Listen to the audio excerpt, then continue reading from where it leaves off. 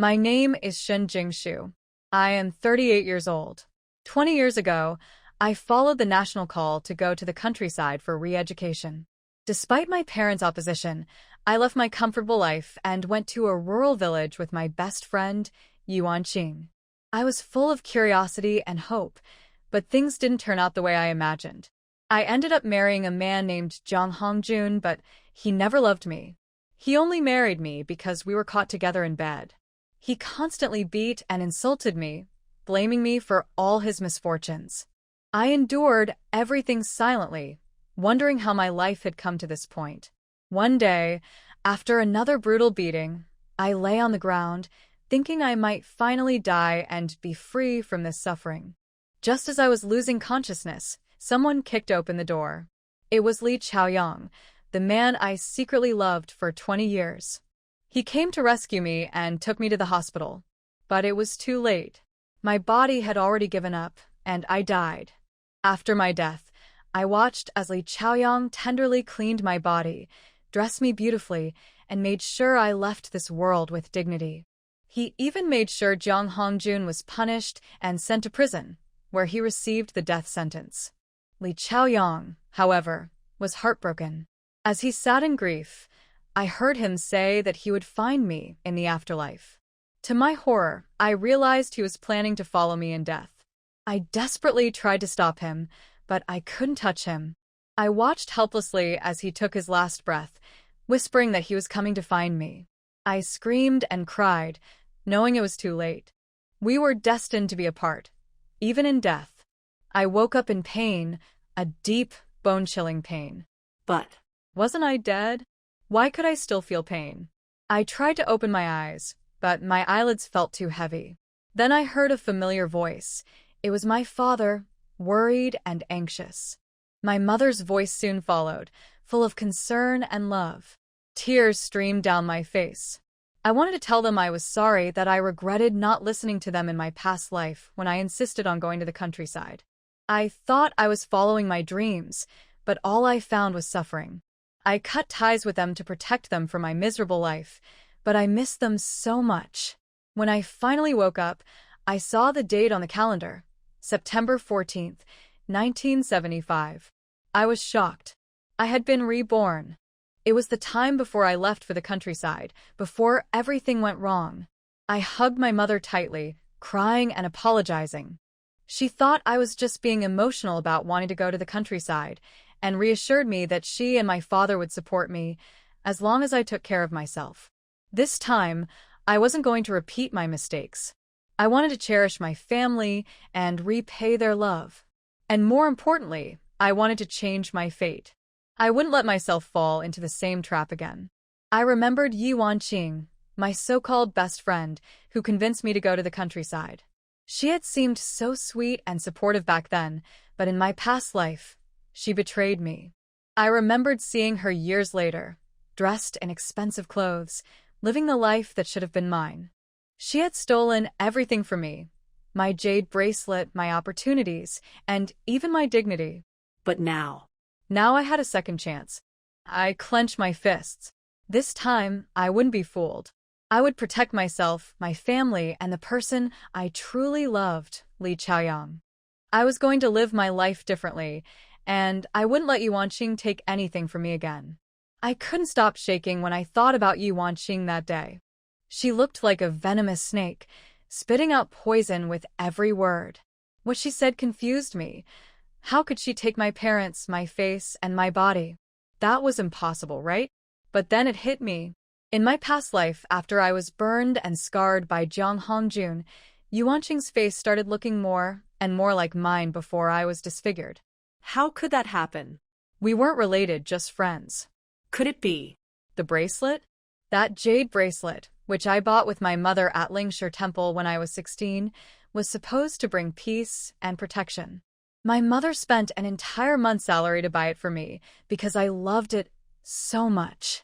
Last time Ye Wanqing visited, she saw it and insisted on borrowing it to admire.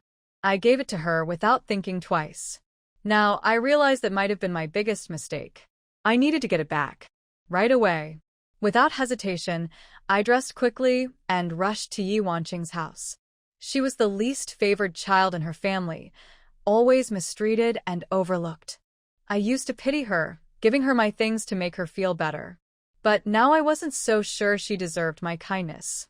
I found her sitting on her small, messy bed, holding my bracelet. She looked so different from the woman I last saw in my past life, wearing tattered clothes, looking frail and helpless. Her wide eyes, the only striking feature on her thin face, filled with nervousness when she saw me. "Jingshu, you're here?" she asked, quickly wiping away her tears. I forced a smile and played along, pretending I didn't notice her uneasiness. My parents agreed. "Thanks to your advice." I watched her closely as I spoke. Her expression flickered with jealousy for a moment, but she quickly covered it up. "Oh, "That's great," she stammered. "I just wanted you to have your dream of going to the countryside. It's beautiful there. You'll love it." I looked her straight in the eye and asked, "Really?" "But I heard from my neighbor that life there is tough. People don't have enough food, and there's so much hard work. And gossip spreads like wildfire." Yi Wanqing's eyes darted nervously, and she quickly reassured me. No. It's not like that at all. The countryside is wonderful. You'll see." I knew she wanted me to go with her, to rely on me like before, using me as her way out of her miserable life. I remembered how, in the past, she slowly took everything from me, my clothes, my food, even my future. But this time, I wouldn't let that happen. I glanced at the bracelet in her hand. I was going to take back what was mine. When I heard Yi Wanqing trying to convince me that life in the countryside was wonderful, I felt so angry. In my past life, I was completely fooled by her lies. But now, I wouldn't be deceived again. I kept my expression calm and nodded, pretending to agree with her. But my eyes were locked on my jade bracelet, which she held tightly in her hands. "I actually came here for something important," I said. Yi Wanqing looked confused. "Oh, "What is it?" I pointed at the bracelet. "That bracelet. My mother asked about it today. She told me it was specially blessed to protect only me, and if someone else wears it, it might bring them bad luck." Yi Wanqing's face turned pale, and she clutched the bracelet even tighter. "Really? That can't be true." I smiled, but my voice was firm. "Better safe than sorry. I lent it to you for a few days, remember? Now it's time to return it." I could see panic in her eyes. In my past life, I trusted her too much. I gave her my food, my clothes, even covered for her mistakes. But not this time. She tried to act innocent, using her usual tricks, tears, and a pitiful look. "Jingshu, we're best friends. You gave this to me willingly. If you really want it back, I rolled my eyes. Her fake sobs didn't affect me anymore. "Yes, I want it back." give it to me." She hesitated, stepping back.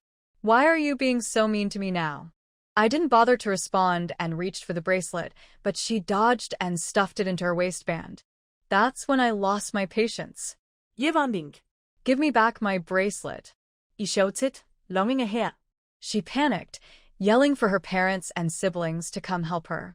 Soon, her entire family rushed into the room, shocked to see us struggling on the floor. "Jingshu, what's going on?" her mother asked hesitantly. I didn't hesitate. "Auntie, Yi Wanqing stole my bracelet. She hid it in her waistband. If she doesn't return it, I'll report it to the police." At the mention of the police, Yi Wanqing's mother's face turned pale, and her father scolded her harshly. "Give it back." "Now." Yi Wanqing burst into tears, crying about how unfair everything was. But I didn't care anymore. I was done being her fool. As neighbors gathered around to watch, I held my ground. I was going to get back what belonged to me. When the neighbors gathered around and started talking about Yi Wanqing stealing my bracelet, I felt a sense of satisfaction. I watched as her father, red-faced with anger, demanded she return it. In my past life, I was blind to her true nature, but now I could see her for who she really was, a liar and a manipulator. Yi Wanqing tried to deny it, claiming I had given her the bracelet, but no one believed her. Her father, too ashamed to argue in front of everyone, did something shocking. He reached straight into her waistband and pulled out my bracelet. I was stunned. I never expected him to act so decisively. I quickly took it and thanked him, making sure to mention how wise he was to avoid trouble with the police. The thought of his job being affected made him even angrier at his daughter. He slapped her and called her a disgrace, promising me that if she ever did anything like this again, I should beat her myself or report it to him. I nodded politely, but inside, I felt disgusted. In my past life, I was too kind, always excusing Ye Wanqing's actions. Not anymore. I demanded she return all the things she had taken from me, my clothes, my shoes, and my yellow canvas bag. When she hesitated, I reminded her in front of everyone that these were my belongings, and I was simply taking back what was mine. Humiliated and with no way out, she had to hand them over.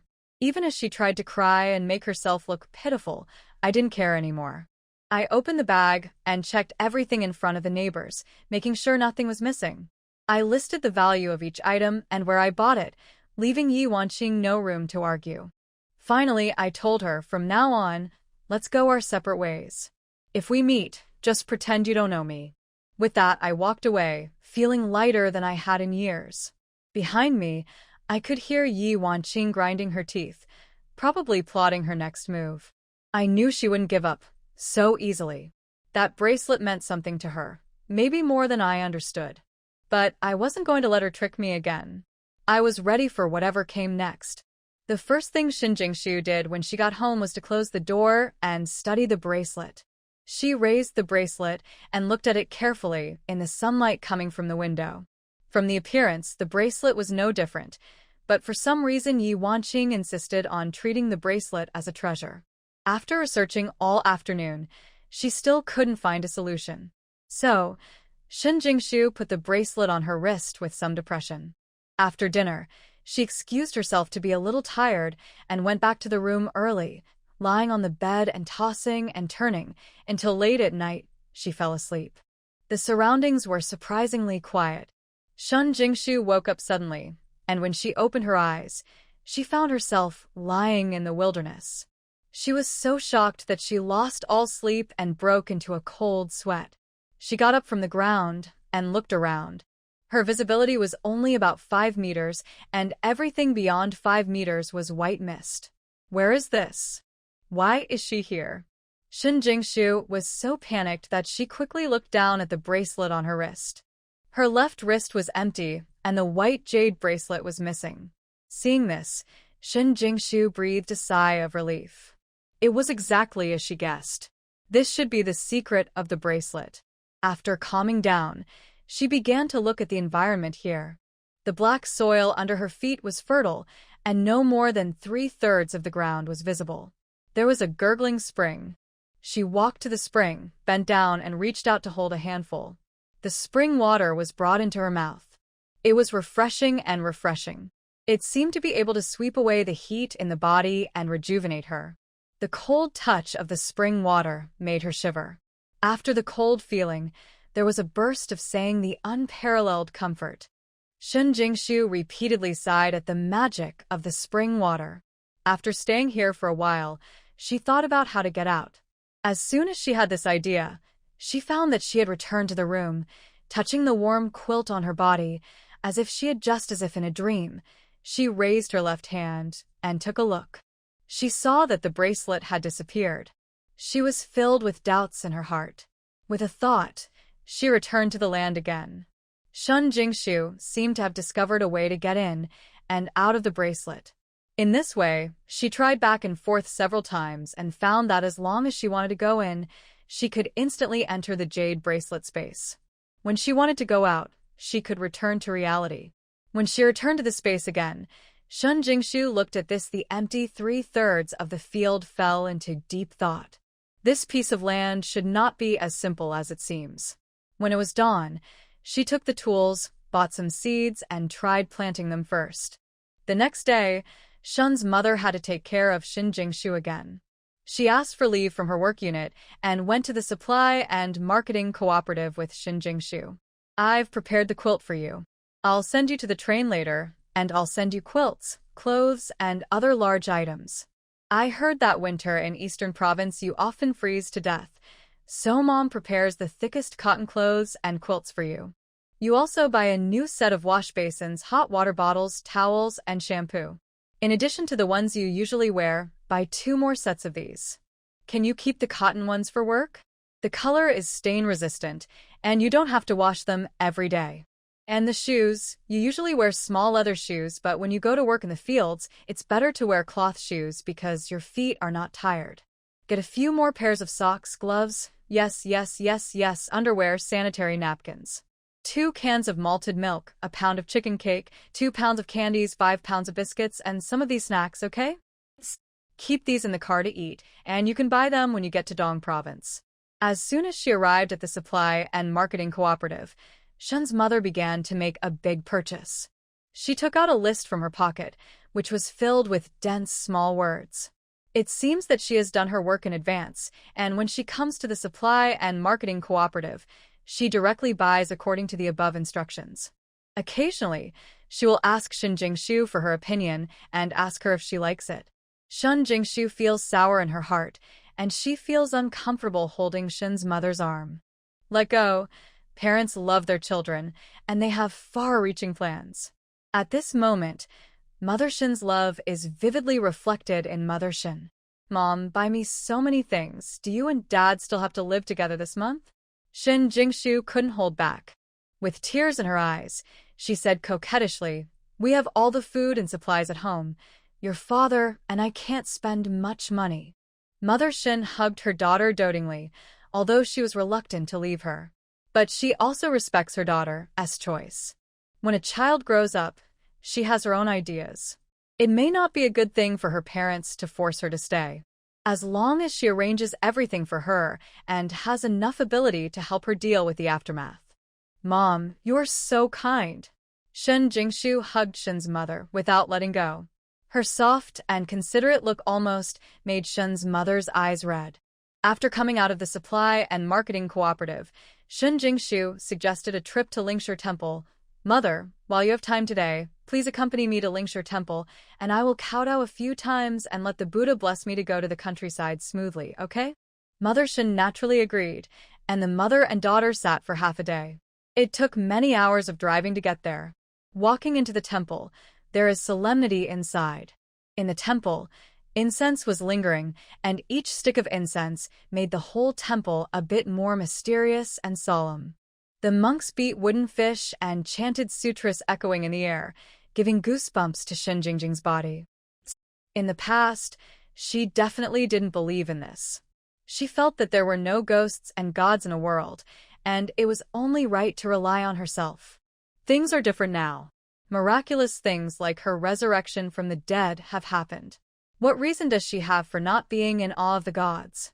After buying incense and lighting it, Shun Jingshu knelt devoutly in front of the statue, clasped her hands together, closed her eyes, and muttered silently, "Thank you, God, for giving me another chance. Please also bless my parent health, and bless me and Li Chaoyang's happiness when I grow old."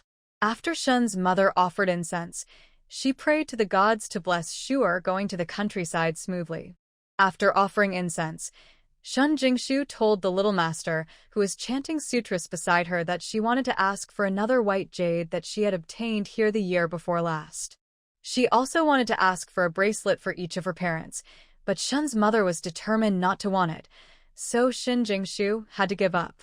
She knew that her mother found it too expensive. Wait a moment, when she has money, she will definitely treat them well. The young master naturally agreed, and then brought a jade bracelet over. Amitba, the bracelet has been blessed. I hope it will bless the donor all the best. Shun Jingshu thanked her, paid the money, and left with Mother Shin. The jade bracelet was already on her hand. The previous bracelet disappeared out of thin air and transformed into space. This bracelet would be of great use to her, if she kept it. You like it so much? Seeing that her daughter couldn't put it down, Mother Shin was a little curious.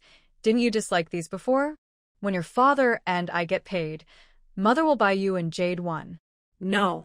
Shun Jingshu knew that her mother had misunderstood her, so she hurriedly said, Mom, I just want it to be auspicious. Look, Since you begged me for that bracelet, have I rarely gotten sick? That's right.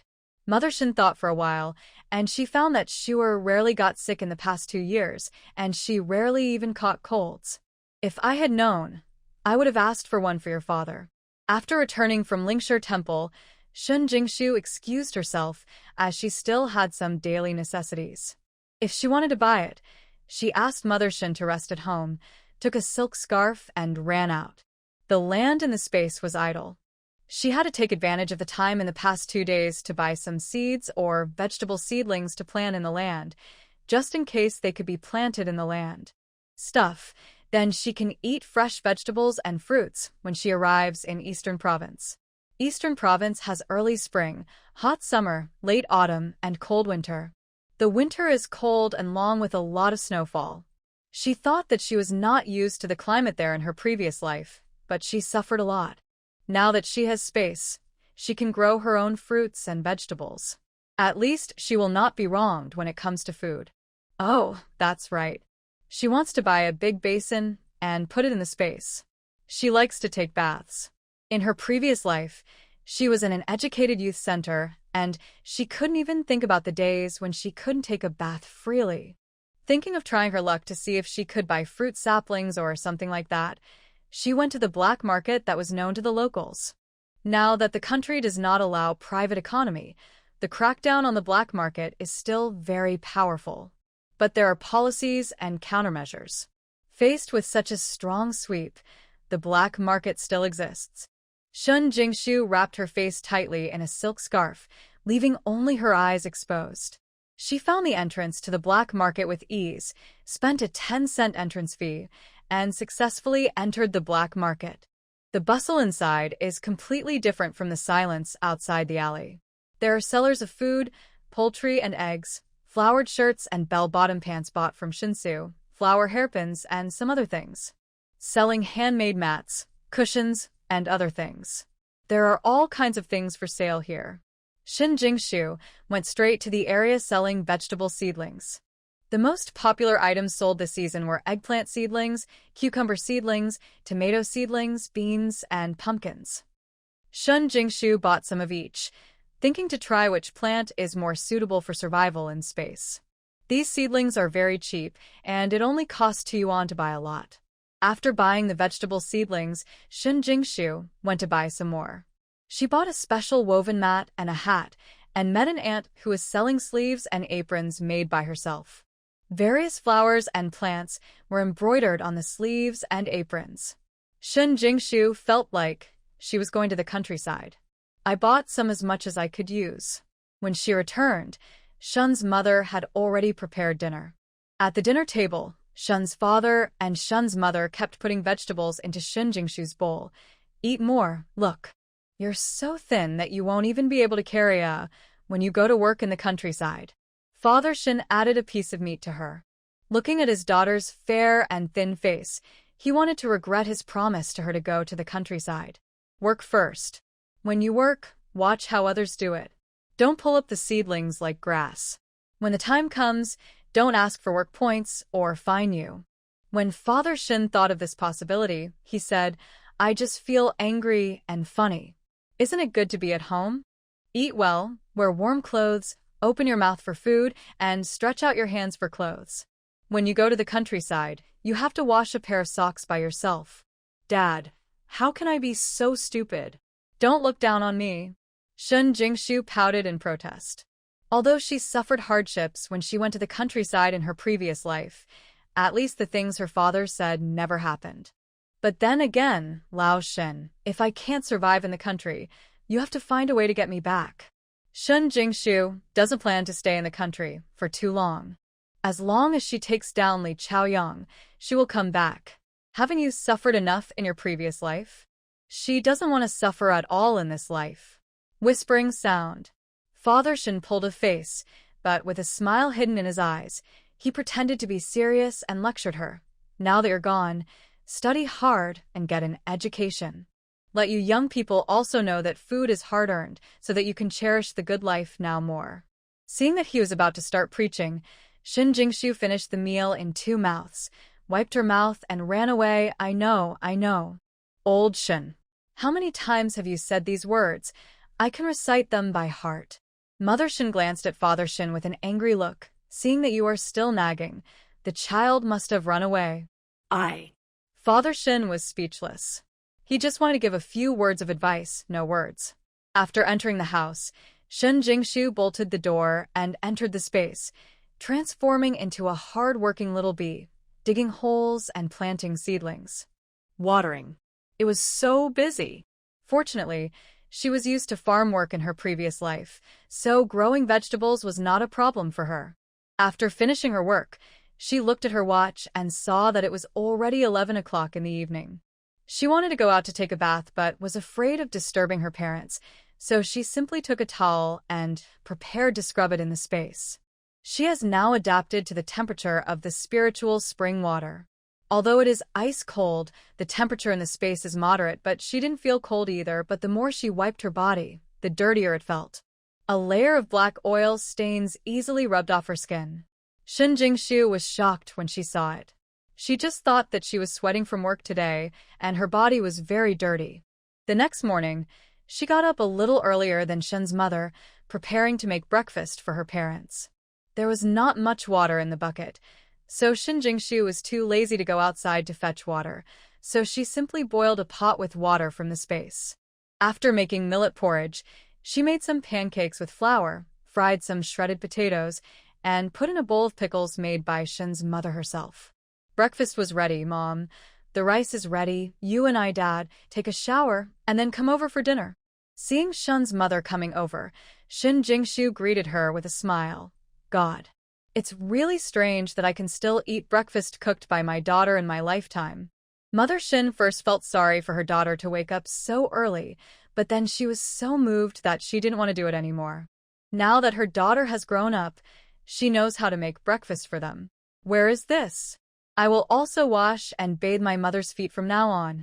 Shen Jingshu knew that her mother was teasing her, so she stuck out her tongue naughtily.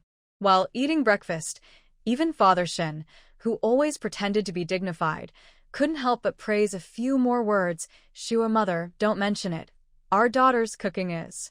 It's delicious, especially this millet porridge. It's sweet and delicious, much tastier than what you cook. Okay, don't act like a good boy when you get an advantage. Mother Shin pretended to be angry and glanced at him. You have eaten enough of the food I cooked, but if it were someone else's food, you would say it was delicious. It's obvious, but I won't let you say it. Father Shin muttered, not daring to speak too loudly. Let me tell you, Shuar's millet porridge is pretty good. Mother Shin took a sip of millet porridge, and her eyes suddenly lit up. She couldn't help but praise, if you like it, I will make more meals in the next few days. By the way, don't eat in the canteen at noon. I'll bring you food. She was praised for cooking for her parents for the first time. Shin Jingshu was in a very good mood. In her previous life, she had cooked for Jiang Hongjuan's family all her life, but she either received some picky or disdainful comments. It seems that there are some. It's not that you didn't do well, it's that your sincerity was given to someone who didn't deserve it. That's okay. Father Shin nodded immediately. I'll show everyone in the work unit that my daughter is not only beautiful, but also has a high level of consciousness. She is also very good at cooking. Are you still feeling uncomfortable? It's good for me and your father to eat in the cafeteria. Don't look back and you are tired. Mother Shin felt that her daughter was a little overwhelmed by her father's praise. At the same time, she was also worried that her body could not bear it. She had the time to deliver food to them, and it's better to rest more at home. I'm going to the countryside in 2 days, so I won't have much leisure time. It's okay, Mom. I'm in good health. Shun Jingshu patted her chest to indicate that she was fine. In her previous life, she learned to cook, but she never had the chance to cook for them. Now, she was naturally unwilling to give up this opportunity. After breakfast, she waited for Father Shin to after her mother went to work. Shun Jingshu returned to the room and entered the space. Just one look at it made her want to scream with excitement. The vegetable seedlings that were planted last night were already bearing fruit, including bright tomatoes, purple eggplants, and so on. The green cucumbers and golden pumpkins even bent the branches, making the space full of life. Shun Jingshu picked a tomato, with bright eyes, and took a bite. The taste of the tomatoes was delicious. The fruity aroma is indeed that of tomatoes grown on black soil, and the taste is different. The growth rate of the space is a big surprise for her. It seems that she will become rich in the next 2 days. She was busy growing various vegetables in space. The only bad thing was that she couldn't find fruit trees or the like, but it didn't matter. She knew there was a black market in the eastern province, and there were fruit saplings there. Time passed very quickly. Come on. The day for Shin Jingshu to go to the countryside will come in the blink of an eye. Shin's mother got up early, made a few scallion pancakes, boiled a dozen tea eggs and put them in a thermal bucket, salted duck eggs, and homemade beef. She put everything in a small bag, and she also bought a few packs of instant noodles. There was hot water on the train, so soaking in them was not only delicious but also convenient. Shin's mother also packed some melon seeds and candies for her to eat when she was bored. Just for fun. When the two of them sent her to the station, the 3 members of the family were all red-eyed. Father Shin suppressed the sourness in his heart, cleared his throat, and warned, "Outside is no better than at home. You should be careful about everything. You can't do anything. It's best if you don't work.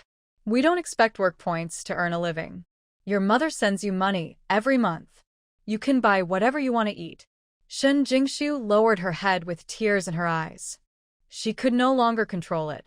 Unable to hold back, he threw himself into Father Shin's arms, choking with sobs. "Dad, I know. I will take care of myself. You and Mother are at home. Well, I'll be back soon." Father Shin patted his daughter's back.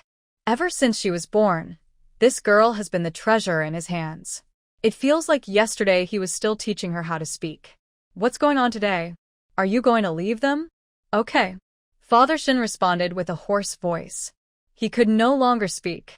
He was afraid that tears would fall when he opened his mouth. Shin Jingshu hugged her father for a while.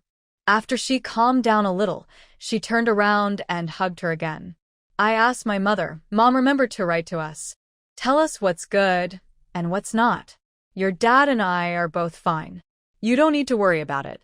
If you need anything, just tell Mom. You can write a letter, send a telegram, or make a phone call. Don't worry about money." Mother Shin's eyes were red and swollen. It turned out that she was the one who cried last night. She touched her daughter's head with a look of reluctance. "I know." Shin Jingshu cried for a while, until she heard the ticket inspector's voice. She waved goodbye to her parents and entered the station. She followed the flow of people to find the train. After getting on, she easily found her seat. She took it with her. She only brought a bag, which contained a change of clothes and food for the road. Other Shin's mothers had sent her to Sichuan province. Putting down her things, Shin Jingshu sat in her seat and looked out through the window with a big bag in her hand. There was a flow of people carrying small luggage, and everyone was busy looking for carriages and seats. The expressions on everyone's faces were different. Some had red noses from crying, some had bright eyes with hope, and some looked sad and lonely. "Jingshu, have you found your place soon?" A familiar female voice recalled Shin Jingshu's distant thoughts. "I also asked why I didn't see you in the waiting room just now." Ye Wanqing dragged a big bag and came to Shin Jingshu and said familiarly, as if the unpleasantness between her and Shin Jingshu didn't happen that day. Shin Jingshu rolled her eyes and pretended that she couldn't hear her words and was minding her own business, looking at the scenery outside. How could she forget? At that time, she secretly took her household registration book and went to the street with Ye Wanqing to sign up for going to the countryside. The elder sister, who helped with the certificates, kindly arranged for them to travel on the same train and in the same carriage. She was so happy that she could sit with her best friend for the first time on a train. But now, she felt so unlucky. Seeing that Shin Jingshu ignored her, Ye Wanqing, there was some embarrassment on her face. She smiled twice and put her luggage first. This big bag was very heavy, including quilts, toiletries, clothes, and shoes. As long as it was something that could be used under her hands, she brought some. Mother Eden, she would give her money, but when she got to the country, she didn't have money to buy anything, so she had to pack up the rags at home so that she wouldn't have anything to use. If Shin Jingshu hadn't been angry with her, she might have brought less. Jingshu, are you still angry with me? Yi Wanqing put away her things, sat next to Shin Jingshu, and asked cautiously. Yi Wanqing, did I say that day that when we meet in the future, we can just pretend that we don't know each other? Why do you need to stick up now? Shin Jingshu was upset by her quarrel and said in a cold voice. Jingshu. Yi Wanqing's eye circles instantly turned red, as if she was being bullied. We are friends, and it's normal for friends to quarrel. Jingshu, you only know me when you go to the countryside, let's stop. Shin Jingshu didn't want to listen to her nonsense, so she raised her hands to signal her to pause. When you get to the country, just pretend you don't know me. After saying that, she turned to look outside. She already knew the secret in the bracelet, and she also knew that Yi Wanqing changed her life with this bracelet. To be honest, Yi Wanqing took her bracelet, and she discovered the space in the bracelet. She lived a prosperous life. She was not too angry. It was only because she did not have the luck to discover the space. But Yi Wanqing had money, and had after gaining the ability, instead of helping him escape from the sea of suffering, he instead showed off in front of this place and ridiculed. Oh, no. She also planned to have an affair with Jiang Hongjun and called the villagers to watch. No matter what happened, she could not easily forgive Yi Wanqing, even to the point of not giving up. However, she will not kill Yi Wanqing. First of all, the law does not allow killing. She finally got a chance to do it again, and she would not put her best years into it. Also, she will have a good relationship with her in the future. After all, people die when they die. Only letting her live in pain is the biggest punishment for her. Didn't she frame her up to be with Jiang Hongjun? What if in this life, the person sleeping with Jiang Hongjun becomes her? What kind of scenery is it? When Yi Wanqing saw Shin Jingshu ignoring her, she didn't say anything. She sat obediently in her seat and occasionally looked at her with a resentful look. At noon, Shin Jingshu brewed a packet of noodles in a teapot, put a tea egg in the noodles, and then topped it with fragrant scallion pancakes. It was today's lunch. Jingshu, I just made the mixed noodles steamed buns in the morning. Do you want some? Yi Wanqing swallowed. The aroma of instant noodles was so overbearing that it penetrated right into her nose, making her even want to smell it. But Shin Jingshu had no intention of inviting her to eat with her. She could only take out the steamed buns from her pocket and tentatively spoke. Shin Jingshu turned her head and looked at Yi Wanqing as if she were a fool, with a mocking look on her lips. Do you think I will you eat your steamed buns? Jingshu? Yi Wanqing looked at Shin Jingshu a little hurt, as if she couldn't accept her seeing her like this. I said, Yi Wanqing, can you stop looking like a pitiful little white flower? Look.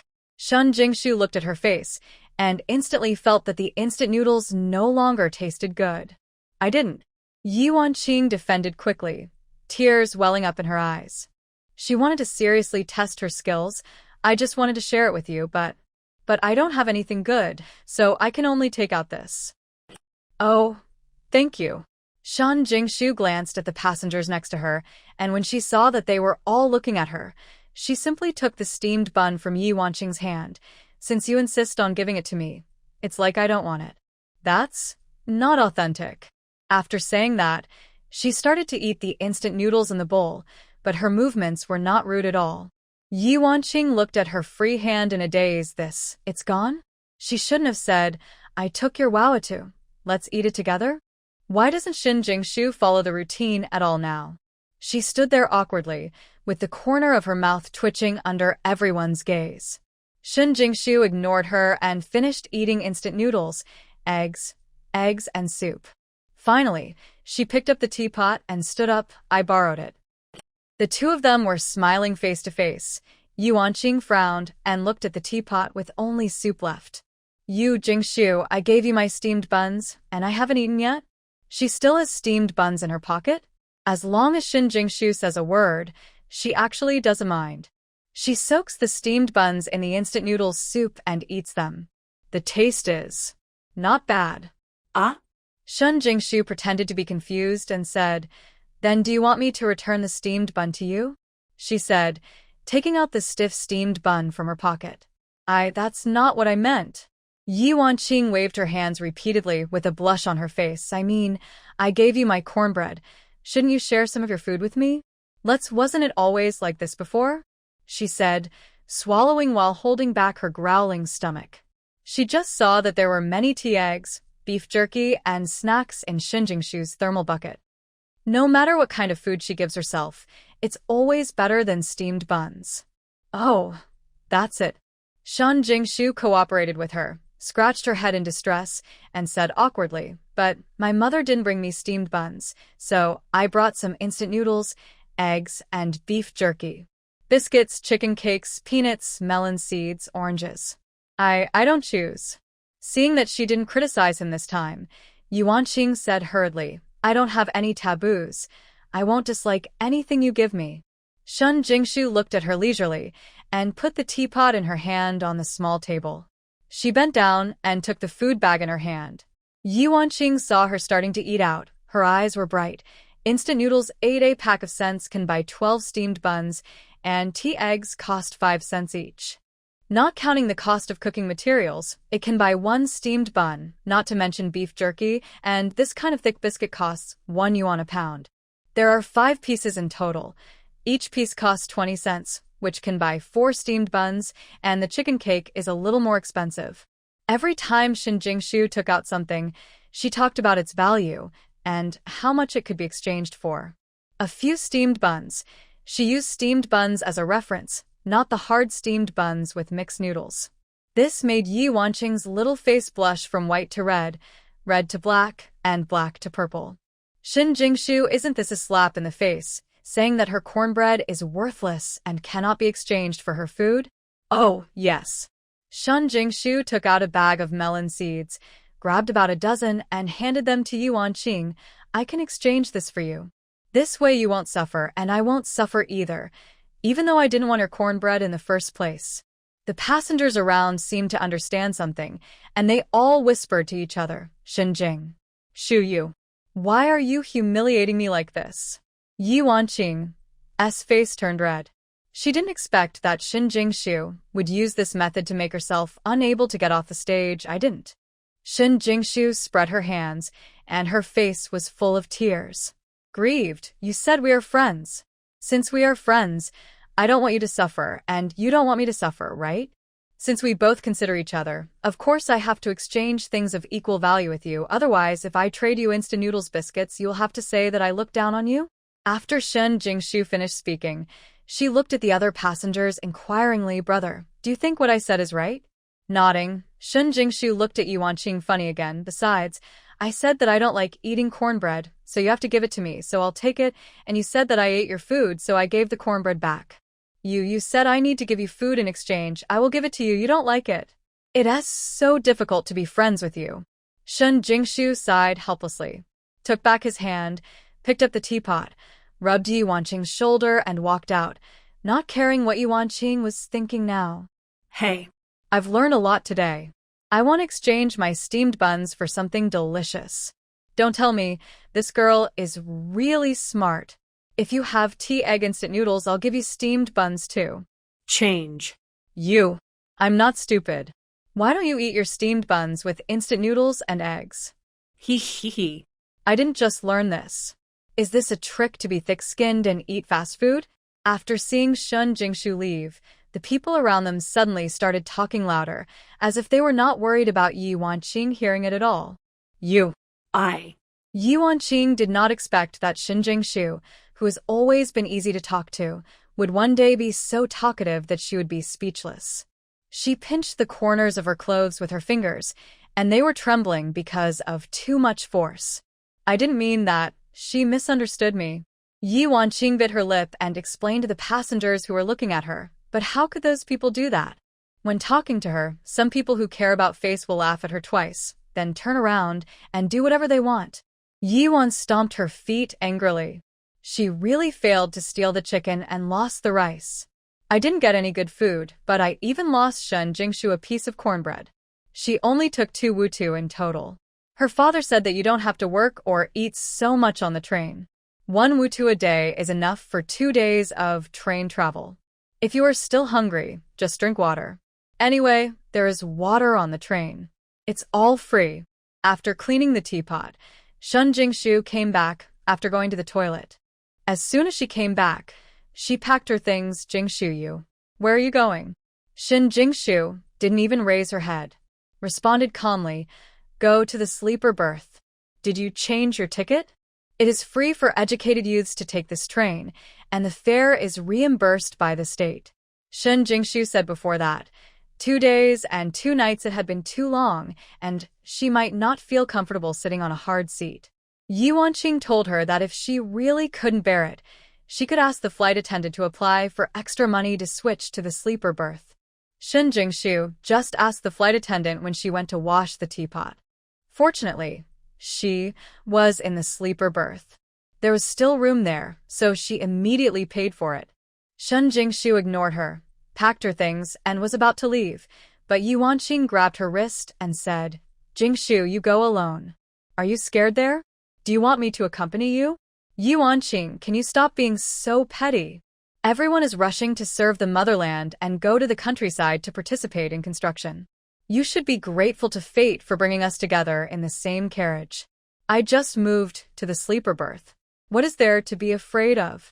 Or is it that in your heart, everyone has bad intentions or is a criminal who makes you so defensive? Shun Jingshu waved her hand away and immediately stood at the highest point of morality and started to accuse. When everyone heard this, they all glared at Ye Wanqing. What's going on with this person? Who do you think we are? I'm telling you, I think she just wanted to take the sleeper berth and didn't have money to exchange for the ticket, so she said that deliberately. Think about it. If that rich girl was scared by what she said, she might really. I will dig into my pocket to help her change her ticket. This girl is so hot. Oh, that's it. Man, you know so much. Of course. I was a famous expert in identifying drama queens when I was in school. I knew what this woman was thinking when she raised her eyebrows. The man's voice was not low, but the tourists sitting nearby heard it clearly.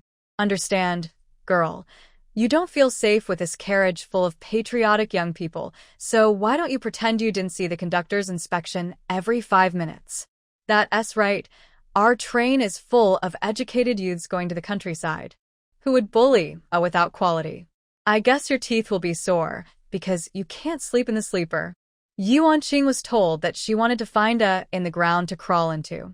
Why are these people so hateful? Don't you see that she is a pitiful weakling? Why don't they help herself, but instead help Shin Jingshu? It was obviously not like this before.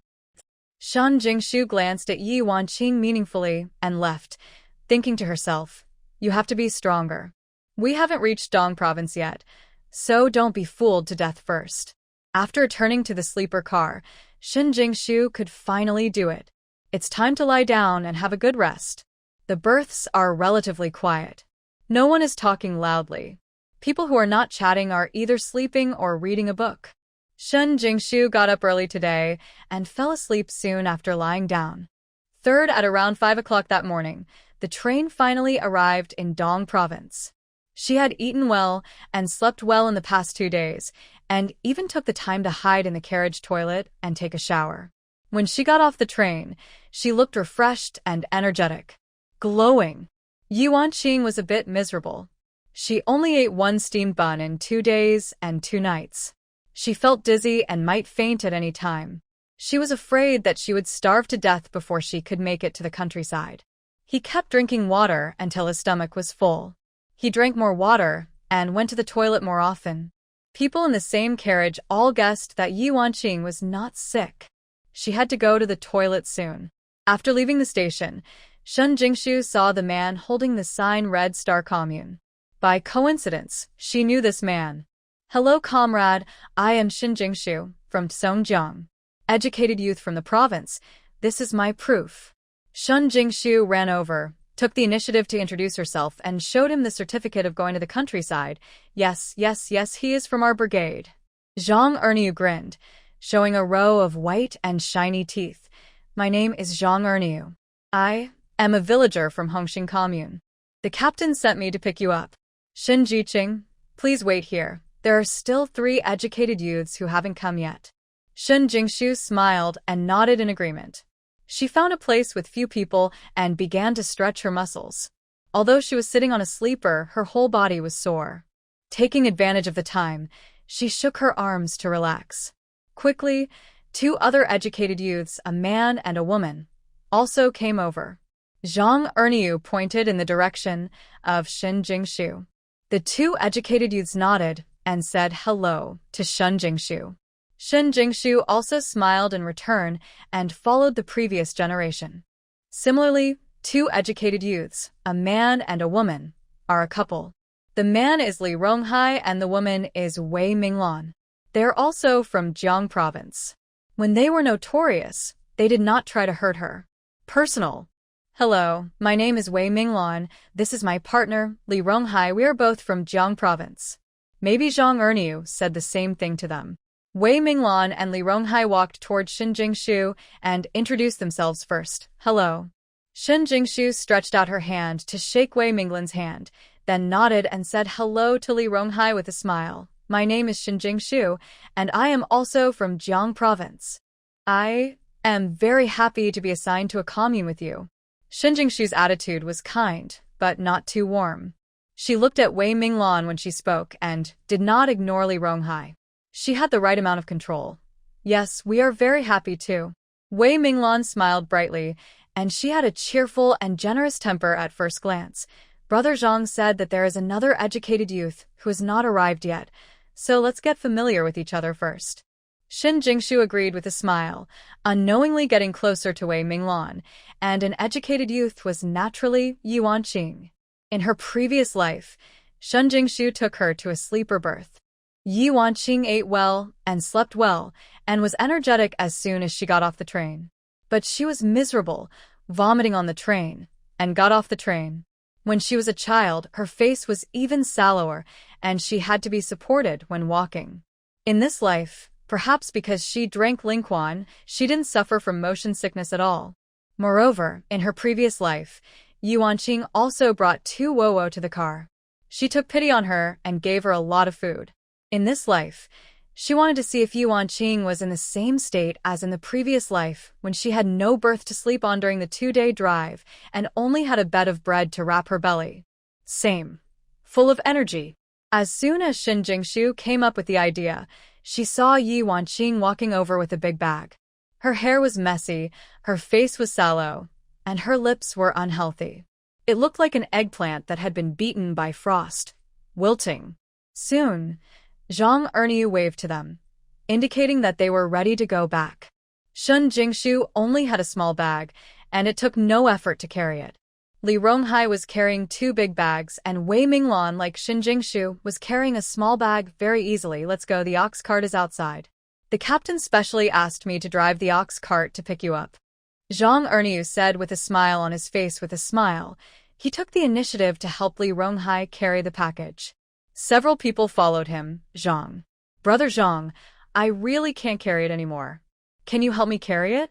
Ye Wanqing pitifully called out to Zhang Erniu, who was in front of him. Zhang Erniu turned around, glanced at Ye Wanqing, then at the package in her hand, and then at Li Ronghai's package. This was obviously Li Ronghai's package. It's even harder to get, even though Li Ronghai is a boy. well. Li Ronghai was embarrassed to ask Zhang Erniu to help him carry things, and said with a smile, Brother Zhang, I can do it myself, or you can help her. Zhang Erniu also said without thinking much. He returned the things to Li Ronghai, and came over to pick up Ye Wanqing's things and said with a smile, Let's go. Go back to the commune. The bullock cart stopped outside the station. Zhang Erniu led the 4 people out and first put Ye Wanqing's luggage on the bullock cart, and then said to the other 3 people, Put the luggage on the cart and follow the cart. Our commune is leaving. It's close here. It only takes an hour to walk. As he said that, he waved the bullwhip lightly and turned around and started walking. These days, cows are more valuable than people. It is already the highest etiquette in the commune for the captain to let Zhang Erniu drive the bullock cart to pick them up. People want to take a bullock cart? You can save it. Huh? Comrade. Brother Zhang. Shen Jingshu has long known that the bullock cart does not pull people. In her previous life, she had to resist and walk back. Unexpectedly, Ye Wanqing was the first to refuse and started chasing after her. Zhang Erniu, brother Erniu, I'm so motion sick that I can't walk. Can you let me ride in the ox cart for a while? Just for a while. Zhang Erniu stopped the car, frowned at the pale Ye Wanqing, and said calmly, a bullock cart is also a cart. Wouldn't you feel more dizzy if you sit on it? Shen Jingshu immediately laughed out loud after hearing this. Zhang Erniu's upright temperament became even more upright. Li Ronghai and Wei Minglan looked at each other without saying a word. They didn't want to cause trouble, and although they couldn't stand Ye Wanqing in their hearts, they didn't. What could he say? Hearing Shen Jingshu's ridicule, Ye Wanqing turned around and glared at her, then said to Zhang Erniu, brother Erniu, my fellow countryman is in good health. Why don't you let her carry the luggage by herself and help the ox cart to lighten it? Don't worry, I'll just sit there for a while. Don't worry, I'm only sick from trains, not ox carts. Ye Wanqing, you have such a big face. Hearing what she said, Shen Jingshu was naturally unwilling. She came over and said, Brother Zhang, before you came here, did the captain say that bullock carts only pull things and not people? Zhang Erniu didn't know what she meant, so he nodded honestly. Yes, that's what she said. Shen Jingshu nodded with a smile, looked at Ye Wanqing with a playful smile. That's fine. Ye Wanqing, do you understand that the bullock cart only pulls things and not people, or do you admit that you are a thing and not a person? Wei Minglan stood aside, trying very hard to hold back her laughter. She pursed her lips, grinding the soil under her feet for a while, and looking up at the sky. She didn't dare to look at Li Ronghai next to her. Li Ronghai just pretended not to notice this. He suppressed a smile and patted the non-existent dust on Wei Minglan's shoulders. I am a human being. Of course I'm not a thing. Ah. Ye Wanqing was furious at Shen Jingshu, so she opened her mouth to resist, but soon realized something wasn't right. Huh? How did she say this? Why did it sound so awkward? Don't be in a hurry. She thought about it. Shen Jingshu asked her to admit that she was a thing and not a person, so she could ride on the bullock cart. Of course, she couldn't say that she was not a person, but a thing. I am a person, not a thing.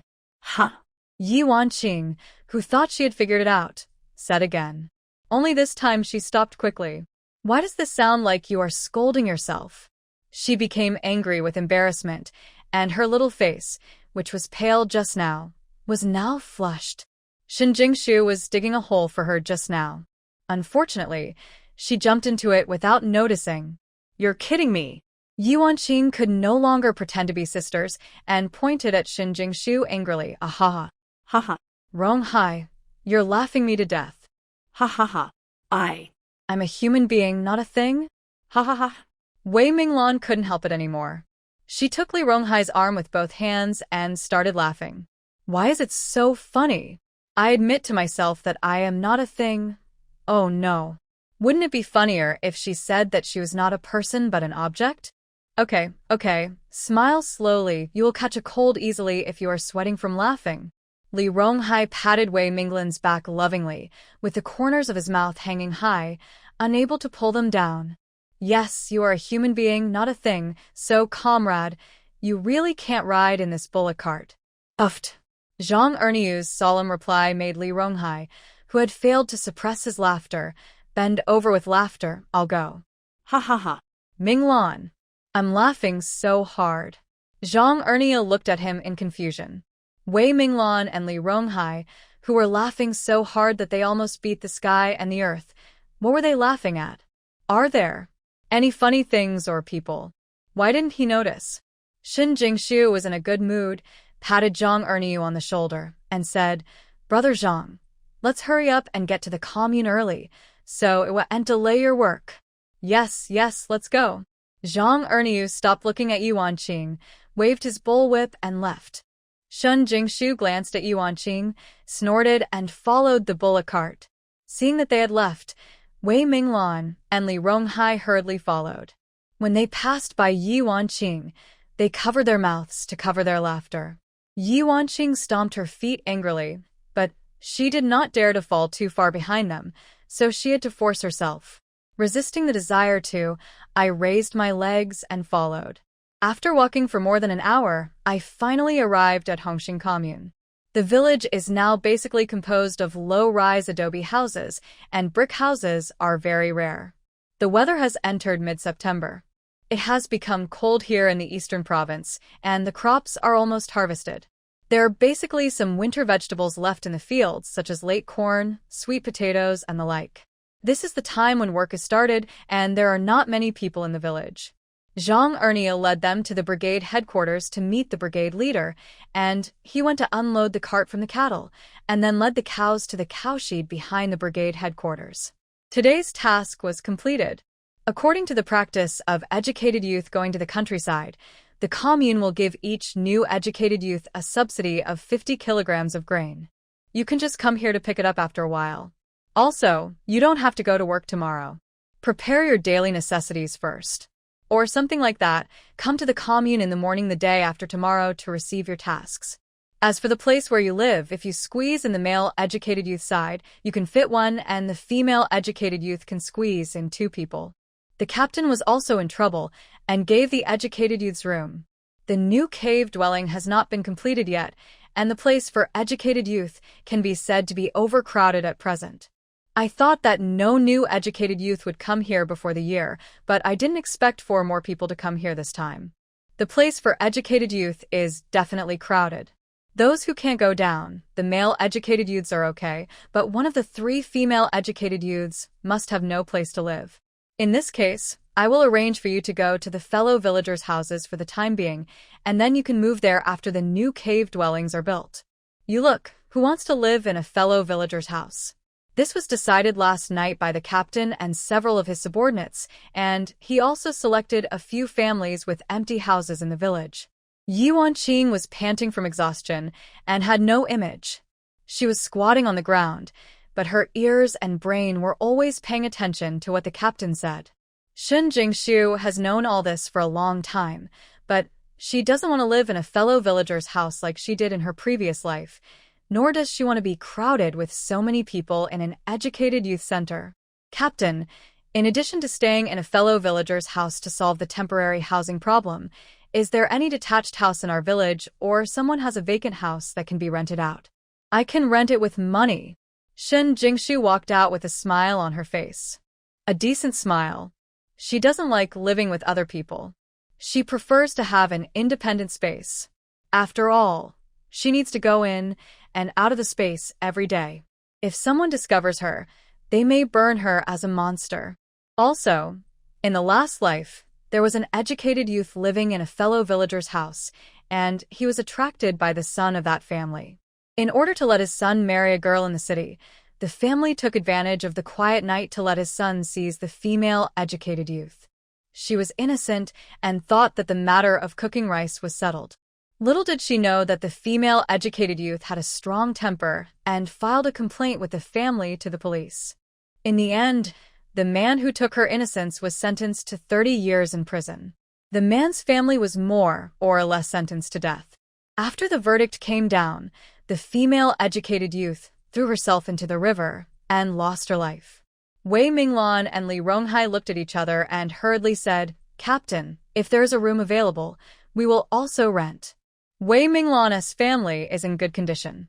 Before she came, her mother also told her some things about going to the countryside, including the things that happened when she lived in a fellow villager's house.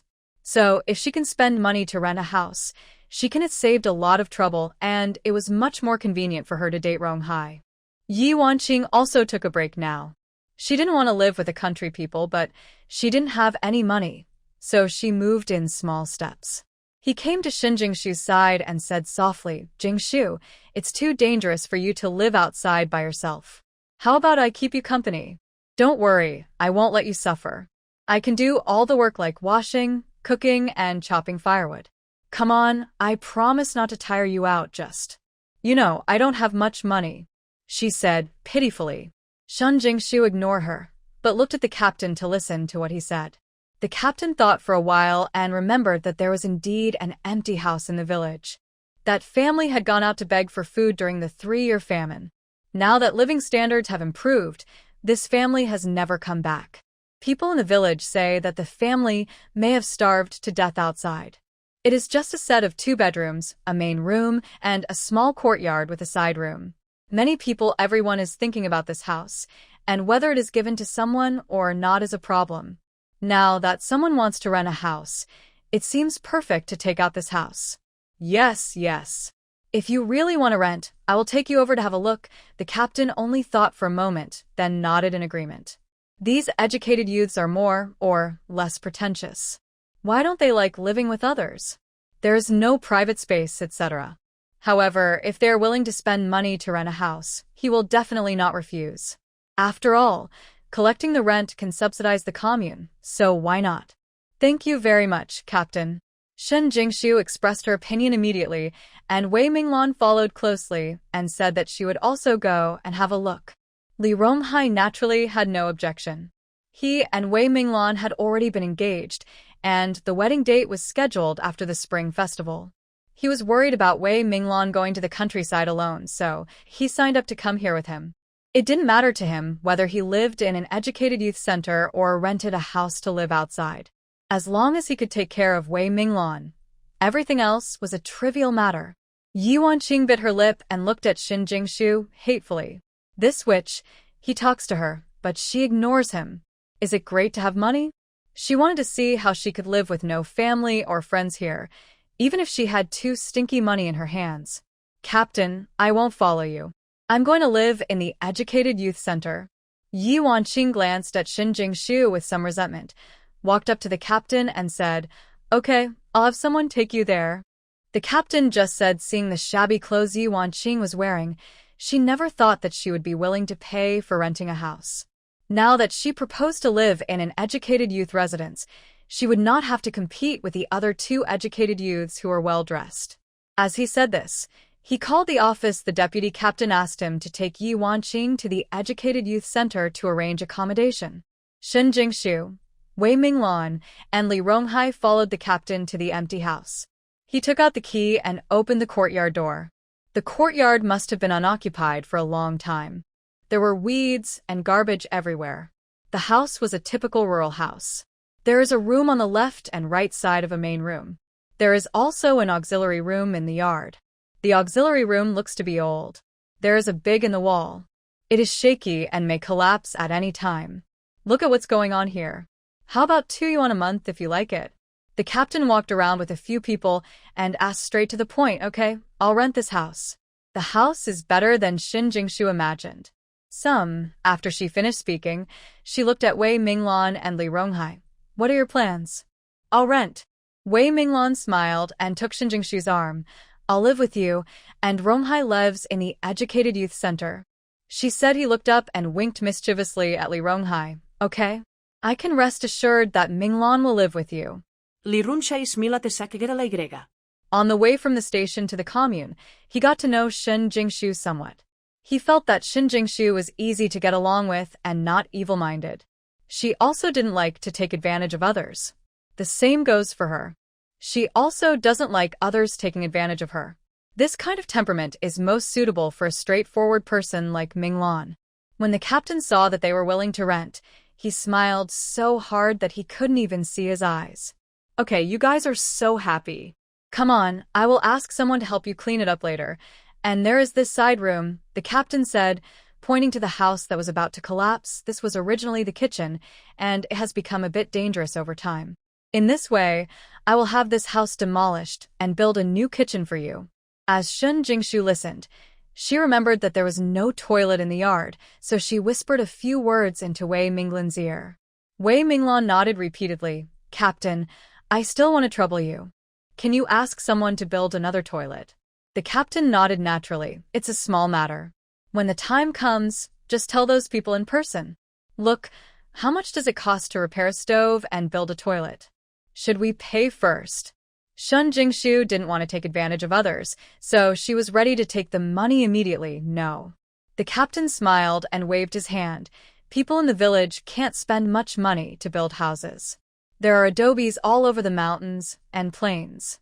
It's free. When the time comes, just let the workers have a meal." Shen Jingshu didn't expect such an unexpected surprise, and hurriedly pulled Wei Minglan to thank him. After the captain left, Li Ronghai put down the things. He rolled up his sleeves and prepared to pull out the grass in the yard first. Shen Jingshu put down the things. He asked Wei Minglan to choose the room first and said to her apologetically, "Minglan, I'm so sorry. I might have to go to town first to get the quilts and clothes my family sent me. If I don't take it, I won't be able to sleep tonight because of the hygiene here. Can you do it together when I come back?" Shen Jingshu looked a little embarrassed when she looked at Li Ronghai, who is already working. Since they are sharing a house, they should do the work here together. Now that she has to leave for something, not only can she not do the work, but Li Ronghai also helps with the work. What should I say? She took advantage of her. Oh, what are you talking about? Wei Minglan waved her hands indifferently. What a big deal. Go and do your work. Ronghai, and I can do it in a moment. Then I'll cook for you tonight. Shen Jingshu is still somewhat confident in her craftsmanship. In this case, she can only thank them in this way. Okay. Wei Minglan didn't want to be polite to her. He knew what kind of person she was. If he refused, he didn't know how she would repay the favor. It was just a meal. It didn't cost much. On the contrary, it could bring them closer. This way, okay. Shen Jingshu went directly to the entrance of the village to take the ox cart. She had lived here for decades and was very familiar with everything here. She was excited thinking that she would see Li Chaoyang in a few days. I was very nervous. At this time, Li Chaoyang was still in the army. In a few days, he would go back to his hometown to visit relatives. After waiting for about 10 minutes, the ox cart man came over with his cart. It was about 10 miles to the town. The fare was 5 cents. Shen Jingshu gave the uncle an extra 5 cents and asked him to pull the cart to the post office and help him deliver it to the rented house when he got back. After picking up the things at the post office, the uncle took the things to the place where he usually waited for the bus to pick people up. This was the last time to pick up people in the afternoon. The uncle said he would not return to the commune until 4:30 p.m., so Shen Jingshu used this time to go. First, the supply and marketing cooperative bought pots and pans, oil, salt, sauce and vinegar, as well as some meat and eggs. There were so many vegetables in the space that she couldn't finish them all. She would secretly take some out later and mix them with the vegetables she bought today without fear. Others were suspicious. She still had more than 2 hours to send the things to the bullock cart uncle. Shen Jingshu decided to go to the black market to check the situation. When she was approaching the black market, she took out the scarf she had prepared in advance and put it on. His little face was completely hidden under the scarf, revealing his big round eyes. Standing at the door of the black market was a tall man with a face full of flesh that looked unattractive. What are you doing? If you want to get rich, sell cakes. A dime. Shen Jingshu said the secret code skillfully and took out a dime and handed it over. Entering the black market, there were stalls on both sides. When she saw someone selling eggs, she asked about the price. It was more expensive than those in the supply and marketing cooperative. 2 points, but no tickets.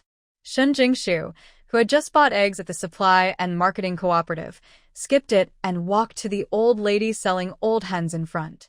There was already a person bargaining in front of the lady's stall. Oh, let me tell you, my hens can lay 1 egg a day. If my family were not in a hurry for money, I would really be reluctant to sell them. So I will take a step back and just pay 4 yuan, okay? $3.05. If you agree, I want all 3 hens. The bargaining lady didn't back down. It was past 3 o'clock in the afternoon, and the black market would close at 5 o'clock at most. She just took advantage of the lack of time to keep the price low. 4 yuan, even if it's a penny less, I won't sell it. The old lady selling the chicken refused to let go. It was the most valuable thing in her family. 1 chicken costs only 50 cents, but 3 chickens cost 1.5 yuan. 12 yuan. I want it. Shen Jingshu thought that there was enough space anyway. She raised 3 chickens, but she didn't worry about not having eggs to eat in the future. In more than a month, the temperature in the eastern province will be so cold that she doubts her life, and she should prepare for everything. Hey, I said, why are you like this? These chickens were my first sight. When the bargaining lady saw Shen Jingshu paying directly over her, she immediately became unhappy and said, what the Hades? The chicken seller was worried because of her counteroffer. Finally, a happy little girl came over. She immediately took the money and said, "My little girl is so happy to know the goods and people unlike you. No. Buy sincerely and waste time. Go, go, I won't sell you this chicken." After that, she took out the rope and tied the 3 chickens together neatly and also stuffed the 2 eggs just laid by the hen into Shen Jingshu's hand. "Come on, girl. These 2 eggs are given to you by my aunt." Yes, Shen Jingshu was not polite and said to the aunt with a smile, "Thank you, aunt. Auntie is really good at doing business." When the aunt who bought the chickens saw the 2 of them chatting enthusiastically, she stamped her feet angrily and left. "By the way, aunt, is there anyone selling fruit saplings here?" Shen Jingshu looked around and found no fruit seller, so she simply asked her aunt here. The aunt asked back and said in a low voice, "No one dares to sell it now." A few days ago, this was the second in command of the black market, caught reselling fruit. The leader of the black market specifically said that fruits, including fruit trees, are not allowed to be sold here. So that's it. No wonder you can't even see a single fruit in such a market. What, you want to buy some fruit? Eastern Province is cold and lacks fruit resources. In addition to the specialty large cherries, watermelons and cantaloupe are the most grown. Jackfruit and apples, which are Shen Jingshu's favorites, are really rare here. Well, it's not about buying fruits. I want to buy fruit tree seedlings. There is an open space in my backyard, and I want to buy some fruit tree seedlings to plant. That's really unfortunate. If you had come here 3 or 5 days earlier, there would be a big brother setting up a stall selling these here every day. Then do you know where that uncle lives? Shen Jingshu didn't want to miss it, so she quickly asked, "I don't know that." The chicken seller shook her head. "Thank you, aunt." Shen Jingshu was a little regretful, but she didn't worry too much. Maybe she shouldn't buy it now. Saying goodbye to her aunt, Shen Jingshu wandered inside for a while and saw that the innermost stall near the corner was surrounded by many people. Out of curiosity, she squeezed over and saw an old man wearing some tatters sitting there quietly, letting the onlookers talk. "This shabby guy costs 1 yuan apiece. Isn't this a scam?" "What do you know?" The old man said, "These are ginseng seedlings. They should be more expensive." Bang! Don't look at what month it is now. Ginseng is best planted in April and May.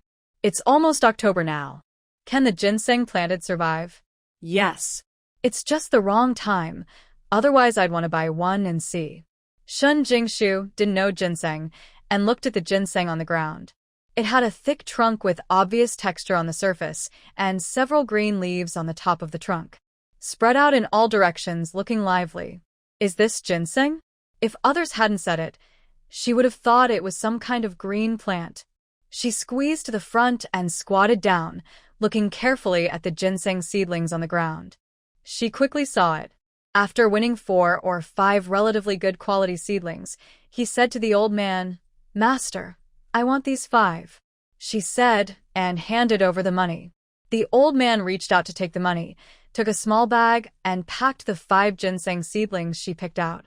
He said with some worry, "Ginseng seedlings are precious. If you encounter someone who doesn't know how to plant, come to me. If I'm not here, go to Lianhua village to find me. My name is Chen Dashan."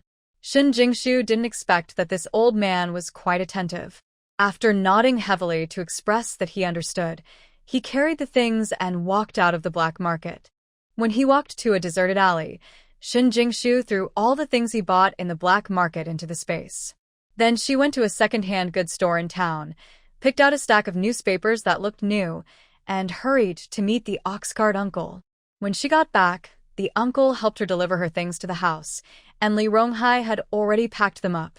After finishing the yard, I am now helping Wei Minglan clean the house. "Jingshu, are you back?" When Wei Minglan saw her coming back, she immediately stepped forward and said, "I chose the room on the west side. The east room is slightly larger, so I'll leave it to you. Ronghai just took the subsidized food from the commune to you and put it in your house." Shen Jingshu smiled and thanked her, feeling that Wei Minglan's work made people feel very comfortable. She said a few words and saw that the sky was getting dark. Shen Jingshu, she quickly rolled up her sleeves and started making dinner. She took out 2 tomatoes and a handful of green vegetables from the space, preparing to make a tomato scrambled egg, vegetarian stir-fried vegetables, and a braised pork. The staple food was brown grain rice. When the food was served, Wei Minglan couldn't help but narrow her eyes in happiness after taking only one bite. She had eaten tomato scrambled eggs and braised pork. She didn't know whether she was hungry or something, but she thought this was the most delicious meal she had ever eaten. Also, I don't know how Shin Jingshu made this multi-grain rice, but it didn't irritate her throat at all and was very fragrant. This taste is simply amazing. After the meal, the fatigue on everyone's bodies was gone. Li Ronghai had to go back to the educated youth office to clean up, so he hurried back after the meal. Shun Jingshu mixed some dough and gave some of the newspapers she bought to Wei Minglan. After that, we started to put up walls. In the afternoon, Li Ronghai swept the wall with a broom. After shoveling the uneven areas, he began to paste the newspapers one by one. There was only one window in the room. Shun Jingshu took out a pink piece of paper from the package. Cloth, compare the windows and start making simple curtains. By the time the room was almost tidied up, it was already past 11 o'clock in the evening. Thinking that she didn't have to go to work tomorrow, Shun Jingshu simply went into the space to take a shower and took the 5 ginseng pills she bought in the afternoon. Plant them, and then harvest the newly grown green vegetables and tomatoes. The vegetable seedlings in the space are almost withered. Shin Jingshu is thinking about going to town tomorrow to buy more seeds for later use. A good night's sleep. Early the next morning, Shin Jingshu started making breakfast. I cooked 2 portions of multigrain porridge and boiled 4 eggs, which was today's breakfast. Minglan, this is for you. Come and eat after washing up. Shin Jingshu saw Wei Minglan getting up and hurriedly called her over to eat together. Ah, Jingshu, you made my food? Wei Minglan looked at Shin Jingshu with stars in her eyes. Why is Jingshu so good? Well, we did it together. Wei Minglan hurriedly washed up and came over to have dinner with her. Jingshu, I'm going to town to buy some things for cooking today, and I'll return the eggs and grain to you later. Jean Gui, Shin Jingshu was willing to give her 2 eggs. She was generous, but she couldn't pretend to be stupid and take advantage of others. Anything is fine. Shin Jingshu said with a smile, I will go to town later. I forgot to buy it yesterday. After the 2 of them finished eating, Wei Minglan took the initiative to take over the cleaning work.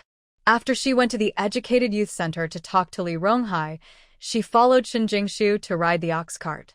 When they arrived, there were already 2 educated youths and 3 aunts from the village sitting on the ox cart. Among these 3 aunts was Jiang Hongjuan's mother. It took a lot of effort for Shin Jingshu to hold back from strangling Mrs. Jiang to death. Seeing that the ox cart was full, the uncle of the ox cart drove towards the town. Jingshu, are you feeling uncomfortable? As soon as he got in the car, Wei Minglan realized that something seemed wrong with Shin Jingshu. She lowered her head and clasped her hands tightly. Her whole body seemed to be covered with barbs, making people afraid to come close. No, it's okay. Shin Jingshu raised her head and smiled at her. Just as she was about to say something, she heard Mr. Jiang. Tai was the first to speak. Hey, look at these educated youths. They are so beautiful. As she spoke, her eyes moved around the female educated youths as if they were looking at goods. Who says it's not the case? The girls in our village are not as smart as the educated youths. The aunt beside Mrs. Jiang also agreed. The aunt's eyes stopped on Shin Jingshu, and the reason was that Shin Jingshu was the only one wearing it in the car. Pretty girl, where do you come from? How old are you this year? What do your parents do at home? How many brothers and sisters are there? Wei Minglan saw that the aunt was asking Shin Jingshu, so she hurriedly rubbed Shin Jingshu with her arm.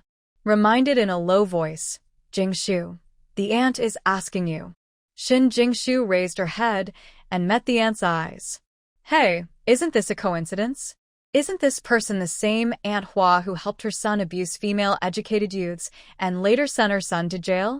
Annie, my parents both work in the Public Security Bureau. I have 3 brothers and 1 younger brother, she said, with a smile of unknown meaning at the corner of her mouth. What a coincidence. There are 7 people in my family. All 6 of them work in the Public Security Bureau. When you go out, your identity is given by your mouth. Oh. Is that so? Aunt Hua laughed awkwardly, not even daring to look at Shin Jingshu. Mother, this is too scary. There are 7 members in the family, 6 of whom work at the Public Security Bureau. If what she said was wrong, she wouldn't have been caught eating melon seeds. Unable to offend Shin Jingshu, Aunt Hua's eyes fell on Wei Minglan again. This girl is also handsome. Girl, how old are you this year? How many people are there in the family?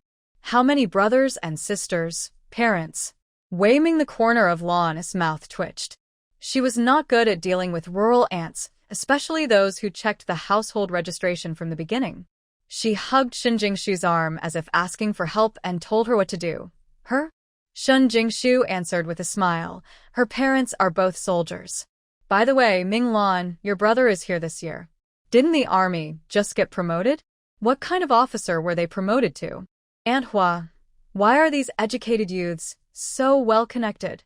Either the police or the military. These are the existences that she, a little commoner, cannot afford to offend and cannot see.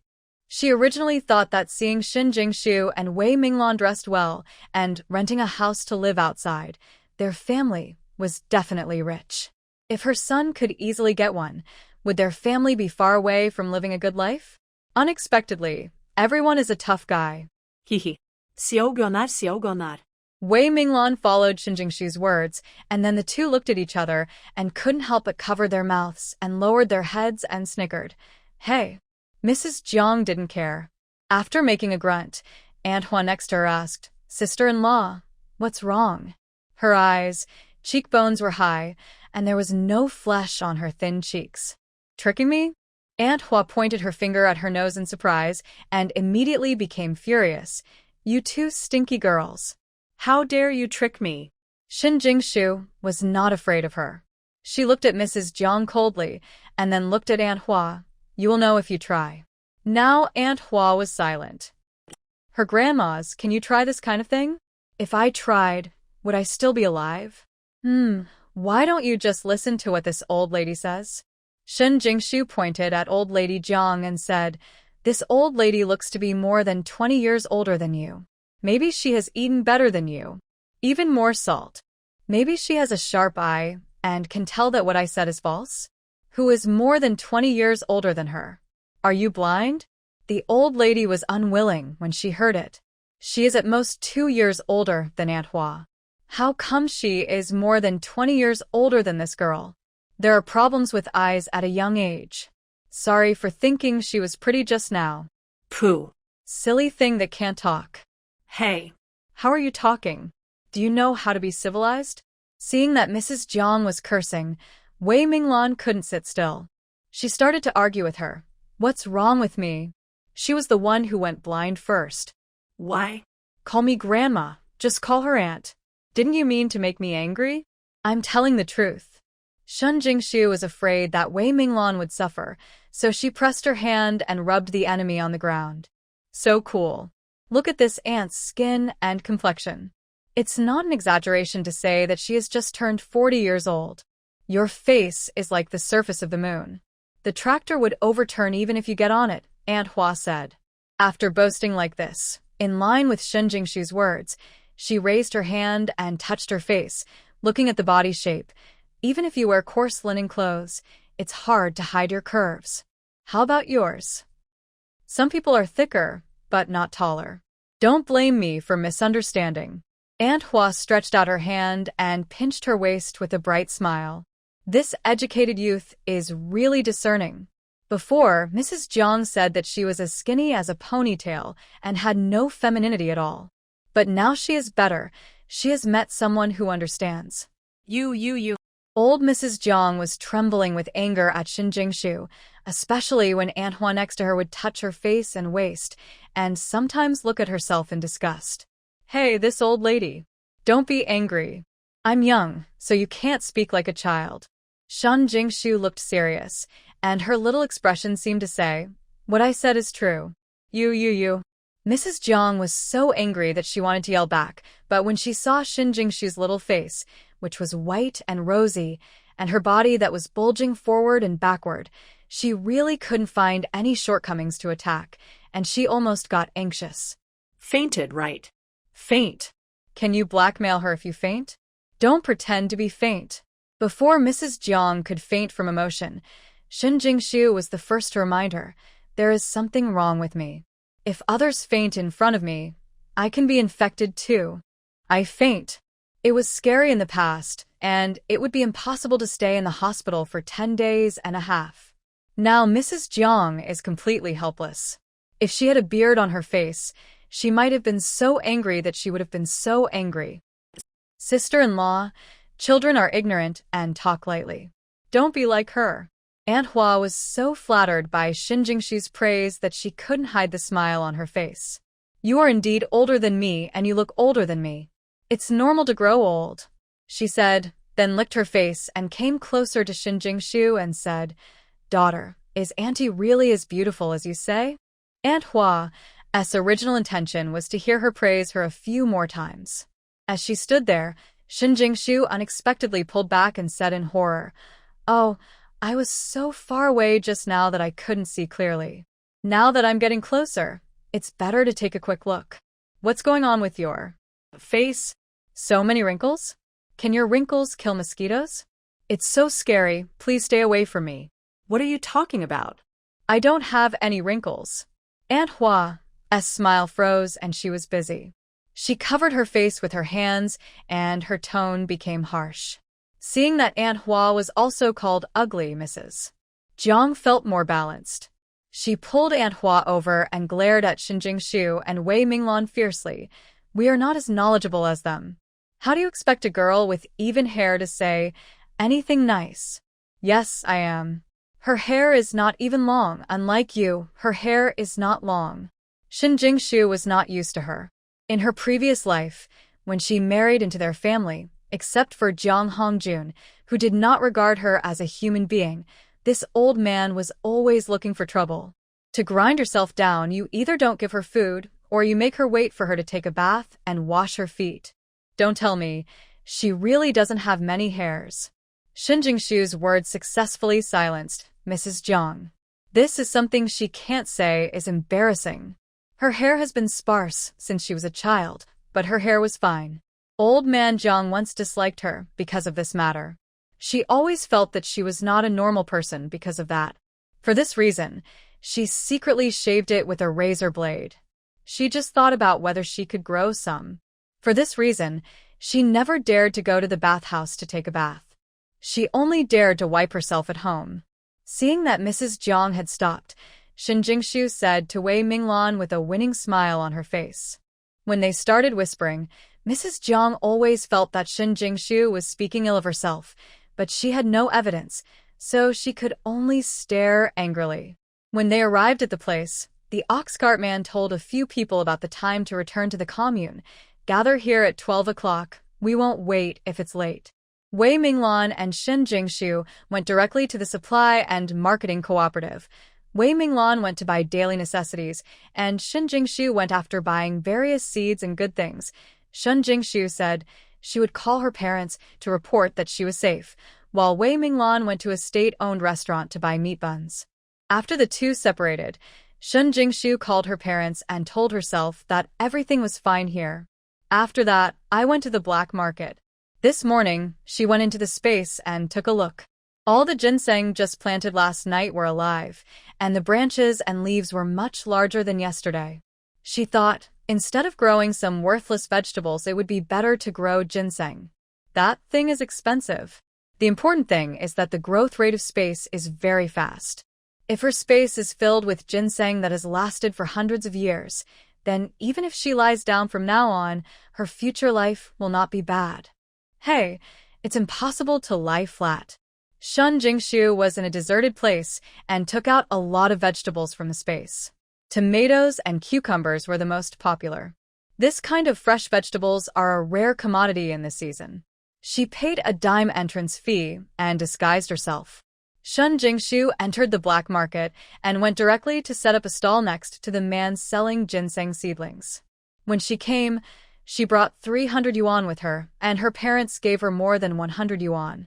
After excluding what she spent during this period, in total, she still has 320 yuan. There are a lot of vegetables in the space, and selling some can cover her living expenses. As soon as the red tomatoes and green cucumbers were taken out, several aunts came up to ask the price. These tomatoes are good. How do you sell them? Tomatoes cost a dime each. 3 cucumbers cost a dime. Shun Jingshu didn't. Scales, just sell them by the piece. So expensive. The aunt exclaimed. She could buy 5 steamed buns and 2 meat buns for just 1 cent. Who would spend a dime to buy a tomato? Auntie, my tomatoes are different from ordinary tomatoes.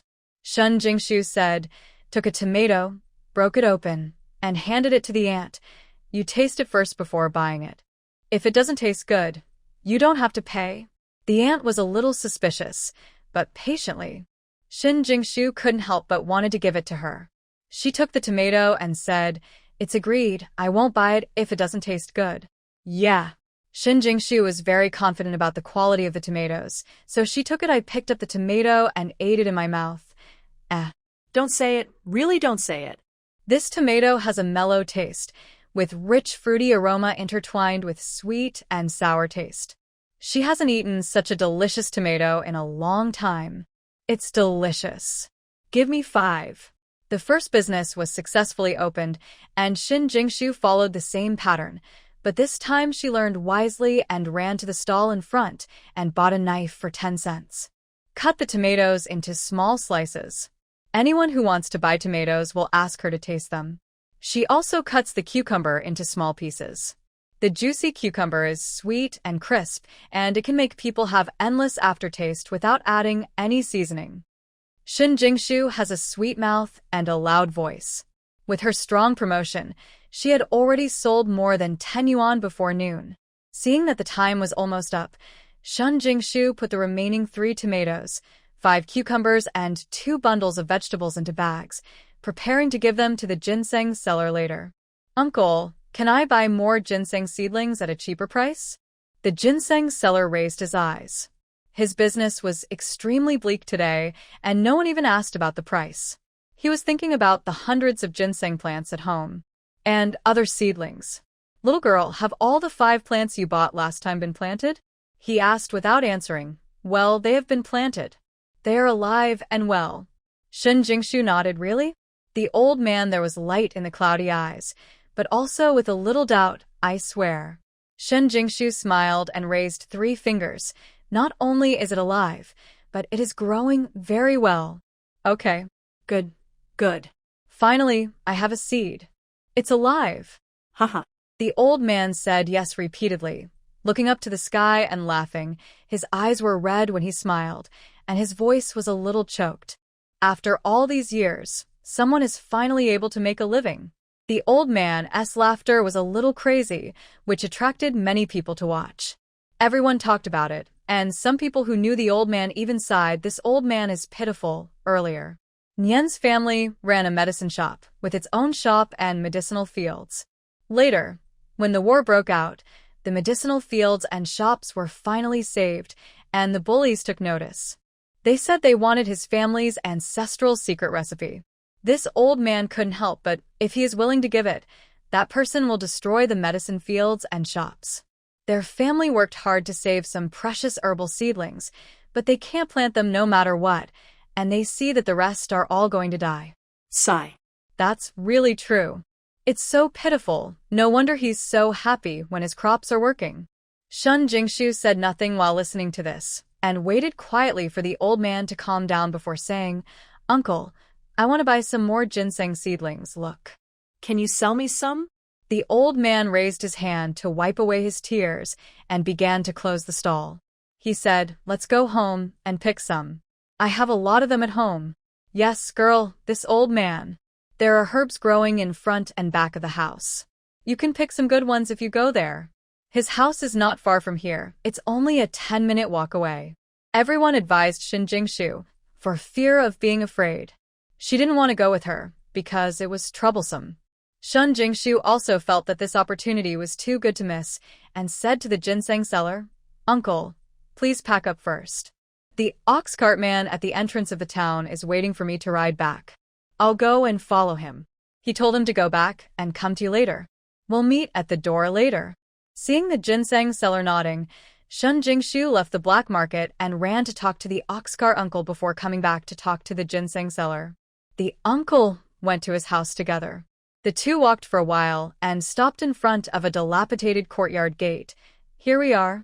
At first glance, this house had not been repaired for a long time. The courtyard door and walls were dusty, and the wooden door was crumbling. The man selling ginseng seedlings opened the door and asked Shin Jingshu to follow her in. He led her directly to the back of the two adobe houses. Shin Jingshu just took one look and was stunned. The yard was full of green medicinal seedlings, under the corners, under the shade of trees, under the eaves, under dead trees, and in puddles. Almost all of them were planted. The uncle was surprised when he saw Shin Jingshu, with a smile on his face and pride in his eyebrows. Each medicinal material has different living habits, and there are particularities in where it is planted. These are my ancestors gained from the experience accumulated over several lifetimes. When he said this, a touch of sadness suddenly appeared on his eyebrows. There are so many varieties, but unfortunately, they all died as long as they grew. Shin Jingshu could feel the uncle's affection for the seedlings. She felt sorry for her and hurriedly spoke to comfort her. "Don't worry, uncle. I will try my best to keep them alive." The uncle looked back at her and pointed to the front with a smile. "There are ginseng seedlings there. I estimate there are 100 of them." "Yes." Shun Jingshu looked in the direction of his finger. There were several trees on the hillside. The ginseng seedlings under the trees were planted on the brown soil. As she got closer, she could smell the rotting branches, leaves, and roots. "Taste this. Ginseng-like shade, so I planted it under a big tree with backlight. Unfortunately, I have exhausted all my knowledge and can only cultivate seedlings. They can only survive for 2 or 3 months at most, and the roots will wither." While they were talking, a middle-aged man who had just come back from outside with it came over and said, "Dad, what are you doing?" Dashan is back. When the uncle saw his son coming back, he pointed to Shin Jingshu and said to him, "This little girl can grow living ginseng. I will bring her over now and give her as much as she needs." She. Dashan put down the and glanced at Shin Jingshu suspiciously. Can this little girl grow living ginseng? His father has been thinking about something that he couldn't do for his whole life. Is this little girl really able to do it?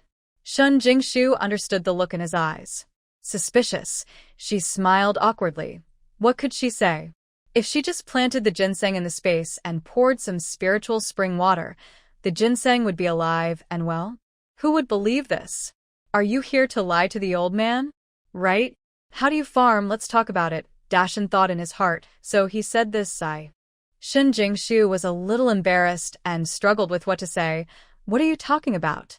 The uncle glared at his son and said, "This girl bought the seedlings for 5 yuan before. If she can't plant them, does she have to spend so much money to buy them?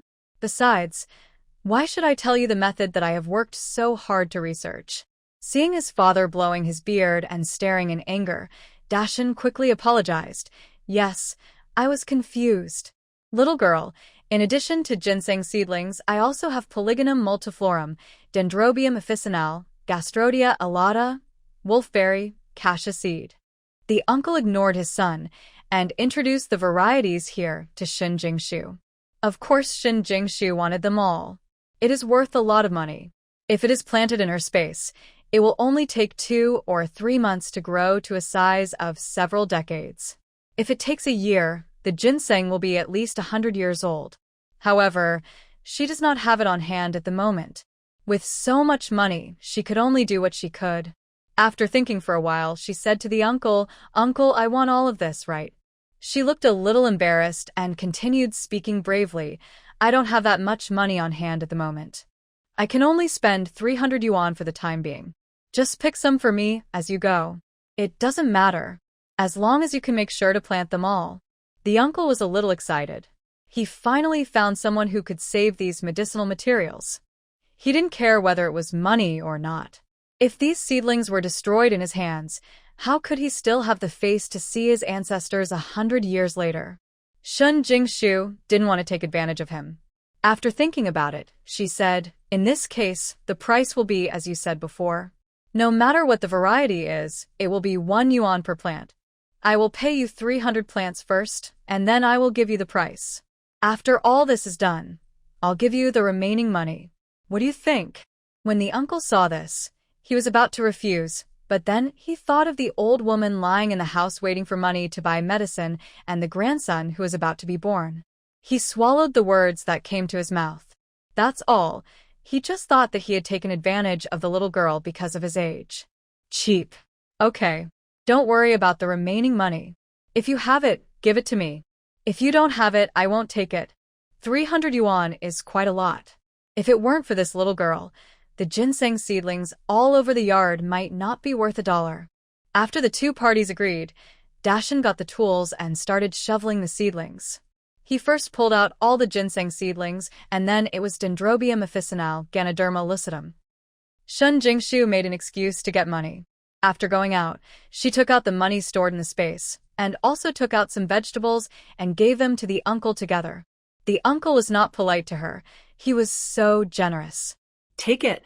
After working hard until the afternoon, a total of more than 1,300 seedlings were pulled out. Shun Jingshu borrowed the cart from the uncle's house and declined Dashin's offer to help. She pushed the cart by herself and found an empty one. The place was all taken into the space. After returning to deliver the cart, Shun Jingshu promised the uncle that she would come and pay the remaining money as long as the seedlings were planted, and then left in a hurry. When Wei Minglan returned to the commune, it was already dark. After preparing dinner, she was standing at the door and looking around. When she saw Shun Jingshu coming back from a distance, she immediately turned into a butterfly and greeted her. "Jingshu, you scared me to death. Why have you been gone for so long? I thought you met a bad guy." The worry on Wei Minglan's face was clear, and Shun Jingshu's heart felt warm. "I met an old man. It was not easy to meet him, so I went to his house to help with the work for a while." When Shun Jingshu got the medicine seedlings, she was stained with a lot of mud, which can be explained by saying this: "You're just too kind-hearted." Wei Minglan had no doubts and took Shun Jingshu back to the courtyard. "I made some random meals tonight. The taste is incomparable to your cooking, so you can just make do with it." Wei Minglan brought out the food that was warm in the pot and asked Shun Jingshu to eat: a portion of shredded potatoes, a portion of scrambled eggs, a steamed bun, and a bowl of porridge. Shun Jingjing was a little moved, and she didn't say anything disgusting. She just said thank you, and started eating. She was busy working at noon, so she only ate 2 tomatoes. When she saw the food, she realized that she was already hungry. She was also happy to see that Shun Jingshu liked the food she cooked. Simply boil hot water in a pot for them to wash their feet and faces later. "By the way, your friend named Ye Wanqing came to see you today. What did she say?" Shun Jingshu frowned. She expected Ye Wanqing to come to her. "I didn't say anything.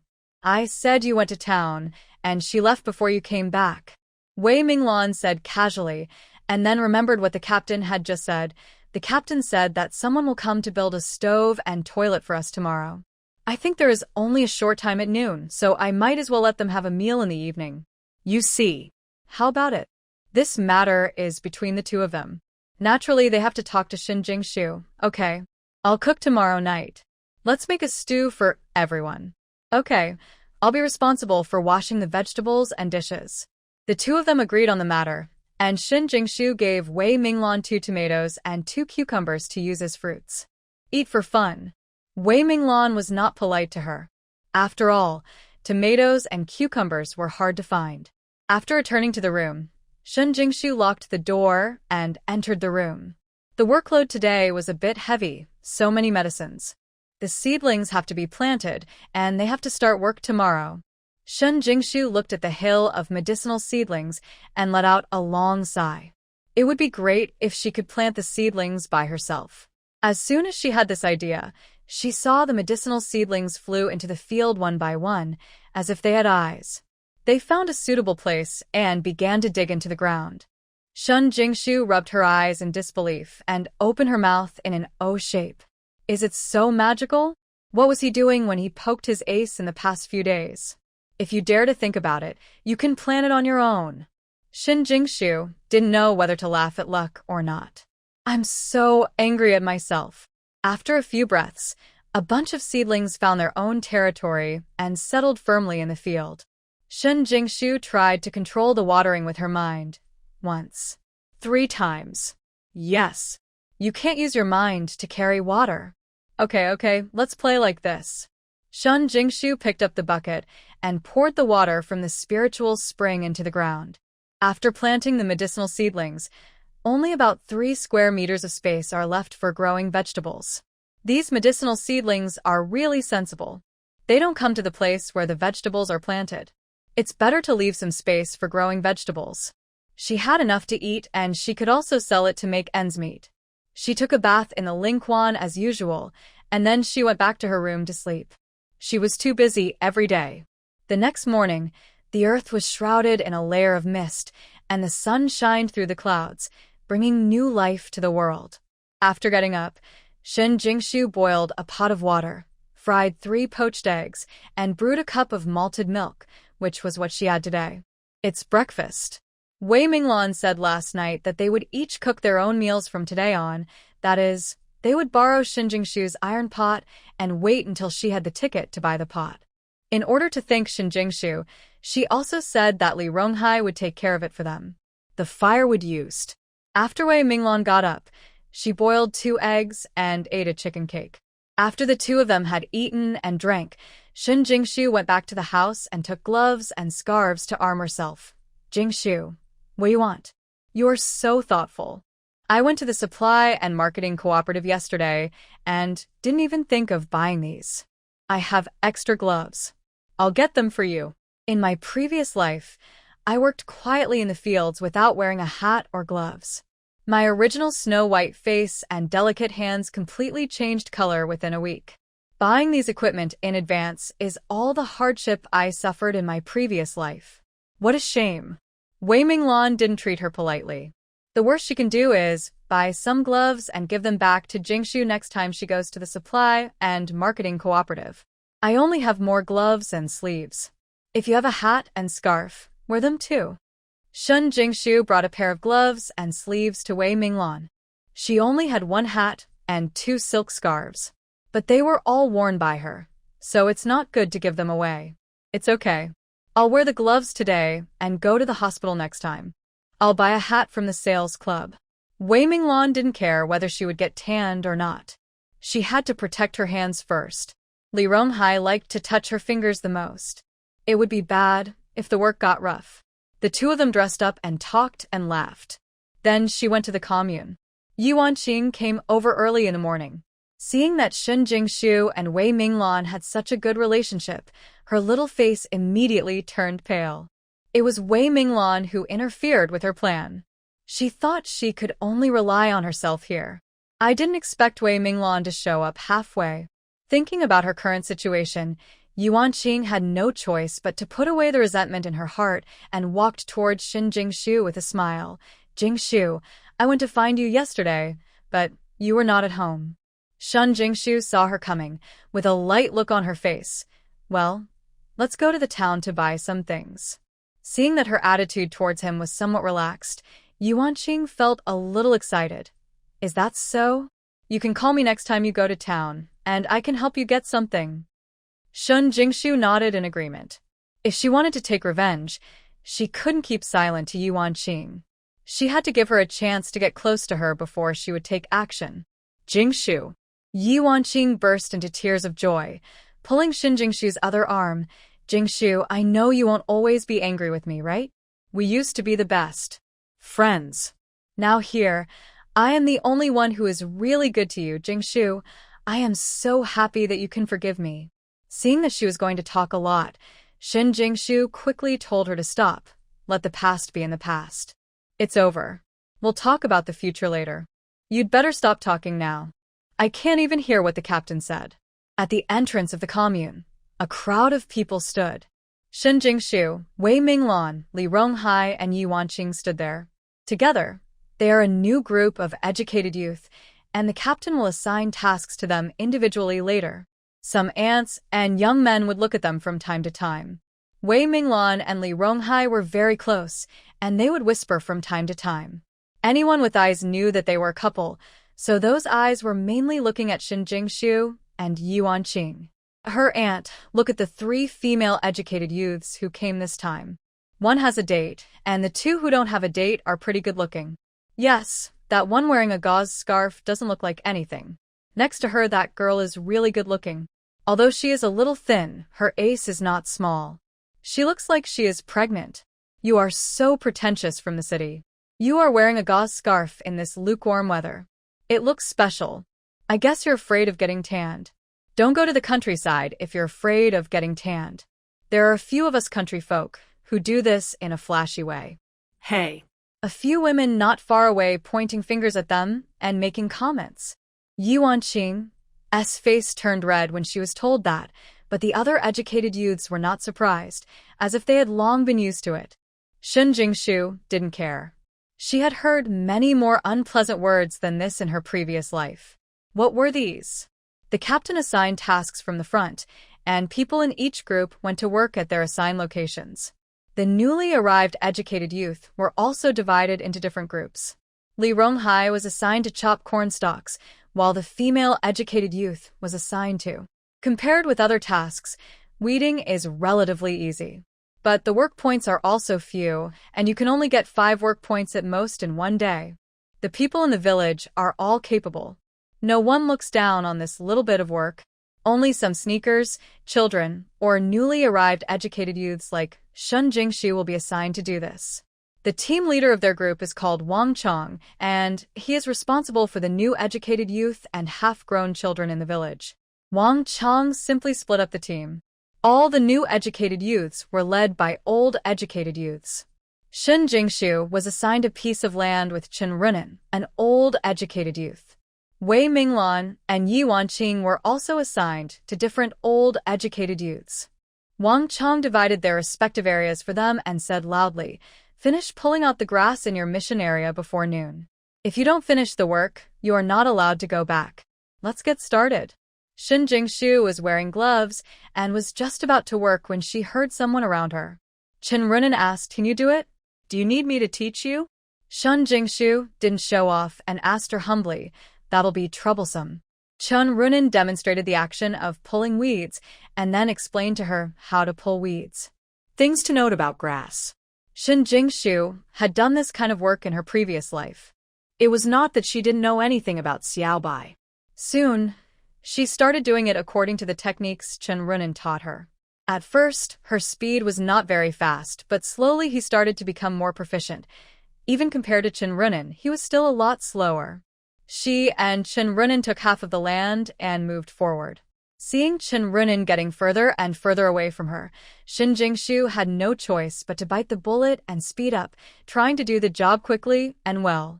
Wang Chong saw that their group was obviously much faster than the other groups, and his impression of Shin Jingshu became a little better. Next door to Shin Jingshu was Ye Wanqing's group. Ye Wanqing was squatting on the ground working hard, occasionally looking up at Shin Jingshu, who was working hard next door, and couldn't help but curse inwardly, "You fool. If you work in pairs, if you do so much, the other person will do less." She felt even more uncomfortable when she looked at the gloves on Shin Jingshu's hands. She had already forgiven herself, and she didn't know how to give her a pair of gloves to wear. Her hands had been cut several times by grass, and now they hurt so much when she moved. She secretly looked at the female educated youth next to her. It's amazing at first glance. This female educated youth is simply better than me. She was holding a handful of grass in her hand, her head was drooped, her cheek was resting on her knees, and she actually fell asleep, but she was not squatting very steadily, and her body was swaying back and forth. It just so happened that she was holding a handful of grass in her hand as a balancer to stabilize her body. From a distance, it looked like she was trying to pull out the grass. Ye Wanqing blows her beard and stares angrily. How can this person be more pretentious than herself? If she doesn't work, how can she expect that she can't do such a large piece of land? She rolled her eyes and ran to Wang Chong, saying in a low voice, "Captain Wang." I'm reporting the educated youth for not working hard and being lazy and sleeping there during work hours. Wang Chong glanced at Ye Wanqing and asked, "Which piece of land do you belong to?" Ye Wanqing pointed to her place. "That's right there. The female educated youth who works with me is sleeping. If you don't believe me, go and take a look." Wang Chong looked in the direction of her finger and saw that familiar figure. He withdrew his gaze, looked at Ye Wanqing playfully, and suddenly pointed at Ye Wanqing's nose and yelled, "How can you wrongly accuse a comrade? Can't you see she is trying to pull weeds? What are you thinking? You didn't pull out much grass, but you still wanted to talk to others. I think you just don't want to work and are deliberately avoiding leisure." Ye Wanqing never expected that Wang Chong wouldn't even confirm it, so he just pointed at himself and scolded him. Her eyes turned red instantly, and she was speechless. Wang Chong's voice was so loud that almost everyone in the field heard the movement and turned their heads to look over. The female educated youth who was reported by her was also awakened by Wang Chong's voice. She looked back and understood what to do. Thing. She stood up immediately, walked over with a pulled face, glanced at Ye Wanqing, and said aggrievedly to Wang Chong, "Captain Wang, I've been working hard. Look at my hands." Her fingers were red, and it looked like they were. The one who was scratched by grass said, "Look, his hands are like this. Do they look like they are lazy? Comrade, you, don't be too evil-minded. Can't you just focus on your own tasks?" Wang Chong looked at that one look at the educated youth, as hands made me feel distressed. This female educated youth was called Lu Xiaoli, and she was the sweetheart he got with great difficulty. He usually didn't have much money, so he couldn't buy her food and clothing. The only way he could open a back door for her was to take more care of her while at work. When he first assigned tasks, he felt that Ye Wanqing had dark skin and rough hands, and she was used to working. So he arranged her to be paired with Xiaoli, thinking that if she worked more, Xiaoli would work less. I didn't expect that she was indeed a cold-blooded person, and she dared to report Xiaoli as soon as she came up. She is obviously sleeping." Ye Wanqing did not expect that things would reach this point, and she burst into tears of grievance. Lu Xiaoli was not a good person either. With Wang Chong's support, she pointed at Ye Wanqing's nose and scolded her, "You little witch, I'm working honestly, and you slander me like this. No, I'm going to find the boss. Let's go to the captain. If the captain doesn't give me a satisfactory answer, I'll report it to the police. The police are the most reasonable place. If you slander a comrade, you will be detained for at least 10.5 days. Listen to Lu Xiaoli." Ye Wanqing was immediately afraid of making a big deal out of this matter. I didn't. What, you didn't? Didn't you just tell me that Comrade Xiaoli was sleeping and hiding? I can testify to this.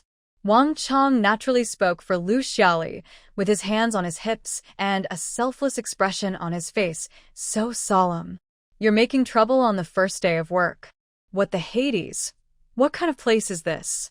Ye Wanqing was isolated and helpless, letting Wang Chong scold her bloody, but Lu Xiaoli on the side didn't give up and insisted on asking the team leader to give her a slap in the face. To put it another way, Shun Jingshu watched the excitement here for a while and then continued to do the work in hand. Then Chen Runan was so slow at work. He left her far behind in just a moment. No. You can't hold others back. However, Chen Runan works so smoothly. Why does he still earn low work points here instead of earning full work points? Other educated youths and some half-year-old children were talking about it. Everyone knew what kind of person Lu Xiaoli was. They were assigned to work on the same land as Lu Xiaoli, and it was hard to tell. Many people secretly felt sorry for Ye Wanqing and at the same time lamented her. She had bad luck and it was hard to complain to anyone, so she turned to Lu Xiaoli's best friend Wang Chong to complain. If she wasn't unlucky, who would be? Ye Wanqing was attacked from both sides by Wang Chong and Lu Xiaoli. She could not say a word to defend herself. Knowing that her arms could not twist her thighs, she chose to retreat temporarily. She had to lower her head and apologize to Lu Xiaoli while choking, "Comrade, I'm sorry. Maybe it was me just now. You saw it wrong." "Humph. If you saw it wrong, can this matter go away?" Lu Xiaoli is a person who will make trouble even if she is not right. Now that I have my reasons, I cannot let her off easily. If this gets out, people will think what kind of person I am, Lu Xiaoli. You ruined my reputation, and you think that's all with a simple "I'm sorry"? Then what do you want? Ye Wanqing also knew that Lu Xiaoli was not someone who could be easily messed with. She regretted provoking her for no reason. Now, she failed to file a complaint, but got into trouble instead. Seeing that they finally got to the point, Lu Xiaoli raised the corners of her lips slightly and said, "You are wrong in this matter. You must pay the price for doing wrong things. Otherwise, if you say sorry and I say it's okay, what's the use of laws and regulations?" As she spoke, she took the time to throw a coquettish look at Wang Chong, which almost made Wang Chong's legs go limp. "I'm not an unreasonable person. Since you are sincere in changing your ways, I have to give you a chance. How about this? You do my work for 5 days, and this matter will be over." 5 days? Upon hearing this, Ye Wanqing immediately stared at Lu Xiaoli with wide eyes. How could this witch say that? How could she not know whether she was lazy or whether she had wronged her?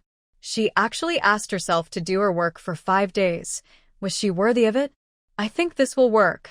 If you make a fuss to the team leader, you will not be in the right, and I'm afraid you will be given a serious warning. Then when the grain is distributed at the end of the year, you will get much less." Fortunately, Comrade Xiaoli is reasonable and willing to make this matter a small matter. "You should thank Comrade Xiaoli very much," Wang Chong added at the right time. Ye Wanqing had to admit it now. If she was severely punished by the team, she would never get the chance to return to the city in the future. And there was food. She was now relying on the food distributed by the team to survive. Let alone a lot less. Even if there was 1 grain less, she might starve. Okay. Ye Wanqing chose to swallow her anger. This time, she admitted it. After getting a satisfactory answer, Lu Xiaoli finally smiled.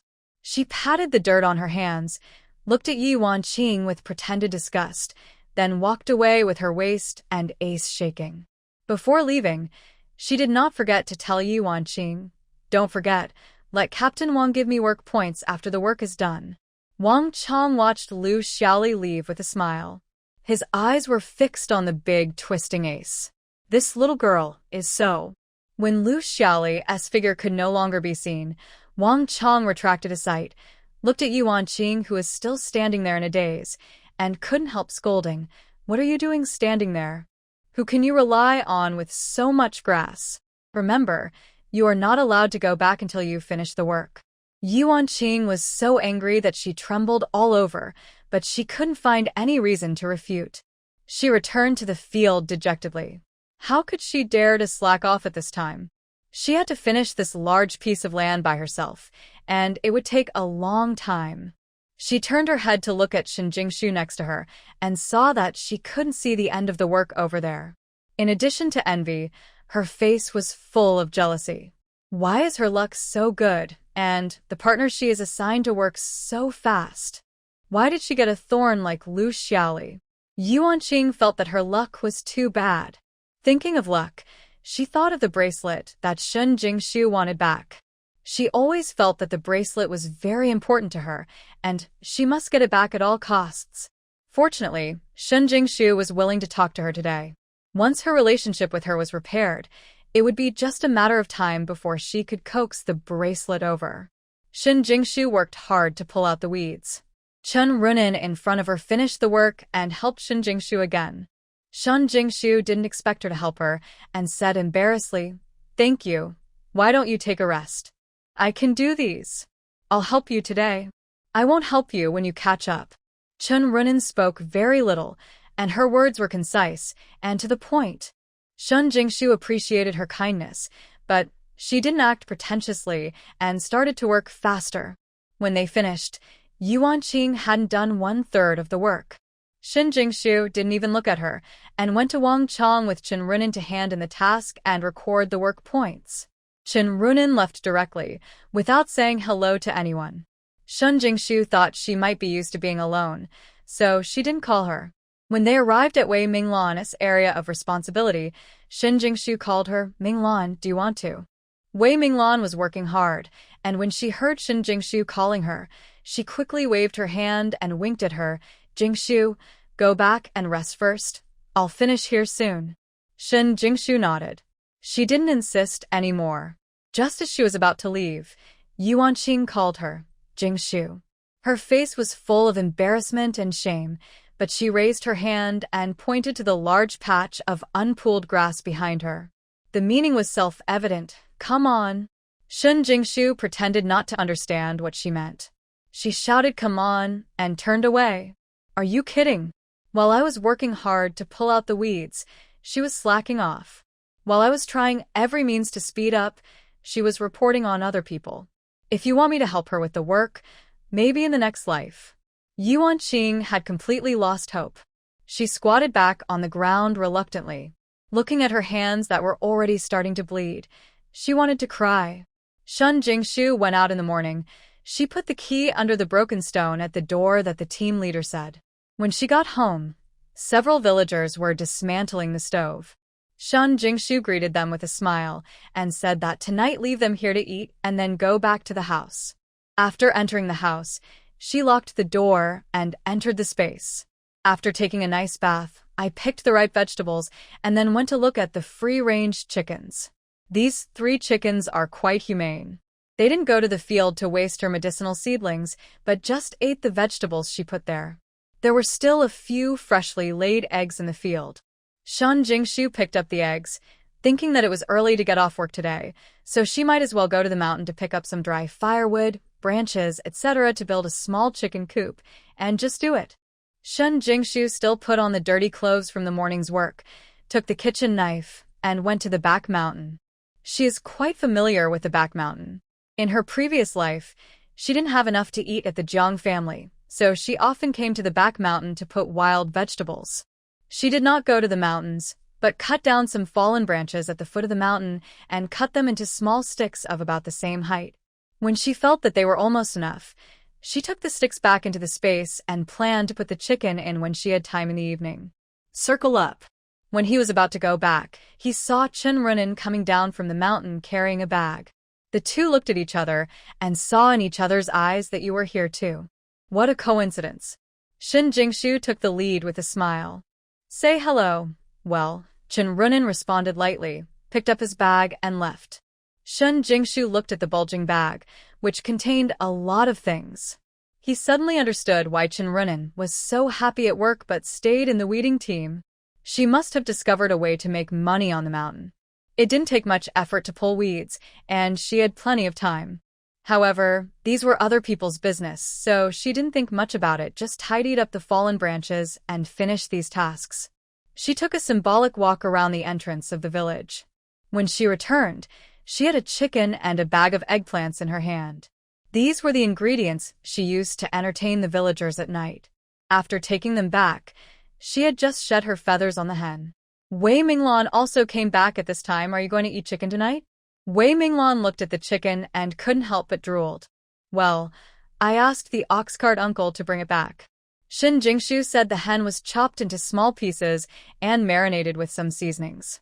Wei Minglan was not idle either. She dug a hole in the yard and buried the chicken feathers. At noon, Shin Jingshu made noodle soup.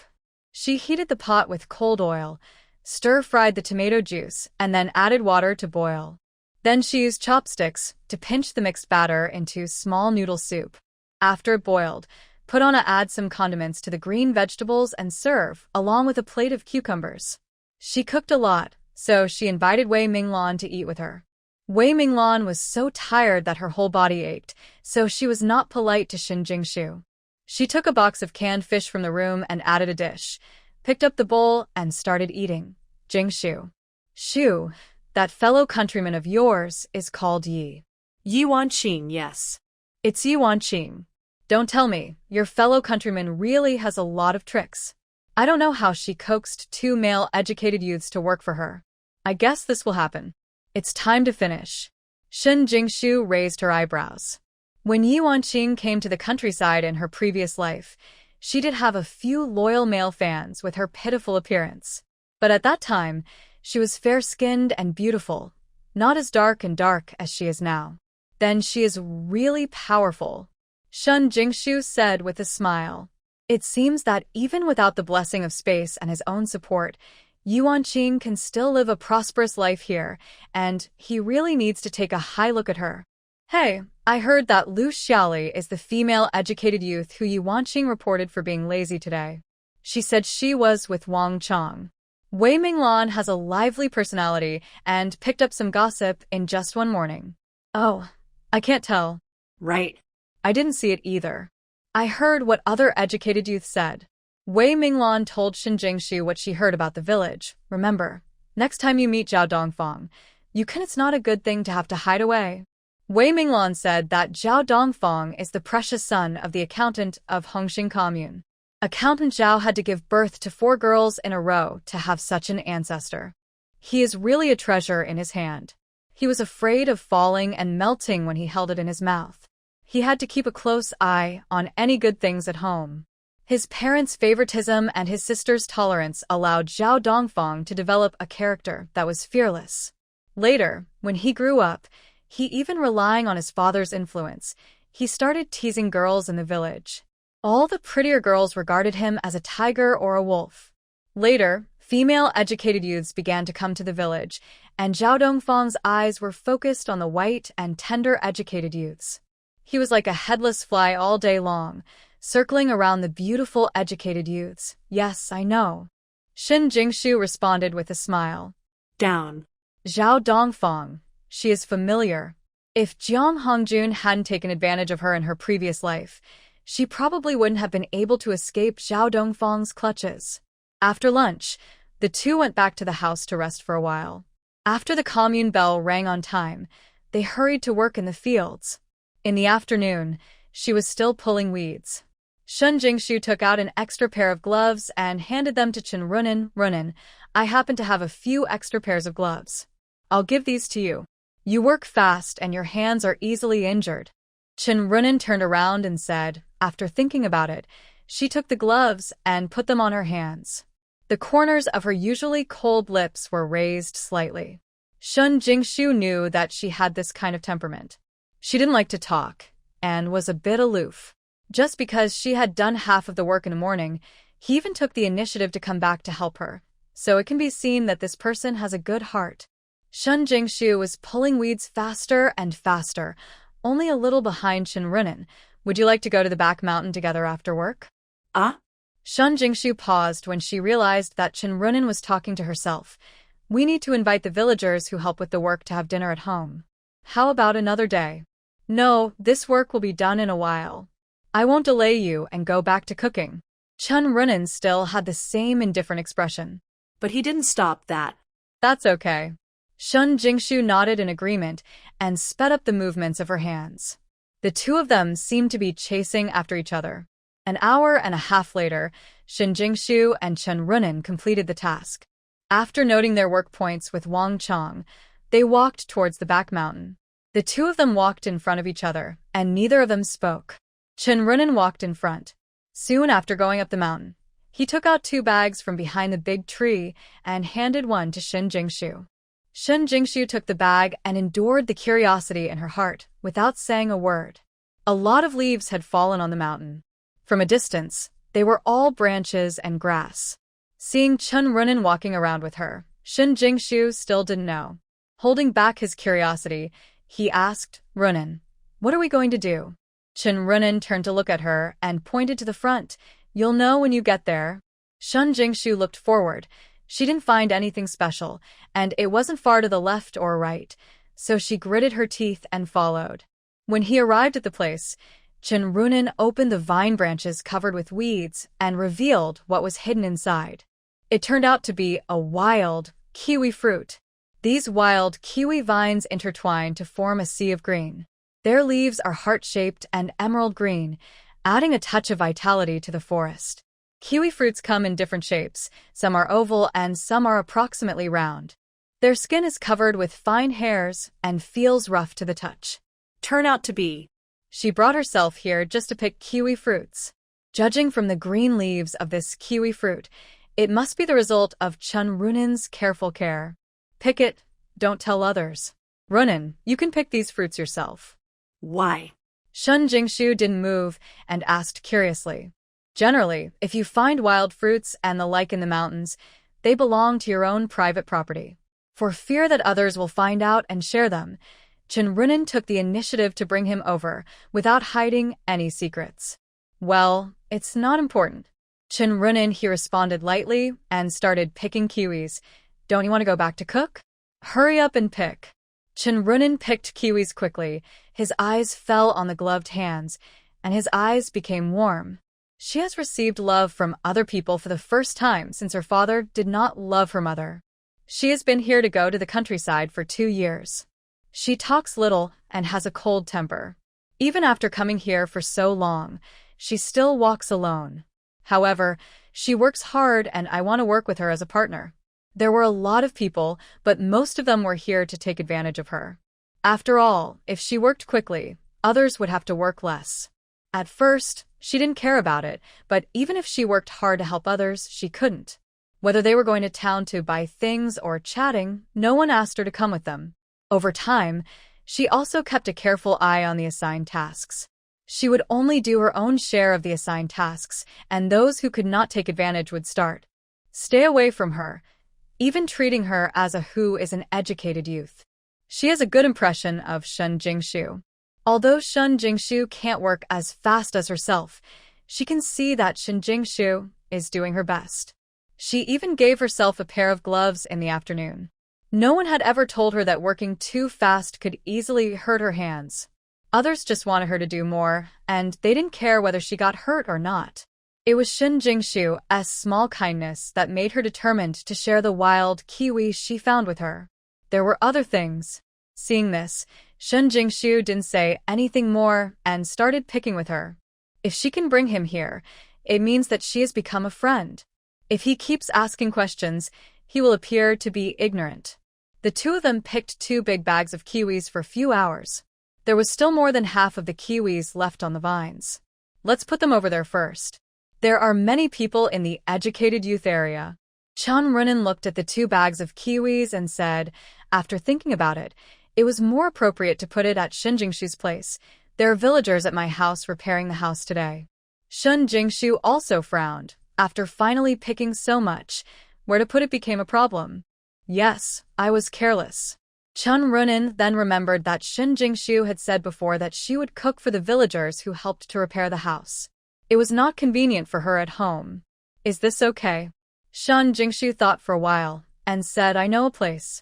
It will never be known by a third person. Put the things there first and then move them there when it is more convenient for me at home. Chun Runin nodded without thinking. Okay, I'll send it over first. You wait for me here, Shun Jingshu said, carrying a bag of kiwis and walking back. Seeing that she didn't let him follow, Chun Runin thought that maybe Shun Jingshu didn't want to know where the things were hidden. She didn't hesitate. Who didn't know? It's a secret. Shun Jingshu walked to a place where Chun Runin couldn't see it, put the kiwi fruit into the space, picked some wild fruits nearby, and then went back to carry another bag. Chun Runin was bored with waiting, so he simply made it with branches. He made a simple harpoon, rolled up his trouser legs, and ran to the creek to catch fish. Shun Jingshu put the second bag of kiwi fruits into the space and came back to find Chun Runin and saw her carrying 2 fish from the creek. He came over there and said, I caught 2, 1 for you and 1 for me. She twisted dry grass into a rope, passed it through the fish's gills and through its mouth, and handed the slightly fatter one she was carrying in her right hand to Shun Jingshu. Thank you. Shun Jingshu took it with a smile and said, there are a lot of dishes prepared at home today. Come to my house to eat in the evening, just in time to try my cooking. Chun Runin didn't refuse. He raised his eyebrows and nodded in agreement. She was thinking to herself, is this what it feels like to have friends? Someone cares about her, and someone invites her to dinner. This feeling seems pretty good. The 2 of them went back directly after going down the mountain. Shun Jingshu arrived at Shun Jingshu's house. The kitchen was almost finished now. Shun Jingshu brought a basin to fill with water, put the 2 fishes in the basin, and handed 2 tomatoes to Chun Runin. asking her to eat them first. Wait. She started cooking. The chicken she had chopped at noon had been marinated. She cut the eggplant and pumpkin into pieces. She just picked up a handful of wild onions from the mountain, which came in handy. After stir-frying the chicken pieces, add wild onions and various seasonings, and then add water. Roll the dough that has been mixed in advance into small pancakes and place them on the edge of the iron pot. If there is no room for it, place it on top of the chicken, cover it, and start the fire. Soon, the aroma of chicken and noodles came out of the pot, and the villagers who were working couldn't help but praise Shin Jingshu's skills.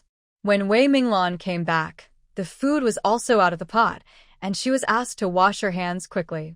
Just ready to eat. Shin Jingshu brought all the plates and bowls she and Wei Minglan had to serve to the villagers. Everyone's bowls were filled with 2 or 3 pieces of chicken.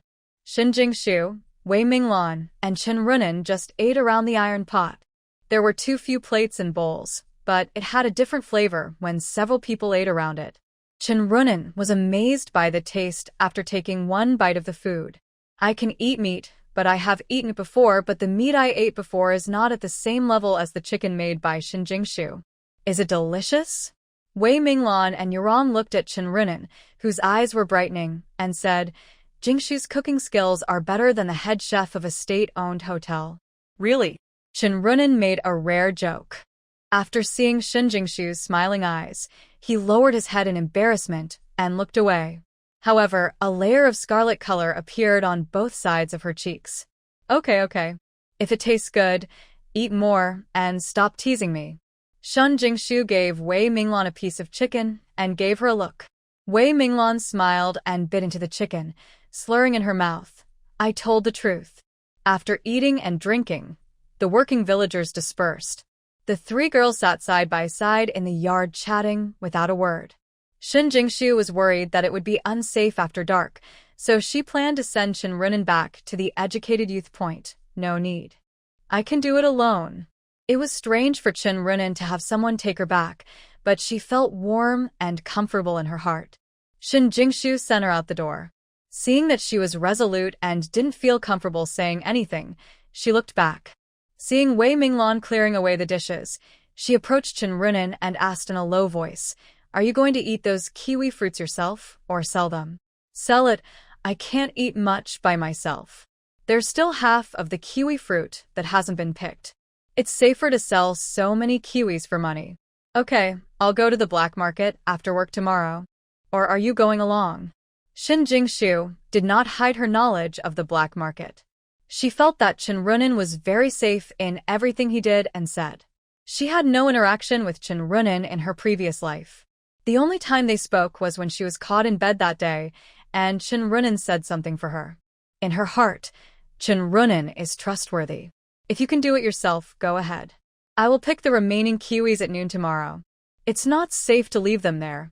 Shin Jingshu nodded. Okay, I'll go after finishing the work tomorrow morning. When they went to work the next day, Shin Jingshu and Chen Runen's tacit understanding became better and better. They finished the work in just 1 hour. After Wang Chong checked, he recorded work points for the 2 of them. Shin Jingshu and Chen Runen looked at each other. After a glance, the 2 started to separate.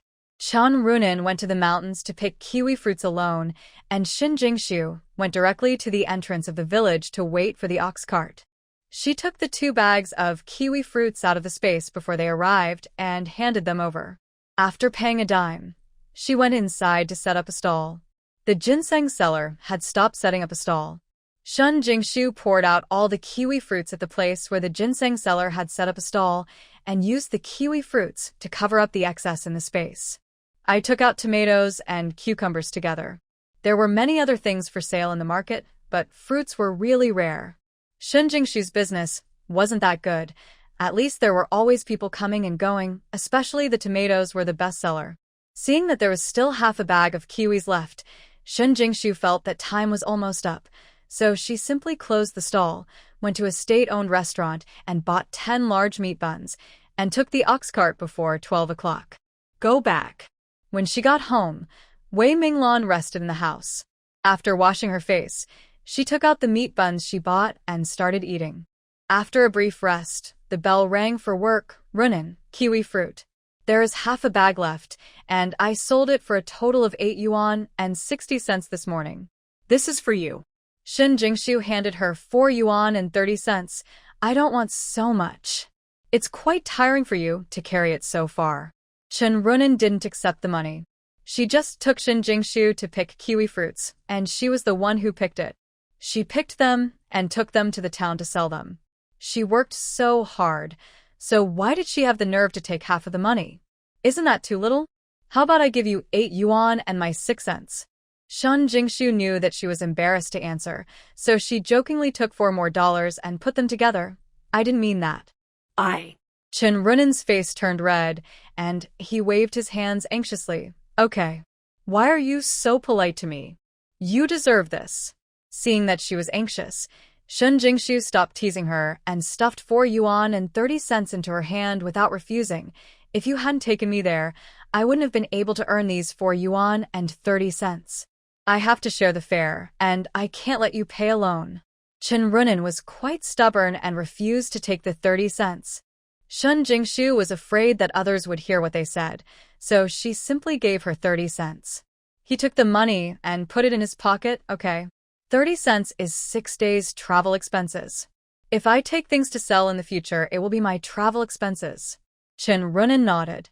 While Li Wanqing was pulling weeds, she was observing Shin Jingshu's side. At first, all her attention was on the bracelet on Shin Jingshu's left hand, but later she discovered that Shin Jingshu and Chen Runin seemed to be pushing each other to take it. Money. She has very good eyesight, and she is very sure that Shin Jingshu gave money to Chen Runin. No wonder Chen Runin took money from Shin Jingshu when he worked for her. Li Wanqing bit her lip angrily, thinking, if it was Shin Jingshu, if Shu gives her money, she can do the work for her. Why should she take advantage of others? Sister Wanqing, do you want my brother to help you with the work? Li Wanqing was lost in thought when a sudden voice came from behind her, scaring her so much that she almost screamed. When she turned around, she was faced with a fat head, big ears, and a surprisingly ugly face. Who are you? Go away. Li Wanqing did not hide her disgust towards him at all. When the man saw Li Wanqing's face clearly, he also looked disappointed. Just now he looked over from a distance and saw Li Wanqing's buttocks were round and upturned. Plus her small, she didn't have much flesh on her waist. So Zhao Dongfang thought that her back was so attractive and her face was so pretty, but he didn't expect that when she turned around, she almost made herself sick. I'm going. The young master also made a mistake one day. It's not your fault that you look ugly. It's your fault that you look ugly and scare people.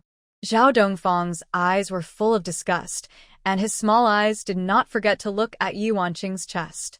After seeing that he was also, the disgust in his eyes became even more obvious. You're sick. Where are your eyes looking? How shameless. Li Wanqing was ashamed and annoyed. She crossed her arms tightly to her chest and glared at Zhao Dongfang. Hey, you girl, you dare to talk to me like this, don't you? Believe it or not, I will ask my father to arrange the job of picking manure for you tomorrow. Zhao Dongfang was also angry. He was already in a bad mood when he didn't see the beautiful woman, and now that he was disliked by such an ugly thing, he felt even more unhappy. When Li Wanqing heard this, she immediately guessed that this person might have a good background. She softened her voice and said apologetically, I'm sorry, I was just startled by your voice and that's why. She said, observing from time to time Zhao Dongfang's expression. I can finish this little work, so I won't bother you anymore. Seeing that she had given in, Zhao Dongfang didn't want to talk to her anymore, so he turned around and left. His time is very precious, and he can't waste it all on an ugly girl. Hey, comrade. Seeing that she was about to leave, Li Wanqing immediately stopped him again. What are you doing? Zhao Dongfang replied angrily, I don't need help here, but that comrade may need it more. He pointed in the direction of Shin Jingshu. The man's eyes were so lewd and lustful just now. It would be great if he could tangle with Shin Jingshu. Zhao Dongfang followed the direction of her finger and looked in the direction of Shin Jingshu and spat suddenly. Are you blind? People have abandoned you 8 times and they still need help. Are you sick? Zhao Dongfang cursed and left without looking back, swearing so hard that it was hard to hear. Ye Wanqing, you are not the only one who is sick. Your whole family is seriously ill. Is it possible that this person is really here to help? Ye Wanqing looked at Zhao Dongfang's back suspiciously, then looked in Shen Jingshu's direction. What's going on? Shen Jingshu is good-looking. Haven't you fallen in love with this person yet? It shouldn't be. In fact, Ye Wanqing ignored a problem. That's Shen Jingshu, wearing a gauze scarf on her face. Of course she knew what the face under the scarf looked like, but Zhao Dongfang didn't know. From Zhao Dongfang's point of view, Shen Jingshu was wrapped like a rice dumpling and saw nothing. Ye Wanqing resignedly continued to work. She was almost exhausted these 2 days. She had to do the work of 2 people. Although male educated youth occasionally came to help her, she also needed to use up her brain cells to deal with them. That's it. It's a measure that they can't get, but they seem to be able to get it, and it's very tiring to handle it. Also, every time she went back, the educated youths had already eaten, and she was always the last one to cook. The last educated youth who cooks is responsible for washing the pot. Before cooking, she has to wash the dirty pots used by other educated youths, and after cooking, she has to clean the pots. Now she only has the 50 kilograms of grain distributed by the commune. In the past 2 days, she has only eaten multi-grain porridge, without any oil or water. This is not the way to go. She has to find a way to quickly restore the previous relationship with Shen Jingshu, so that she can cry and win Shen Jingshu's sympathy. Maybe Shen Jingshu will let her move in with her, if she is soft-hearted. Have dinner together. After work in the afternoon, Shen Jingshu and Chen Runin were the fastest group again.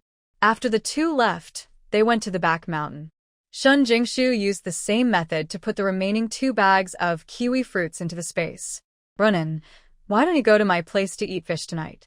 You didn't want to take back the 2 fishes yesterday, and I can't finish them myself. When going back down the mountain, Shen Jingshu asked Chen Runin to go to her place for dinner. Chen Runin, thinking about Shen Jingshu's craftsmanship, she drooled with greed, but she still kept her temper and said, "Is it too much trouble? How could it be? I don't want to eat myself." Shen Jingshu took her arm and headed home. Go. I'm afraid she won't agree and go to the Educated Youth Center. Back home, Chen Runin took the initiative to take over the job of killing the fish, and Shen Jingshu prepared to make fish ingredients. There were only wild onions and garlic at home, but fortunately, there were peppers grown in the space. Shen Jingshu secretly picked a handful and then a handful of green vegetables. If you want to eat fish, you have to eat it spicy. Chen Runin cut the fish into thin slices according to Shen Jingshu's request. Shen Jingshu wrapped the fish fillets in a layer of flour and eggs, heated oil in a pot, deep-fried the fish fillets, and finally used the oil at the bottom of the pot to fry the fish heads. Fry it for a while, then add the water to the boil, and finally add the fish fillets and seasonings. The staple food is brown rice. She made it for 3 people. When Wei Minglan came back from work, the 3 of them ate around a large pot of fish fillets. So unsatisfied.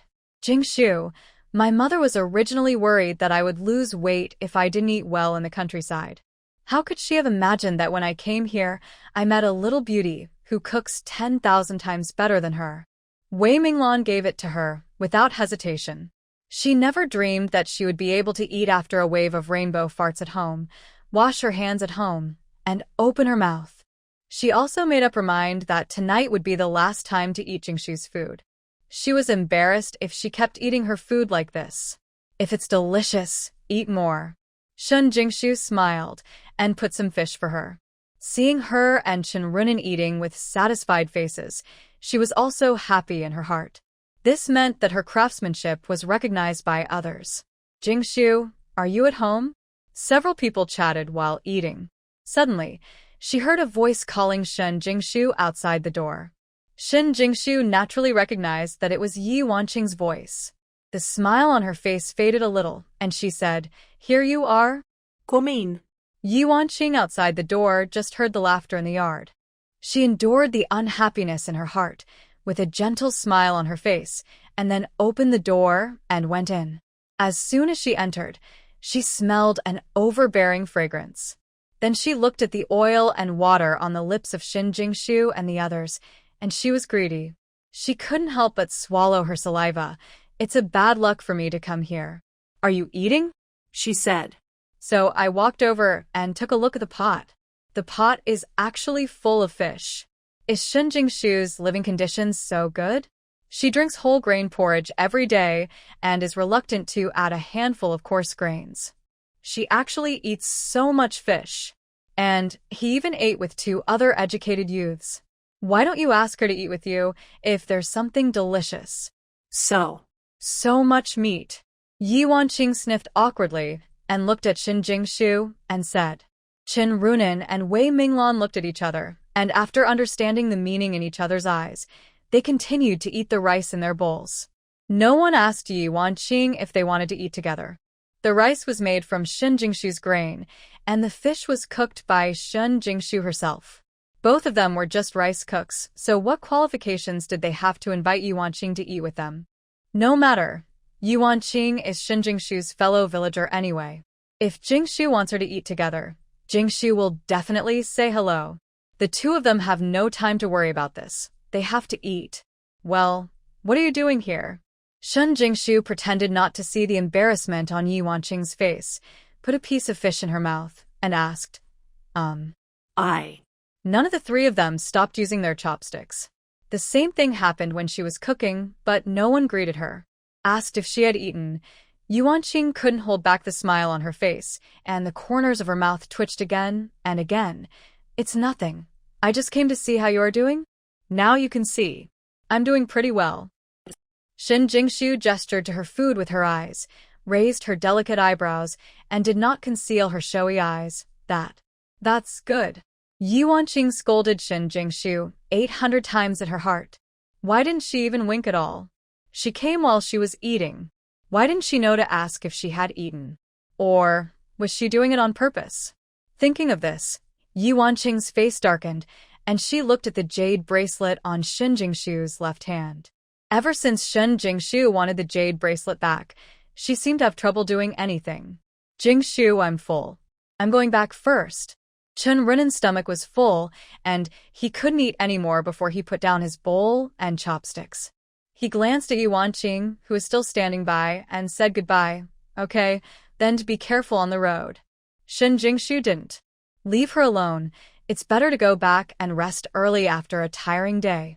Wei Minglan reached out to say goodbye to Qin Runin. After eating for a while, Wei Minglan also held her stomach and left. Before leaving, she said, Jingshu, just leave the dishes and chopsticks for me to clean up. I'm too full now, I have to go back. Take a break. Shin Jingshu naturally had no objection. She cooks, and Wei Minglan washes the pots and dishes, which is great. Seeing that everyone had left and Shin Jingshu was full, she took the lid and covered the iron pot, then stacked the small bowls for the 3 of them together and put them in the basin. After washing her hands, she sat down and said, Wanqing, sit down. Why are you standing? Ye Wanqing said it's taichet. She stood there for a long time, okay. Why does Shin Jingshu seem to have just seen it? But thinking of her own purpose, Ye Wanqing held back her anger.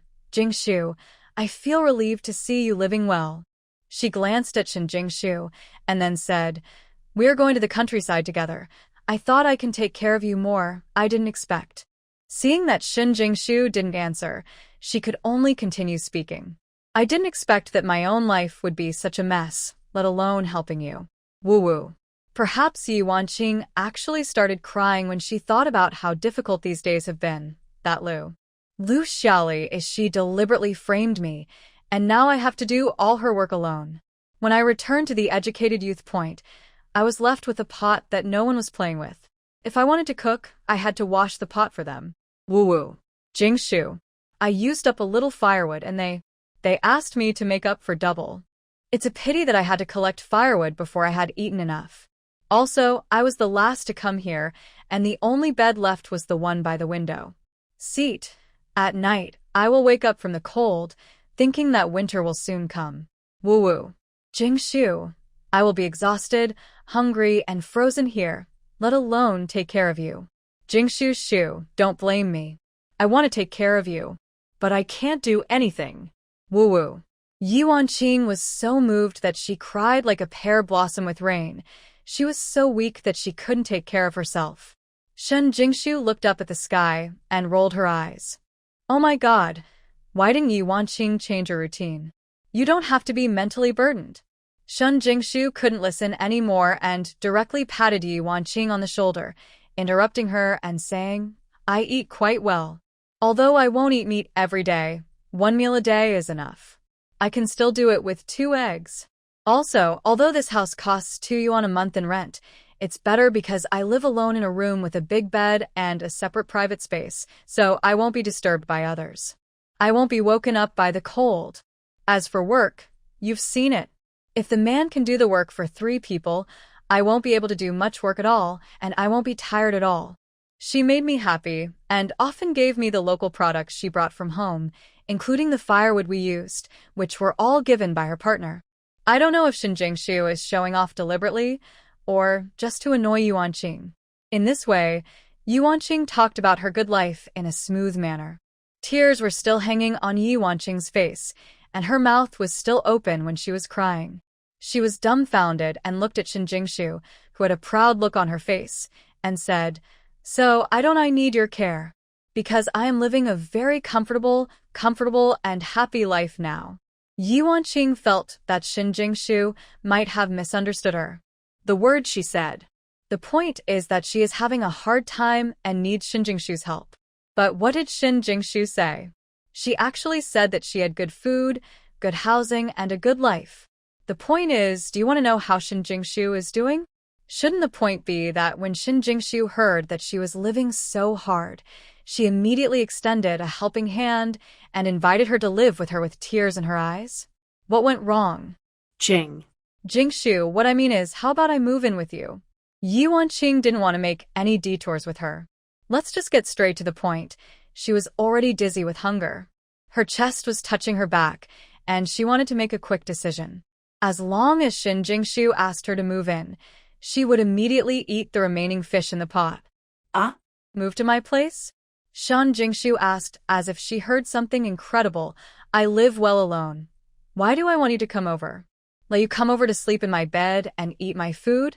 Spend my money, my blood? A fierce look flashed in Shen Jingshu's eyes, and all the events from her past life suddenly appeared before her eyes. Fortunately, God has eyes and allows her to live the life she deserves.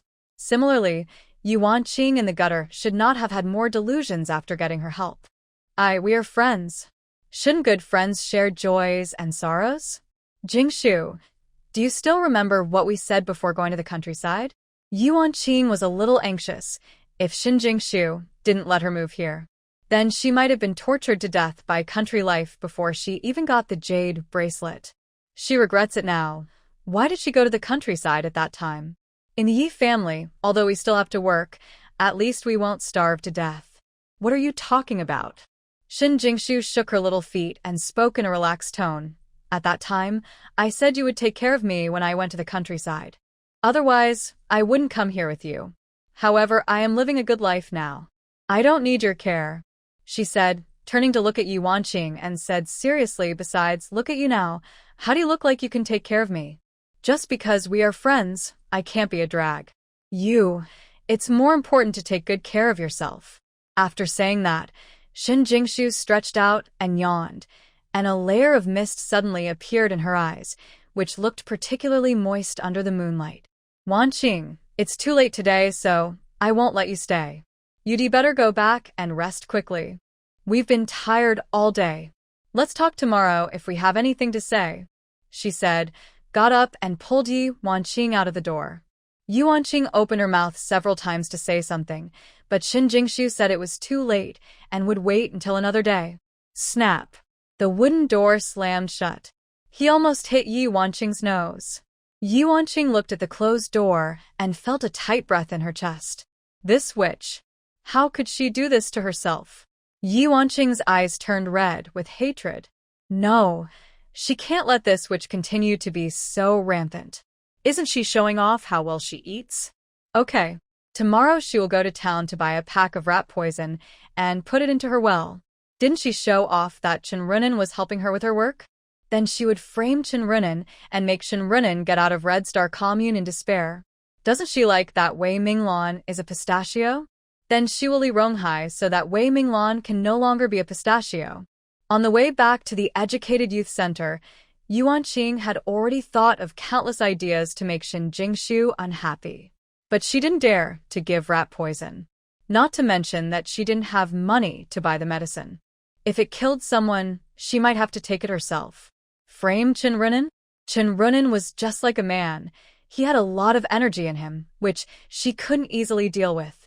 Especially since she lives alone and doesn't talk to anyone in the Educated Youth Center. She is the first to get up and the last to come back every day. If you want to frame her, you have to think long and hard. After much thought, Yuanqing decided to start with Li Ronghai first. Men, there is no one who doesn't cheat. As long as she exudes the charm of a woman, Li Ronghai, who has never tasted good, will not be obsessed with her. Then she will want to see if Wei Minglan can continue to be a pistachio. With a calculation in her mind, Yuanqing's steps became more and more brisk. When she returned to the Educated Youth Center and looked at the still dirty iron pot, a feeling of powerlessness spread all over her body. Early the next morning, Yuanqing got up and picked her last choice. She put on a good set of clothes and even got some cold water to smooth her hair and tied it into 2 braids. When Su Sui Sui, an educated youth, wasn't paying attention, she secretly applied some of her hair oil and looked at herself on the window. Yuanqing was so satisfied with her reflection that she didn't even bother to eat breakfast. She just waited for Li Ronghai's arrival on the only road where educated youths go to work. Soon, Yuanqing saw Li Ronghai and another male educated youth walking towards her, talking and laughing. She quickly reached out and touched her braids, straightened her clothes, and patted the dust on her shoes. Li Ronghai didn't know that he, having become the prey of others, he went to the commune with the male educated youth to receive tasks as usual. Suddenly, someone hugged him from behind. The huge impact made him stagger forward 2 steps. Yuanqing pretended to twist on purpose. With her feet, she pounced directly on Li Ronghai, who was passing by her. The moment her hands hugged Li Ronghai's waist, she deliberately rubbed 1 or 2 halves of her chest against Li Ronghai's back. Li Ronghai quickly stabilized his body and opened the hands holding him. He quickly retreated back, as if he had been stained by something dirty. His face turned pale. Comrade, are you okay? The moment his hand was opened, Yuanqing sat down on the ground, lowering her head to show off her slender body. On his neck, he said softly, Li Jiqing, you are hurting me. Hearing this voice, Li Ronghai couldn't help but get goosebumps. He looked at Yuanqing sitting on the ground in confusion and said, Comrade, you attack me from behind. Come here, I didn't say you hurt my back, so why did you say I hurt you? The male educated youth next to Li Ronghai poked him with his hand and said in a low voice, I see Yuanqing. Isn't he attracted to you? Otherwise, there are so many people on such a wide road. Why would they hug you? Don't talk nonsense. Li Ronghai immediately turned cold when he heard what he said. His legs unconsciously took a few steps back, trying to stay away from Yuanqing. Li Jiqing, help me up first, and then talk. Yuanqing secretly scolded Li Ronghai for not understanding the style, like a wooden stake. But he had a pitiful look on his face. He stretched out his hands and looked at him affectionately. Li Ronghai's face suddenly turned red.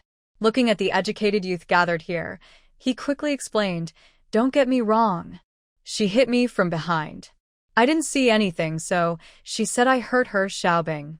Yes, Lin Xiaobing can do it for me. I bear witness, Li Ronghai said, pushing Lin Xiaobing in front of him. Yuanqing, tell me how you fell on such a flat road? Yeah, tell me. How did she hug Li Jiqing so accurately? I see. She just wants to Li Jiqing.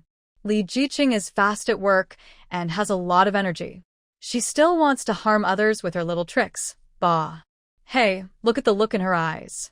I wish I could push Li Jiqing down and her right away. I didn't realize that this Yi Jiqing is quite fierce. Li Jiqing has a partner. Who doesn't know about educated youths? She happened to rush to get in on her, but I think she had bad intentions and a problem with her outlook on life. Li Ronghai's side quickly spread to Wei Minglan's side. Wei Minglan held 2 freshly boiled eggs in her hand and rushed over aggressively. Shen Jingshu was afraid that she would suffer a loss, and also felt that Ye Wanqing must be up to something, so she simply followed her. As soon as they arrived, Wei Minglan walked up to Li Ronghai and asked, "Ronghai, what happened?" She and Li Ronghai had known each other since they were children, and they knew each other well. Therefore, when she came here, the first person she asked was Li Ronghai. She only believed what he said. Shen Jingshu felt upset when she saw Ye Wanqing, who was still sitting on the ground crying with pear blossoms in the rain. Why is she everywhere? Minglan, that's it. Seeing his partner coming, Li Ronghai even felt a little aggrieved and hurriedly told what happened. "Xiao Bing and I went to work, and Yi Jiqing suddenly bumped into me from behind. I didn't feel right. I just hid, but she fell to the ground. I had to help her up unless I hurt her, otherwise she wouldn't get up. Minglan, I am a person with a partner. Why shouldn't I help her up?" Wei Minglan nodded, indicating that she understood. She handed the egg in her hand to Li Ronghai. "Help me take it." Li Ronghai took the egg obediently, with no trace of the previous panic on his face, as if the person who could make the decision for him was already there. Coming. "Yi Jiqing, it's okay for you to bump into our Ronghai and forget it without apologizing. What, are you planning to blackmail him? Are you going to let our Ronghai pay you money, or are you going to let our Ronghai marry you?" Wei Minglan doesn't like Ye Wanqing, not even from the first time he met her at the station. Ye Wanqing choked and choked, looking at Wei Minglan with eyes like a frightened little rabbit. I didn't mean that. I just accidentally fell. I hugged Li Jiqing's waist, and Li Jiqing touched my hand. She talks, half of what she says and half of what she says, leaving more room for imagination for those who don't know the truth. I didn't. Li Ronghai immediately retorted. Upon hearing this, Wei Minglan immediately turned to look at Li Ronghai. Li Ronghai shivered, pointed 3 fingers at the sky, and said seriously, "No hug." As soon as her hand touched me, I broke it off. I didn't touch her hand. "Minglan, look at her hand. It's not as beautiful as chicken claws." "I can't." Wei Minglan looked at Ye Wanqing again. "Is that what my partner said?" Ye Wanqing turned her head and said nothing. He looked like he had been greatly wronged. "It's okay if you don't say anything. Anyway, someone is designated to see this. I'm not afraid of trouble, so I just won't go to work today and ask them one by one. Even Yi Jiqing, you need to know one thing something." Ye Wanqing raised her head and looked at Wei Minglan, not knowing what she was going to say. "If what I asked is the same as what my partner said, then you will pay the price for your blackmail." Ye Wanqing just thought. Just listen to what Wei Minglan said. "I asked everyone questions and delayed everyone's time to work. You have to compensate for this loss. In addition, in front of the whole village and the whole commune, I apologize to my partner. If the question is the same as what you said, I will compensate you for this. And I will apologize to you in public," she said, squatting down and looking at Ye Wanqing, and said with disdain, "What do you think?" Yes, I think. I was so frightened by her gaze that my heart trembled. Who is this Wei Minglan, and why is his look so terrifying? But things have reached this point, and there is no room for Ye Wanqing to be afraid. She suddenly got up from the ground, patted the dirt on her body, looked into Wei Minglan's eyes and said, "Ha! You guys are bullying me just because there are so many people. Forget it, just think that I was bitten and licked by a dog today." She was not sure whether anyone saw her when she pounced on Li Ronghai. What if? If someone really saw her and Wei Minglan asked her about it, she would suffer a lot. The work that was delayed by so many people must be worth 50, if not 100 work points. How could she be compensated? Do you want to apologize in public? If she really did this, how could she have the nerve to stay in Red Star Commune? She only hated her for not having a thorough plan, and she was also angry with Li Ronghai for not knowing how to show mercy to others. Seeing her leaving, no matter how willing Wei Minglan was, he immediately blocked her way. Wei Minglan was much taller than Ye Wanqing. In addition, Wei Minglan was fair and plump, standing in front of the dark, thin and dry Yi Wanqing. It was indeed quite oppressive, but Yi Wanqing couldn't resist the pressure and took 2 steps back. I've already told you that I don't care about it anymore. What else do you want? Wei Minglan rolled her eyes and said condescendingly. He despised her and said, "You said forget it?" My Ronghai was bitten and harassed by dogs. How could it be so easy to say forget it? Shun Jingshu looked at her full aura, completely different from her usual soft, waxy, and sweet self. Wei Minglan is so awesome. I can't help but want to give her a thumbs up. These sisters are so good. At this time, Chen Runan walked up to Shin Jingshu at some point and whispered into her ear. Yi Wanqing deliberately pounced on Li Jiqing. I saw it. That's really it. Shun Jingshu nodded and asked, if you testify, I'm afraid she will say that you gave false testimony. Did anyone else see it? Yes, several of them. Chen Runan nuzzled at the people over there. Shun Jingshu felt relieved, folded her arms and concentrated on eating the melon. I told you. This is a misunderstanding. Isn't it okay that it's a misunderstanding? Yi Wanqing was losing ground in front of Wei Minglan. No. I must clear my partner's name today. Otherwise, some people will really think that my partner took advantage of you in the future. Minglan, I'm not blind. With a partner as good as you, I won't let any cat or dog come to my door. Bring it to see. Li Ronghai said unceremoniously. Yi Wanqing's face turned redder. She looked around and saw Shun Jingshu standing in the crowd. Without thinking, she came over to pull Shun Jingshu away. Jingshu, you know, I'm not that kind of person. Please help me say something. She winked at Shun Jingshu frantically, wanting her to persuade Wei Minglan to just forget about it. Yes.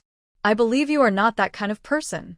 Shun Jingshu glanced at Yi Wanqing, then at Wei Minglan, and said decisively, and a smile appeared on Yi Wanqing's face. Doesn't this, which, Shun Jingshu, have a good relationship with Wei Minglan? If Shun Jingshu speaks for her this time, there will definitely be a rift between her and Wei Minglan. So, for the sake of your innocence, I agree with what Comrade Wei Minglan said. Ask a few more witnesses to restore the truth and restore your innocence. Before the smile on Yi Wanqing's face could go away, she heard Shun Jingshu say this. In a word, the smile was forced to stay on Yi Wanqing's face, unable to go up or down. Yes. We also agree with Comrade Wei Minglan's method. Agree. Whoever saw this, please come out and tell me what happened just now. Yi Wanqing didn't expect that Shun Jingshu wouldn't finish her words even once. Jingshu, you, Wanqing, don't worry, we are from the same hometown, and I'm designated to help you. Shun Jingshu had a don't worry, I'm definitely on your side expression, and she took the time to make a gesture to Wei Minglan. Wink. Wei Minglan didn't understand. After receiving her look, he immediately started to ask everyone, did anyone see Yi Jiqing falling down just now? Please come forward and explain. Of course, I won't trouble you in vain. If someone tells the truth, I am willing to pay him. Wei Jiqing, I saw it. A male educated youth stood up immediately. He usually has a good relationship with Li Ronghai, and he happened to be walking behind Li Ronghai today when he saw it. The scene where Yi Wanqing fell down and hugged Li Ronghai. You all want to harm me. When Yi Wanqing saw someone really coming out, she was afraid that this person would say something detrimental to her. After saying this, she closed her eyes and she fainted immediately. Shun Jingshu was the closest to her. Seeing her tilting her body, she immediately hid far away. Everyone saw her dodge and took 2 steps back. Poor Yi Wanqing just fell straight to the ground. Hearing the sound of flesh and bone hitting the ground, Shun Jingshu couldn't help but praise Yi Wanqing for being able to endure it. I can hold it in. After falling like this, he still can't change his face. Really the king of holding back. Fainted? How come you fainted at such a good time? It seems that you are afraid that the witnesses will tell the truth. There is a ghost in the middle. Doesn't this fainting mean that you brought it on yourself? Yi Wanqing did this. You're not smart. Everyone was talking, but no one came forward to see Yi Wanqing's condition. Wei Minglan looked at Shun Jingshu and asked in a low voice this. Could he really faint? Shin Jingshu was about to shake her head when she heard the captain yell angrily, "Why are you all crowded here? Do you still want to go up? Work is done." The team leader waited for a while at the entrance of the commune, but no educated youth from the Educated Youth Center came.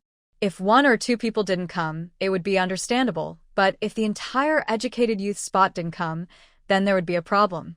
He was afraid that something would happen here, so he asked the deputy captain to arrange for the villagers to go to work, and then he hurried over to see depending on the situation. Seeing so many people gathered together, it would be strange for the captain not to be angry. "Captain, this Yi Jiqing." A kind person quickly went through what happened here, and the captain finally knew the whole story. "Everyone else is going to work. You send Yi Jiqing to the clinic. Let the village doctor take a look." The captain pointed at the kind man just now and ordered. The kind man's face suddenly fell. If he had known earlier, he wouldn't have taken the initiative to explain the situation to the captain. The good guy has yet to be repaid. He reluctantly carried Ye Wanqing on his back and told everyone pitifully, "Help me prove it. I didn't mean to touch her. I really had to obey the captain's order. Hurry up and go." The captain didn't have a good expression either, urging the man with a gloomy face. "How long has this been? You are still talking about something. Minglan, what are you going to do about this?" Shun Jingshu asked Wei Minglan curiously on the way. Even Chen Runan, who had always been cold, looked at her and wanted to know what she said. "Of course I want to get one." "I understand. Let her go if she faints today." "She can't faint every day." Shun Jingshu nodded in agreement. "This matter is big or small. She needs to make it clear so that there won't be any bad blood between her and Li Ronghai." "Well, you can do it if you have a plan in mind." The morning's work was still pulling weeds, and Chen Runan was still the same as before. Working very fast, Shun Jingshu's speed has increased now, and she is already on par with her. "After I finish the work, I will go to the town to sell the 2.5 bags of kiwis." Shun Jingshu wiped her forehead. Han told Chen Runan about his plan. "Okay. I found another chestnut tree yesterday, when I went up the mountain. I'll pick some up later." Chen Runan wanted to go with him to sell chestnuts, not because she was worried about how much Shin Jingshu would sell. Instead of asking her to carry so many chestnuts to sell, she was worried that it would be too hard for her. However, she still did not let her go with her this time. After thinking about it, Chen Runan asked, "Well, do you want me to sell it with you?" "No, I can do it myself." Shin Jingshu said without raising her head, "We will work in 2 directions. Gao, I won't attract other people's attention, okay? Then, be careful." After deciding what they were going to do, the 2 of them worked until they were flying. They finished the remaining work in more than an hour. Seeing that there was not a single in the clean field, Chong asked tentatively, "You 2 work so fast. Do you want to consider changing teams to earn full work points?" No, thank you." Shin Jingshu and Chen Runan replied in unison. Chen Runan often gets wild goods in the mountains, takes them out and sells them casually, which earns more than the work points he earns. A man who spends a whole day working in the fields can only earn full work points. She is a woman. Why bother putting in the effort? Besides, what she earns now is no less than what a laborer with full work points earns. Shin Jingshu is even less likely to agree. In addition to going to the black market to sell things recently, there are more fruits and vegetables in her space than she can finish. If 1 ginseng in the space was sold, it would be enough for her to eat for a year. Besides, Li Chaoyang was coming back soon, and she still had time to date him. So, how could she have time to earn full work points? Full work points, whoever likes to earn them can earn them. They don't make any money anyway. Shun Jingshu went directly to the entrance of the village and took the ox cart, while Chen Runan went straight to the back mountain. There were more people in the black market today than the previous 2 days. The ginseng man's stall was occupied, so Shin Jingshu found an empty space and poured out all the kiwi fruits. Plus tomatoes, cucumbers, eggplants, and pumpkins, the display is full. Her vegetables are fresh and juicy. It is rare to see vegetables of this kind in the market, so there are always people in front of Shin Jingshu's stall, and the kiwi fruit is generally speaking, the sales are relatively slow. People's living standards are generally not high now. It's good to have food to eat. There are also a few families who are willing to spend money to buy fruits. Shin Jingshu looked at the remaining bag of kiwis and planned to change places. Sell. After putting her things away, she went directly to the county hospital. People were coming and going at the entrance of the county hospital. She took a knife and cut a hole under the kiwi fruit bag. A dozen kiwi fruits just rolled out of the bag. Shin Jingshu simply put the bag away. Push it down, leaving the kiwi lying half exposed on the ground. "Hey little girl, what's wrong with you?" A kind-hearted person passing by asked Shin Jingshu. "Sister, I came from the countryside to deliver kiwi fruits to my relatives, but I didn't know that the bag was broken halfway." Shin Jingshu pretended to be a little distressed. Looking at the kiwi fruit on the ground, there was a hint of helplessness in his eyes. "A gift for your relatives? Do you have many relatives and family members? Have you finished eating so many fruits?" When Shin Jingshu saw that this person was having fun, she immediately pretended to be embarrassed and said, "My relatives are very good to our family and give us things from time to time.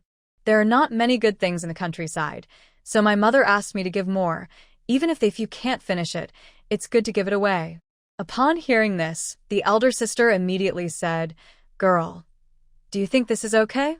She came closer, took a look at the kiwi fruit, and nodded with satisfaction. "Anyway, your relatives are too. If you can't finish it, why don't you share some with me? I don't want more, just 10 or 8 pounds is enough."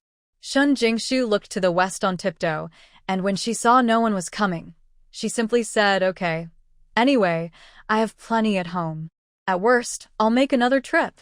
It's just that I don't have a bag." "It's okay. It's the same thing if you put it in my little bag."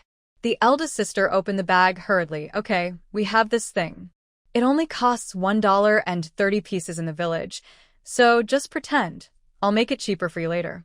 The eldest sister nodded happily, counted the quantity, picked the big one, and put it in her bag, and in the end she only packed 50 pieces. Shin Jingshu said it was difficult to settle the score, so she finally took 10 more and stuffed them into her pocket, charging her exactly 2 yuan. "Girl, it doesn't look like I'm here to buy kiwis. It looks like I came from somewhere. It's the same as picking it secretly." Haha, the eldest sister looked at the bulging pocket and laughed so hard that she could hardly stand up. Shin Jingshu also found it funny. The two talked for a long time before the eldest sister left. Later, Shin Jingshu followed the same method and finally sold it for only about 1 yuan. Seeing that it was almost noon, Shin Jingshu saw that there were still more than half a bag of kiwis. She thought that they would be sold out today, but there were so many left. But there was no way to keep consuming them, and she had to go to work in the afternoon. She tied the bag and planned to carry it to a deserted place and put it away. Girl, wait." Shin Jingshu turned around and saw the eldest sister who had just bought 2 yuan of kiwi fruit and 2 or 3 people heading towards her. As she walked over, she took the kiwi fruit off her body, looked at her eldest sister, and said with a smile, "Sister, what's the matter?" Hey. When the patients in my mother's ward ate the kiwi fruit, they all said it was sweet and sour and appetizing. Even though they were clamoring to buy some, I said I would give mine to them, but they were still unwilling, so they had to let me lead them to you. Shin Jingshu was happy when she heard this. It is true that there is no way out of the mountains and rivers, but there is another village with dark flowers and bright flowers. It's okay if I don't give it to your relatives today, right? Shin Jingshu waved her hands as soon as she heard this. "It's okay. I still have it at home anyway, and it will be the same if I give it to my relatives tomorrow." After hearing what she said, the faces of the 3 people who came, the smile on the girl's face was even bigger. They all brought their own bags and picked up the kiwis happily. The last half of the bag of kiwis was bought for 6 yuan and 30 cents. Shin Jingshu looked at the remaining 10 or so. "I simply gave the kiwis to the eldest sister. Sister, these kiwis are a bit small. Don't dislike them." "Oh, that's so embarrassing." The eldest sister said this, but her hand took them honestly. She came over and said, "What's the matter?" "Thanks to you for introducing me to someone to buy today. My sister just said that my relatives are not at home, otherwise I would have to carry it back," she said, and then whispered, "Sister, my family is here. There are also pure natural wild chestnuts. Do you want them?" "Chestnuts? That stuff is not delicious. My eldest sister is not interested in chestnuts." She ate them in the past when the family had no money. They were not easy to peel. It's delicious. In this way, I will come here at the same time tomorrow. You can try it. If it doesn't taste good, don't take it. Shun Jingshu tried her best to sell it, and using the cover of the bag on her body, she actually took out 2 big tomatoes from the space. He put it into the eldest sister's hand and said, "This is a tomato grown at my home. Take it back and try it." The eldest sister's eyes lit up when she looked at the tomatoes. It's really rare to see such a big and red tomato. As the saying goes, you can treat people with soft hands and eat people with soft mouths. After the eldest sister collected the things, it was natural that she could not refuse. She thought for a while and said, "Bring the chestnuts tomorrow, and I will go back and ask the people in the ward if they want any." Don't worry, the eldest sister can help no matter what. You lost a lot of money. Sister, thank you so much. The two of them exchanged some polite words, and Shin Jingshu hurriedly went to catch the cattle cart on the pretext that she had something to do. When she got home, Chen Runin was waiting for her. Seeing that her face was flushed from exhaustion, she felt a little guilty in her heart, so she hurriedly brought the meal she had brought for her to eat. "How about I go to town tomorrow?" Shin Jingshu gulped down the meal. Slurring her mouth, he said, "It's okay, I'm not tired. By the way, how many chestnuts did you pick?" Chen Runin pointed to the 2 bags leaning against the wall and said, "There were many people during the day, so I picked 4 bags and only brought them over." 2 bags. What she didn't say was that in order to bring the 2 bags of chestnuts, she cut a lot of firewood, borrowed a cart, and hid the chestnuts under the firewood before bringing them over. "Okay, let's go to town together." Shun Jingshu swallowed the food in her mouth and told her about going to the hospital to deliver chestnuts tomorrow. Chen Runin was really impressed by Shin Jingshu. "Tomorrow you go to the black market, and I go to the hospital. Let's split up. Whoever sells out first will go to the other party. If they haven't sold out, we have to gather at the bullock cart before 12 o'clock. Shin Jingshu said about tomorrow's arrangements, and took out the money from selling kiwi fruits. Today, 2.5 bags of kiwi fruits were sold for a total of 21 and 10 cents. She gave Chen Runin 10 yuan and 60 cents and kept 11 yuan for herself, plus what she sold today for vegetables. Shin Jingshu earned 32 yuan today. Chen Runin was not polite to her either, and he readily put the money in his pocket. She felt that life was getting better day by day. In the past, when she got wild products, she would either keep them for herself or send them to her parents in her hometown. She also went to the black market to try her luck, but her luck didn't seem to be very good, and sometimes she even lost a dime. Entrance fee. Now it's different with Shun Jingshu. She only made more than 18 yuan by selling kiwi fruit twice, which she never dared to think about before. Besides, this is just one kind of kiwi fruit. She knew where there were wild chestnuts, wild mushrooms, fungus, wild wolfberry, wild fish and shrimp, and various herbs on the mountain. Chen Runin was full of enthusiasm for her future life. For the first time, she felt that going to the countryside didn't seem so hard. Oh. When he was at work in the afternoon, Chen Runin wanted to help Shin Jingshu do more work. Shun Jingshu didn't refuse, but she wasn't too lazy and tried her best to complete the work. An hour and a half later, their group was the first to complete the task. The two went to the mountain together. Chen Runin was responsible for beating chestnuts on the tree, and Shin Jingshu was responsible for picking up the bags below. 2 big bags of chestnuts were soon filled. The two of them picked them up when they were ready, and picked the rest after all 6 bags were sold. Shun Jingshu thought the fish he ate last time was good, and suggested that Chen Runin catch a few more fish and take them to the black market tomorrow to try. Chen Runin naturally agreed, found a strong tree branch, and then used a knife to sharpen the tip. Jian started to go into the water to catch fish. They worked until dark and caught 6 fish in total. The fish were quite big, so they took advantage of the darkness to take the chestnuts and fish home. Wei Minglan knew that the two of them often went up the mountain to look for wildfire goods, but she was still surprised when they saw so many chestnuts on their backs. "You two are rich." Wei Minglan came over to help them unload the chestnuts from the car, with envy in her eyes. "There was no jealousy, girl. Do you want to hang out with us?" Shun Jingshu hugged Wei Minglin's shoulders carelessly, looking like he was teasing a good woman. Chen Runin wanted to laugh when he saw Shin Jingshu like this, but he didn't expect this person. There are still times when he is so immoral. Put him down. Wei Minglan leaned her head on Shin Jingshu's shoulder and said feebly, "It will kill me to earn those few work points every day. I still keep this money. You guys earn it." Shin Jingshu and Chen Runin looked at each other and laughed. Wei Minglin's family is not short of money. I heard that the reason why she went to the countryside was influenced by her parents' work. However, the political situation and decisions above are changing rapidly. Maybe one day Miss Wei will return to the city to enjoy her life. After dinner in the evening, Shin Jingshu finally had time to breathe. She took a comfortable bath in the space, harvested vegetables and other things, tied them into a small bundle with the pulled vegetable vines, and planned to take them with her to sell them tomorrow, and finally went to put up the chicken coop. I have been putting off the chicken coop for several days, so I started to do it as soon as I had time today. After finishing all this work, she sat on the edge of the ground and looked at the growing seedlings with a happy face. She had spent the past 2 days. She had time to go to Uncle Ginseng's house to take a look, but she only had less than 100 yuan on hand, so she had to find a way to get more money.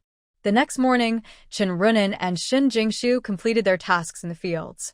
Finally, the two went back to load the chestnuts on the car and spread a lot of firewood on top of the chestnuts for cover. Most of the people in the village were working in the fields. Occasionally, they met a few older people who asked about it. The person just said to pull some firewood and go to town to exchange for some daily necessities. After walking for more than an hour, Shin Jingshu first sent Chen Runin to the black market and asked her to place it where she usually placed it, and then gave it to the uncle selling sugar next to her. He gave me some chestnuts and promised to borrow his scale later. The uncle who got the benefit readily agreed. Shin Jingshu also took the opportunity to use a scale to weigh the chestnuts into a 5-pound bag and then put them into a large chemical fiber bag. Shin Jingshu arranged for Chen Runin and then pulled the cart. Got to the hospital. As soon as I arrived at the hospital, I saw from a distance that the eldest sister from yesterday was waiting at the door with about 10 people.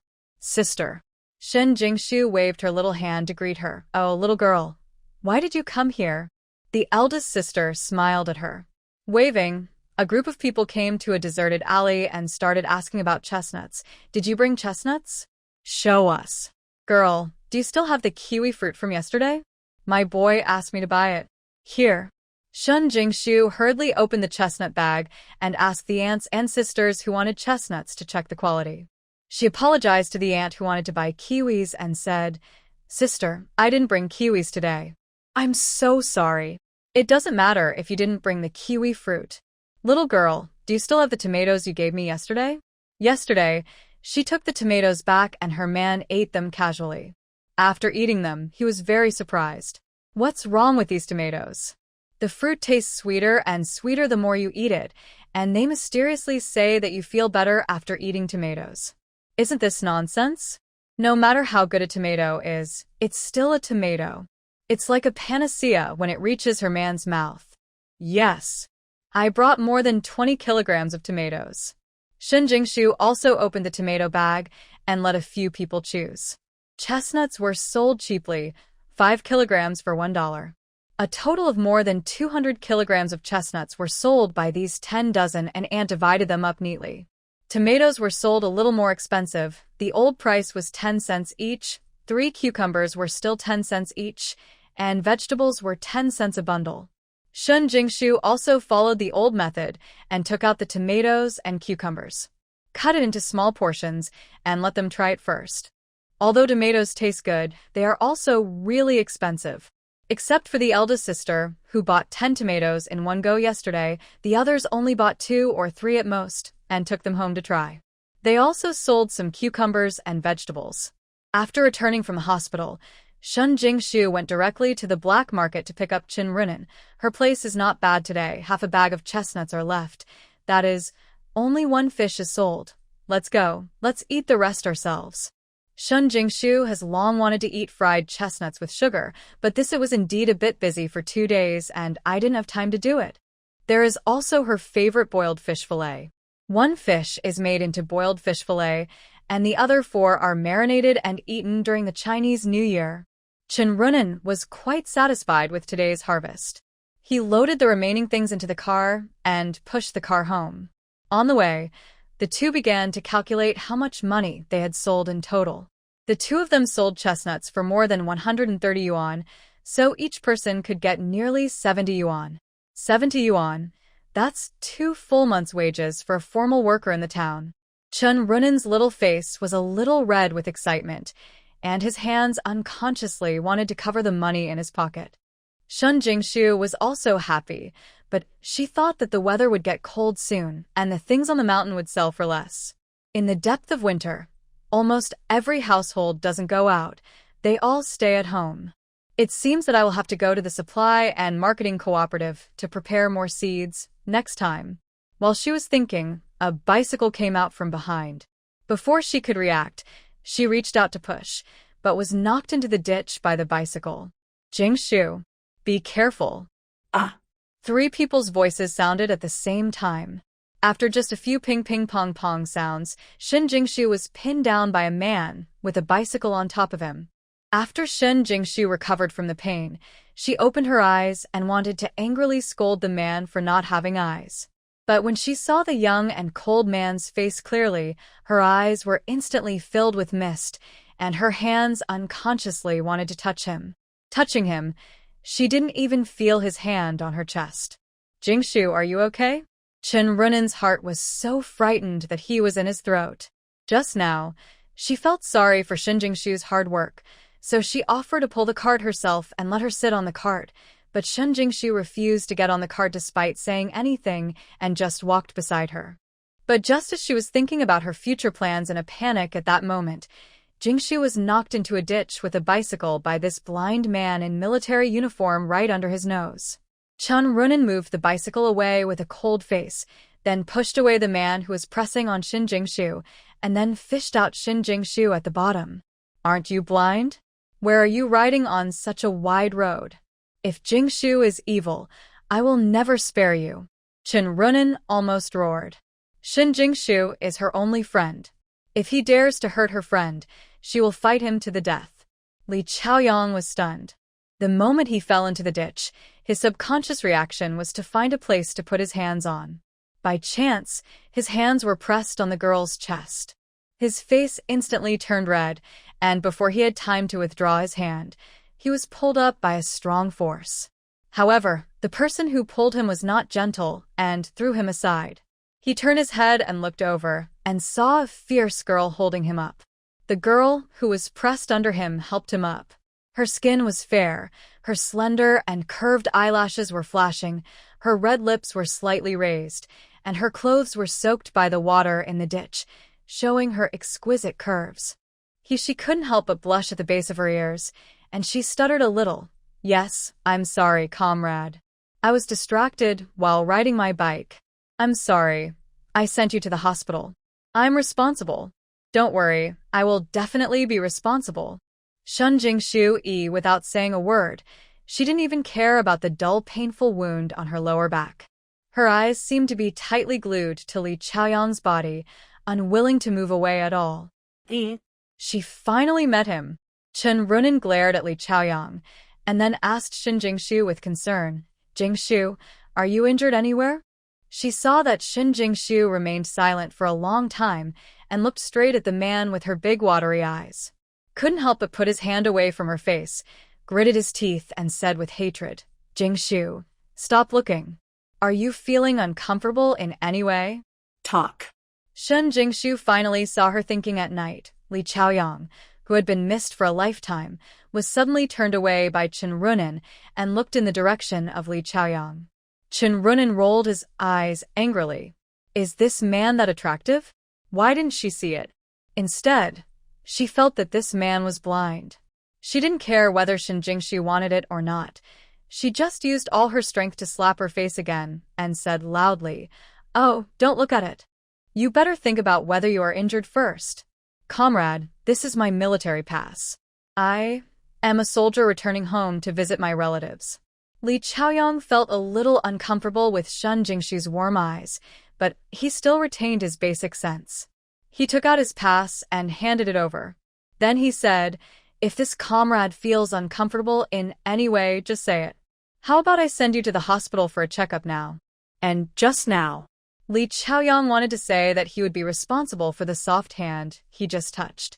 He also tightened it slightly, but he was afraid that if he said it like this, the girl would be angry. Chen Runin glanced at him, reached out and took the pass and took a look at it. It read, People's Liberation Army of China, Unit 81322, and there was a red stamp on it. The seal, written on the second page, Comrade Li Chaoyang from our headquarters is here to take you from Beijing, Tianjin, Tangshan, Shanhaiguan, Shenyang, Bunxi, and Phoenix City to the Red Star Commune of Dong Province. When Chen Runin saw the Red Star Commune, he asked suspiciously, "One sentence, are you going back to Hongxing Commune to visit relatives?" Li Chaoyang didn't know why, so he nodded and said, "Well, I am from Hongxing Commune, and my parents are villagers from Hongxing Commune." Isn't this a coincidence? Xin Jingshu has recovered from the shock, but her eyes are still reluctant to move away from Li Chaoyang's body. In his previous life, Li Chaoyang also drowned himself in the water while riding a bicycle. In the ditch. She didn't expect that in this life, he would be so impatient that he would be hit before he got to the Red Star Commune. There was a throbbing pain in her lower back, and she couldn't help but snorted. "Hiss, what's wrong? Jingshu, are you injured? Where does it hurt?" Chen Runin supported Xin Jingshu and let her lean against him. Li Chaoyang couldn't help but take 2 steps forward. Before he could say anything, he heard Xin Jingshu humming slightly with a hint of crying and grievance. "My back hurts." Li Chaoyang only felt that her voice was like a hook, and it made him feel unbearable. "Let me see." Chen Runin's heart ached tightly. Just when he was about to lift her clothes to check, he saw Li Chaoyang was still staring at Jingshu like a wooden stake. He couldn't help but darken his face and shouted, "Turn around." Li Chaoyang came to his senses after being yelled at and quickly turned his back. The words "my back hurts" kept echoing in his ears. "Runin, don't be so cruel to him." Shan Jingshu glanced at Chen Runin, but she couldn't bear to be harsh on the person she cared about most. "Whose side are you on? I'm not doing this for your own good." Chen Runin glared at her speechlessly. She had reason to suspect that there was nothing wrong with her friend's back, but her brain was a bit seriously injured. She was so angry that she was really worried.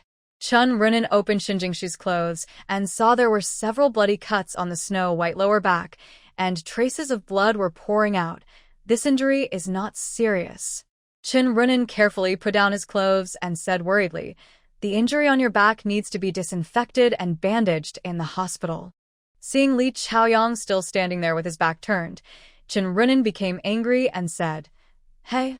Li Chaoyang felt that this hey should be called him, so he turned around dully and asked quickly, "How is it? Do you want to go to the hospital? Do you want to go to the hospital? What are you doing in a hurry when you ride so fast? My friend is so weak and is pinned down by you and your broken bicycle. Do you think anything will happen?" This is probably the most words Xin Jingshu has spoken since she met Chen Runin. Xin Jingshu felt warm in her heart, but she also felt sorry for Li Chaoyang being scolded by her like this. She hurriedly tugged at the corner of her clothes to smooth things over. "Runin, you calm down first. I think it's okay. It just hurts a little. Don't be so fierce." As she said that, she looked at Li Chaoyang with starry eyes and said in a soft voice, "Comrade, I need to trouble you to send me to the hospital. Maybe the injury on my back needs to be disinfected and bandaged." Chen Runin, Xin Jingshu, you can I add a little more? No trouble, no trouble. It's my fault in the first place. I'll take you to the hospital right now. Li Chaoyang looked at Xin Jingshu's red lips opening and closing and licked his own lips unconsciously. His heartstrings plucked violently at this moment, and the waves were rippled layer by layer. He quickly agreed and turned around. He picked up the bicycle from the ditch and turned the pedals. Seeing that there was no problem, he asked, "How about I take you there on a bicycle? It would be faster." He looked at Xin Jingshu, asking for her permission. Opinion, no.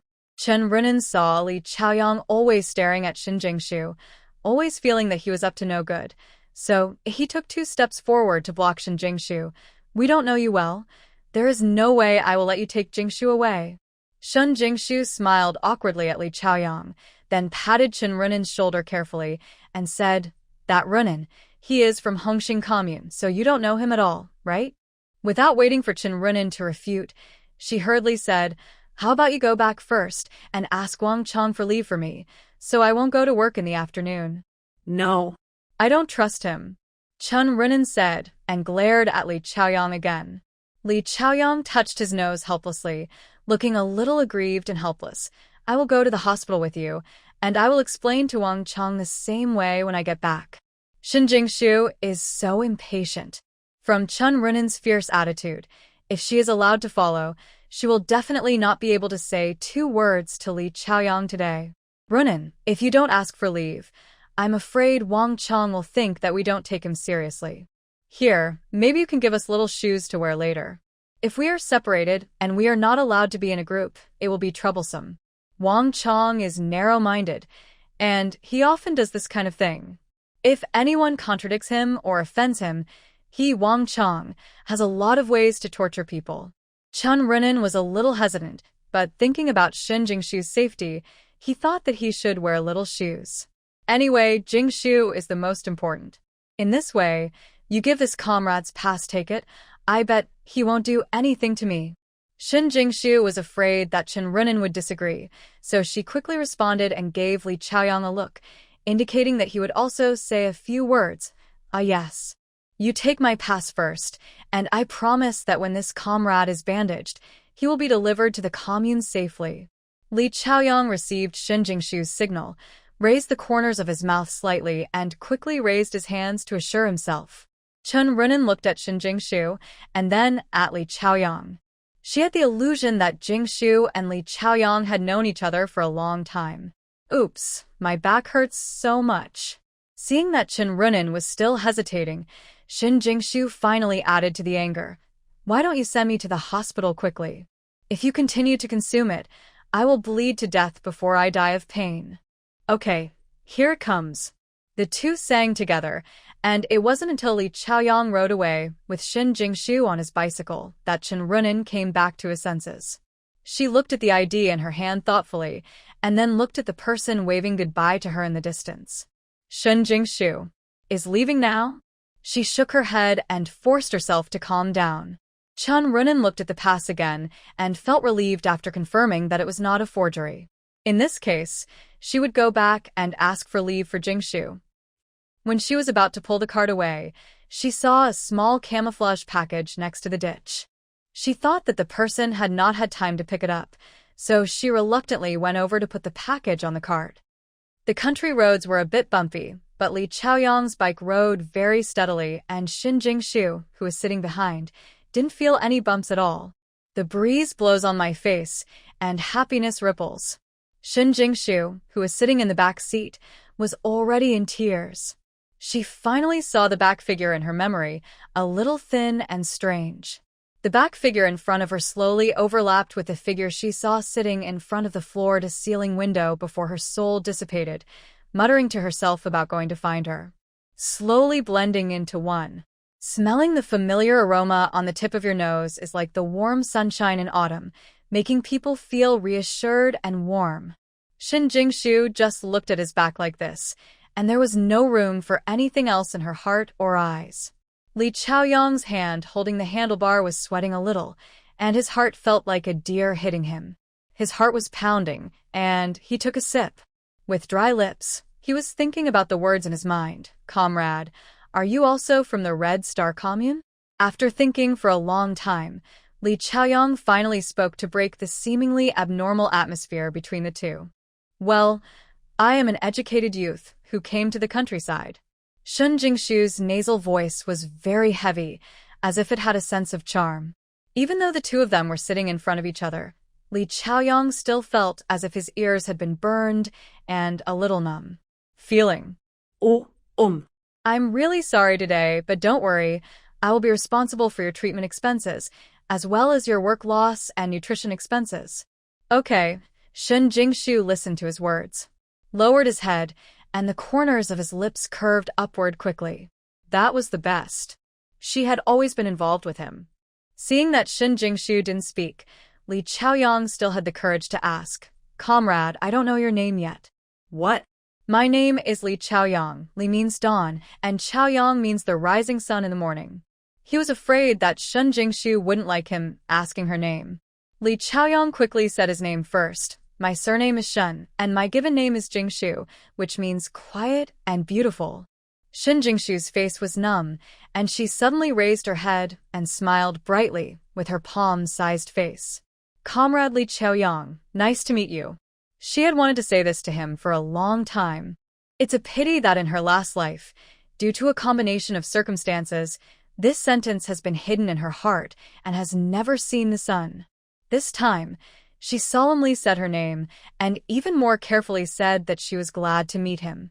In this life, she wanted to get to know him again and get to know him well. Hello, I'm glad to meet you too. Li Chaoyang replied cautiously, his face flushed like Guangong. She called her name. It sounded so nice. In front of her, he seemed to have suddenly changed. His attitude was stiff, and his speech was stammering. He was completely different from the talkative and steady person he usually was. How long will it take for you to return to the army for this visit? Shen Jingshu realized that he a little nervous. I found a topic to chat with him. 1 month. I will be delayed for about 10 days on the road. I can probably stay in Hongxing commune for about 20 days. 20 days. Shen Jingshu murmured in a low voice. The smile in her eyes was almost Songdu couldn't hide it any longer. 20 days was enough for her to capture Li Chaoyang. Well, then you won't be at home to celebrate the New Year this year? Yes, maybe. I can come back in April or May after the New Year. Li Chaoyang didn't know why he said this. He will have a half-month vacation in April or May next year. Originally, he did not plan to come back. He thought of taking advantage of this period to apply to the Ministry of Armed Forces to learn some knowledge about weapons and equipment. Oh, that's good. Then I've seen you. Shen Jingshu didn't hide the joy in her voice, just exposed to the sun. The tips of Li Chaoyang's ears turned red, and the corners of her lips couldn't help but rise. She said she could see you again. Does it mean that she wants to see herself? When he thought of this, Li Chaoyang's heart started beating wildly, and he felt a little more at a loss, a little nervous, and a little frightened. 10 minutes later, they arrived at the hospital. Li Chaoyang parked the car and then stretched out his hand to help Shen Jingshu get out of the car. But when he thought about men and women not being intimate, he felt it was inappropriate. The next second, Shen Jingshu's white hand was already on the arm. Li Chaoyang, my back hurts so much. Please hold me a little more. Li Chaoyang didn't dare to move his hands, just letting her hold him. He bent slightly, exerting all his strength. So much, so that I used too much force. The whole person seemed a little stiff. Shen Jingshu noticed his strangeness and couldn't help but want to laugh, but she was afraid of making him feel embarrassed, so she had to hold it back. When they arrived in the waiting room, Li Chaoyang helped Shen Jingshu sit down and wait. While waiting, he ran to register, inquire about the location of the consulting room, and pay. Let's go. The surgery is at the far south. He came back with the list in his hand, stretched out his other arm, and put it in front of Shen Jingshu, motioning for her to support him. He kept reminding her to be careful and slow down. After checking the wound, the doctor disinfected and applied medicine to her. To Shen Jingshu, the pain was nothing, but as soon as she walked outside the consulting room, she saw a look on her face. Li Chaoyang was anxiously waiting for her to come out. Shen Jingshu couldn't help but her eyes were red, and she was about to cry as soon as she curled her lips. Li Chaoyang, it hurts so much. Li Chaoyang was so heartbroken by her little appearance. She felt pain. I'm sorry. I'm sorry. It's all my fault. Shen Jingshu made a silent gesture towards him, and then said aggrievedly, the doctor said there might be scars. Li Chaoyang, it would be ugly to have scars. I don't want to leave a scar. Actually, the doctor didn't say that at all. It's okay. It's okay. Even if there is a scar on the back, others won't be able to see it. Li Chaoyang couldn't think of any good words to persuade her no. Shen Jingshu immediately became unwilling after hearing this from now on. My partner will see it. What if he dislikes such an ugly scar? Li Chaoyang felt sad when she heard that her partner would see it. You have a partner? Yes. Shun Jingshu glanced at him and curled her lips. Not now, but there will definitely be one in the future. Hearing what she said, Li Chaoyang breathed a sigh of relief. She doesn't have a partner yet, that's good. As for what is good, only he himself knows. Li Chaoyang was a little nervous. The words stuck in his throat, and he didn't know whether to say it or not. In the end, reason prevailed over impulse. He lowered his eyes slightly, avoiding Shin Jingshu's eyes, and said, If your partner dislikes you in the future, How are you? Shin Jingshu was teasing him on purpose. She wanted to know if he fell in love at first sight like she did. I will explain to him. This is all my fault. It was me who caused you to have scars. If he is not satisfied, I can stand still and let him beat him until he breathes out. Shin Jingshu was struck by the answer made me dumbfounded, and finally she said, Fool. Back at Red Star Commune, Shin Jingshu asked Li Chaoyang to take her home. After entering, she let Li Chaoyang help her to her room. This was the first time Li Chaoyang entered the girl's bedroom. His eyes were not good-looking at all. He just lowered his head and looked at the white jade hand on his own. In his memory, the hands used for farm work were particularly rough, and some there were even many cracks, but this hand was as white and delicate as a baby's skin. The small one seemed to have no bones and was soft. Shin Jingshu was injured on her back, so naturally she had no injuries. He dared to lie on the bed, so he could only lie down. Seeing that she was lying down, Li Chaoyang pulled the neatly folded quilt to cover her with a wink. Are you thirsty? Do you want some water? Shun Jingshu, a big man like after half a day, she was really thirsty. She pointed to the teapot beside the bed and said, There is hot water. Please pour some for me. Li Chaoyang did as he was told, poured a glass of water, and handed it to her. Whether intentionally or not, Shun Jingshu accepted it. While holding the cup, his finger accidentally touched his. Li Chaoyang's first reaction was to withdraw his hand, but he was worried that Shin Jingshu hadn't grasped the cup yet, so he had to hold back. Shin Jingshu's little idea succeeded, and she drank a whole glass of water happily. Do you want more? Shin Jingshu shook her head and hummed. Yeah, no. Her tone sounded like coquettishness, but also like following. It was like a very close person was talking. Li Chaoyang was stunned by her, and he was as clueless as a new recruit. The two were silent for a while. Neither of them spoke. In the end, Li Chaoyang, who was standing and didn't know where to put his hands, spoke first. You are injured and have difficulty moving. Can I bring you dinner? What do you want to eat? Li Chaoyang. Shin Jingshu tilted her head and looked at Li Chaoyang and said pitifully, well, Li Chaoyang should have reacted naturally and quickly, and blushed again after reacting. He and she were the first ones today. We met in one day, but it felt like we had known her for a long time, especially when she called her by her name. So natural and smooth. I'm hungry now. I haven't eaten lunch yet. Shun Jingshu covered her face with her hands in embarrassment and said with some slurred speech, Can you please help me? Get something to eat. Okay, wait. After Li Chaoyang said that, he ran away. Shun Jingshu looked from the window and saw him running out of the yard quickly. She heard the door being closed. The sound of closing. Could it be that he went back to his house to cook? Without any time to think about it, Shin Jingshu quickly got up from the bed and hurriedly went to the toilet outside to solve her internal crisis. I'm suffocated to death. I'm suffocated to death. A living person really has to be suffocated to death by that. Li Chaoyang ran back home. His parents both go to work in the fields, and only grandma is at home. The old lady was sitting on the stone at the door basking in the sun. She saw a man in military uniform running towards her from a distance. The closer the figure got, the more familiar she felt. Until Li Chaoyang called her grandma. Only then did the old lady see that her precious grandson was back. Oh, my grandson Chaoyang, you're back. I miss you so much. Come on, let me take a good look at you to see if you have lost any weight.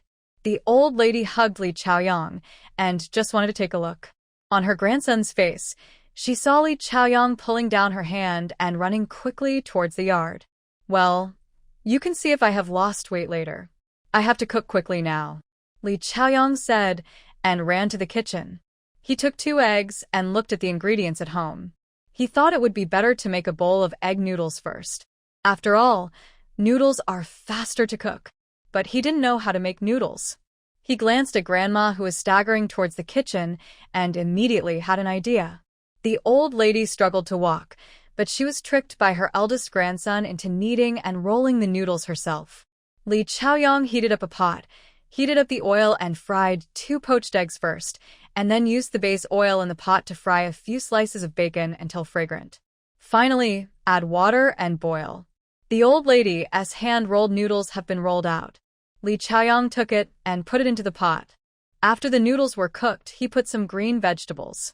A big bowl was filled with noodles, and the 2 were golden. The poached eggs were lying on the top like this. Grandson, are you hungry? Eat quickly. Handmade noodles are delicious while they are hot. The old lady looked at Li Chaoyang distressfully and urged him to eat quickly. Well, I'm not eating this noodles. It's made for Xin Jingshu, Shun Jiqing, Li Chaoyang explained, holding the noodles and walking outside. Well, I'm going to deliver noodles to Xin Jiqing. You can rest at home for a while. I'll be back later, he said and left. No, he ran away. The old lady couldn't catch up with him. She could only hold on to the door frame and look at her eldest grandson's back. Did she hear it correctly? The eldest grandson said that the noodles were sent to an educated youth who was called Shin.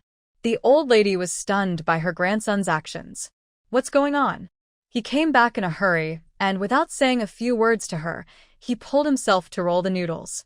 After the noodles were cooked, the eldest grandson didn't eat a bite, so he took it and said it was for some educated youth. Is that educated youth who is Shun something male? Female? Why did the eldest grandson meet an educated youth just after he came back? Is the relationship good enough to give her noodles? The old lady stared blankly at the dust still floating on the ground, thoughtfully. Eat it while it's hot. I didn't know what you like to eat, so I made some noodles. Li Chaoyang put the bowls and chopsticks aside. On the table, he tried to help Shun Jingshu up. Li Chaoyang, I'm in pain, you feed me, okay? Shun Jingshu frowned, as if she was hurt, and her voice was a little hoarse. Oh, okay. Li Chaoyang saw that she was too uncomfortable to get up, so he squatted in front of her bed with the dishes and chopsticks, picked up 2 noodles and brought them to her mouth. Be careful, because it's hot. Shun Jingshu narrowed her eyes and felt happy. Bubbles, Li Chaoyang is really easy to fool. After a bowl of noodles went into her stomach, Shun Jingshu felt much better. She just kept lying like this, feeling a little uncomfortable. Li Chaoyang put down the bowl and chopsticks, took out a handkerchief from his arms and asked her to wipe her mouth, looking at her satisfied after eating and drinking. Looking like this, Li Chaoyang felt quite accomplished. I'll bring you whatever you want to eat tonight. Shun Jingshu rolled her eyes and looked at him with crooked eyebrows. What's your specialty? Li Chaoyang scratched his head in embarrassment, thinking about his appalling cooking skills. He was worried about how he could cook. When he was at home, his mother cooked, and when he got to the army, he ate from a big pot. As for what he could do, then only fried poached eggs. I'm not very good at cooking. Just tell me what you want to eat, and I'll let my mother cook it. That's so embarrassing. Shun Jingshu and Li Chaoyang's mother met once in their last life, and they couldn't even talk. She didn't say anything before. She must marry Li Chaoyang in this life. She asked her mother-in-law to cook for her before she got married. Shun Jingshu said that she deserved it. Can you make porridge? I want to drink porridge tonight. Shun Jingshu didn't embarrass him and said a porridge that she thought was relatively simple. Okay, I'll give you porridge tonight. He nodded, and then he took out 5 unity cards from his pocket and put the money in Shun Jingshu's hand. He rubbed his hands nervously and apologized for hurting her. Xin Jiqing, I'm really sorry for what happened today.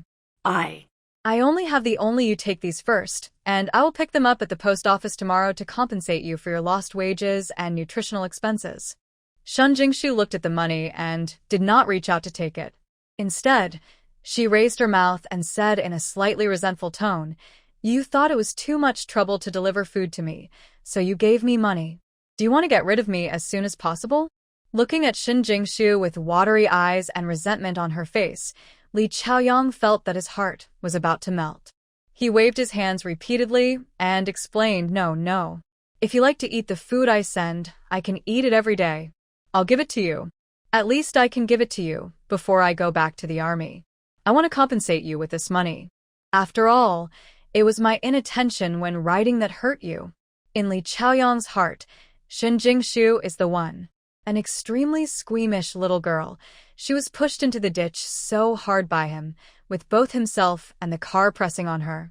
She must have been seriously injured, otherwise she wouldn't have had red eyes at every turn. That's okay. You give me this every day. I'll deliver the food, but I don't want the money. Shen Jingshu's face suddenly turned gloomy, and the light in the room became a little brighter. Isn't this good? It's not bad. Yes. Shen Jingshu looked up at Li Chaoyang. He was so handsome from this angle. His complexion is fair, his features are smooth and clear, and his eyebrows are slender and powerful, which makes him appear courageous and perseverant. His high nose bridge and slender chin outline his masculinity. Against the backdrop of his military uniform, he looks particularly upright and energetic. Such a good Li Chaoyang. Why did I lose him in my previous life? Li Chaoyang, do you have a partner? Shen Jingshu suddenly wanted to tease him, but knowing that he didn't have a partner, she still asked deliberately, no. Li Chaoyang averted his eyes, tightened his throat, and avoided the burning heat. Her heart began to beat uncontrollably again. What a coincidence. Neither did I. Shen Jingshu looked away with a smile, supporting her upper body with her arms and unconsciously circling her fingers, thinking about her mourning. His hand had already touched the girl, and Li Chaoyang's expression was slightly unnatural. If he did that, could he and her have a physical relationship? Well, I don't have a partner. I am currently a company commander in the army, and my parents are still alive at home. There is also a grandma. I am the only child in the family, and my family relationship is simple. My salary is 50 per month. Shen Jingshu did not expect that Li Chaoyang would explain his family's situation so clearly, as if reporting on work.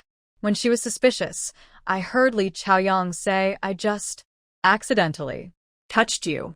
There.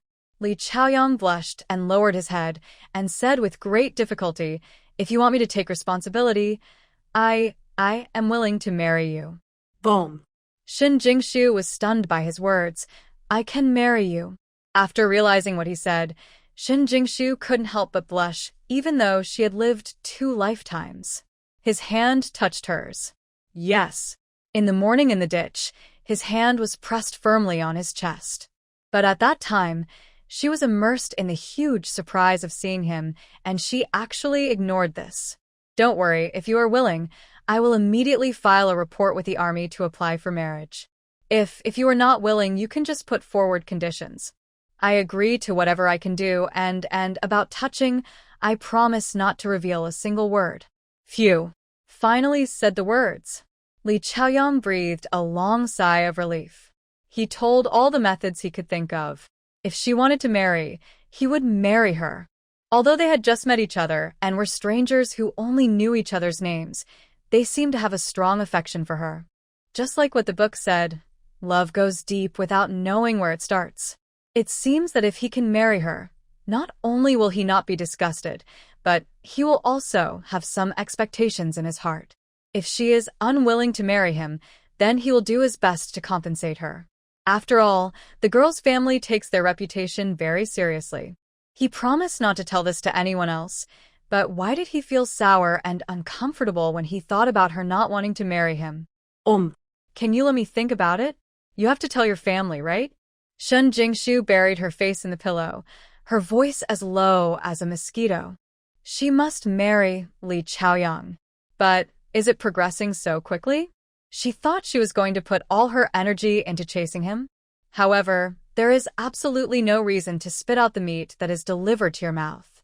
Shen Jingshu thought about it and was afraid that Li Chaoyang would regret it, so she added, Li Chaoyang, I was touched by you. I can't marry anyone else. It's unfair to my future partner. I need to tell my parents. Let's talk to your family. Li Chaoyang nodded in agreement. Okay, I'll come over after I deliver food to you in the evening. Li Chaoyang felt that the room was a little stuffy and cramped, so he said in a hurry. Left. As soon as he left, Shin Jingshu, who was lying on her back, immediately sat up and pulled the injury on her lower back. She cried out twice in pain. After the pain passed, Shin Jingshu grinned and trembled all over. The wooden bed began to squeak in protest. Things went smoothly, which was a bit ridiculous, but it was extremely in line with her wishes. She didn't expect that her efficiency would be so high. The first time I met him, I made him willing to take responsibility for himself. Thinking of her previous life, Li Chaoyang also knocked herself into the ditch, but she was alone at that time. After being hit, she got up from the ground, glanced at Li Chaoyang briefly, and ran away quickly. She heard Li Chaoyang calling her from behind. Comrade, are you okay? My name is Li Chaoyang. Where are you injured? You can go to Hongxing commune to find me. She ran so fast that she couldn't hear his words clearly, but his name and his tall figure were firmly imprinted in her heart. On the third day after being hit, she was caught in bed by villagers and forced to marry Jiang Hongjun. Li Chaoyang, you are mine. She smiled, but tears flowed from the corners of Shin Jingshu's eyes. She sniffed, as if she was determined and making an oath. Li Chaoyang, who left Shin Jingshu, did not go home, but went directly to the fields. While walking, he inquired about the place where his parents worked. The people in the village were very enthusiastic about Li Chaoyang, and people greeted him from time to time. Even the female educated youth, who didn't know her, secretly blushed when she saw him. His appearance and temperament are really outstanding, especially his military uniform, which makes him look particularly upright and dignified. Li Chaoyang found his mother Zheng Yuexia. Zheng Yuexia had not seen her son for almost a year. When she saw her son suddenly, she threw away the farm tools in her hands, hugged Li Chaoyang and cried, "Chaoyang, are you okay?" "I'm back. My mother misses you so much, woohoo. I've lost weight, son." "Why have you lost so much weight? Is it because you can't eat well or sleep well in the army?" If it had been in the past, Li Chaoyang would have comforted his mother. But now all he could think about was Shin Jingshu's shy little face and soft tone. He calmed down, took Zheng Yuexia's hand, and said, "Mom, call Dad up. I have something to talk to you about." "Explain." Zheng Yuexia saw her son's serious expression and knew that this was not the place to talk. She picked up the farm tools and went to the team leader to tell her that there was something at home, and then hurriedly went to find her man. "My son has always been steady, but this is the first time he has something to say to him so seriously." Zheng Yuexia's heart was pounding, and she always felt that what her son was going to say was not a trivial matter. Out of curiosity, Zheng Yuexia was already out of breath when she took her husband Li Montsong home. She didn't have time to rest. She grabbed Li Chaoyang's hand and asked, "My son, what do you want to say?" "Say it now." Li Chaoyang helped her sit down. Next, he glanced at his father and grandma again, and then told the story of bumping into the educated youth Shin Jingshu, but he was not embarrassed to say that his hand touched her, so he only summed it up by saying that he had physical contact. "So, I am going to marry Shin Jingshu." Li Chaoyang finally summarized the matter concisely. "Shin Jingshu? I know that girl is Shin Jiqing, who works extremely well and makes everyone smile." Zheng Yuexia has heard of Shin Jingshu. Ruanen works at the same speed, and this girl is so handsome. Li Montsong took a puff of dry cigarette, and it clicked without making a sound. How could he decide who his son wanted to marry? Li Chaoyang has had big ideas since he was a child. After graduating from high school, he planned to use connections to let him go to work in the town, but he didn't expect that he wanted to join the army. Not only did he send money and checks to his family every month, the old lady looked at her grandson and looked at his daughter-in-law. He wisely chose not to interrupt at this time. "Anyway, my son doesn't have anything to say about family matters. What the daughter-in-law says doesn't count. Only what the grandchildren say counts." "Well, I think Shin Jiqing is pretty good. It was my fault in this matter first, and the family got hurt." Li Chaoyang put all the responsibility on himself, glanced at Zheng Yuexia and said, "Father, mother, if you don't have any objections, this matter is settled." Li Song exhaled smoke, glanced at Zheng Yuexia, and then at his mother. Without saying a word, as long as you like it, your father and I will do it. Noib Yixjin. Zheng Yuexia made the decision directly. Her son is 23 years old this year. She had been urging her son to go on a blind date and get married before. Li Chaoyang always shied away from being busy with the army and ignored these things for the time being. Now, he took the initiative to solve a lifelong matter. How could she be unwilling? Fortunately, Shen Jiqing's reputation in the commune was quite good, and he was also gentle in speech. He seemed to be easy to get along with at first sight. With the consent of his family, Li Chaoyang finally showed a smile on his face. Mom, Shen Jiqing is injured and can't move in bed. Please teach me how to make porridge, and I will send it to her later. What? She's injured. Is it serious? Your father and I will go and see her. When Zheng Yuexia heard this, she turned around and looked at Li Song, who was still smoking, and shouted, "Smoke, smoke, smoke all day long. Don't let go of the cigarette. Don't you hear me? My daughter-in-law is injured. Why don't you go and see if there is anything you can buy at home? Give it to Shen Jiqing. If you don't have it at home, go to the supply and marketing cooperative to buy it. Zheng Yuexia gave me a headache. He doesn't have a penny, and his hobby is smoking dry cigarettes. He buys the cheapest tobacco leaves. Okay, I'll go right away." Li Song obediently returned to the house to look for something. At this moment, Mrs. Li also understood in her heart who the bowl of hand-made noodles was for at noon.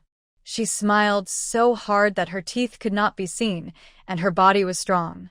According to the speed of her eldest grandchild, there is no guarantee that she will be able to hold her great-grandchild by the end of next year. Mom, Dad, please stop working. Li Chaoyang became panicked when Zheng Yuexia said this. Shen Jiqing said that she has to talk to her parents first. It's not certain yet. What's the matter? Zheng Yuexia waved her hands indifferently. Even if her parents don't agree, let's not talk about her getting married yet. I don't want to marry you, you hit her, so we should give her some nutrition, right? Also, she is injured and can't work, so you have to compensate her for her work points. Do you want me and your father to pretend to be okay? Don't you know? That girl can't say that our family is unreasonable. This time, I came with your father just to see if she was injured. Don't worry, son. Daughter-in-law, you're right. The old lady gave Zheng Yuexia a thumbs-up gesture, embodying her words in agreement with her daughter-in-law. Zheng Yuexia gave the old lady a look that said she understood me. Li Chaoyang thought for a while and felt that this was also the case. But when he thought of Shen Jingshu's shy little face, he said, "Okay, I can send you the things. You guys, you can't go." Why can't you go? Zheng Yuexia looked at Li Chaoyang in confusion. She wanted to see what her daughter-in-law looked like in the name of a visit. Wasn't it too much? I just can't go. Li Chaoyang didn't know what to say, so he took Zheng Yuexia's arm and walked to the kitchen. Mom, please teach me how to make porridge first. In the evening, Chen Runin and Wei Minglan came back from work. He went straight to her room and saw her lying on the bed, so he quickly came over to ask. Jingshu, what do you say about going to the hospital? Will there be any sequelae? Jingshu, are you still in pain? Don't worry, Runin, and I will beat up the man who hit you later. Wei Minglan saw it. Shin Jingshu looked pitiful lying on the bed, unable to move. She was so angry that she wanted to beat up the man who bumped into her. No, I'm just pretending. Li Chaoyang would come to deliver food to her later, and she didn't want to. Wei Minglan and Chen Runin had too many bad impressions of Li Chaoyang. After all, they would have to meet each other more often in the future. As she said that, she got out of bed and took 2 steps in the room to prove that she was really fine. Chen Runin and Wei Minglan stretched out their hands to help her, but Shin Jingshu waved them away. Look, I told you I'm fine. Seeing her like this, Wei Minglan and Chen Runin were relieved. Even if you are hurt, it's not serious, so we can't spare that person easily. Chen Runin became angry when he thought of that person. A grown man can hit someone while riding a bicycle. I'm really sorry for wearing that military uniform. Yes. Just lie down on the bed and let him pay. Wei Minglan also agreed, looking like she would not give up until Li Chaoyang peeled off his skin. Li Chaoyang was holding preserved egg and vegetable porridge and sneezed countless times along the way. After entering the yard, he found that the lights were on in Shin Jingshu's room, so he walked directly in.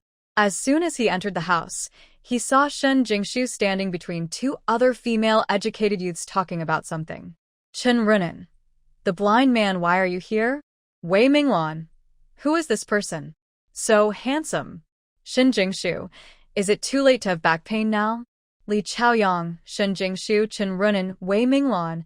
The four of them. You look at me, I look at you. Why are you up? Are you still hurting?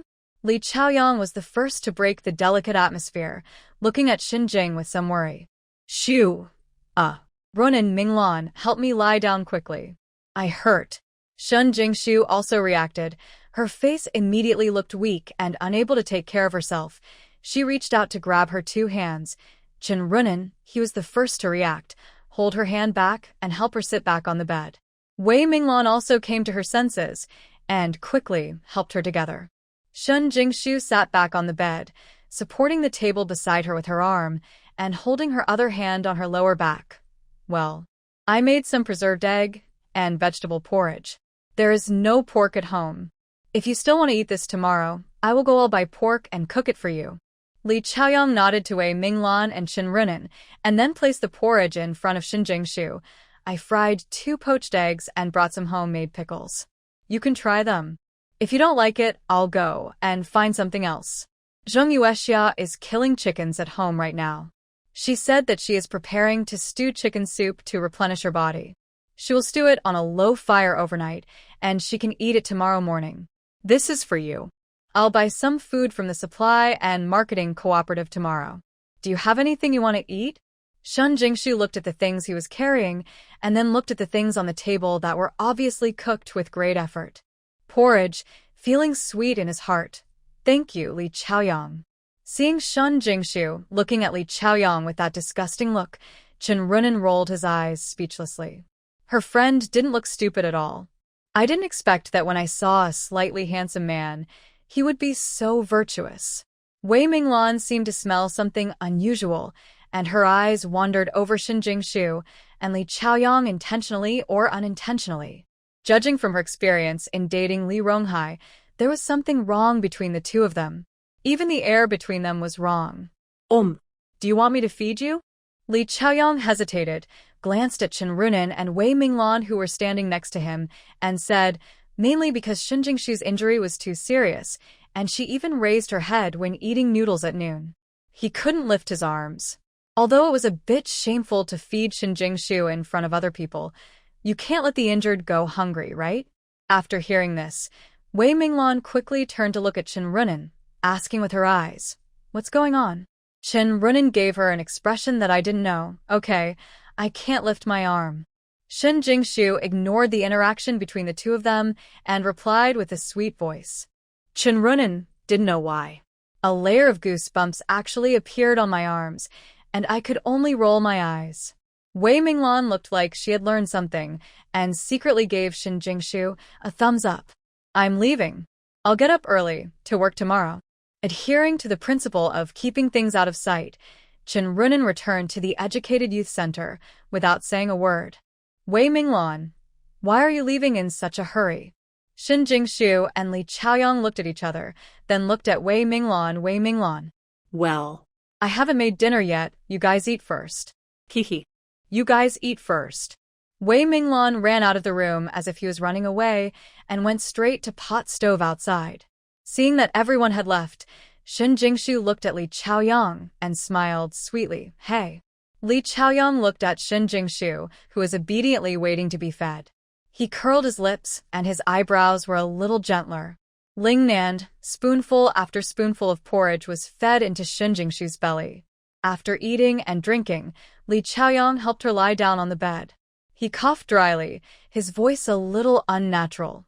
Well, I told my parents they have no objection. What? Shin Jingshu just found a comfortable position, and before she could realize what he was talking about, Li Chaoyang's face turned red, and she didn't know where to put her hands, and her palms were sweating. Suddenly, his eyes flashed with determination, as if he was trying to gather all his courage at this moment. Comrade Shen, my parents agree with our matter, so if there is no problem with you, I can propose marriage to you at any time. Shun Jing, a faint blush quickly appeared on Shu's face, and a delicate shyness bloomed quietly between her eyebrows, like a budding lotus. Oh, She responded softly, unable to see it with her lowered eyes. The expression on Li Chaoyang's face. But you can just see his hands clenched into fists because of nervousness. He should be more nervous than himself. Shun Jingshu didn't dare to ask him now. Was he marrying her purely out of responsibility, or did he also like her a little bit? However, none of this matters. As long as they are married, she will have a lot of time to spend with him. She believes that he will definitely like her. If I feel better tomorrow, can you take me to town? Shun Jingshu raised her head and glanced at Li Chaoyang shyly. I want to call my parents and tell them. For a moment, Li Chaoyang nodded quickly. Okay. Shun Jingshu nodded, and after a moment of silence, her eyes accidentally glanced at the medicine placed aside. She rolled her eyes and said, Li Chaoyang, please twist that medicine for me. Open. She pointed at a small white bottle. Li Chaoyang obediently took the small bottle, unscrewed the lid, and opened it in front of her. okay. Shun Jingshu stretched out her right hand with difficulty and poked the medicine bottle with her index finger. A little ointment.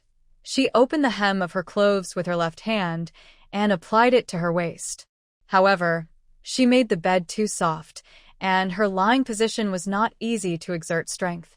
When her arms were raised back, her waist would tighten unconsciously, which made her cry in pain. Li Chaoyang didn't expect to see such a scene at all.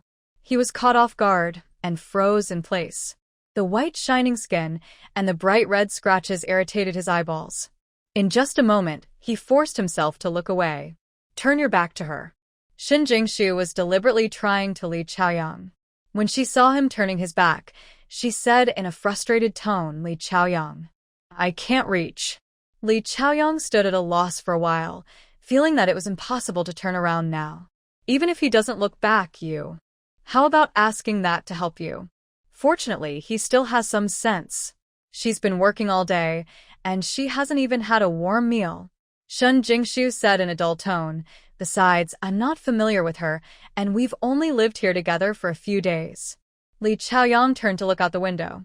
Wei Minglan was busy cooking a pot at the moment. From time to time, he would lift the lid of the pot to see if the rice in the pot was cooked.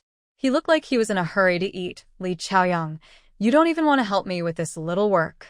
Shun Jingshu seemed to be inviting and negotiating. Looking at the man with broad shoulders and narrow waist, Li Chaoyang's eyelashes trembled. Although he felt that this was inappropriate, he couldn't bear the pain if she couldn't take the medicine. The fire in the heart finally burned the mind. He lowered his head and turned around, picked up the box of ointment, reached out and dipped some medicine in it, and then gently fell on her lower back. His rough and hot palm touched the white and tender lower back, causing waves of shivers. Silence. Shu bit her lip and carefully felt his fingertips that were about to leave. Li Chaoyang restrained his eyes and only stared at the scratched area, making sure not to take another look at the slender waist and dazzling white skin. Medicine after applying it, Li Chaoyang's face was even redder than the scratches on Shun Jingshu's waist. He the lid of the ointment and placed it beside her pillow. Then he picked up the bowls and chopsticks and said in a hoarse voice, I have applied the medicine. Remember not to touch the water. Put down your clothes after a while. Try not to lie down to sleep. I'm leaving first. I'll bring you food early tomorrow morning. When Wei Minglan entered the room after dinner, she saw Shun Jingshu lying on the bed, dangling her little feet leisurely.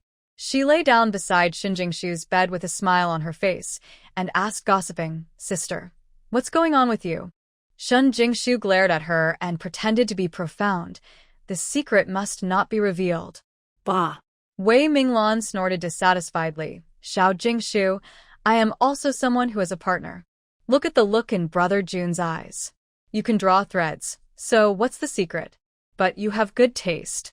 This man looks upright and handsome at first glance. If I didn't have Li Ronghai, I would definitely compete with you. You said this. Don't be afraid of being overheard by your brother Ronghai. Be careful of him beating your ace. Shun Jingshu joked with her in a good mood. Hey, he just got a head start. Wei Minglan pretended to be annoyed and flipped up her hair and said with an arrogant expression, who told me that I am a kind-hearted person, but I don't want to see him sad and sad. Yes, yes. Minglan the lady is noble and generous, and the most kind-hearted. Li Ronghai won the beauty's heart only by burning incense. Shun Jingshu said, and took advantage of her unpreparedness to scratch her itch. Wei Minglan immediately turned pale and left. At the same time, he did not forget to beg for mercy. The next day, before Wei Minglan went to work, Li Chaoyang came over to deliver breakfast, a bowl of old hen, red dates, and wolfberry soup, as well as rice cut into 4 pieces. Scallion pancakes, paired with home-pickled appetizers. The greedy Wei Minglan swallowed her saliva next to her, and her impression of Li Chaoyang became even better. Her Jingshu is so good. She deserves such a careful man. Shun Jingshu looked at these breakfasts that were clearly made with care and asked in disbelief, Did you make it? No. Li Chaoyang was pragmatic, with a hint of shyness on his face. My mother started stewing chicken soup yesterday evening. I stayed up all night on a low fire, saying that this way is nutritious. The scallion pancakes are made with my milk, and the pancakes she makes are the most delicious. Eat them while they are hot. He handed the chopsticks to Shun Jingshu's hand and signaled her with his eyes. Eat quickly. Shun Jingshu was so ashamed that she almost crawled under the table. She was so virtuous and capable that she allowed her future mother-in-law and grandma to worry about her like this. Li Chaoyang, I want to eat the food you cooked. Shun Jingshu didn't want to she knew what to say, so she could only say it coquettishly. Her voice was too delicate and soft, like a feather, fluttering back and forth on the tip of Li Chaoyang's heart. Li Chaoyang looked at him with a soft face. Shun Jingshu is so cute that she can't even utter a complete sentence. The sunlight shines through the glass onto Shun Jingshu's head and face, coating her whole body with a gentle halo. Her furry head and pores are invisible. Li Chaoyang's fair face made Li Chaoyang's heart beat. At noon, I'll make you a cold dish with chicken, okay? Thinking of the cold dish he learned in the army, Li Chaoyang said bravely, Okay, I'd rather. I like cold chicken. Li Chaoyang, I like sweet and sour food. Can you make it? Shun Jingshu immediately answered and told him her taste preferences. I try my best. Li Chaoyang agreed, and thinking of yesterday, when she said she wanted to call her parents, she asked, How do you feel today? Much better, but there is still some pain. Shun Jingshu drank the chicken soup and couldn't help being surprised by the taste of the chicken soup. The taste was rich and delicious, and the chicken was soft and delicious. Shun Jingshu couldn't help but eat one bite after another. Even when she answered Li Chaoyang's words, she was a little unclear. While the two were talking, they suddenly heard the voice of Yudeo's child. Called Li Chaoyang, Brother Chaoyang, Brother Chaoyang. Li Chaoyang looked out through the window and saw Huzi calling him anxiously into the yard. Let me go take a look. Shun Jingshu also saw Huzi and heard Li nodding. Okay, go take a look.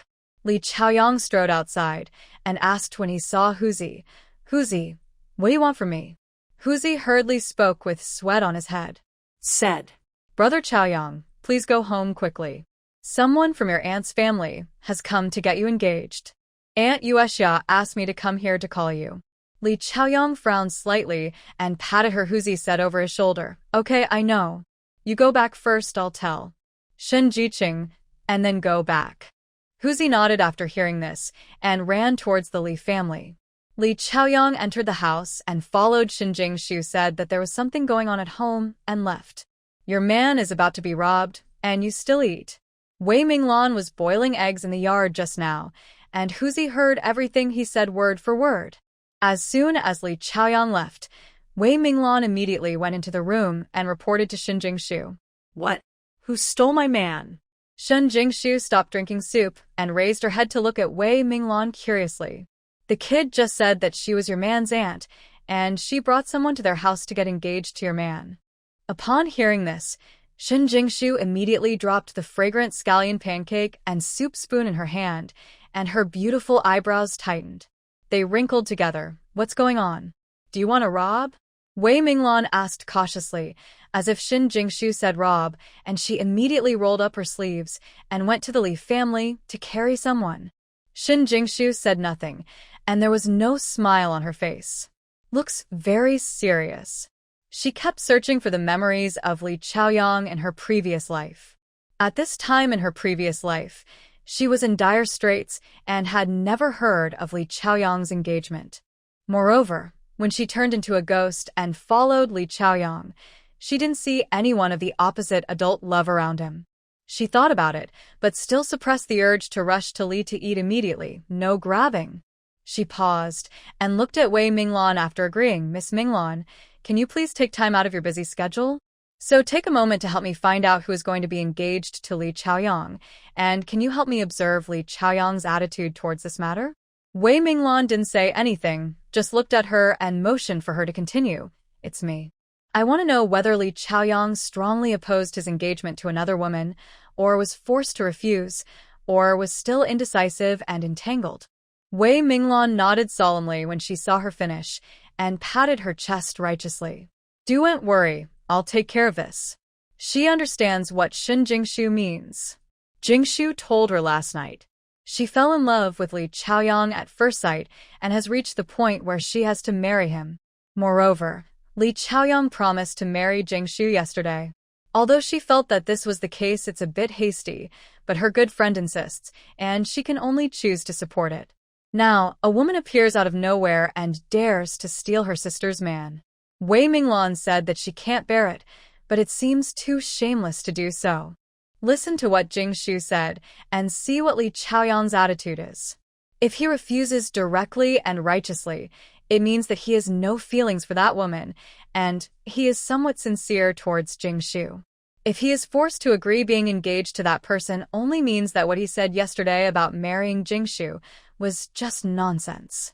When it comes to not being able to do it, it's just a dog's mouth that opened the door, even if someone had a knife on his neck. If he is indecisive and difficult to leave, it can only mean that his love is as short-lived as due, not sincere, only sentimental. Li Chaoyang hurried home and saw his second aunt with more than 10 men and women standing in his yard.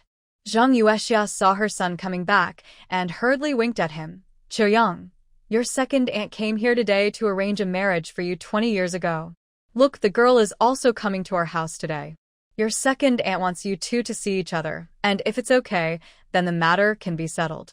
Although Zhang Yuexia was a little unhappy, she still had a faint smile on her face and told her son a general idea of the matter. She gets angry when she talks about this. When she gave birth to Li Chaoyang, her second aunt also gave birth to her second child, and the time of their delivery was only about 20 days apart. After the second aunt finished her confinement, she happily returned to her parents' home to see her nephew.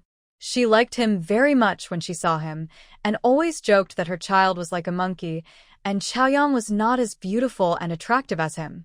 Second aunt liked her own children, so Zhang Yuexia was naturally happy. But who knew that when Chaoyang was 3 years old, the second aunt's cousin also gave birth to a girl. In order to please that cousin, the second aunt said how beautiful Chaoyang was and how wealthy her family was. She suggested to the cousin that they should arrange a baby marriage for the two children. The cousin had met Li Chaoyang. She thought the child was smart and steady, and Chaoyang's parents were the second aunt's brothers.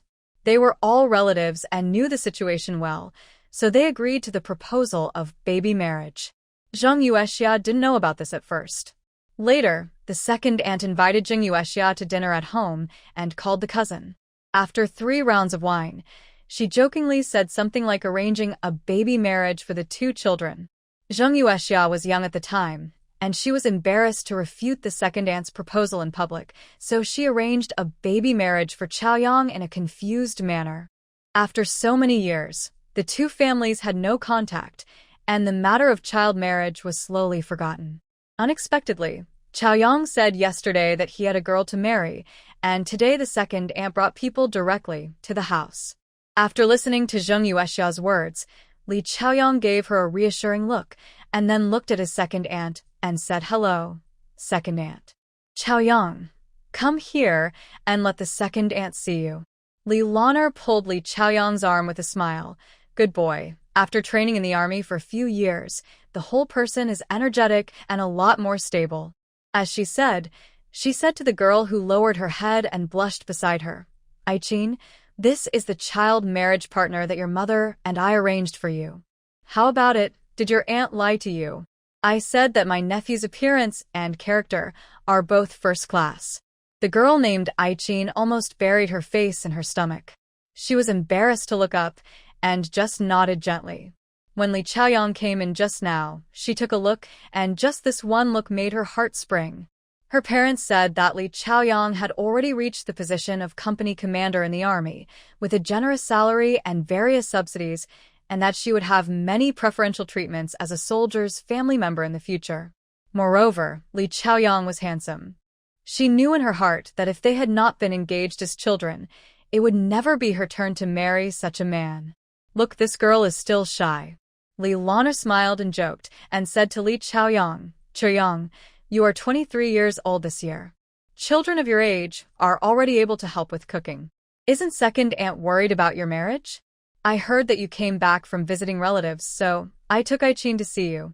It happened that both families are here today, and we are all family, so there is no need to do anything fancy. Just have a simple meal together. Your marriage with Aiqin is settled. Second aunt. Li Chaoyang's patience was almost at its limit. He stopped Li Lan'er from speaking and said to her, Second aunt, now is a new society. Child marriages and arranged marriages are no longer popular. After all, marriage is a big event in life. Two people have to be willing and like each other.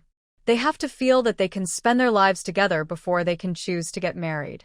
Second aunt, do you think I'm right? Li Lan'er's face was a little embarrassed. She glanced at the people from the woman's side, secretly pulled the corner of Li Chaoyang's clothes, and said in a low voice, Chaoyang, what do you mean? Are you trying to ruin your second aunt's show? Li Chaoyang ignored Li Lan'er's words and asked again, Second aunt, do you think what I said makes sense? Li family boy, what do you mean by this? Do you look down on my Aiqin?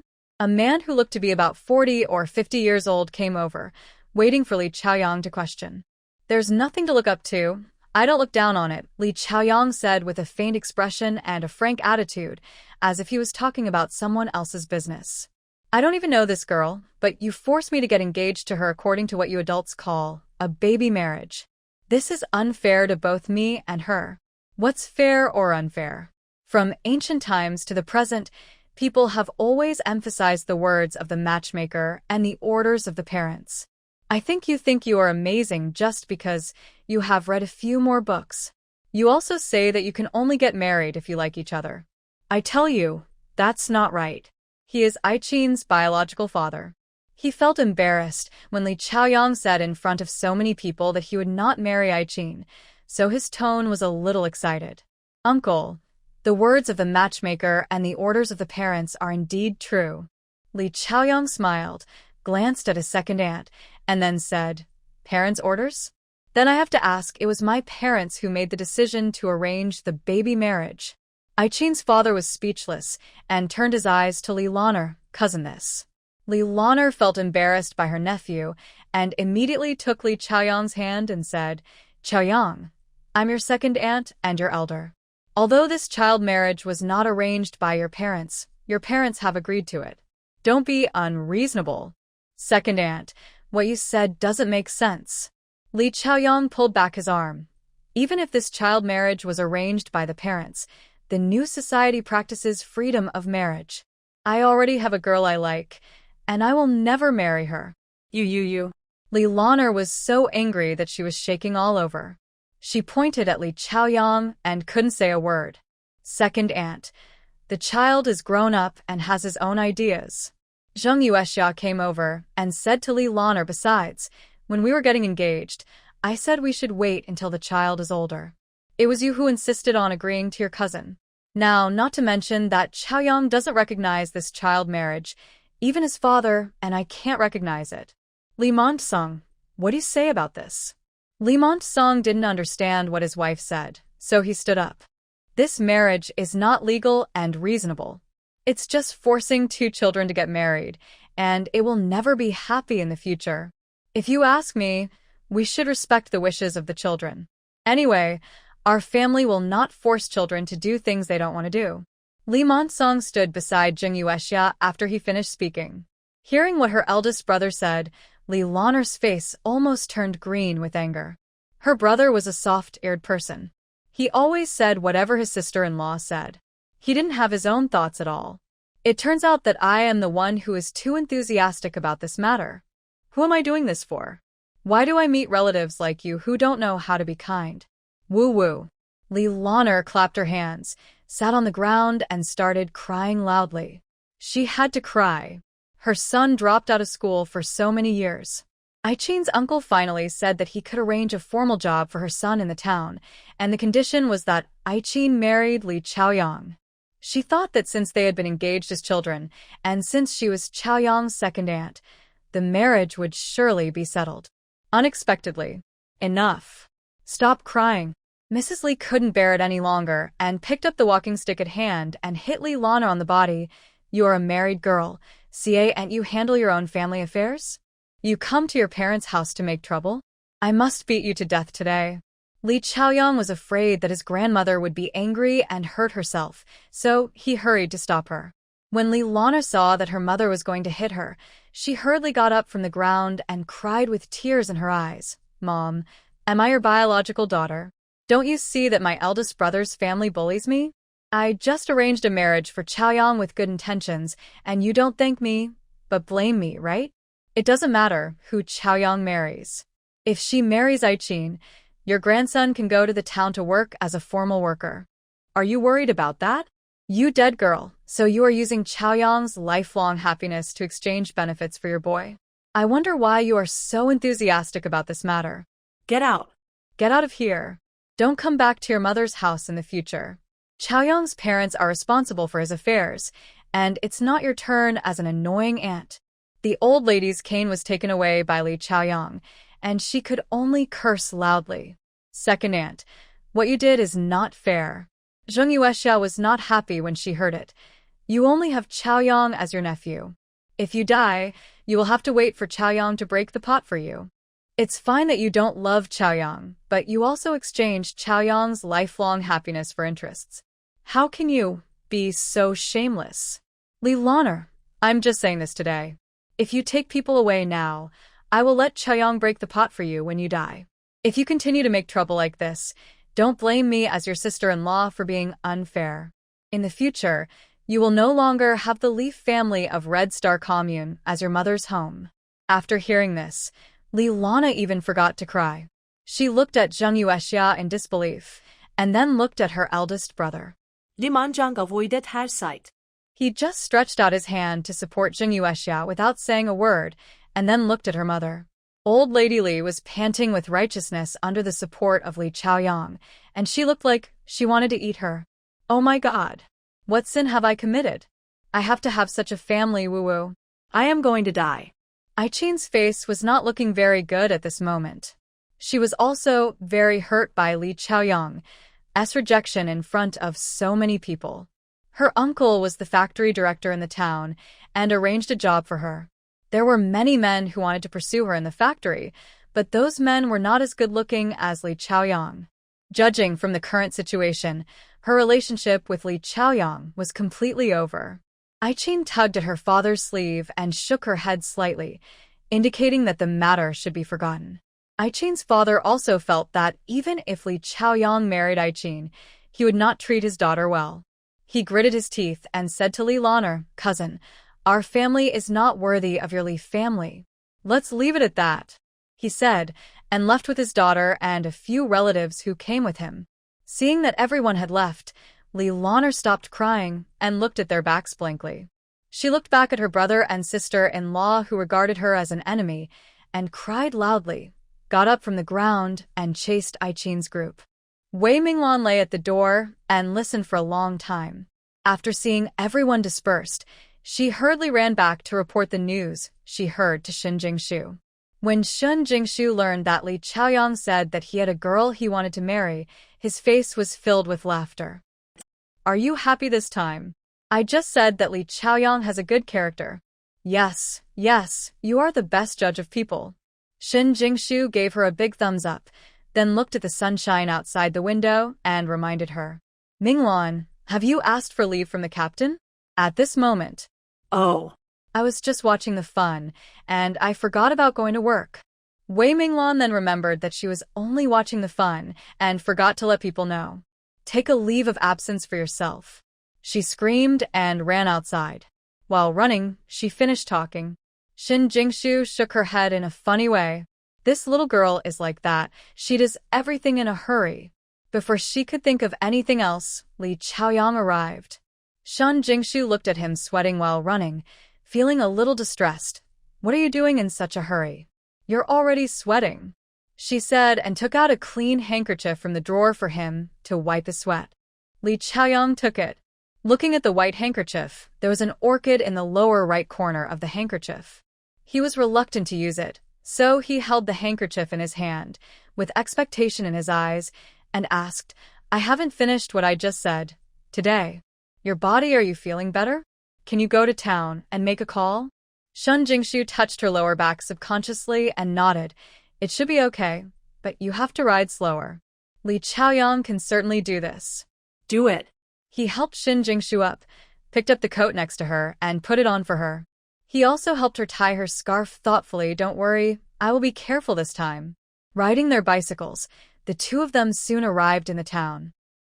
Accompanied by Li Chaoyang, Shin Jingshu went to the post office to make a phone call. The call was made to Shin Jinghua. After the call was connected, he informed her that she was looking for Shin Jinghua and asked her to call back in 5 minutes. Li Chaoyang stood aside quietly, but in fact he was extremely nervous.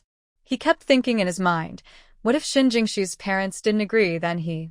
This was the first time that he wanted to continue to get to know a girl, and he also wanted to marry her. Li Chaoyang couldn't help but think about getting married. Thinking of the dream I had last night. Shin Jingshu in the dream was soft and charming. Her pale arms were placed on his shoulders, her red lips were slightly opened, and she softly called his name, Chaoyang, over and over again. The charm in that voice made him drunk and couldn't stop. Hey Dad, I'm Jingshu. While Li Chaoyang was thinking wildly, Shin Jingshu was already on the phone with Shin Jinghua. Jingshu, how are you doing? Are you tired from work? Is there anything you're not used to? If you're missing something, just ask your mother to send it to you. As soon as Shin Jinghua on the other side of the phone heard this, her daughter's voice couldn't wait to talk. This was the first time that Shin Jingshu knew that her father's love and care for her were no less than her mother's. It was just that he spoke less and rarely showed his emotions like this. No, Dad, I'm fine. I eat well and sleep well. Don't worry. Shin Jingshu's nose was a little sore, and she said while holding back tears, That's good. That's good. I heard that Dong province the highest temperature is less than 10 degrees now. Wear more clothes. Don't wear less if you think it doesn't look good. Your health is the most important thing, you know? Just buy what you want and don't worry about money. Yeah, I know. Shin Jingshu listening silently, occasionally responding obediently. Li Chaoyang looked at such an obedient Shin Jingshu, and a strong desire for protection arose in his heart. Such a petite and soft girl should be held in the palm of his hand. Care. Dad, there is something I want to tell you. After Shin Jinghua finished speaking, Shin Jingshu got to the point. After hearing this, Li Chaoyang stood up slightly and straightened his back. Her head was straight, as if Shin Jinghua was standing in front of him at this moment. Tell me, Dad is listening. Shin Jingshu exhaled and mustered up the courage to say, Dad, I met a very good person here. Gay. His name is Li Chaoyang. He is a soldier. I want to marry him. Shin Jingshu said the last sentence with her eyes closed. She knew that this matter was too hasty. Not to mention whether Shin Jinghua could accept it. Even she felt that it was progressing too fast. Shin Jinghua on the other side of the phone was silent for a long time, as if he was digesting this sunny day. Thunderbolt. After a long time, he said, Do you know him? Are you too anxious about this? Shin Jingshu looked back at Li Chaoyang and said into the phone, Well, he is very good, and he is also very good to me. Yes, he came with me. Okay. I asked him to tell you. Shun Jingshu handed the phone to Li Chaoyang. Li Chaoyang, my father wants to talk to you. Li Chaoyang's forehead suddenly froze. Layers of sweat. He came over at a loss and asked Shin Jingshu with his eyes. Shin Jingshu gave her a smile and tilted her head slightly. Take it. Li Chaoyang no longer hesitated and took the phone with a respectful tone. Uncle, you are welcome. Okay, I'm Li Chaoyang. I don't know what Shin Jingwei asked. He only heard Li Chaoyang mention his unit number, the name of his superiors and the situation at home, and finally said, Uncle, are you busy? I will take Jingshu back to visit you and your aunt when I get the chance. After hanging up the phone, Li Chaoyang smiled in relief. How is it? What did my father say? Shin Jingshu was curious and pulled Li Chaoyang's sleeve. Just asked. Li Chaoyang lowered his head and looked at the white and tender little hand on his arm. He couldn't help but feel excited. He just didn't know how it felt to hold his hand in his palm. Say quickly. Ah. What did my father say? Shun Jingshu was anxious and shook Li Chaoyang's sleeves vigorously to tell him not to show off. Uncle said that you can get engaged first and wait until he sees me to get married. Li Chaoyang raised his head. Her head was filled with joy.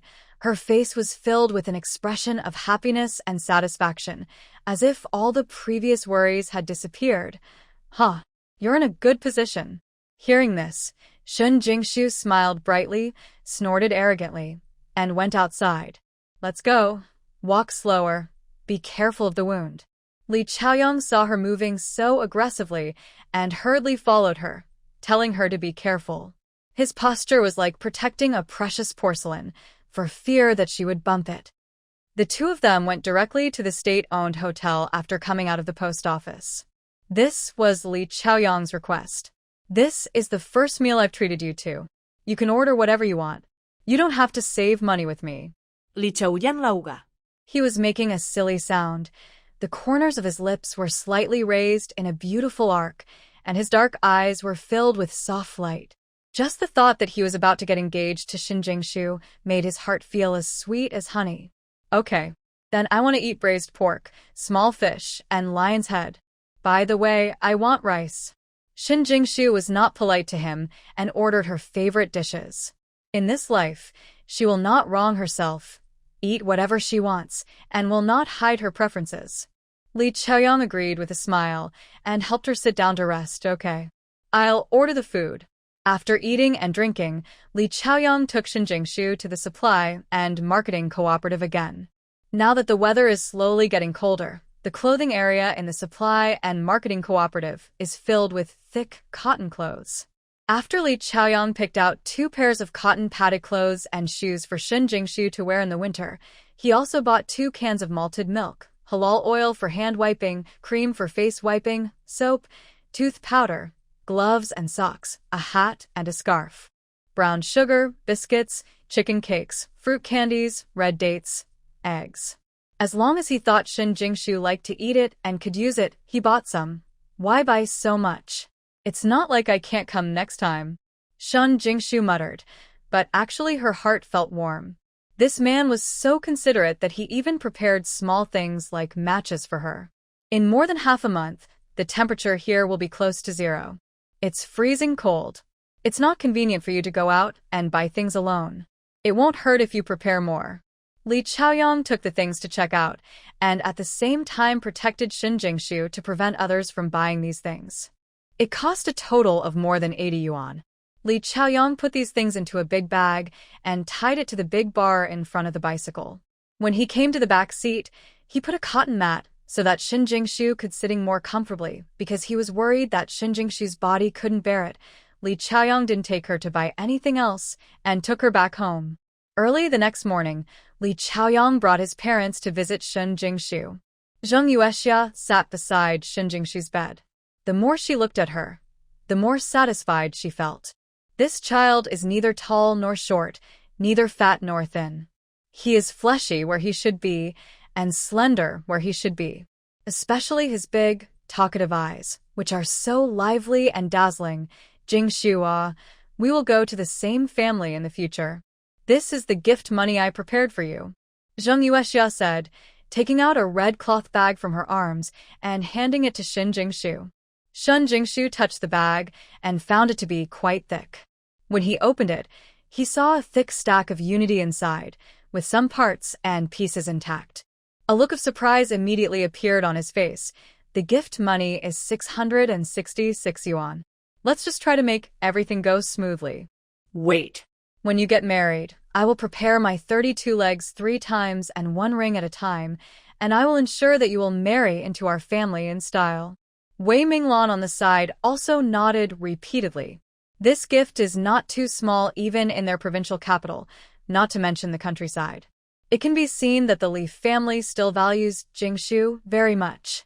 From now on, Chaoyang's salary and votes will be all left to you. Uncle Li and I are still young and can earn a lot a year. Then we will be able to live for you and your young couple. Shin Jingshu's little face turned red. Said a little shyly, Auntie, Chaoyang and I are not married yet. You should take care of his money. That won't work. Zheng Yuexia waved her hands with a smile. You and Chaoyang are engaged, and will get married when he returns to the army. Marriage application. After this application is approved, you will be a real couple.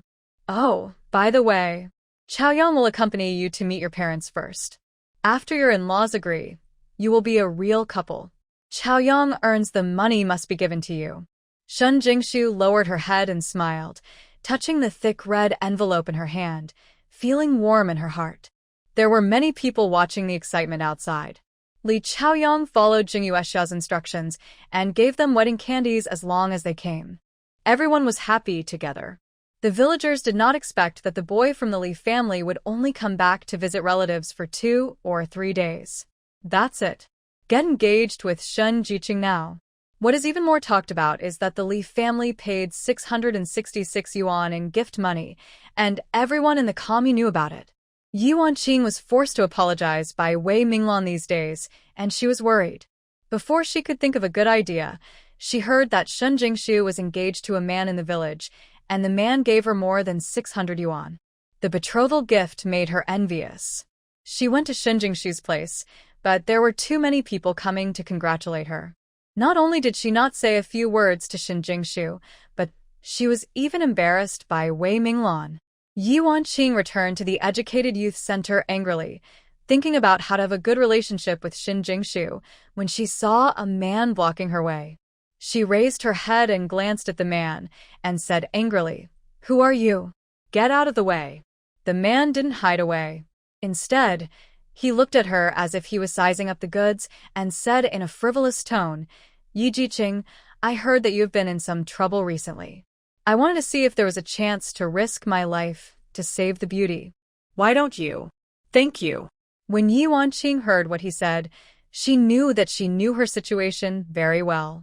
After all, she not only failed to make a friend in the Educated Youth Institute, but she even attracted everyone's contempt for seducing Li Ronghai. "Who are you?" "I don't know you," she said, and was about to leave, but was blocked by the man. "It doesn't matter if you don't know me. You will know me later." His eyes fell on Ye Wanqing's chest, and he touched it with interest. She touched her chin and said, "I have a way to stop Wei Minglan from causing trouble for you. How about it? Do you want to talk to me?" Although Ye Wanqing didn't like his too and lustful look, she didn't resist his words at all. "Force. Are you serious?" The man spread his hands and raised his eyebrows. "Do I need to lie to you?" Ye Wanqing thought about Wei Minglan's unreasonable and arrogant look, and thought about Shun Jingshu's proud face. "I hate it so much that my teeth itch." Why did Shun Jingshu have such good luck when she came to the countryside and met a few good friends and a handsome and generous man? However, not only was she isolated by the entire educated youth, she had neither enough food nor clothing to keep warm every day. Terrified and afraid that Wei Minglan would come and cause trouble, she has really had enough of this kind of life. Maybe this man can help her get out of her current situation. She has no money or power. What can this man do for her? Could it be that he fell in love with her face? Ye Wanqing struggled for a long time, but decided to have a good chat with this man. What if she could fulfill his request? "Where are we going to chat?" When the man saw her relenting, a smile appeared on his face, and he pointed to the alley over there. "That's it. There are few people there. Yi Wanqing took a deep breath and followed the man towards the alley. When they arrived at the place, Yi Wanqing went straight to the point and asked, "What are the conditions for helping me?" The man smiled, touched the stubble on his face, and said unhurriedly, "To be honest, it was the first time I saw him. Shun Jiqing fell in love with her." It's Xin Jingshu again. A flash of jealousy flashed in Yi Wanqing's eyes, but she pretended not to understand and continued to ask, "Why did you come to me? Because you fell in love with her. Aren't you and her from the same hometown? I heard that you used to be good friends. You also said that was before. She is engaged to someone now. Don't say she doesn't have a good relationship with me now. Even if she has a good relationship with me, I can't persuade her to cancel the engagement and be with you." These words are from Yi Wanqing's heart. She also saw Li Chaoyang just now. The man was handsome, and he was extremely polite in dealing with people. At first glance, he was a man of good qualities. Even if Xin Jingshu was blind, there was no way she would give up on such a man and throw herself at the fat man in front of her. Hug it. That's what they say. But it all depends on people, doesn't it? Yi Wanqing, who returned to the Educated Youth Center, was lying on the bed, with the corners of her mouth turning up uncontrollably. The man said that he would first get rid of Wei Minglan's embarrassment for her as a small gift for her to join forces with him. And the man only had one request, which was to let her trick Xin Jingshu into the back mountain, and she wouldn't need to worry about the rest. Yi Wanqing understood what this person was planning. But she won't stop it. Who told Xin Jingshu not to drink the wine as a penalty? She took the initiative to ask for peace many times, but that witch made a fool of herself again and again. She knew clearly that Wei Minglan had repeatedly made things difficult for her, but she acted as if it had nothing to do with her.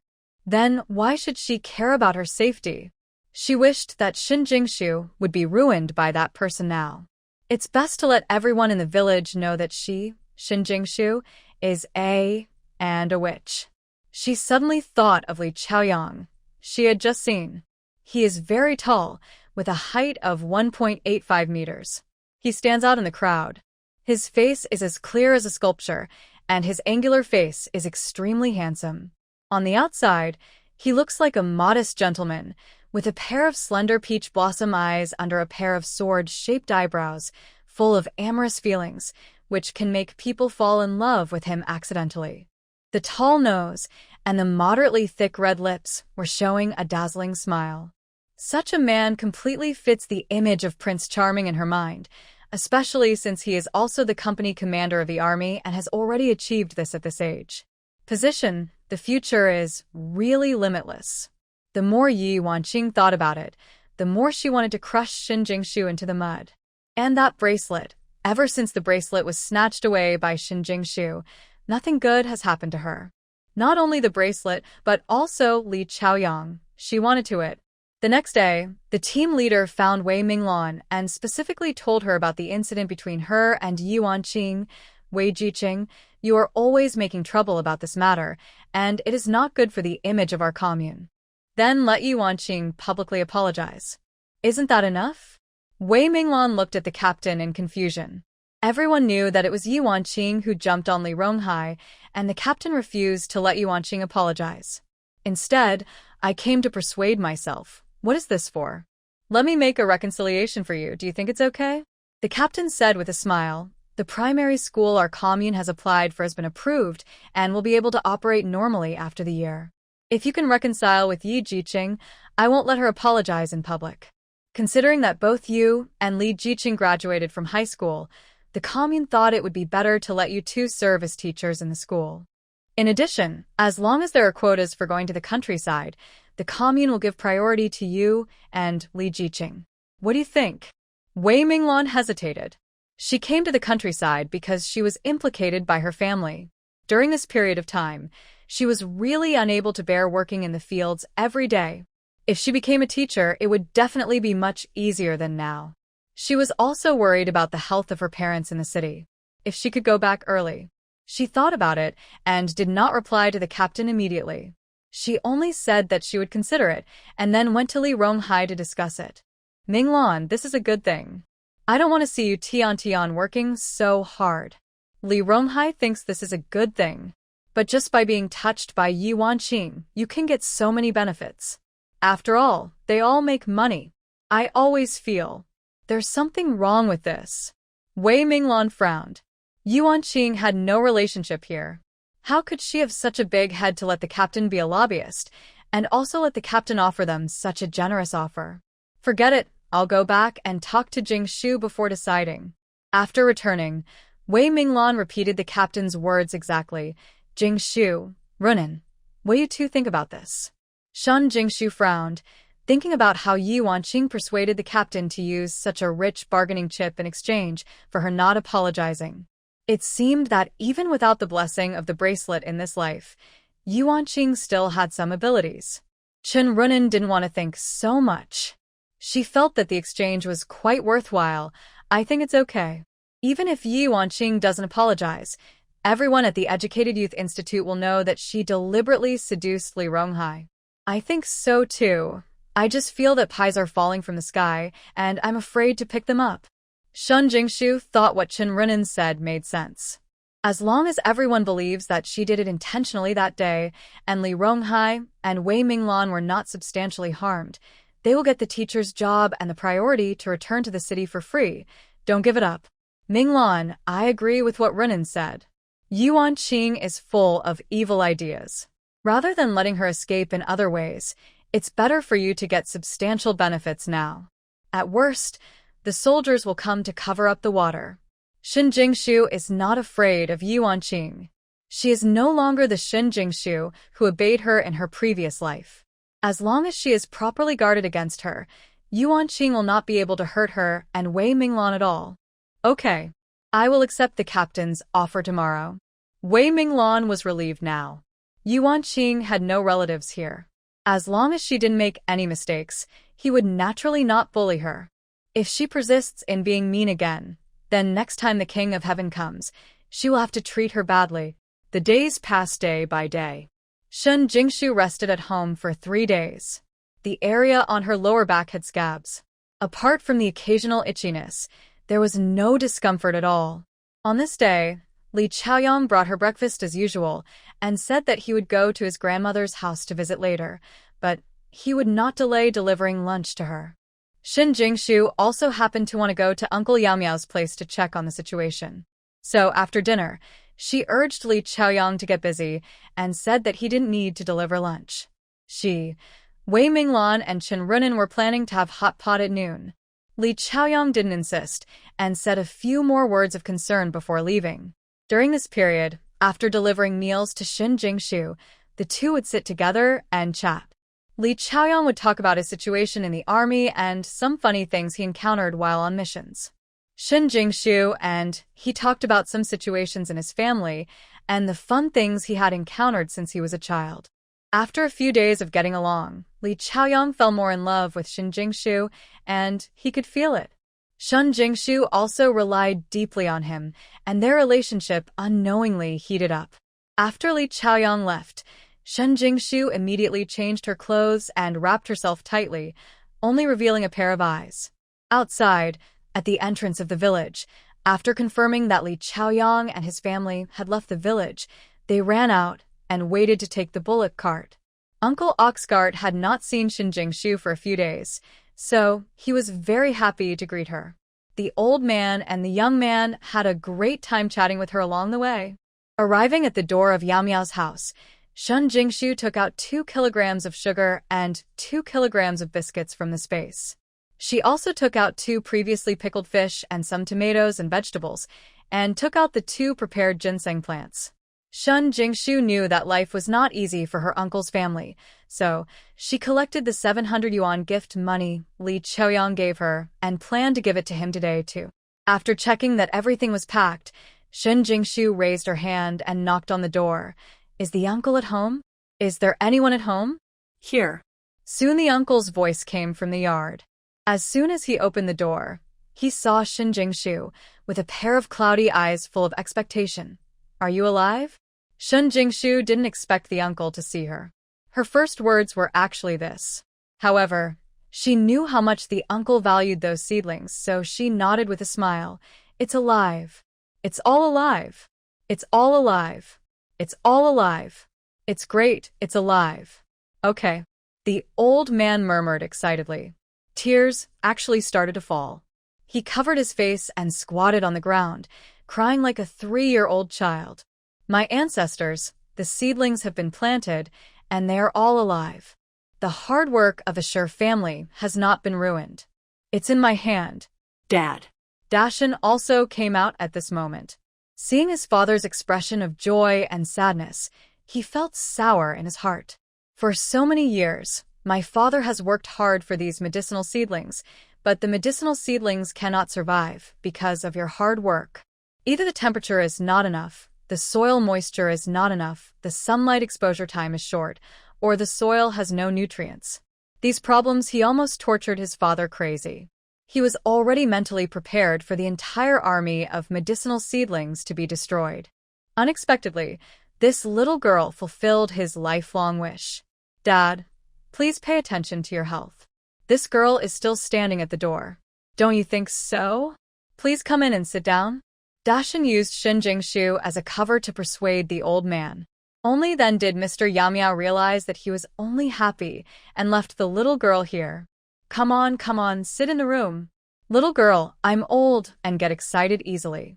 Don't be as knowledgeable as me. How could it be? Shen Jingshu reached out to help him and followed him into the room with a smile. She put what she had brought on the table. Just listen to Master Yamiao say, you came right here. Why are you taking so many things? These are not valuable.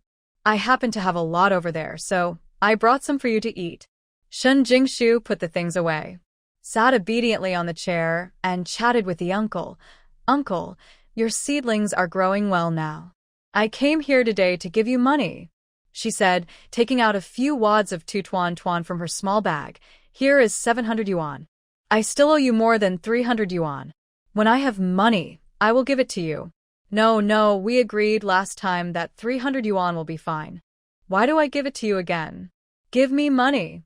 Uncle Yao Miao doesn't want to accept it. Those half-dead seedlings can be sold for 300 yuan, which is a lot of money, not to mention that this girl has done such a big favor for him, and he will not accept any more money no matter what. Uncle, don't be polite to me. 1 yard equals 1 yard. The price you originally set was 1 yuan per plant. There are more than 1,000 plants. $300 is not enough. You must accept this money. Seeing that the uncle was still refusing, Shen Jingshu quickly changed the subject and said, Uncle, you have been dealing with Chinese medicine all your life. I just want to ask you, do you know any place that sells ginseng at a reasonable price? As she spoke, she handed the 2 ginseng plants to the uncle's hand. These 2 ginseng plants were the first seedlings she planted. Now they have grown as thick as a child's wrist. The old man took the ginseng and touched it. Looking at such a thick rhizome, I was slightly surprised. It seems that this girl is really good at growing ginseng. Yes. The prices offered in our town, including the county seat, are not high. If you can trust my little old man, I will introduce you to an acquaintance in the provincial capital. The price he offers is fair. Okay then, it's just trouble for you. When Shen Jingshu heard this, her eyes lit up. Girl, do you want to sell this ginseng directly? Or do you want to concoct it and sell it? Shen Jingshu didn't understand and asked, Is there any difference? The uncle put down the ginseng and told her the difference between the two. The difference here is huge. Traditional Chinese medicine processing refers to cutting, stir-frying, drying, and other operations of Chinese medicinal materials in order to increase the active ingredients of the medicine. For example, your ginseng cannot be used directly as medicine. A good processing master can maximize the effects of ginseng. Of course, if something goes wrong during the processing, the selling price will be very different. Shen Jingshu heard this. Li Wuli, this knowledge was something she had never dabbled in before. Uncle, can you concoct it? Of course I can. My family has been dealing with these things for generations. Uncle Yao Miao blurted out. Then uncle, please help me concoct it, and we will split the money after concocting it. How about it? Shen Jingshu cut the knot with a quick knife and assigned Uncle Shimiao a task. Girl, I don't like this. Uncle, are you not confident in your craftsmanship? How is it possible? I have been preparing medicinal materials since I was a child. That's okay. Shin Jingshu's plan succeeded, and she smiled with crooked eyebrows. Uncle, how about we talk about cooperation? Before the uncle could refuse, Shin Jingshu changed the topic again. What's the cooperation? The medicine seedling master's thoughts at this moment are all led by Shin Jingshu. You help me cultivate the medicinal seedlings. Didn't you say that the seedlings can only live for 3 months in your hands? But the seedlings will survive as long as they are in my hands, so I want you to provide me with seedlings. Second, I will provide the medicinal materials that can be sold, and you will be responsible for processing the medicinal materials. When the prepared medicinal materials are sold, we will split the money 50-50. How about it? Shin Jingshu doesn't understand pharmacology. The only thing she relies on is the land and spiritual springs in the space. The uncle can breed seedlings, cultivate them, and have sales channels. She cooperates with the uncle, and she is just making money while lying down. The uncle of the medicine seedlings is Shin Jingshu was so shocked that she couldn't recover for a moment. This girl's mind was spinning too fast. Cultivating medicinal seedlings is a very labor-intensive task, but fortunately, I've been working with these things for decades, so I can do it. It was quite handy. He cultivated the seedlings for more than 2 months, then let this girl take over, and then raised the medicinal materials to maturity. After the mature medicinal materials were processed, the price would quadruple, and this girl was indispensable. Who came up with such a perfect plan?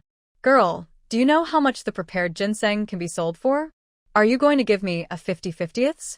After the uncle figured it out, he praised Shin Jingshu in his heart that there is nothing in the sky, but nothing on the earth. But on his face, he was extremely calm and indifferent. No matter how much it is, I will give you a 50-50. Dividing 50% for herself, Shin Jingshu felt that she had made a fortune. You 9, and I take 1. The uncle knew how big the profit was, so he simply stayed at home and worked, and it was work he was used to.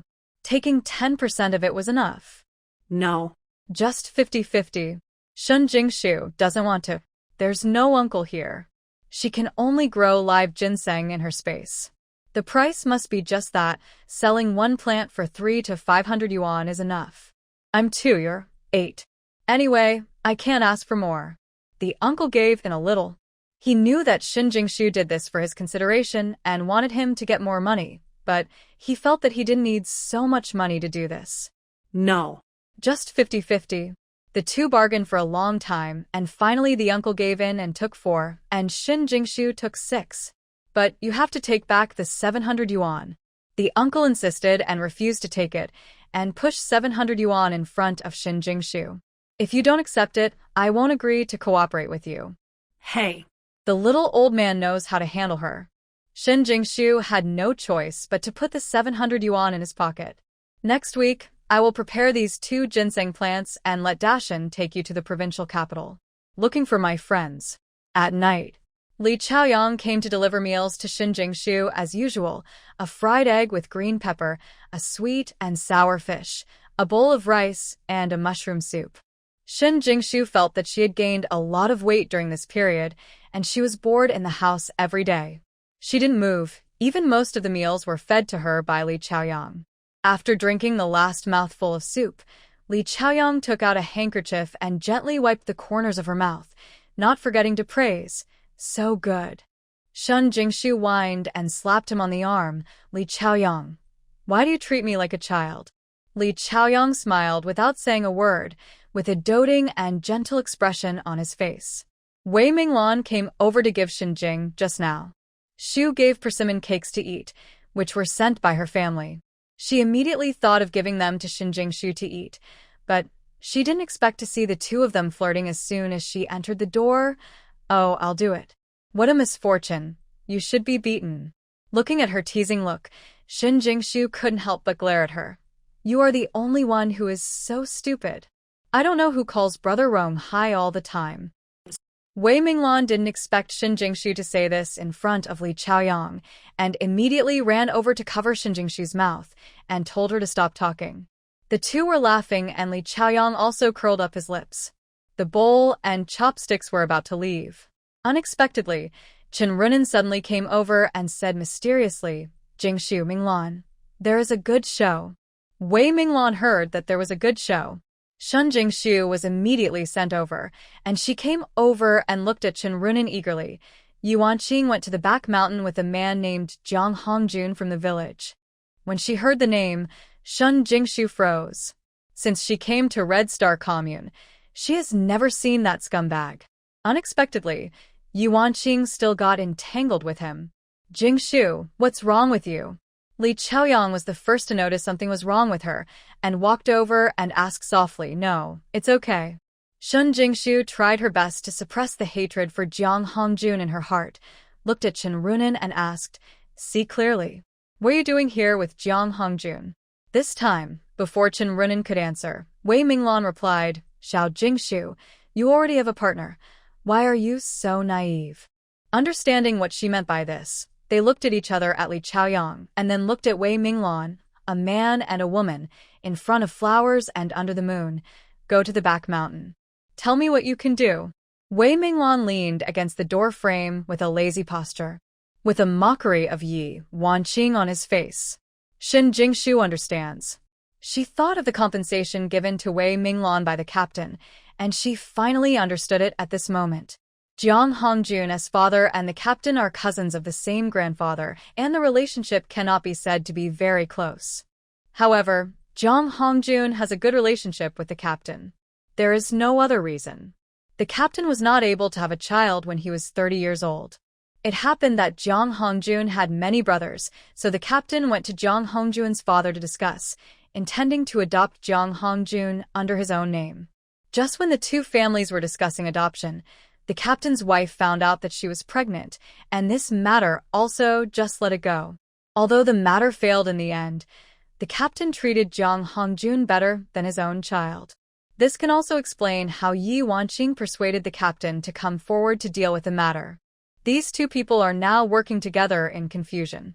Thinking about the time in her previous life when she was sent to Jiang Hongjun's bed by Yi Wan's plan, Shin Jingshu trembled with hatred. But this is not the past life. Now that their families are hooked up, she will let them be locked together forever. No more opportunities to harm others.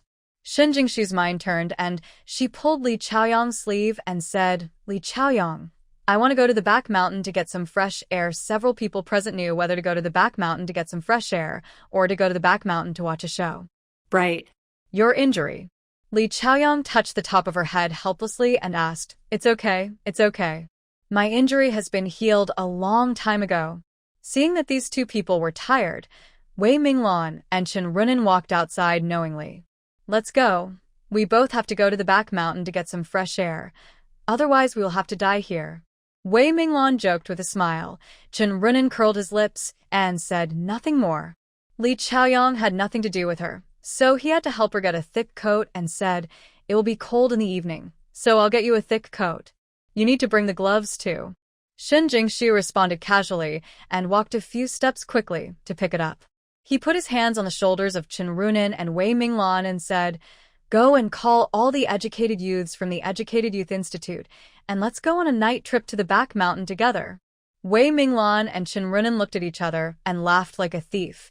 Xiao Jingshu, it's getting worse. Shun Jingshu winked at her, then turned back and let Li Chaoyang put on her thick cotton jacket and gloves. The group of people walked slowly towards the back mountain in the dark. They walked softly with a tacit understanding, and even a few people who always like to talk consciously covered their mouths, just waiting to see the scene they wanted to see. Almost all female educated youths were dispatched, and more than a dozen male educated youths also came. There was inexplicable excitement in the eyes of the group of people. Brother Red Army, you are so awesome! Yi Wanqing was simply impressed by Jiang Hongjun's ability. She was so impressed that she not only helped her solve Wei Minglan's troubles, but also promised to help her get back to the city. At this time, in Yi Wanqing's eyes, Jiang Hongjun's fat head and big ears didn't seem to be that ugly. Well, a man. A good-looking face can only be placed second. Being strong is the most important thing. No man can bear a woman praising him in person. Jiang Hongjun was successfully pleased by Yi Wanqing's words and stretched out his hand to pull Yi Wanqing into his arms. Now you know that brother is powerful? Brother has something even more powerful. Do you want to try it? Ye Wanqing was imprisoned in his arms, which symbolized after struggling for a while, he stopped moving. He pinched his throat and said in the softest voice, "Brother Red Army has given me food and clothes these past 2 days. You have long been the most beautiful person in my heart." What an amazing person. Haha, little fairy. Jiang Hongjun was in a happy mood, lowering his head and kissed Yi Wanqing a few times on the face. "When you finish that matter, I will give you more than this. Do you want to watch? My brother will buy it for you." Yi Wanqing buried herself in Jiang Hongjun's arms, showing a proud and greedy smile. She stood on tiptoes and kissed Jiang Hongjun on the face. "Brother Hongjun, you are so important to me." "That's great." Jiang Hongjun couldn't bear this. He lowered his head and kissed Yi Wanqing's mouth and began to touch it dishonestly. Red Army, brother. You are so bad." "Good boy. I have made my brother happy today. I will give you everything."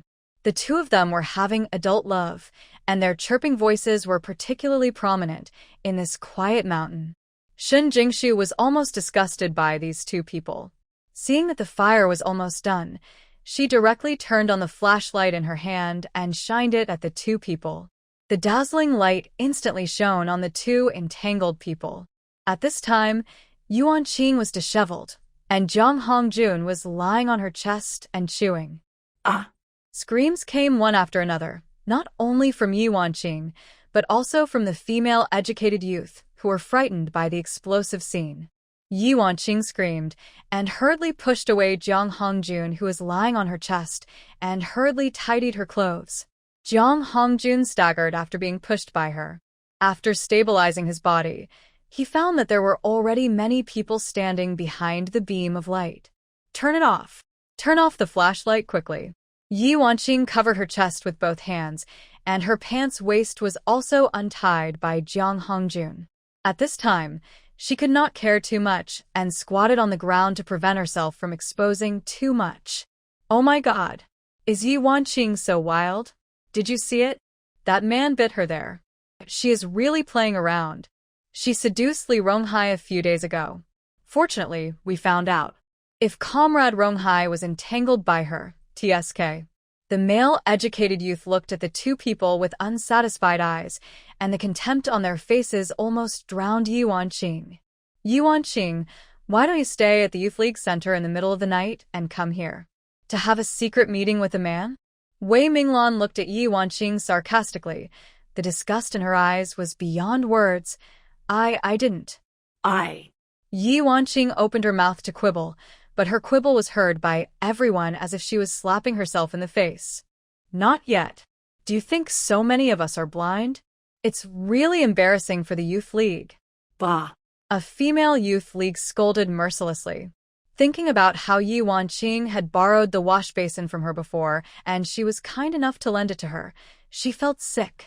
No, when she goes back, the wash basin will have to be thrown away immediately. "Why are you running up the mountain in the middle of the night?" Jiang Hongjun slowly tidied his clothes, not feeling ashamed at all.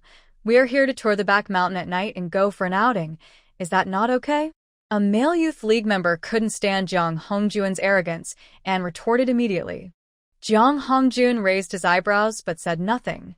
But his eyes saw Shen Jingshu holding a flashlight in the crowd. Her fair little face was completely hidden in the warm scarf, and her nose tip was red from the cold, which made her look very cute. Li Chaoyang saw Jiang Hongjun staring at Shen Jingshu and took 2 steps forward to block Shen Jingshu, isolating her from that disgusting look. "Hey, isn't this Li Chaoyang? What's the matter? Instead of staying at home to coax your fiancé, you have the leisure to follow a group of educated youth up the mountain." Jiang Hongjun was waiting for Li Chaoyang jealously. When he was a child, Li Chaoyang had good grades.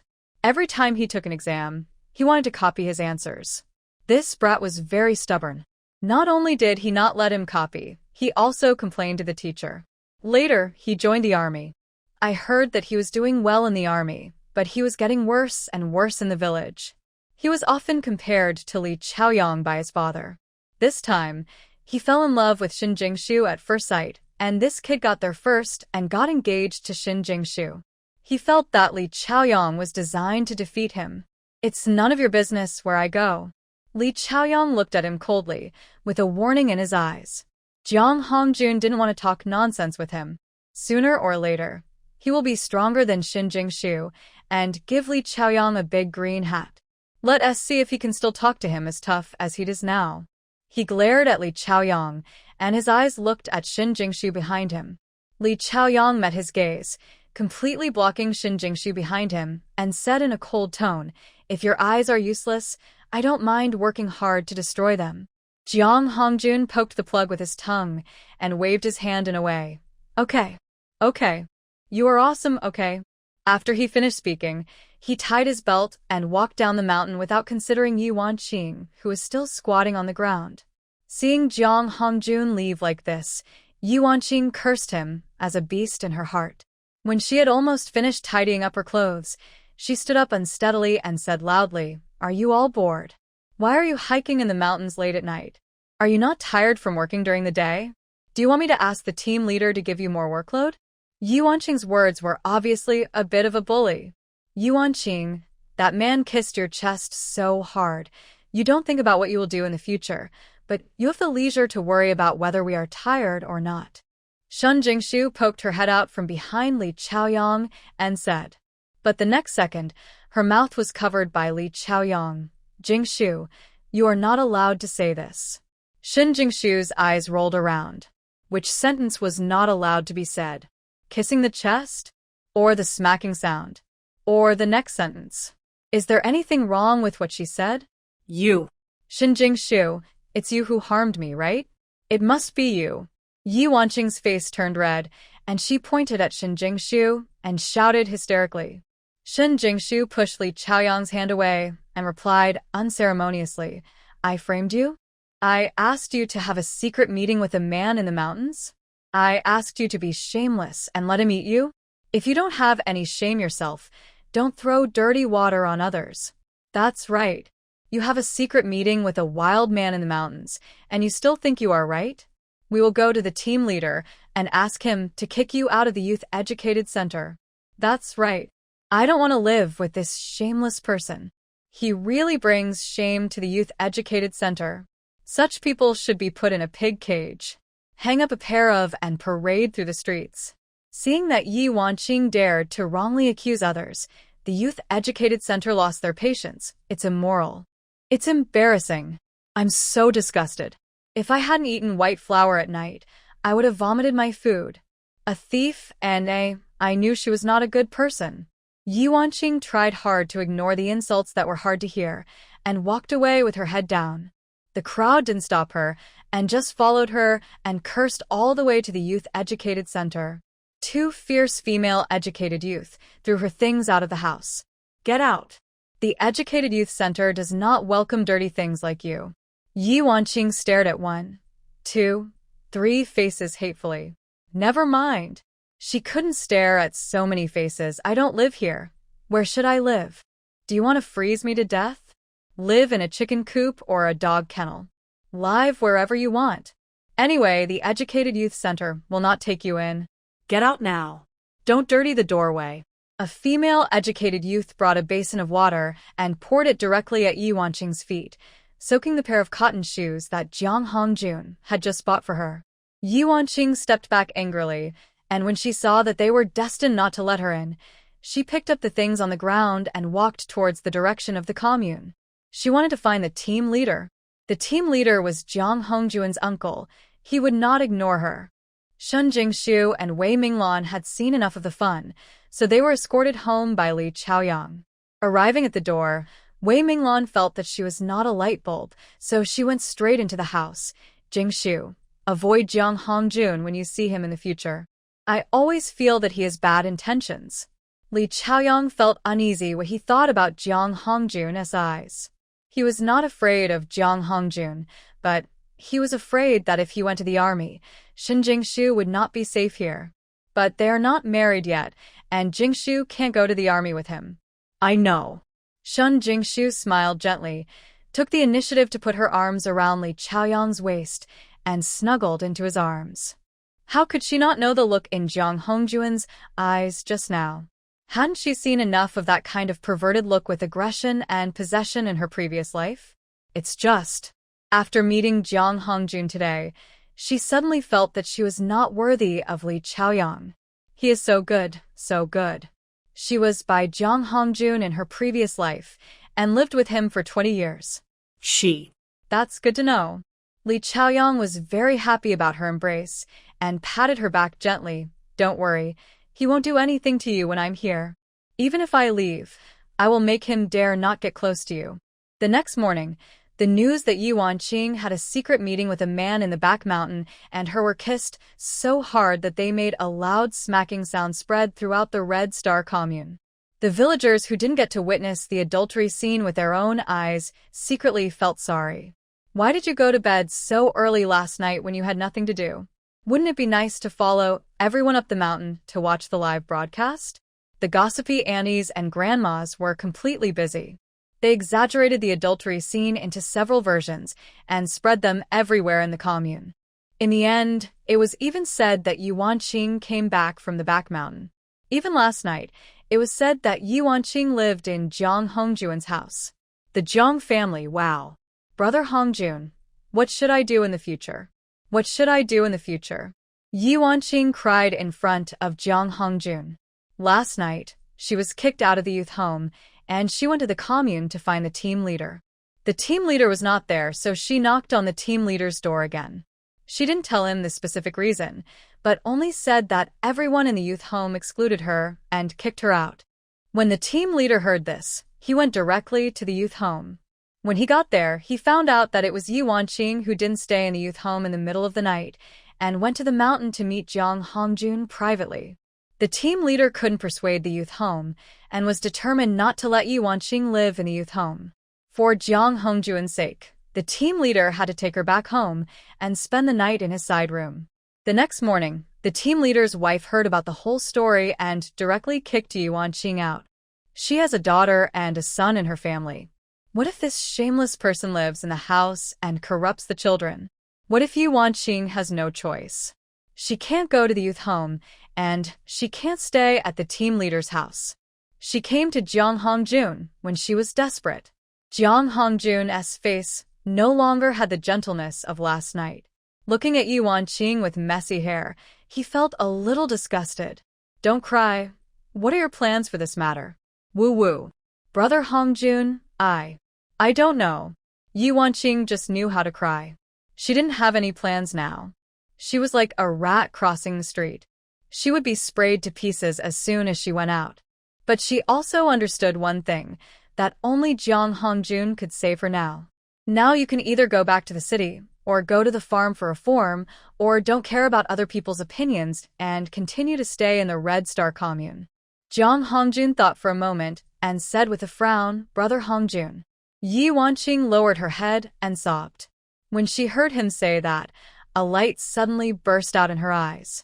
She walked over and grabbed Jiang Hongjun's arm and begged, Brother Hongjun, I want to go back to the city. I don't want to be reformed, and I don't want to stay here. Please help me. Jiang Hongjun pulled his hand back calmly, took out a cigarette from his pocket, lit it, and took a deep puff. His eyes were hidden behind the smoke, obscure and unclear. It's not impossible to go back to the city, but it's Shen Jingshu's business. He hasn't given up on getting Shen Jingshu. The way Li Chaoyang looked at him last night made him very unhappy.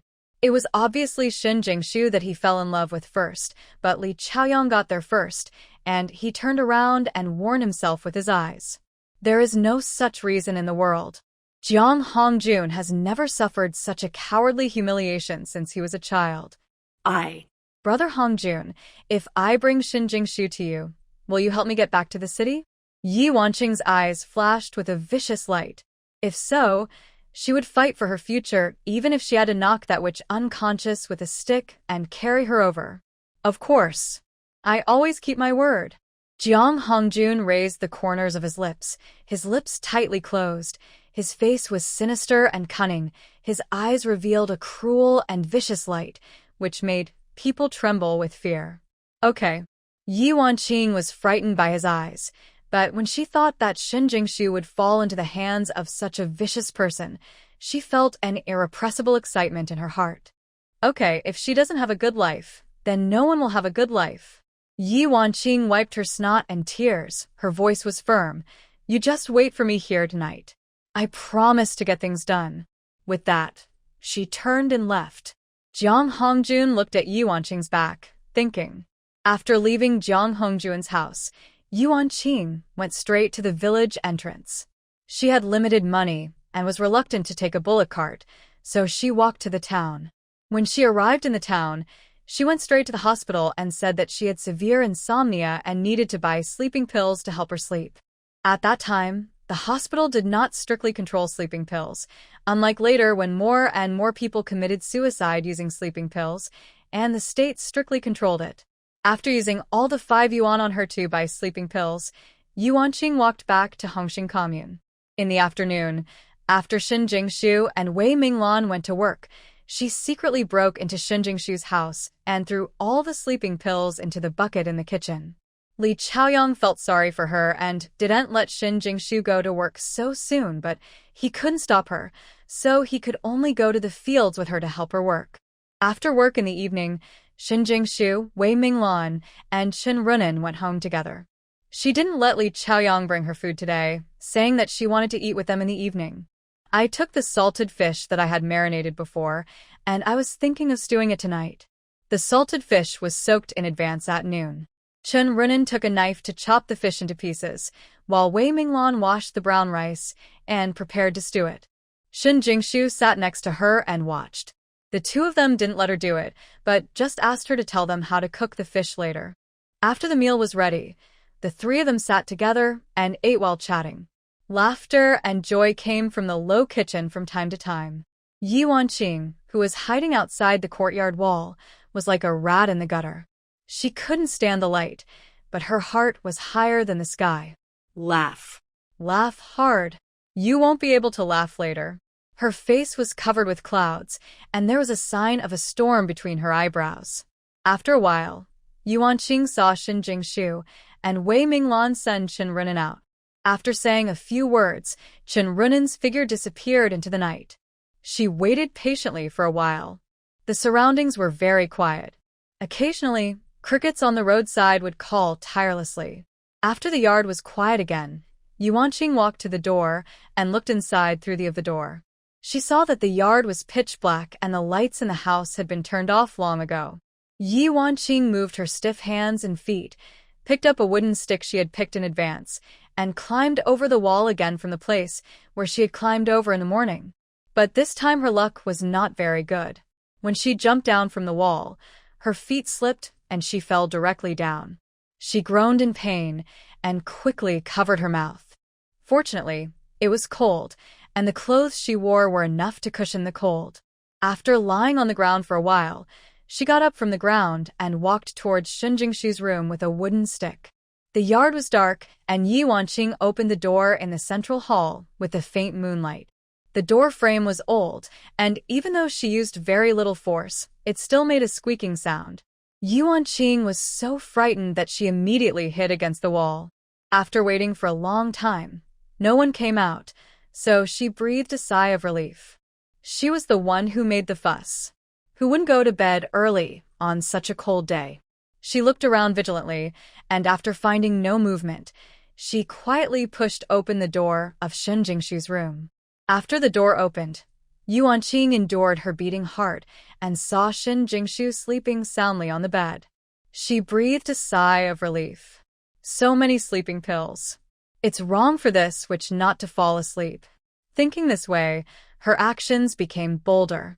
She directly opened the quilt on Shin Jingshu's body and saw that she was fully dressed. She didn't even take off her cotton-padded jacket and pants. She cursed, "You're freezing to death. You're wearing so much under such a thick quilt. The clothes. Why don't you get so hot?" She muttered, but her hands didn't stop. The moment she carried Shin Jingshu on her back, Yi Wanqing almost lost her balance. During this period of time, she couldn't eat well or sleep well, and her already thin body became even thinner. Shin Jingshu was half a head taller than her. Although she was not fat, Ye Wanqing still used all her strength to carry her. After successfully getting out of the door, Ye Wanqing carried Shin Jingshu on her back and went straight to Jiang Hongjuan's home. Now she relies on her breath to support herself, otherwise she will faint from exhaustion in the next second. Shin Jingshu on her back had opened her eyes at some point, and there was even a smile on her lips. It wasn't until she was almost at Jiang Hongjuan's house that Shin Jingshu smiled and leaned into Ye Wanqing's ear and said, "Ye Wanqing, I'm awake in the middle of the night. Where are you going to carry me?" This sound is like thunder on the ground. Ye Wanqing was so frightened that she screamed and threw away Shin Jingshu. Fortunately, Shin Jingshu was prepared and stood firmly on the ground. You. When did you wake up?"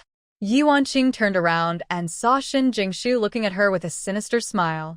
Her scalp was numb instantly, and all the bad feelings of hunger, tiredness, panic, and exhaustion swept over her in an instant. "I didn't sleep at all. I thought you were playing games with me when you carried me out." Shin Jingshu looked at Ye Wanqing innocently and asked, "Isn't it true?" Ye Wanqing clenched her fists, regretting why she threw the stick away. Otherwise, it would be better if she knocked her out with a stick now. She even regretted that she was not ruthless. When she was in Shin Jingshu's room just now, she should have beaten her half to death. Shin Jingshu. Ye Wanqing almost collapsed and was ready to tear Shin Jingshu apart at any time. Shin Jingshu smiled innocently and walked closer to Ye Wanqing step by step. What do you want to do?" Ye Wanqing backed away. She hadn't eaten anything all day, not even a mouthful of hot water. She had just spent a lot of money. She carried so much strength on Shin Jingshu's back. Not to mention that she had beaten Shin Jingshu in the association. If she didn't faint on the spot, her health was considered to be in good condition. Shin Jingshu made a silent gesture towards her, then suddenly took out a wooden stick from her back and hit her on the head. Ye Wanqing felt her eyes go dark and fainted immediately. Shin Jingshu reluctantly threw away the stick in her hand. Not to mention, the stick Ye Wanqing found was quite easy to use. She kicked Ye Wanqing, who was lying on the ground, and saw that she didn't move. Then she said to the darkness, "Friends, come out." As soon as she finished speaking, Wei Minglan and Chen Runan walked out of the darkness. "Let's go to the entrance of the commune and see if Chaoyang has done it." The three of them looked at each other. Look at it and smile. Shin Jingshu knew it when Ye Wanqing climbed over the wall and entered their house at noon. Huzi told her. Huzi was arranged by Li Chaoyang to help her collect firewood every day. When he was delivering firewood to her today, he happened to see Ye Wanqing climbing over the wall. Huzi is quite clever. Instead of alerting the enemy, he went directly to the fields and told Shin Jingshu and Li Chaoyang about the matter. Shin Jingshu immediately guessed what Ye Wanqing wanted to do. He was just repeating his old tricks and wanted Jiang Hongjun to ruin her. As soon as her eyes moved, she started whispering to a few people. When they arrived at the entrance of the commune, Li Chaoyang was already waiting there. There was a sleeping man lying at his feet. Look carefully, who could it be if it wasn't Jiang Hongjun? Chen Runan and Wei Minglan threw Ye Wanqing to the ground, took some medicine and stuffed it into her mouth, and stuffed the other two medicines into Jiang Hongjuan's mouth. After feeding the medicine, he clapped his hands in disgust. "I specially found someone to get this medicine. I guarantee that the two of them will fight for 300 rounds in one night." Wei Minglan spoke unhesitatingly, and Li Chaoyang was used to it, but subconsciously she went to cover Shin Jingshu's ears, for fear that she would hear something she shouldn't hear. "Li Chaoyang, you covered it too late. I heard it all." Shin Jingshu raised a pair of innocent eyes and looked at Li Chaoyang. "Li Chaoyang, it's not like I said anything explicit, and Jingshu can't bear to hear it." Wei Minglan came over and pulled Shin Jingshu over, looking at Li Chaoyang jokingly. "Besides, if I want to lead your Jingshu into trouble, I will sleep in the same bed with her at night and teach her well. I will make you angry." With that, she pulled Shin Jingshu back home. Li Chaoyang shook his head helplessly and followed. Early the next morning, Red Star Commune completely exploded. All the young and old men in the village and the men and women from the Educated Youth Center gathered around the entrance of the commune. Jiang Hongjun and Yi Wanqing were entangled together as if no one else was around. Their two white bodies were not afraid of the cold, nor were they afraid of the opinions of the people around them. They were selfless and did the sloppy thing. The thin-skinned aunt was embarrassed to look at it, so she dragged her husband away and left. All the educated youths looked at it with red faces and covered their eyes and stopped looking. But the young and old men in the village, as well as the male educated youths, except Li Ronghai and Li Chaoyang, all watched with gusto. In this day and age, it's rare to see young couples holding hands on the street, let alone such an exciting scene. Men commented on Jiang Hongjun's posture and lack of strength and criticized Yi Wanqing's figure for not being hot enough. The woman scolded Yi Wanqing for being shameless, filthy, degenerate, and disgraceful. Don't look, you'll get a needle's eye when you look back. Li Chaoyang covered Shin Jingshu's eyes and said nothing to let go. Li Chaoyang, see it for yourself and you won't let me see it. Shin Jingshu felt it was unfair. He pouted and said, I didn't look. dirty. Li Chaoyang looked calm. Minglan, you can do it. Where did you get the medicine that has such a long-lasting effect?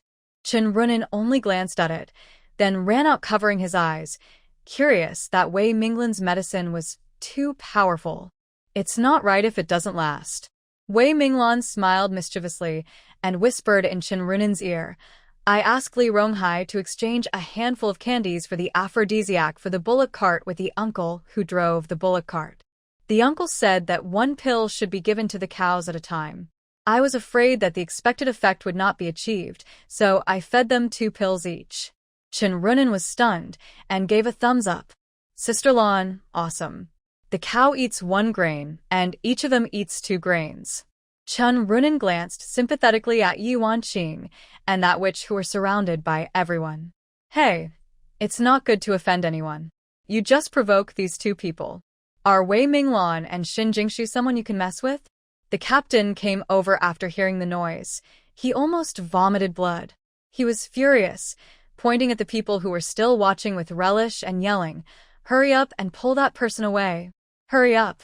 Everyone didn't want to move at this moment. They hadn't seen enough. Do you all want to be punished? Are you going to work today or not? Hurry up. The captain was so anxious that he wanted to curse. Seeing that the people below were still hesitating, he simply didn't care about so much and was about to go up and pull it himself. Unexpectedly, his wife suddenly ran over at this time, hugged the captain's waist, and cried, What's the point of you going to pull it? Jiang Hongjun is your nephew, and that woman will be your niece-in-law in the future. If you go over, you will have seen her body. How will your eldest brother's family look at you in the future? The captain stopped when he heard it. What his wife said made sense. It was really inappropriate for him, as an uncle, to go over. He turned to a teenager and said, Go call your uncle over. Tell him to come quickly. The teenager's uncle was Jiang Hongjun's father. The teenager didn't dare to disobey the captain's words and turned around and ran out of the crowd. Oh no! Look, the Red Army guy has fainted. I said he was so pale, and his lips were pale, and he was obviously out of strength. Huh. It's so cold. It's not easy to hold on for so long. Is the Red Army guy dead? Look, he's motionless. Jiang Hongjun was indeed hollowed out at this moment, lying straight on the ground. If it weren't for the ups and downs in his chest, his condition would be no different from that of a dead person. Oh, look at that Yi Wanqing. She still wants to continue. Oh my God, how can this woman be so coquettish? This man has been played to death by her.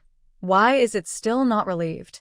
It's killing me. After Jiang Hongjun fainted, Yi Wanqing felt her body empty.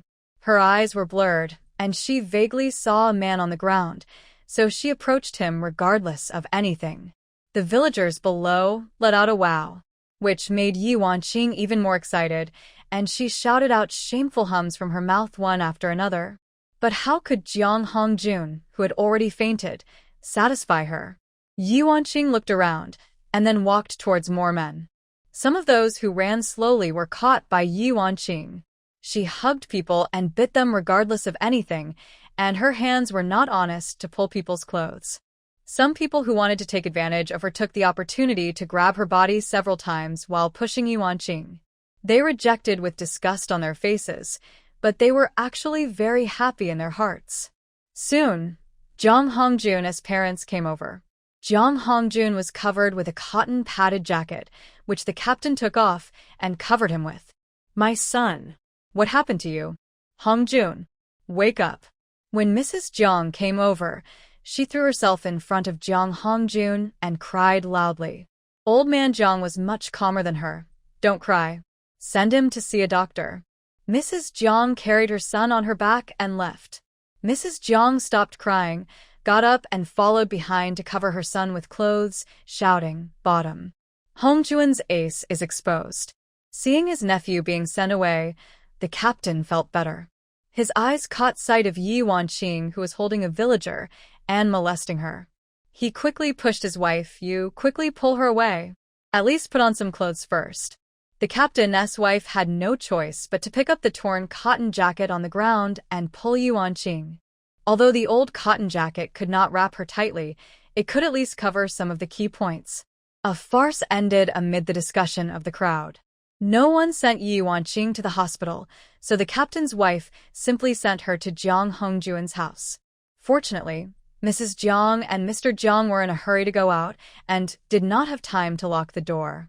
Fearing that she would run around, the captain's wife found a rope to tie her hands and feet and then let her sleep on the cold ground, thinking that when Zhang Hongjun and others came back, they could do whatever they wanted to her. Ye Wanqing, who had been sleeping for a whole morning, woke up slowly. She was awakened by the cold and hunger. She hadn't eaten all day yesterday and had exercised with Zhang Hongjun all night. Even an iron body couldn't stand it now. She slowly opened her eyes, and it felt like a needle was pricking her throat. Her whole body was sore, and the chill made her curl up into a ball. Where is this? Looking up at the roof, a ray of sunlight shone in from the hole, which was a bit dazzling. Ye Wanqing was about to raise her hand to block the light, only to find that her arms were tied with ropes and she couldn't move her feet either. She looked down at her body and saw that she was not wearing a single piece of clothing, and her skin was covered with deep and shallow bruises. Ye Wanqing's eyes opened wider and wider, and finally she screamed. Ah! Several birds foraging at the door were startled by the sound, and they flapped their wings and flew away. What happened? Why am I like this? Ye Wanqing shed tears in fear. She struggled to get up from the ground, and felt dizzy in her head. She steadied her body and quickly looked around here. This place seemed like a utility room, with all kinds of farm tools and unnecessary discarded things piled up in the room. She struggled to stand up and looked out through the locked door. She felt that this yard was somewhat familiar. That's right. This is Zhang Hongjun's home. Why is she here? Still the same look. Ye Wanqing had a headache. She forced herself to calm down. Yesterday, she went to the town to buy sleeping pills. After returning, she went to Shin Jingshu's house and put the medicine in her bucket. Then she hid and waited for dark. Yes, that's right. After dark, when Shin Jingshu fell asleep, she climbed over the wall and carried Shin Jingshu to Zhang Hongjun's home. Then, halfway through the journey, Shin Jingshu suddenly woke up. Yes, it was Shin Jingshu who knocked herself out. It was she who knocked herself out. But she couldn't remember anything after she fainted. She was not a girl who knew nothing. The discomfort in her body told her, especially the ambiguous marks on her chest and waist. Was she broken by someone? Thinking of this, Ye Wanqing hated her so much that she immediately tore Shin Jingshu to pieces. This, which must have found a man to destroy her innocence after knocking her out last night. Before Ye Wanqing could vent her jealousy in her heart, a voice suddenly came from outside the door. Quick, quick, send the person into the house. Be careful, don't hurt. Be careful of the wounds on his body. Be gentle with your hands. Regardless of the shame of being, Ye Wanqing leaned on the door and looked out, and saw 3 or 4 people carrying a person down from the cart. When she saw the man's face, she was so shocked that she staggered back a few steps. It was Zhang Hongjun. He lay there as if he was dead, letting several people lift him up. And Why is Jiang Hongjuan's face so scary?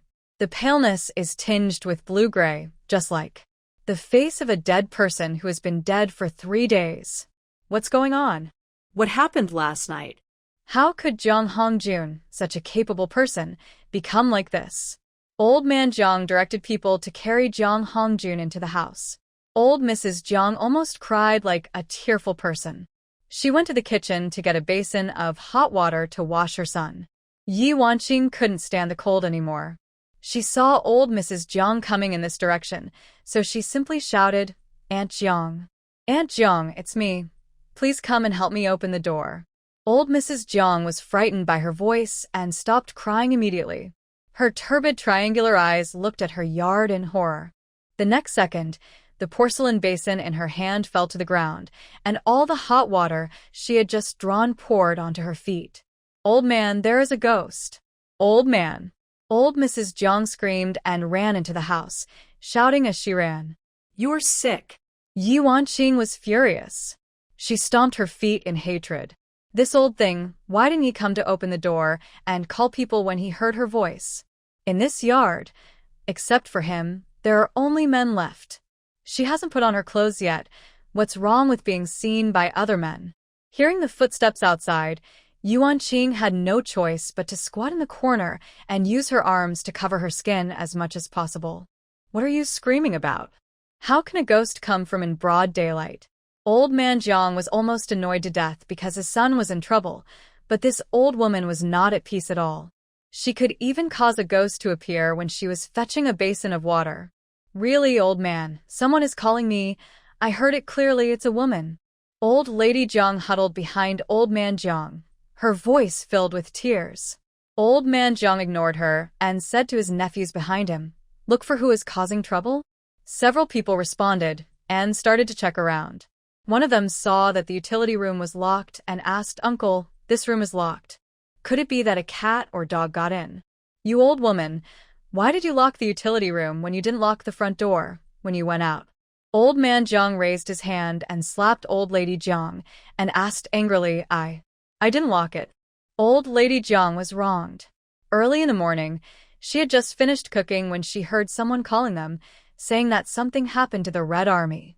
She called the old man and ran out, but the Red Army was injured like that. They sent the Red Army to the hospital. How could they remember whether the door was locked? "Open it quickly." Old Man Jiang felt dizzy.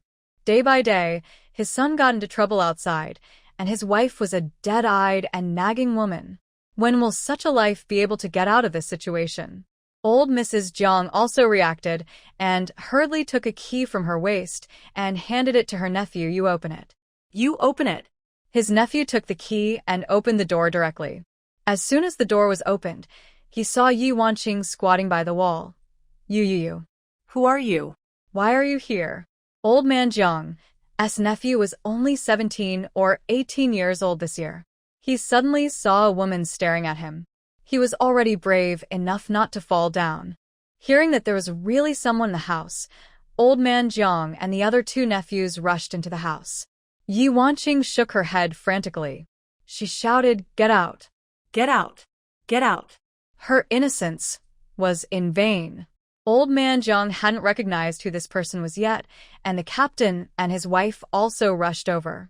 The captain didn't go into the house to see, but he knew as soon as he heard the voice that the madman in the house was definitely Yi Wanqing. He pulled Old Man Jiang aside and said, "Brother, the one in the room is an educated youth named Yi Wanqing, the one who was with the Red Army." The captain's face was full of shame. There were some things he really couldn't say. "Brother, how is Red Army? Is he okay?" Hearing that it was that woman who harmed his son, Old Man Jiang wanted to strangle Yi Wanqing to death. His face was gloomy, and he said with sadness and helplessness, "It's over. The Red Army is all finished." What's going on? "Brother, explain it clearly."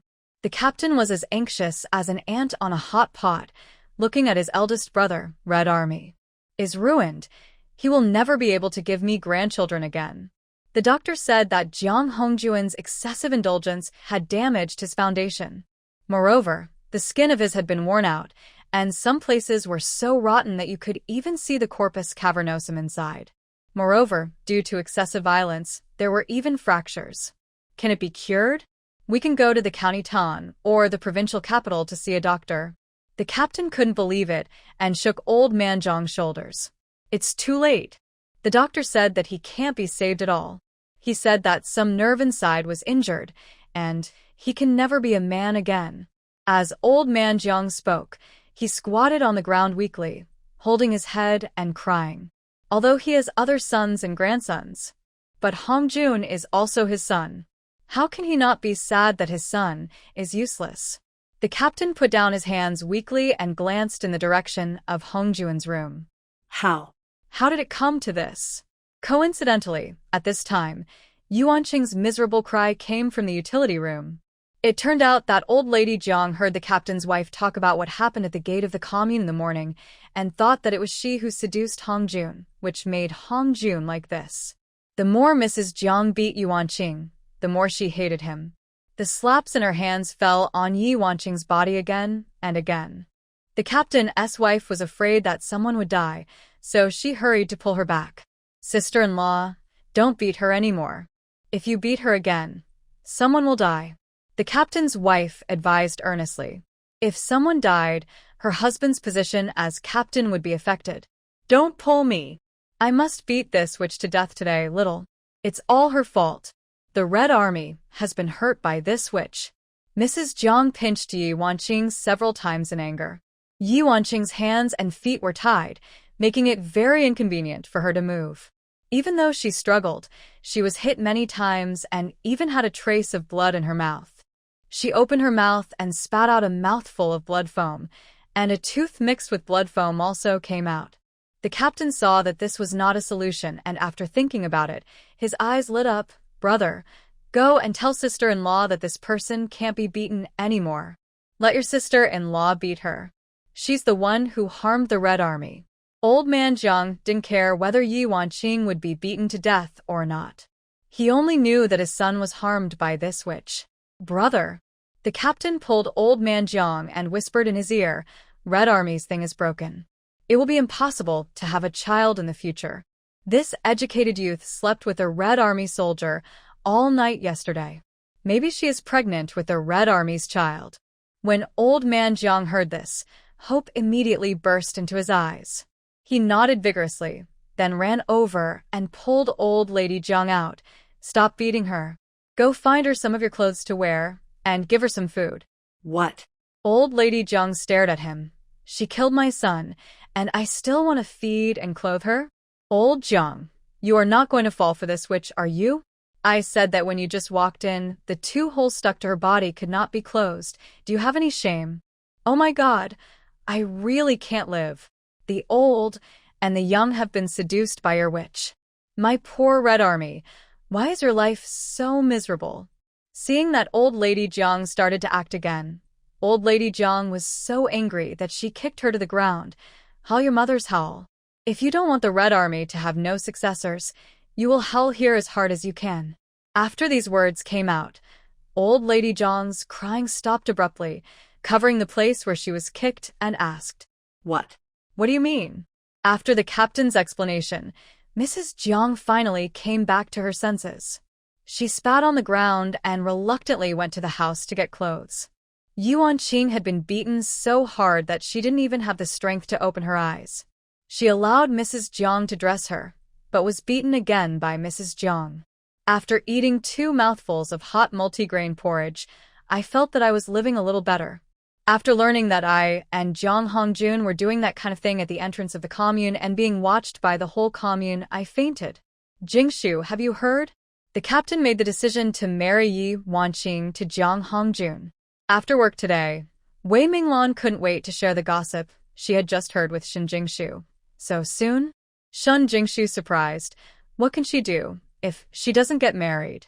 I heard that the captain personally called Ye Wanqing's parents and told her parents directly about Ye Wanqing's seduction of Jiang Hongjun and the good things she did.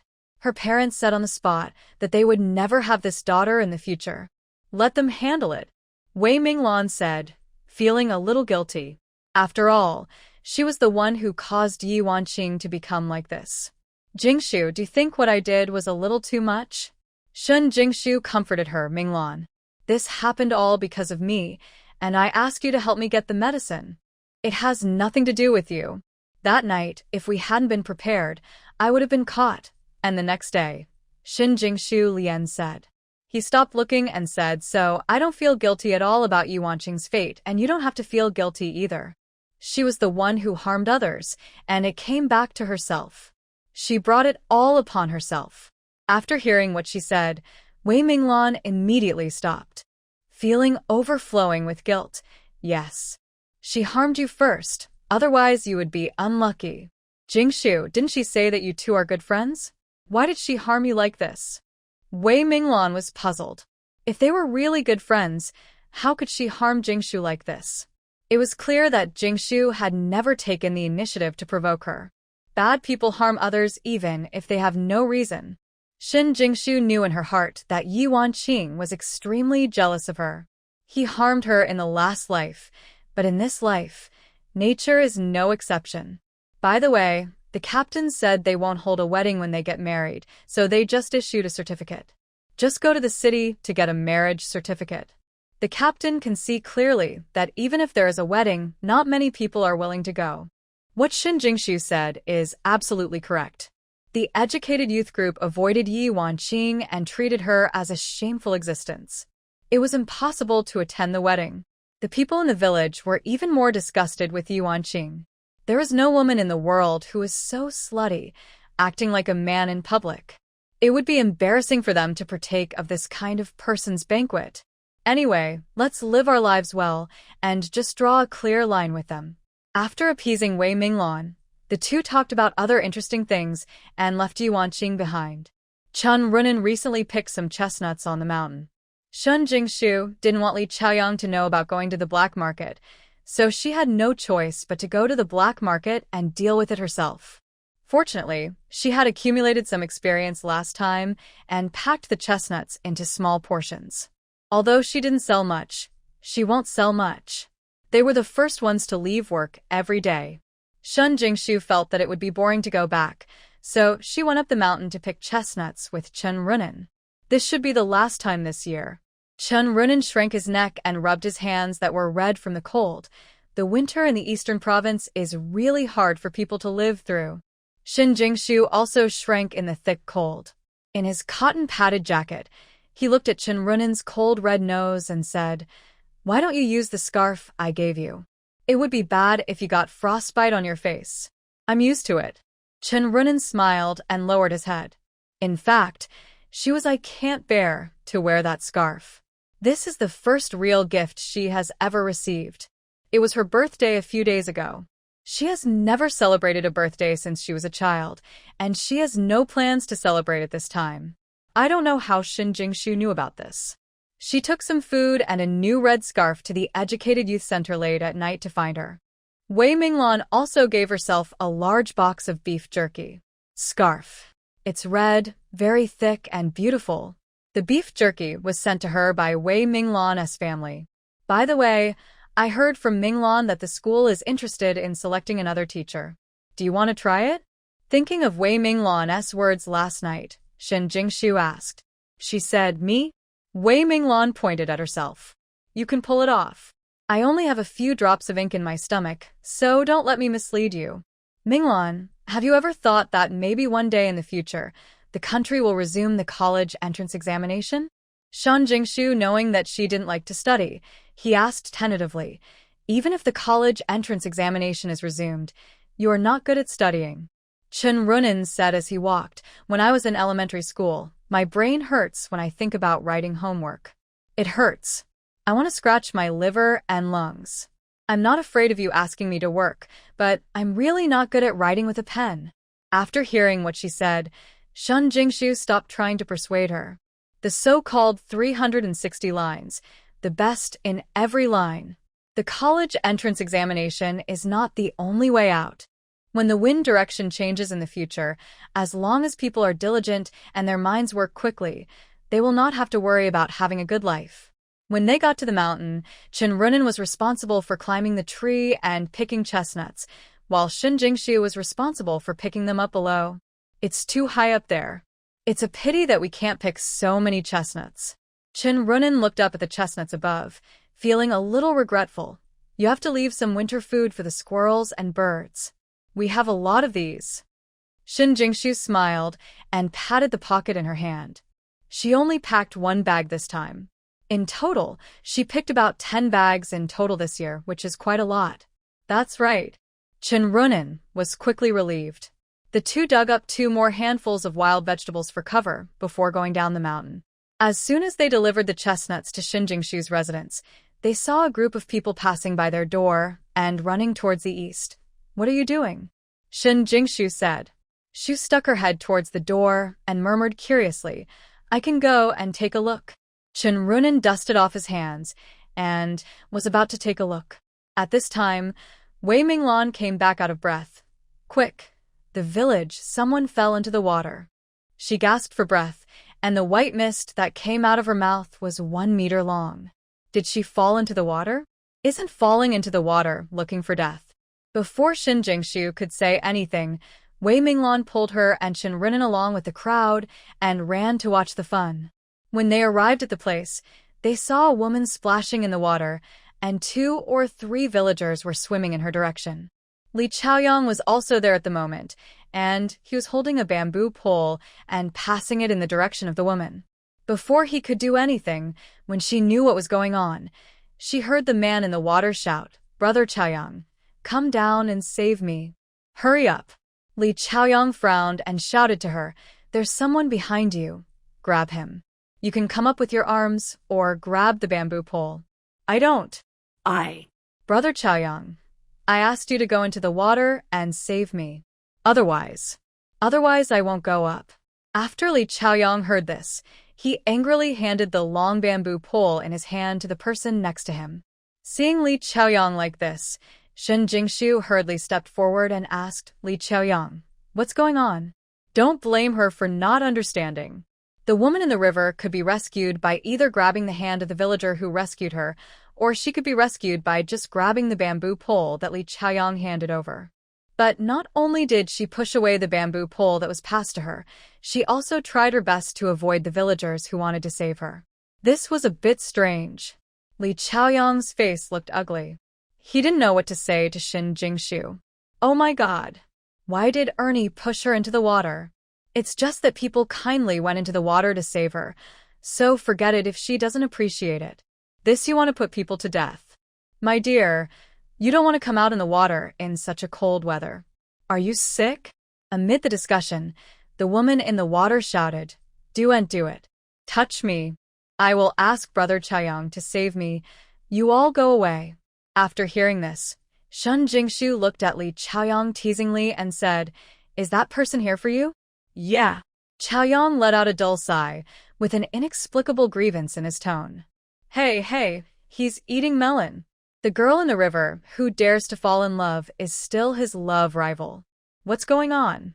Li Chaoyang, aren't you going to tell me? Shin Jingshu stretched out her hand in a funny way, then used her wide sleeves to cover it up and hooked Li Chaoyang's hand, with gossipy stars in her eyes. I'm going to give you this. Li Chaoyang's voice was low, and he spread his hands for her to see. He saw a butterfly hairpin in his palm. I was stopped by her halfway. She said that she liked me and had to give in. I broke off the engagement with you, but I ignored her. When I was about to leave, she threatened me that if I didn't break off the engagement, she would jump into the river. Just jumped into the river. Shin Jingshu raised her eyebrows. No wonder. This woman refused to let others save her, and insisted on asking Li Chaoyang to rescue her by name. Chaoyang. Go and save Ernie quickly. She may not be able to hold on anymore. A woman in her 40s, he ran over and took Li Chaoyang's arm and cried, this girl is so stubborn. She has liked you since she was a child. Now, she wants to marry you only if you are the only one. Chaoyang, you and Ernie have had a good time since they were little. You can't look down on her. Just watch her die. Auntie, please go into the water and save her. Can this be done? Shin Jingshu's little face, which had been smiling just now, was all gone now. Auntie, Chaoyang and I are engaged. She walked up to Li Chaoyang and shielded him from the woman's pleading eyes. Besides, obviously, someone else has already entered the water. As long as your daughter is willing, she can come out of the water in the next second, but she wants Chaoyang to rescue her. I don't think you need me to remind you what she has planned, right? The woman was told by Jingshu. His face turned blue and white for a while. But she just wants Chaoyang to save her. The woman wanted to fight for her daughter, and then looked at Li Chaoyang. Chaoyang, you're still a soldier. Shouldn't soldiers serve the people? Ernie, he fell into the water. Why didn't you go and save him? Aunt. No one said that if there's a problem, it must be solved by the military. Why are you forcing Chaoyang to do this? Shu spoke directly. Don't say that Chaoyang and I are already engaged. Even if he is not engaged, if your daughter is seeking death, she is not worthy of being rescued by Chaoyang. You? Ernie's mother was shocked. At a loss for words, he simply turned around and rushed towards the river. Seeing his daughter still splashing in the river, he simply sat down on the ground and cried loudly, Ernie, don't think too hard. Chaoyang is just looking at you. Go to Hades, I don't want to save you. Wu, no matter what you two had before, now that he is engaged, his heart and eyes are full of other people. Don't be stupid anymore, my daughter. Her words let the onlookers start whispering. What she meant was that something happened between Li Chaoyang and her daughter. Now that Li Chaoyang was engaged to an educated youth, he dumped Ernie. Li Chaoyang is a soldier. Is it possible to do this kind of thing that favors the new and hates the old? Zheng Yuexia hurried over, and as soon as she arrived, she heard Ernie's mother arranging her own son. She could bear this. He immediately started yelling, Ernie's mother, please speak clearly. What's going on with our family, Chaoyang, and your Ernie? When Chaoyang was not serving as a soldier, Ernie chased me to my house and gave Chaoyang food. Chaoyang was very annoyed. I was the one who kicked her away every time. My Chaoyang didn't even say a word to Ernie. What could they have done before? I'm telling you, don't speak unclearly here and deliberately make people misunderstand. I'm going to report it to the police. You're justified in slandering the soldiers, right? If your Ernie wants to die, don't hurt other people. She jumped into the river of her own free will, and even if she died 100 times, she wouldn't be able to benefit from our family's rising sun. 1 point. Zheng Yuexia's fighting power was so strong that she even scolded Ernie's mother to defeat her without Jingshu opening her mouth. Ernie's mother couldn't scold or quarrel, and she didn't dare to continue arranging the affair between Ernie and Li Chaoyang. Although she is a rural woman who has never seen the light of day, she dare not wear the hat of slandering soldiers. The two people who went into the water to rescue people had already swam up. Their hands and feet were red from the cold, and they were blaming Ernie for her ignorance. When the people on the shore saw this, they quickly put their clothes on. If I had known better, I wouldn't have saved her. You almost pushed me to death in the water. You're just a white-eyed wolf. I don't know what's going on if you save her. Chaoyang, don't save her. Ernie can swim. She doesn't want to die. Come up. I think I just want Chaoyang to save her. Bah. How come the girls in our commune are getting worse every year? Ernie in the river saw Li Chaoyang. She was just talking to Jingshu without even looking at her side.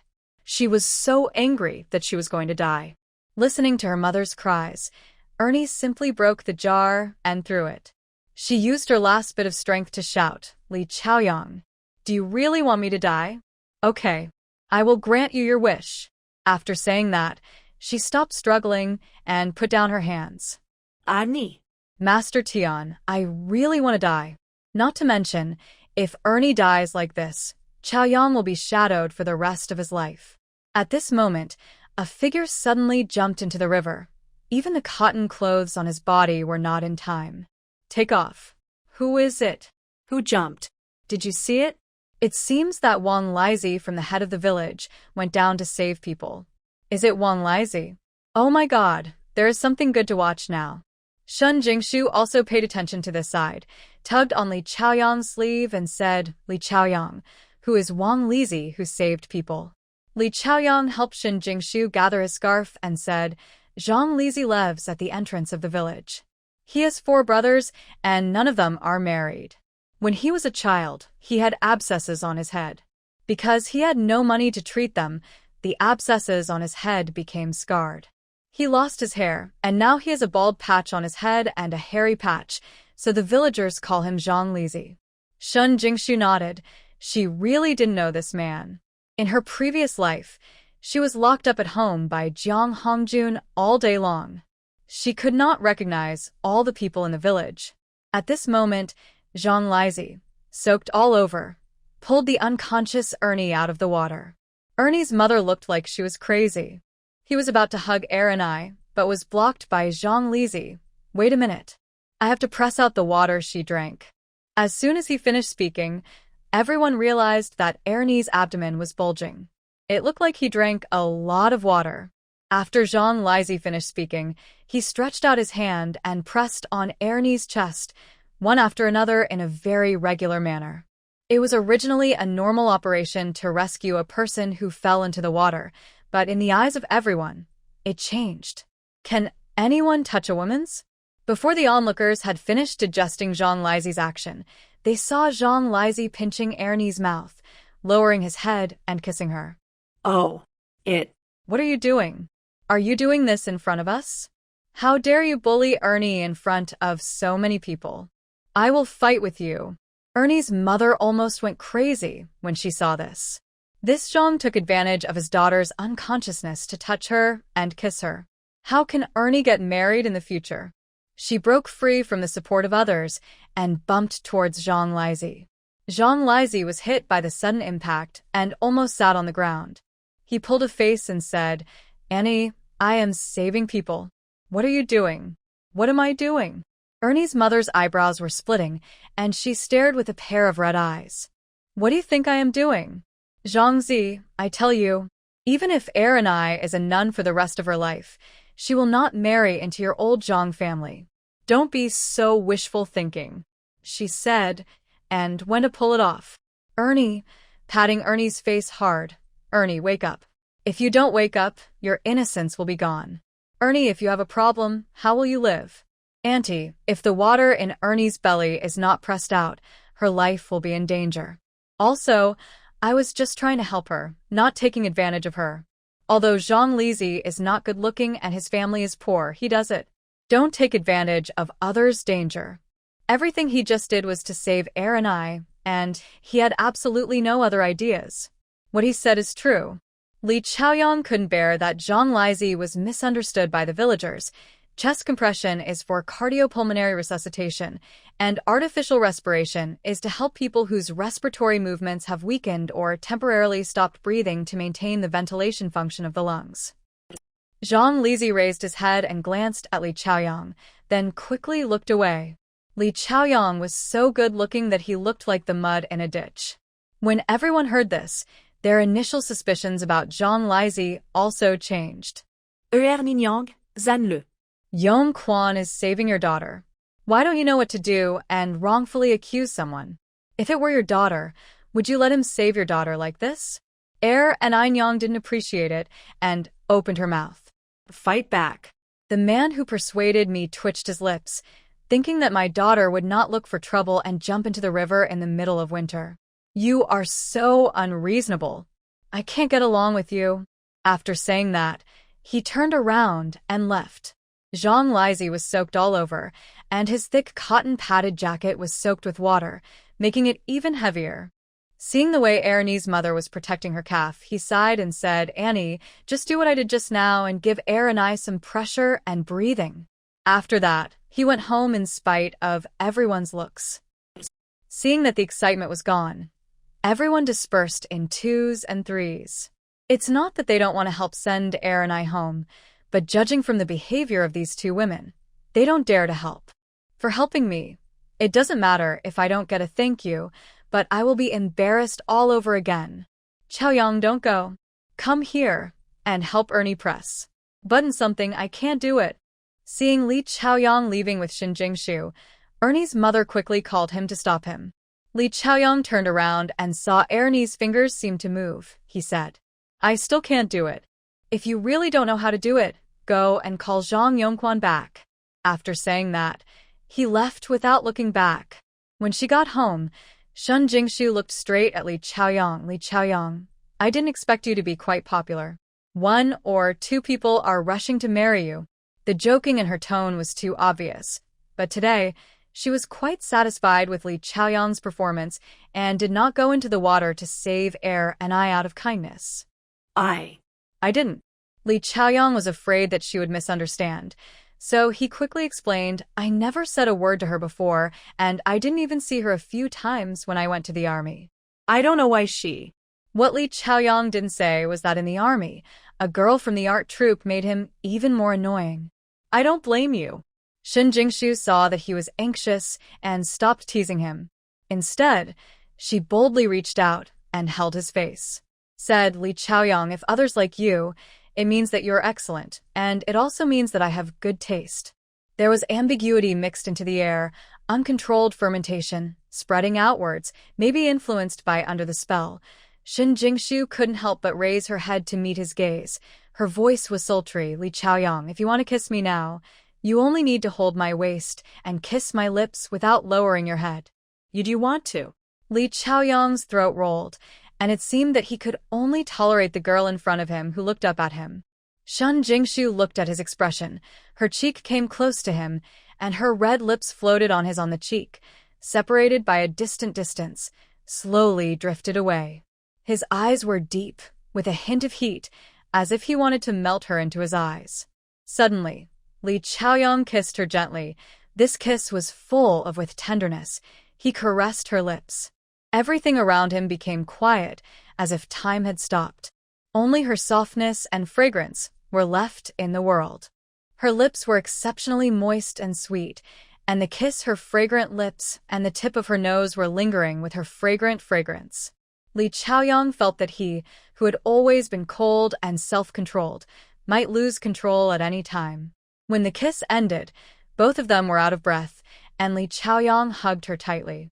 In his arms, he felt her tenderness, and his heartbeat accelerated like a galloping horse. Just now, he almost couldn't control himself. He tried to control his desires, but it was difficult to ignore the call from his heart. This conflict of possessiveness was like an overwhelming ocean. On the one hand, it was the desire for possessiveness, and on the other hand, it was the sincerity and respect of love. Jingshu, in 2 days you will take me back to Jiang province to meet your parents, okay? His voice was low and a little hoarse at the moment, which made people feel sultry and charming. Shun Jingshu nestled in his arms. Her face turned red. Yes, he responded softly, okay. The two of them were fighting each other. Shun Jingshu chose to be soft-hearted between weak-legged and soft-hearted. Decided to go back to Jiang province before Li Chaoyang returned to the army. The next day, Li Chaoyang took Shun Jingshu to find the captain's certificate of driving back to Jiang province. The reason was to go back to discuss their marriage. There is not much work in the commune now, so the brigade leader naturally agreed and readily issued a letter of certification. Zheng Yuexia knew that her son was going to her father-in-law's house, so she prepared generous gifts early and specifically asked Shun Jingshu for her opinion. Jingshu, I'm afraid it's not good to go to Chaoyang alone this time. How about your uncle, and I go to visit you too? My family, Shun Jingshu waved her hands repeatedly. It's not that she doesn't want to, but she still has Li Chaoyang's grandma at home and cannot do without someone to take care of her. Aunt, it's enough for Chaoyang to go alone. You have to take care of grandma at home. Then what if your parents feel that we don't take this matter seriously? But what can we do? I'll ask Mrs. Liu next door to help take care of grandma for 2 days. I think it would be more sincere for us to go together. Shun Jingshu discussed this with Li Chaoyang, and it would be better for them to go back. Mom, Jingshu, and I will go back first this time. Next time when we get married, you and Dad will go there in person. Li Chaoyang understood the cry for help in Shun Jingshu's eyes, smiled fondly, and said, Zheng Yuexia also saw after seeing the interaction between the two of them, he no longer struggled. Okay, then you should listen carefully to Jingshu when you go over. If you mess up this matter, watch your skin. Don't worry, Mom, everyone knows it. Seeing that her son promised to complete the task, Zheng Yuexia began to prepare a meeting gift for her in-laws. There wasn't much good stuff in the countryside, so she took out a white fox fur scarf that her parents' family had given her as a dowry. It would be a good idea to make a scarf for her mother-in-law. She also brought the salted chicken, salted fish, and salted duck eggs that were pickled at home and fried them herself. Bring the tea leaves. She brought the wolfberries picked from the mountains to make tea for her parents-in-law and bacon. Zheng Yuexia brought everything she could bring at home, as long as she thought her parents-in-law could use it, as long as she had it at home, and returned it to Li before leaving. Chaoyang took 300 yuan and asked him to go to the local supply and marketing cooperative to buy some nutritional supplements to take with him. After getting the certificate, Li Chaoyang went to buy a ticket and took Shen Jingshu on the train back to Jiang province the next day. Train. The two of them returned to Shen's house carrying large and small bags of things. Li Chaoyang sat next to Shen Jingshu and gave a dry cough with some restraint. Uncle, Aunt, this is the gift list prepared by my family for Jingshu. Take a look at it. If there is anything that is not thoughtful, just tell me. Li Chaoyang handed over the list. She handed it to Father Shen and sat quietly aside, waiting for Father Shen and Mother Shen to lecture her. Mother Shen held Jingshu's hand. She thought that her daughter would become dark and thin when she went to the countryside. Unexpectedly, the girl not only didn't she was thin, but a little fatter, and her skin was whiter than when she was at home. From this look, she didn't suffer much. She looked at Li Chaoyang again. This child was clean and handsome, with a twinge between his eyebrows. He was upright, his posture was upright, and his conversation was neither humble nor overbearing. Although he was a little nervous, the love in his eyes when he looked at Jingshu could not be faked. She was still satisfied with Li Chaoyang, especially Jingshu, who kept winking at her and asking her to say good things. She sighed helplessly. It turns out that women are really bad at staying in college. Fortunately, the man she brought home was reliable, otherwise she would have had to kick him out with his belongings and people. How many brothers and sisters are there? Father Shen was silent for a while and finally spoke. I am the only one in the family. My mother was injured when she gave birth to me. Father Shen nodded after hearing this. He is the only one in the family, and there will be no favoritism between parents-in-law, sisters-in-law, or sisters-in-law causing trouble. How old are your parents this year? Father is 52, mother is 48, and there's a grandma in the family who is 79 this year. Li Chaoyang answered truthfully. His heartbeat was beating wildly like a drum, and every beat conveyed nervousness, as if it was about to jump out of his chest. The palms of his hands also began to become moist. Dad. Shen Jingshu glanced at Father Shen, telling him not to be too harsh. Take Jingshu back to the room to rest for a while. Shen's father glanced at Shen Jingshu dissatisfied and said to Shen's mother, "Let's go. I haven't had time to send you the cotton-padded clothes I made for you. I'll take you to try it." Go. Mother Shen pulled Shen Jingshu away, without any explanation, leaving the living room to Father Shen and Li Chaoyang. When she got to the room, Shen Jingshu pouted and looked at her mother. "Mom, look at Dad. He's so fierce." How could he be so fierce? Mother Shen saw her daughter protecting Li Chaoyang as if she was protecting her eyes, and said, "If you don't ask clearly, what if you are wronged in the future?" No. He. Shen Jingshu wanted to say that Li Chaoyang was very good and his family was also very good, but after seeing her mother's eyes, she became obedient. "Shut up." Mother Shen shook her head helplessly. Although Li Chaoyang was good in all aspects, they were really reluctant to let their daughter get married so early. Li Chaoyang is serving as a soldier in Beijing.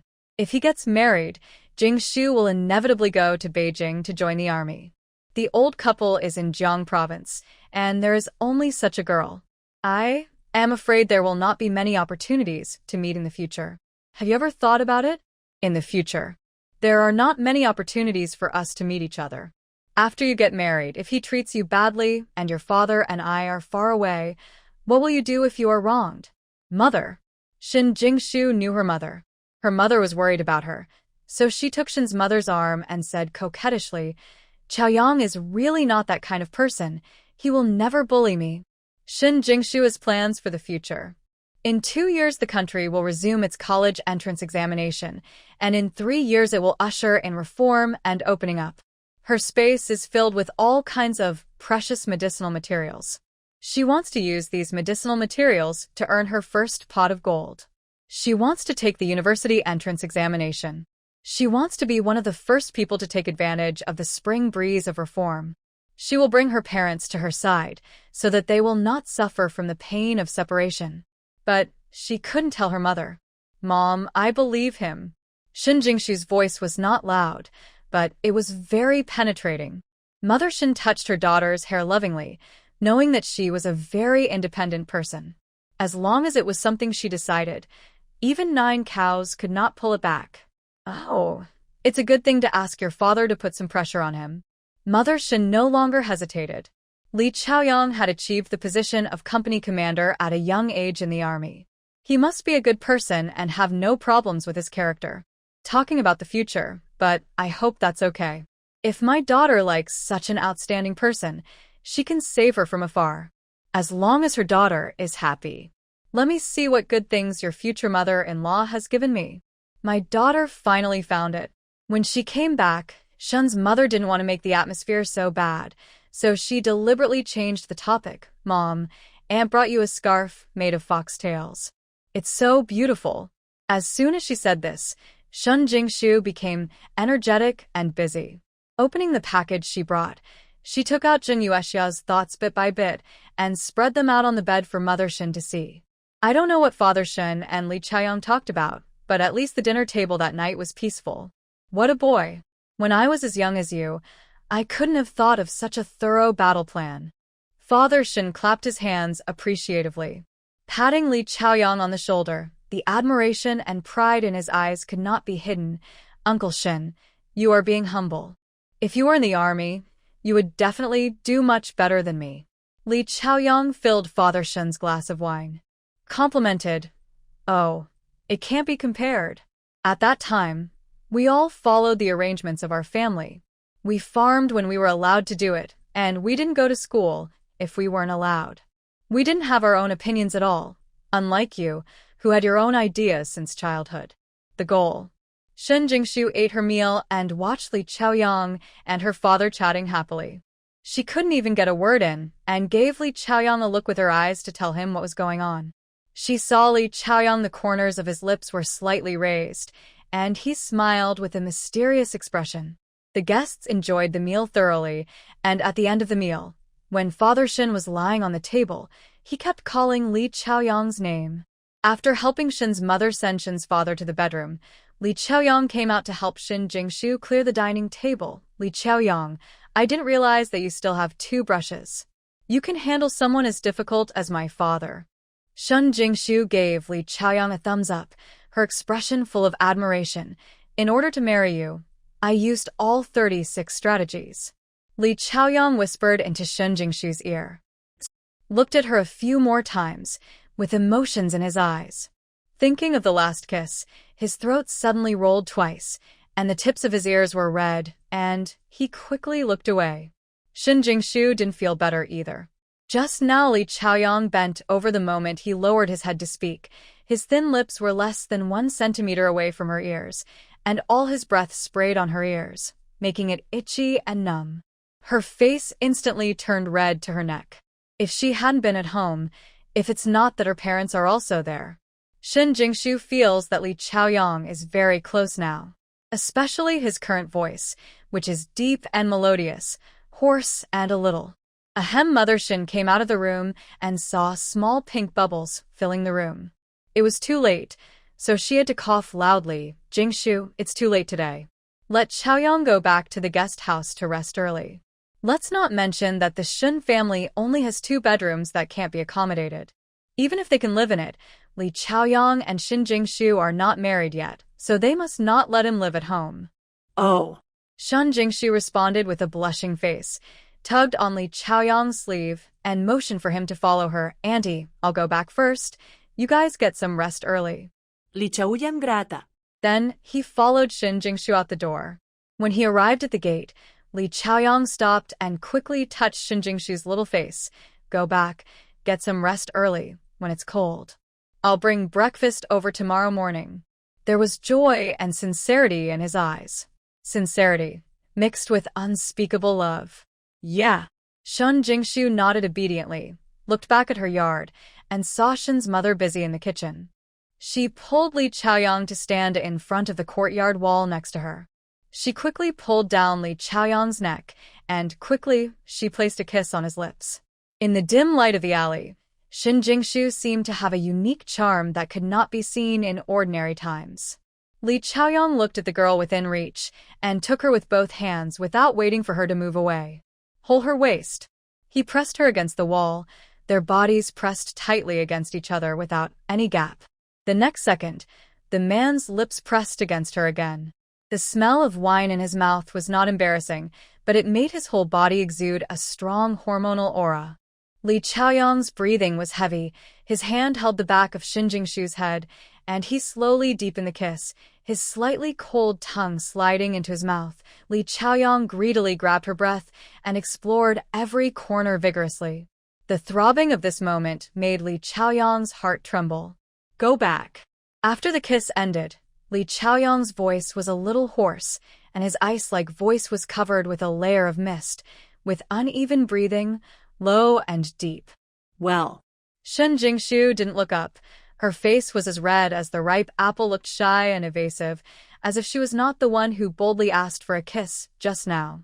After sending Li Chaoyang away, Shin Jingshu returned to the house with her head lowered. She didn't dare to raise her head.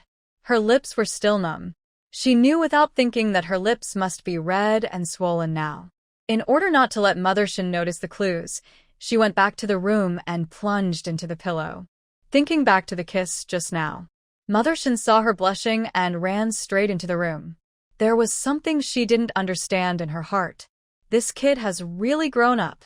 The next day, Li Chaoyang came to Shun's house early, bringing with him the deep-fried dough sticks, steamed buns, soy milk, etc. that he had just bought from a state-owned restaurant. Chaoyang, come in and sit down. Mother Shin greeted Li Chaoyang to come in with a more serious attitude. I don't know how much better it was yesterday, mainly because this morning, Father Shin, who had sobered up, was full of praise for Li Chaoyang as soon as he mentioned it. Mother Shin had a good impression of Li Chaoyang, plus her in-laws brought her, although the things are not valuable. One can see their intentions. Their family is not rich, and they will not look down on country people. Li Chaoyang has nothing to say to Jingshu. He is careful and considerate, and when he talks she speaks softly. The love in her eyes is clear, and her in-laws are so fond of Jingshu. Do they have any other complicated relationships in their family? Li Chaoyang is young and promising. It is difficult not to satisfy her with Li Chaoyang. Li Chaoyang smiled and entered the house. Father Shin was sitting in the living room reading the newspaper. When he saw Li Chaoyang coming in, he put his arm around his shoulders and asked him to sit down. After breakfast, Father Shin looked at Li Chaoyang with a smile and said, Chaoyang, we just have a child named Jingshu. She has been spoiled by us since she was a child and has been a little willful. I will feel relieved to hand her over to you. That is if one day you don't like her or she does something wrong. What's wrong? Don't hit her or scold her. Just tell me, and I'll take her back. Shin Jingshu's nose became sore, and her eyes turned red. Although she knew that Li Chaoyang would always be good to her, when she heard her father say this, she realized how deep and heavy his father's love was. Uncle, don't worry. I will be good to Jingshu all my life, and will never let her suffer any injustice. Also, after Jingshu goes to Beijing to join the army, you and your aunt can also come to Beijing often, or you can stay in Beijing. I want to settle down in the city. I have a quota for a house in the army. You and your aunt can live with Jingshu all the time. Li Chaoyang said sincerely. He has a quota for a house in the army. He didn't want it before because he was single. It's the same for people living in military dormitories, but with Jingshu, everything is different. The Shin family had no objections to their marriage. Li Chaoyang first filed a marriage application report with the army. The wedding was held in Hongxing commune. The relatives of the Shin family went there together. Li Chaoyang's vacation was over, and he took the car directly back to the capital. Shun Jingshu also boarded the train back to Hongqing commune. Before leaving, Shun Jingshu picked 2 larger ginseng plants from the space and wrote a note on how to eat them. When she returned to Eastern Province, Shun Jingshu, instead of going directly to Hongqing commune, he went to the home of Mr. Yao Miao. Last time I told you to introduce you to a friend in the provincial capital. He contacted me a few days ago. All the medicinal materials we have prepared can be sent to him. Bien, the price is absolutely affordable, Mr. Yao Miao said, showing the letter written by a friend in the provincial capital to Shun Jingshu. Okay. Mr. I will send ginseng and several other traditional Chinese medicines to you later. Dig up the cultivated medicinal seedlings here too. Shun Jingshu took the letter, glanced at it, and returned it. Okay, I'll find a few people to help. Mr. Yao Miao was also happy and immediately asked his son. Calling for help, the seedlings he had cultivated for the second time were almost a month old. It was okay to dig them out now. Shun Jingshu went for a walk around the town and stopped by a state-owned restaurant for a meal. Then she went to deliver medicinal materials to Uncle Miao Miao, 50 ginseng plants, 50 Dendrobium candidum plants, and 100 caddies of wolfberry. There were about 50 more ginseng plants in the space. She planned to keep these 50 plants for a while, the older they were. The price of ginseng is getting higher and higher. She is not short of money for the time being. She can make a lot of money by selling the other 50 ginseng plants and other medicinal materials. It was already 5 or 6 in the afternoon when she left Yao Miao's house and returned to Hongqing commune.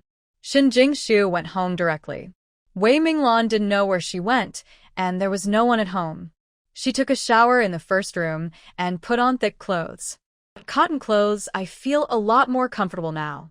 Then, she took out the gifts her mother brought to the Li family from the space and organized them, preparing to send them out tomorrow. Shao Jingshu, you're back. As soon as Wei Minglan came back and saw the lights in Shun Jingshu's room were on, she happily ran over and hugged Shun Jingshu. You don't even know how pitiful I was when you were away. Woo-woo. Okay, stop crying, I brought you a gift. Shun Jingshu patted Wei Minglan on the back, with a smile on her face and a hint of helplessness. This Wei Minglan spends all day with a child. But she particularly likes this energy of hers. What gift? When she heard that there's a gift, Wei Minglan stopped crying and looked at Shun Jingshu expectantly with her big eyes open, her hands stretched out and spread out in front of her. Our new employee from the supply and marketing cooperative there. I bought a batch of rabbit fur hats. I think they suit you very well. Come on, try it. Shun Jingshu took out a white rabbit fur hat from her luggage and handed it to Wei Minglan. Wow, Jingshu, this hat is also good. It's so beautiful. Wei Minglan was like a child who got a beloved gift. She happily jumped around the room with her hat. In the end, she was so happy that she hugged Shun Jingshu and kissed her on the face. A big mouthful. Jingshu, you're my best sister. Shun Jingshu was annoyed by her troubles and pulled her to talk about other things. How are you doing lately? Is Renan okay? We are both fine. The day after you left, everyone in the commune had a holiday. We didn't have to work.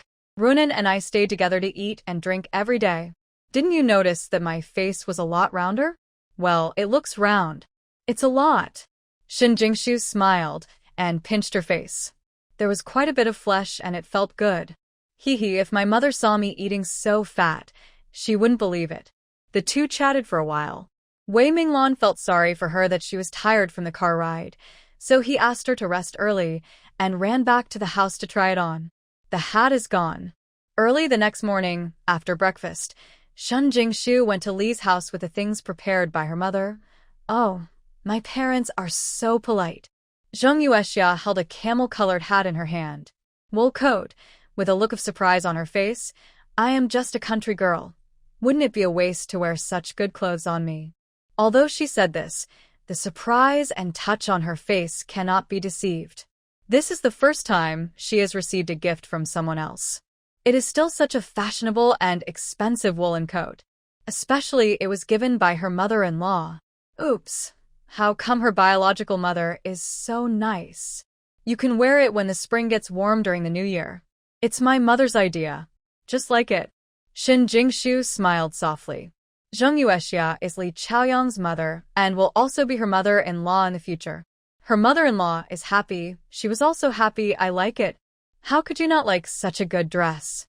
Zheng Yuexia's hands were caressing the woolen coat, and she looked at Xin Jingshu lovingly. You are a girl from the city.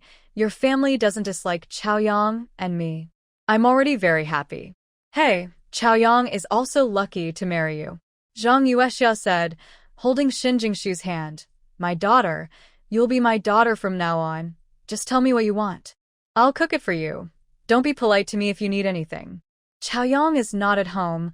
I have the obligation to take care of you, you know? I know, I will. Xin Jingshu agreed obediently.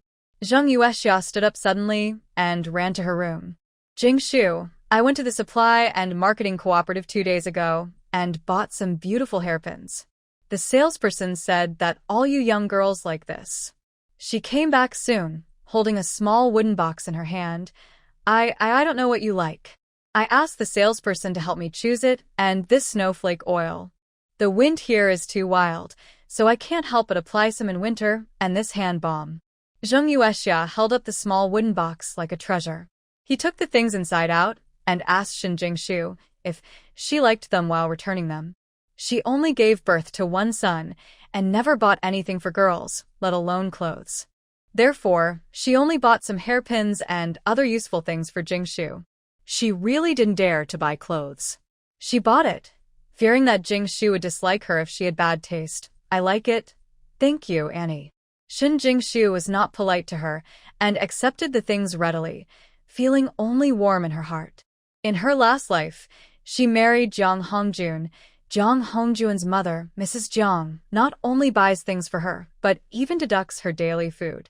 People are really incomparable. In this life, she not only got rid of Jiang Hongjun, but also let Ye Wanqing, who I caused to her tragic death, reap the consequences. Now, she only needs to live a good life with Li Chaoyang and take care of both parents, and she is satisfied. And I'm going back to Jiang province. I found 4 or 5 pumpkin vines on the mountain with many pumpkins on them. Even though I was away during this period, I don't know if the pumpkins were picked. Andy, can you go with me tonight? Okay, Andy will go with you tonight. The reason why Xin Jingshu said this was because she wanted to give more things to the Li family. Zheng Yuexia and her husband were down to earth and capable. They received full work points in the commune, and Li Chaoyang also received monthly wages. But Zheng Yuexia and her husband still lived frugally and saved their money so that their daughter-in-law would not be wronged when their son got married.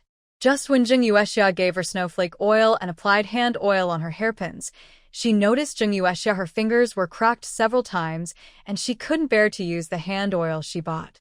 But I gave myself all the good things. With so many treasures in the space, she couldn't bear to make Zheng Yuexia and the others live too hard, so she asked Zheng Yuexia to accompany her to the back mountain, using the excuse of unexpectedly finding food to send something to the Li family. Xin Jingshu was walking and thinking about something, but a very cold voice came from behind her. Xin Jingshu turned around and saw the sallow-looking Ye Wanqing. Enemies are extremely jealous when they meet. Xin Jingshu didn't have red eyes, but had a joking smile on her face. Hey, isn't this the new bride Ye Wanqing? Ye Wanqing ignored Xin Jingshu's joking, but walked over and grabbed her wrist and asked sternly, Xin Jingshu, have you discovered the secret of the bracelet? Her face showed the fear of losing something important, and the strength in her hand became stronger. Xin Jingshu withdrew her hand with force and rubbed the gap on her wrist. Lower your head and narrow your eyes. What does Ye Wanqing mean by saying this? Could it be that in this life, even without the bracelet, she discovered the secret of the bracelet? Impossible. The bracelet has long been integrated with her, and she snatched it back before Ye Wanqing discovered the secret. Could it be? Thinking of this, Xin Jingshu raised her head with confusion on her face. Ye Wanqing, what's the secret of the bracelet? What are you talking about? Hearing what she said, Ye Wanqing's tense body suddenly relaxed for a moment. If only Xin Jingshu hadn't discovered the secret of the bracelet, then she would still have a chance. No, it's nothing. Ye Wanqing's face was a little panicked. When she thought of everything she had dreamed about after being kicked unconscious by Jiang Hongjun, her heart was beating fast. In the dream, she got Shen Jingshu's bracelet and accidentally discovered the secret of the bracelet. The bracelet was actually a secret space. The land inside could make plants grow quickly, and the spiritual spring water inside could help people cleanse their marrow and change their appearance. Thinking that she relied on the bracelet to become the master, Yuanqing wanted the bracelet back immediately. But she is no match for Shen Jingshu now. Her right leg was fractured by Jiang Hongjun's beating, and she was weak. Just grabbing it hard would definitely not work. Jingshu, you caused me to fall in love with Jiang Hongjun. I don't blame you for this. Stop. Shen Jingshu reached out to interrupt Yuanqing's words and solemnly clarified, you and Jiang Hongjun are together. It wasn't me who caused it. It was you who harmed others and suffered the consequences. Yuanqing bit her lip tightly and lowered her eyebrows. Cover the overwhelming hatred in your eyes. This matter is over, forget it. When she raised her head, Yuanqing had put on an innocent and generous look. It's just Jingshu. I really like that bracelet of yours. Can you give it to me? Shen Jingshu said with a sneer, Yuanqing, my mother spent dozens of dollars to beg me for that bracelet, and I took good care of it for several years. If you say you like it, I will take it for granted. Give it to you? Shen Jingshu said, stretching out her hand to reveal the bracelet she was asking for. She rubbed it with her right hand little by little. When she saw the bracelet, Yuanqing's heart beat faster. Yes, it's this white jade bracelet. This was it in my last life, which made my luck soaring, and good things came one after another. Jingshu. I really like it. How about you tell me how much it costs and I'll buy it? Can I buy it? Yuanqing, because of her excitement, her eyes were a little moist. She took a few steps forward and looked at the bracelet greedily. Buy? Shen Jingshu was suspicious. Yes. I will buy it. I will buy it no matter how much it costs. Jingshu, for the sake of it. For the sake of being friends, can you give me the bracelet? I really want her. Jingshu, you didn't like it very much before, so why don't I give you the money to buy the bracelet you like? Is it okay to wear it? The cost of the bracelet is only 20 yuan, but I wear it day and night, and I have already developed feelings for it. Shen Jingshu looked hesitant and paused for a moment while speaking. Ye Wanqing tiktenet herhens. He shook his head and stared at Shen Jingshu without blinking. But if you really like it so much, it's not like I can't let go. After all, we were the best friends before. Seeing Shen Jingshu relent, Yuanqing's happy face turned red, but she was thinking viciously in her heart. When she reopens the bracelet space, she will definitely let Shen Jingshu die without a burial place, so as to repay her for causing her own shame. Revenge for marrying Jiang Hongjun. Shen Jingshu must taste the humiliation she suffered. Jingshu. Thank you. Thank you. Don't thank me in a hurry. Shen Jingshu raised her eyebrows and looked at Yuanqing from top to bottom. My bracelet is not cheap. Are you sure you want to buy it? Buy. How much? I'll pay for it. Yuanqing nodded repeatedly. She knew how much profit the space brought, and no matter how much it cost, she would definitely get it. Okay, you can give me 200 yuan for this bracelet plus the capital and my feelings. What? 200 yuan? Yuanqing did not expect that Shen Jingshu would open her mouth and directly take the bracelet. The price has increased tenfold. Yes, this bracelet has been with me for several years. Even if you open your mouth and want it, it would be someone else. Not to mention 200 yuan, I may not be willing to sell it for 2,000 yuan. Shen Jingshu raised her hand and cherished it. I touched the bracelet with an expression that said I wouldn't be willing to sell it even for 200 yuan. Yuanqing cursed a few words secretly in her heart. It seems that this idiot really hasn't discovered the secret of the bracelet. However, although the value of the bracelet is much higher than 200 yuan, she is penniless now and wants to buy the bracelet but can't do anything. Jingshu, I owe you the money first, and I will pay it back to you when I have money. No. Shen Jingshu frowned. Yuanqing, you still wanted to get the bracelet from you. It took so much effort and so much damage to our friendship to get it back. How could I let this happen again? If you really like it, just buy it with 200 yuan, and I will write again when the time comes. After signing the bracelet transfer agreement, this bracelet truly belongs to you. I have no right to get it back. If you do not have the money, there is no need to negotiate. After Shen Jingshu said this, she turned around, silently chanting in her mouth, 1, 2. Okay. Before she could count to 3, Ye Wanqing's voice sounded again. 200 is 200. I should be the one to pay for repairing our friendship. When she heard it this time, the corners of Shen Jingshu's lips rose in a nice arc, but her eyes were cold. Okay, then I'll wait for you to pay with one hand and deliver the goods with the other. Ye Wanqing poured a cup of tea for Jiang Hongjun first, and then took the dirty clothes that Jiang Hongjun had changed last night to the yard. She did not go directly to the well to wash clothes, but went into the house of Mrs. Jiang. Mrs. Jiang was not at home at this time, and the house was empty. Ye Wanqing looked at the yard again.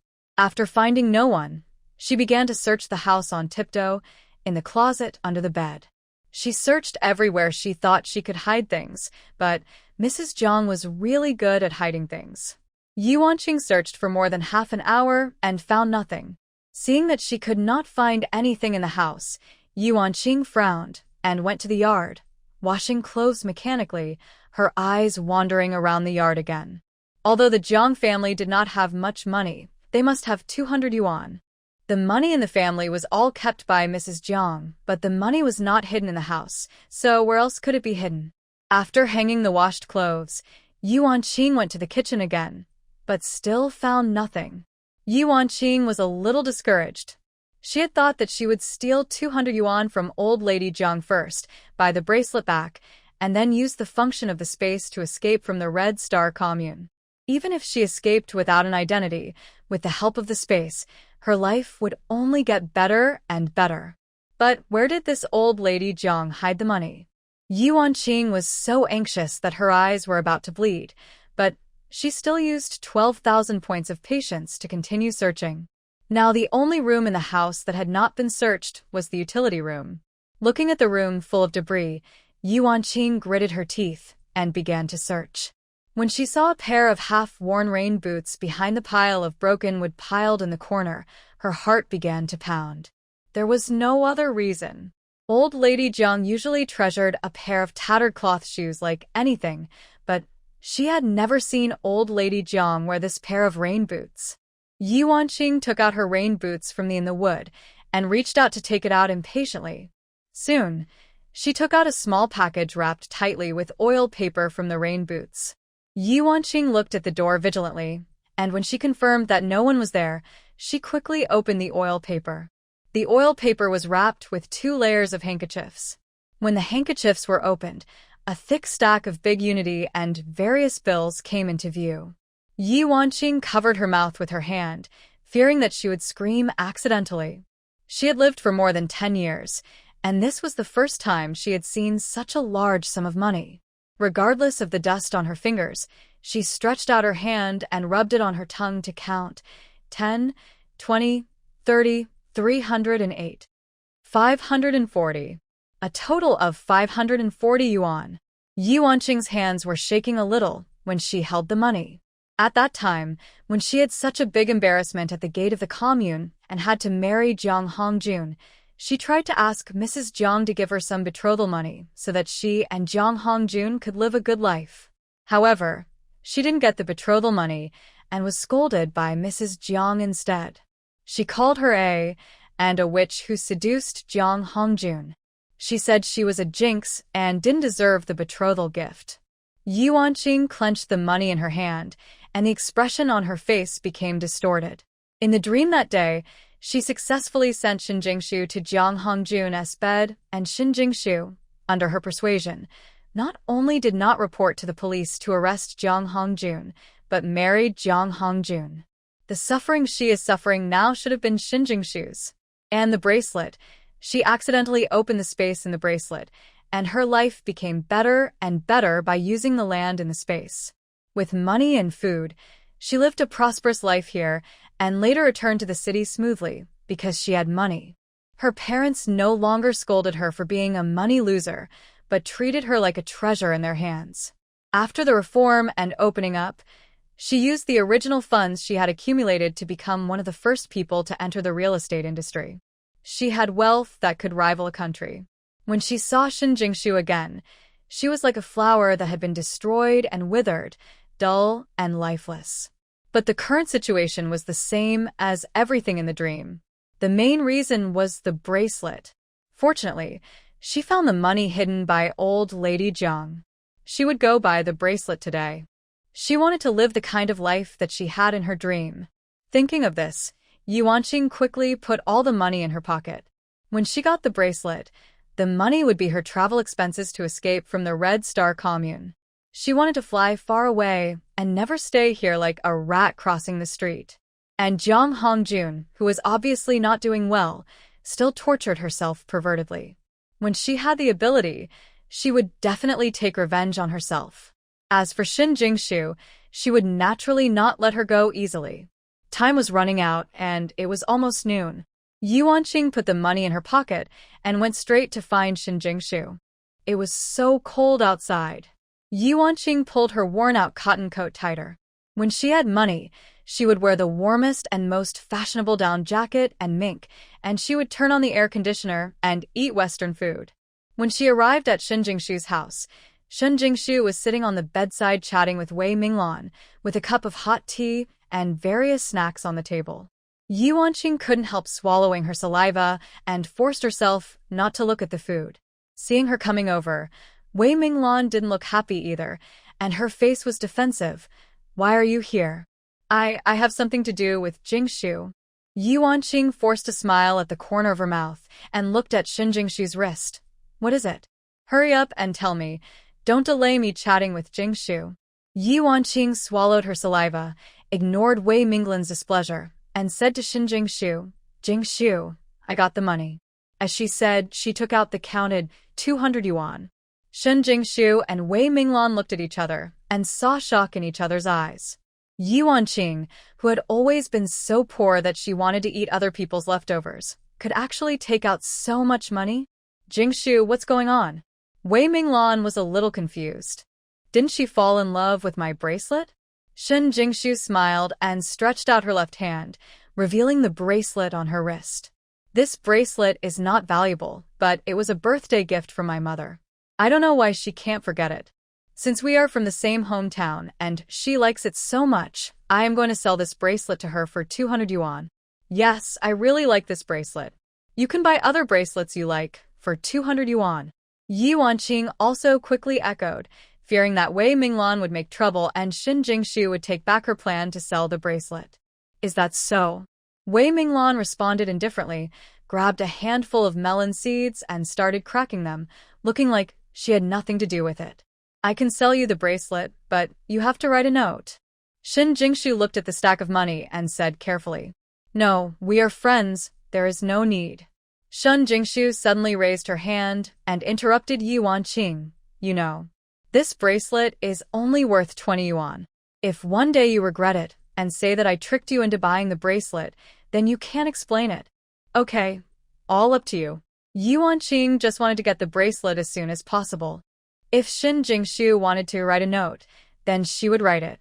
Anyway, she was also worried that Shin Jingshu would regret it after knowing the secret of the bracelet. Seeing that she agreed, Shin Jingshu took a pen and paper from the drawer and wrote seriously, "Agreement to sell the bracelet." Ye Wanqing took a fancy to Shin Jingshu's bracelet and was willing to pay 200 yuan to buy it. Both parties are willing to buy and sell, and there is no coercion. They also guarantee that the information provided is true and valid.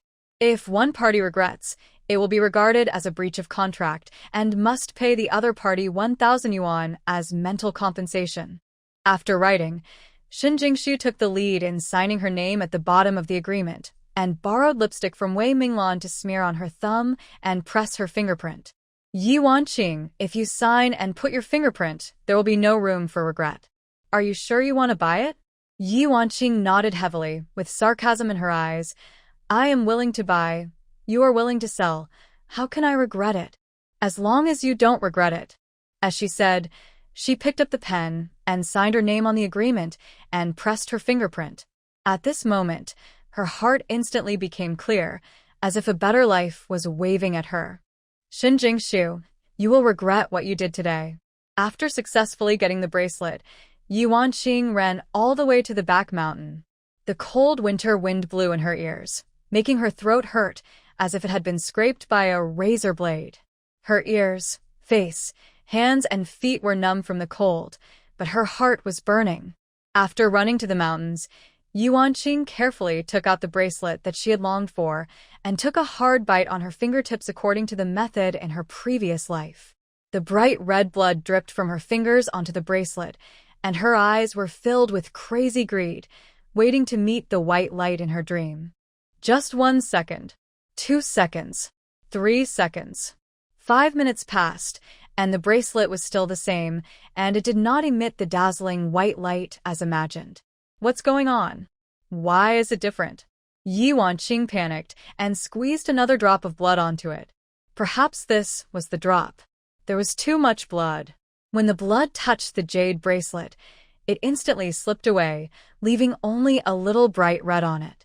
What went wrong? Ye Wanqing looked in disbelief. She murmured to herself, trying her best. Think back to everything in your dream. In the dream, after she got back the jade bracelet from Xin Jingshu, she didn't dare to wear it on her hand for fear of being seen and snatched away by her sister.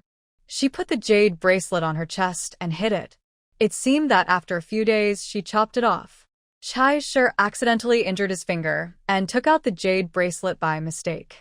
Just like that, the blood on his hand was stained on the jade bracelet. Could it be because he didn't put the jade bracelet on his chest to cover it for a few days? Or is it because the bracelet has been worn by Xin Jingshu for so long and has been tainted with her aura that the bracelet disowns her? Ye Wanqing's brain was running rapidly, imagining all the possibilities. But she never imagined that the bracelet with the space had already been lost by Xin Jingshu. Ye Wanqing tried it several times, but after seeing that the bracelet still did not flash with white light, then she placed the bracelet on her chest. The cold touch made her gasp, but she still gritted her teeth and endured it. The most important thing at the moment is that she needs to find a shelter for herself. She couldn't stay in the Jiang family any longer, now that she had money. As long as she has money, she will never starve to death or freeze wherever she goes. After making up her mind, Ye Wanqing braved the cold wind and walked along the path down the mountain toward the town. At this time, the Jiang family had been turned upside down. When old Mrs. Jiang and old man Jiang came home, they found that witch Ye Wanqing was nowhere to be seen. It's already noon, but it's freezing inside the kitchen. Mrs. Jiang cursed and searched everywhere, but she could not find Ye Wanqing, especially Jiang Hongjun. In order to rub Ye Wanqing, he deliberately pulled her on the bed. Now the sheets were covered with feces, and he shouted Ye Wanqing's name in the room, but she never came over. This witch, Xiaolang, doesn't even make lunch. Does he want to starve me to death? Mrs. Jiang stood at Jiang Hongjun's bedside and cursed angrily. These days, she has no idea how comfortable Ye Wanqing is at home doing laundry and cooking. It's such a cold day, not to mention cooking, washing dishes, and washing clothes. Even just stretching out my hands makes me shiver with cold. But after only a few days of using the free nanny, this witch started to get lazy. Now he still hasn't got lunch, and his son smells bad. Could it be that he has to do all this work by himself? Mom, stop scolding me. Clean up my place first and then make some food. Let's eat and drink before we go find that witch. Jiang Hongjuan's face was gloomy, and his eyes were fierce. That witch made him a useless person, and now he dares to be too lazy to serve him, waiting to find that witch to see how he can deal with him. Just when old Mrs. Jiang was about to refuse, she saw old man Jiang come in, smoking a dry cigarette, and scolded, "What are you doing here? I haven't had lunch yet. Do you want to starve me to death? Why don't you hurry up and cook?" Mrs. Jiang was frightened and felt a little aggrieved. The Red Army's body is covered with feces and I have to clean him up first. How can you cook after touching the feces? And old Jiang blew his beard angrily. Stare.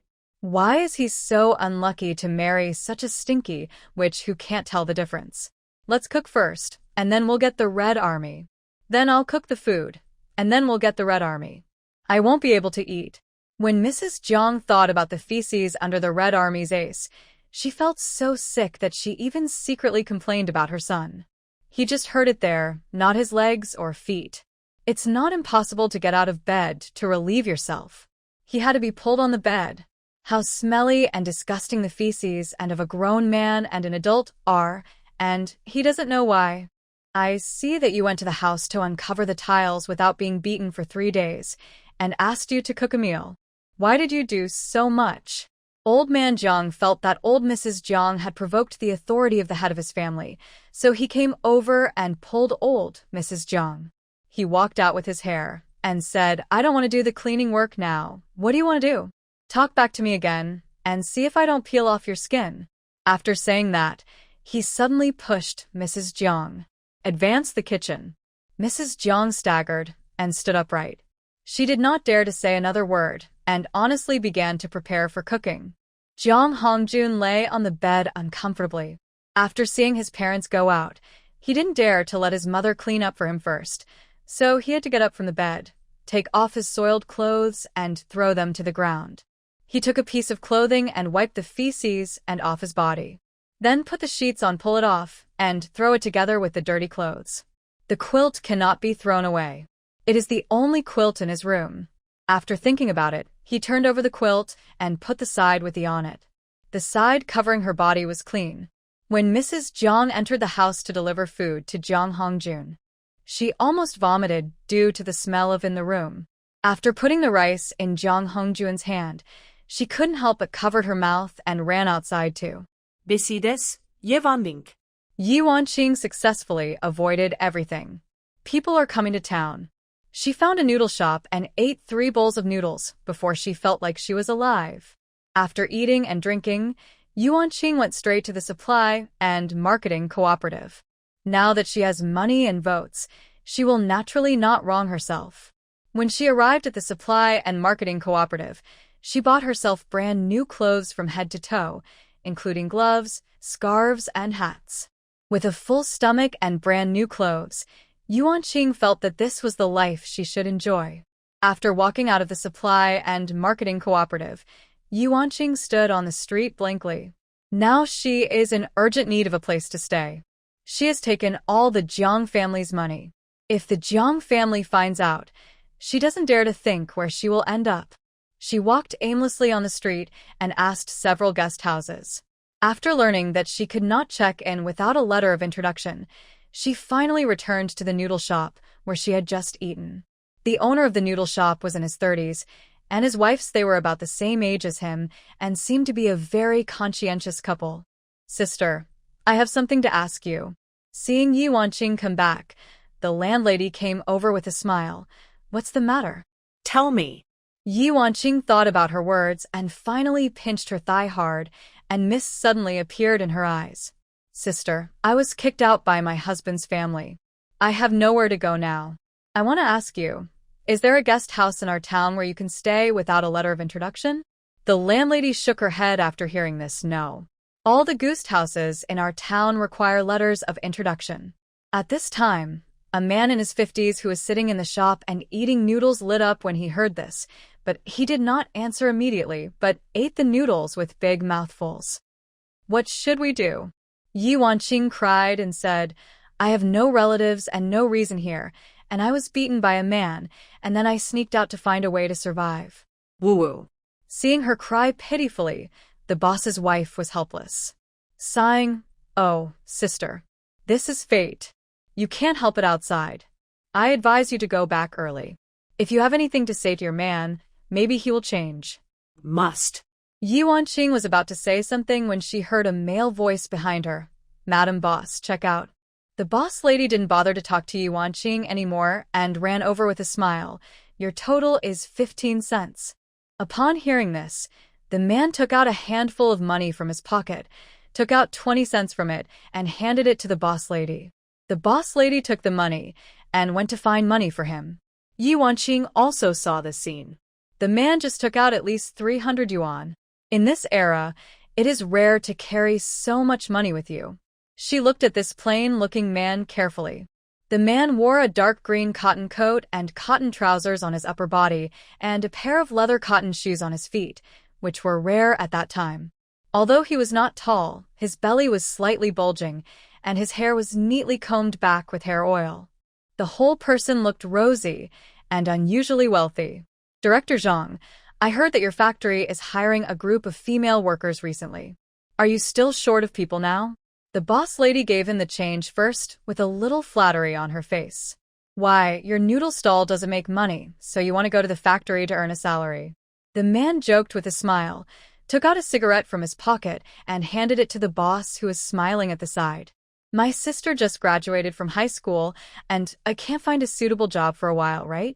The boss lady knew he was joking, and replied with a smile, We are hiring people, but we are hiring experienced female workers. I'm afraid your sister can't do it. When the boss lady heard this, she knew that Director Zhang was refusing, and she didn't continue to talk about her sister. After all, Director Zhang would come 3 or 4 times a week to take care of her business, and there was no need for her to make Director Zhang unhappy for her sister. That's true. Director Zhang, a few days ago, several people from your factory came here to eat, and they all praised your good leadership and your kindness and generosity towards the workers. Director Zhang felt very happy after hearing this. Who doesn't like to hear good words? After a few words of chatting and laughing, Director Zhang was about to leave. Yi Wanqing felt that this might be her chance, and without saying hello to the noodle shop owner, she raised her leg and followed behind Director Zhang. Director Zhang walked in front with a faint smile on his face. He knew that Yi Wanqing was following behind him, with an expected smile in his eyes. After walking 2 streets, Director Zhang looked around and saw that there was no one around, so he simply stopped. He turned around slowly and saw Yi Wanqing had also stopped. Girl, what are you doing? He asked even though he knew the answer, but pretended to be confused. Director Zhang, hello. My name is Yi Wanqing, and I'm an educated youth who came to our countryside. Seeing him asking her, Yi Wanqing hurriedly replied, I was framed and married to a village peasant. But he beat and scolded me, and I really can't go on. Yi Wanqing squeezed out 2 tears as she spoke. The cold winter wind blew up a strand of her hair, and her nose was red, making her look pitiful. Director Zhang, you are a good person, please help me. I will repay you. I will definitely repay you. As she spoke, she was about to kneel down to Director Zhang. Director Zhang came over quickly and held her arm, blaming her. Girl, what are you doing? If you have something to say, please talk it over nicely. After helping Yi Wanqing up, Director Zhang quickly let go of her hand and acted like a gentleman. Director Zhang, I really have no other choice. Please let me go to your factory to work. Just give me food and a place to live. It doesn't matter if you pay me or not. Yi Wanqing thought, as long as she awakened the jade bracelet space. Not to mention being a female worker in the factory, she might not even care even if this man asked her to be the deputy director. Now, she followed this man just to find a place to live. Director Zhang rubbed his hands in embarrassment. Although I am the director, there are people in charge of recruiting workers. You and I. We're only acquainted once. I can't just stuff you in like this, right? Otherwise, what would I become, and how would others talk about you and me? Director Zhang, please, as long as you arrange a place for me to eat and live, I don't want any salary. I'll give it all to you. Just consider it as my reward for thanking you. As for what others say, you can tell them that I'm your distant relative, and let me take over for a few days before the factory finds the right person. Okay? Yi Wanqing pitifully pulled Director Zhang's sleeve, her eyes watery, as if they could speak. Director Zhang looked at this young girl who asked him for help, and his heart instantly felt a certain satisfaction. He hesitated, looked at Yi Wanqing again, and finally nodded. Okay then. Let me make it clear first. There is a lot of work and heavy tasks in the factory.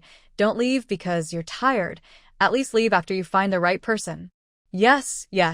Thank you, Director Zhang. I will definitely listen to you. Yi Wanqing thanked him with tears in her eyes. This was the luckiest thing that had happened to her since she went to the countryside. This good luck was most likely brought to her by the jade bracelet. As soon as she got the jade bracelet back, she met a noble person when she went out. If she could awaken the space of the bracelet, wouldn't her good luck and times be here? In this way, Ye Wanqing followed Director Zhang to the factory. This is a textile factory, and the main work is weaving and dyeing cloth. Director Zhang called Director Wang, who is in charge of recruitment in the Ministry of Labor. Director Wang, this is a distant relative of mine. Isn't our factory still recruiting female workers? Let her take over first before we recruit people. Director Zhang sat in his office chair, full of official authority. This was the first time in Ye Wanqing's life that she had met such a strong man. She even felt that the wrinkles on Director Zhang's face were full of charm, especially his calm tone when he spoke, as if he was confident that everything was under control. Okay, I'll arrange it. Director Wang glanced at Ye Wanqing and felt a little unhappy. He has 2 employees under him, both of whom want to put their people in the factory as female workers. Now he is secretly hinting to the 2 that whoever gives more gifts will be arranged to enter the factory. Who knows that Cheng Yaojin suddenly appeared? Judging from the director's attitude toward this girl, he is quite concerned, so the benefits he wants may be lost. Director Zhang didn't know what Director Wang was thinking, so he just waved his hand and asked Director Wang to take Ye Wanqing to arrange the employment. Ye Wanqing looked at Director Zhang with gratitude, bowed to him, and followed Director Wang out. Miss Yi, how are you related to the director's family? How come I've never heard of the director having any relatives with the surname Yi? After completing the onboarding process, Director Wang asked Ye Wanqing on the way to the staff dormitory with her. Oh, I'm from the family of Director Zhang's 3rd aunt sister-in-law's grandmother's family. So, I should call Director Zhang my cousin. Ye Wanqing mumblet randomly. Anyway, no one would really check if she said that. Everyone would know that the director was her cousin in the future, which would also protect her from living a safe life in the factory. Oh, so that's it. Director Wang responded, thinking suspiciously. Ye Wanqing was busy applying for employment at the textile factory, while Xin Jingshu and Zheng Yuexia secretly went up the mountain to pick pumpkins. Zheng Yuexia thought more carefully and took 2 bags. Jingshu, I will pick pumpkins later, and my aunt will help deliver them to your home. The weather is so cold. Don't come out next time. Zheng Yuexia looked at her nose, which was red with cold. Xin Jingshu couldn't help but feel distressed. Auntie, it's not safe to put the pumpkin in my place. I'm afraid that others will find out, so it's better to put it in your place. Zheng Yuexia thought that it was indeed inconvenient for Jingshu to live in the same yard with others. It's better to put the pumpkin here with her. The pumpkin can be used to make pumpkin steamed buns, porridge, and can be cooked and eaten directly. At worst, she can prepare it and send it to Jingshu, which will save Jingshu the need to do anything. Okay, let's do it first. Leave me there. It's around here, let's look for it. Xin Jingshu pretended to bend down and started to search in the call. Zheng Yuexia was unambiguous when she heard it and started searching with a flashlight. She saw that Zheng Yuexia was looking seriously and didn't pay attention to her. Here, Xin Jingshu immediately put the pumpkin vines she had dug up at her feet. Auntie, here. Xin Jingshu called Zheng Yuexia, pretending to be surprised, and began to bend down to pick. My mother, this pumpkin is here. Why did it grow so big? Zheng Yuexia came over and saw Xin Jingshu holding a big, round yellow pumpkin in her hand. This is the first time I've seen such a round pumpkin. The most grown pumpkins here are long pumpkins. Xin Jingshu nodded. Yes, Auntie. Let's pick it up quickly. It's dark on the mountain, and it's a bit scary. Zheng Yuexia nodded, regretting not bringing her old man over, and she put the flashlight into Xin Jingshu's hand. Said, Jingshu, look after Auntie, I'll do it. Before Xin Jingshu could refuse, she began to fumble with the pumpkin vines to pick them. Xin Jingshu held a flashlight and helped to pick the pumpkins while looking for them. My God, these 3 pumpkins have yielded more than 20 pumpkins. The yield is too high. The 2 bags Zheng Yuexia brought were full, and there were still 3 or 4 pumpkins that couldn't be filled. Jingshu, let's go back first. I'll ask your uncle to carry it later. These 2 bags of pumpkins weighed at least 200 kilograms. She was reluctant to let Xin Jingshu do it. She couldn't carry them all by herself, so it was better than her. Neither of them was carrying anyone on their backs. They would bring the old man over later and then carry them down the mountain. Anyway, the old man had plenty of strength. Shen Jingshu thought for a moment and nodded. That's okay. Annie, ask your uncle to bring a pole up and then borrow a cart to put it on. At the foot of the mountain. Okay, don't worry about this. Let's go for a walk. Go back and make a cup of brown sugar water. You will suffer if you catch a cold. Zheng Yuexia said, covering the pumpkin with pumpkin vines, and took Shen Jingshu with her. He walked down the mountain with his hand. Jingshu, you are really capable. This pumpkin has been on the mountain for so long, and no one has found it. Aunt, what is my ability? I just happened to meet it. Shen Jingshu was praised by Zheng Yuexia. Sorry, that means you are lucky. Good luck is something that no one else can ask for. Zheng Yuexia thought from the bottom of her heart that this daughter-in-law was good. She was beautiful but not arrogant, spoke softly, was educated, and had good luck. This is the daughter-in-law who is hard to find even with a lantern. After sending Shen Jingshu home, Zheng Yuexia trotted home again. When he got home, Li Chaoyang was soaking his feet comfortably and humming a song. Li Chaoyang, come on, my daughter-in-law found something good. Zheng Yuexia came over and pulled Li Chaoyang's collar to go out. Let's go, what? What the Hades? I'm soaking my feet. What are you soaking your feet for? Soaking your feet can produce food. Li Chaoyang reluctantly put on his shoes and socks and was pulled up the mountain by Zheng Yuexia. You said Jingshu discovered this? Li Chaoyang looked at the 2 bags of pumpkins and rubbed his eyes in surprise. Yes, my daughter-in-law discovered it. Zheng Yuexia raised her face proudly. I just said Jingshu is a lucky one. As she said that, Zheng Yuexia divided the whole bag of pumpkins into 2 bags, and each of them carried the pumpkins down the mountain with a pole. When she got home, Zheng Yuexia looked at the piles in the house. The pumpkin, which was as big as a hill, was so happy that it couldn't be divided from ear to ear. Oh my God, the production team can't even share that much food. How can Chaoyang find a wife? He's clearly found a fairy. Li Chaoyang also said he nodded and said, yes, old lady, you have to be kind to Jingshu in the future. Don't do like the old Jiang family and don't treat your daughter-in-law as a human being. You old thing, can you talk? I am Mrs. Jiang. Are you that kind of person with shallow eyes? Besides, can ye and others compare with our Jingshu? When Zheng Yuexia heard that Li Chaoyang actually compared Ye Wanqing to Jingshu, she became very angry. Jingshu is a fairy, and Ye Wanqing is a mouse crossing the street. There is no comparison at all, okay? Shut up if you can't speak. It's so obvious to you. Li Mankan, Ye Wanqing officially became an employee of the textile factory. That night, Director Zhang also sent her a brand new bedding, tea jar, and rice bowl. Ye Wanqing slept particularly soundly that night. Her stomach was full, and the quilt was warm. This was the first time in her more than 10 years of life that she felt warmth, and her gratitude to Director Zhang was even greater. After lunch, Ye Wanqing was preparing to go to work. Someone came over and told her that the factory director wanted to see her. Ye Wanqing did not doubt that she had it, so she happily went to the factory director's office. After knocking on the door and entering, Director Zhang was looking at her, sitting at his desk and busying himself. When he saw Ye Wanqing coming over, he raised his head and said with a smile, Xiaoya, how are you here? Are you still used to it? Seeing that he cared about her, Ye Wanqing hurriedly replied with a smile, It's all good. Thank you again. You helped me arrange my work and gave me things. I'm so grateful that I don't know what to say. Director Zhang heard this, walked over with a smile, and took a big red apple from the drawer. Just get used to it. This is an apple someone gave me. I thought I would keep it for you, so you can have a try.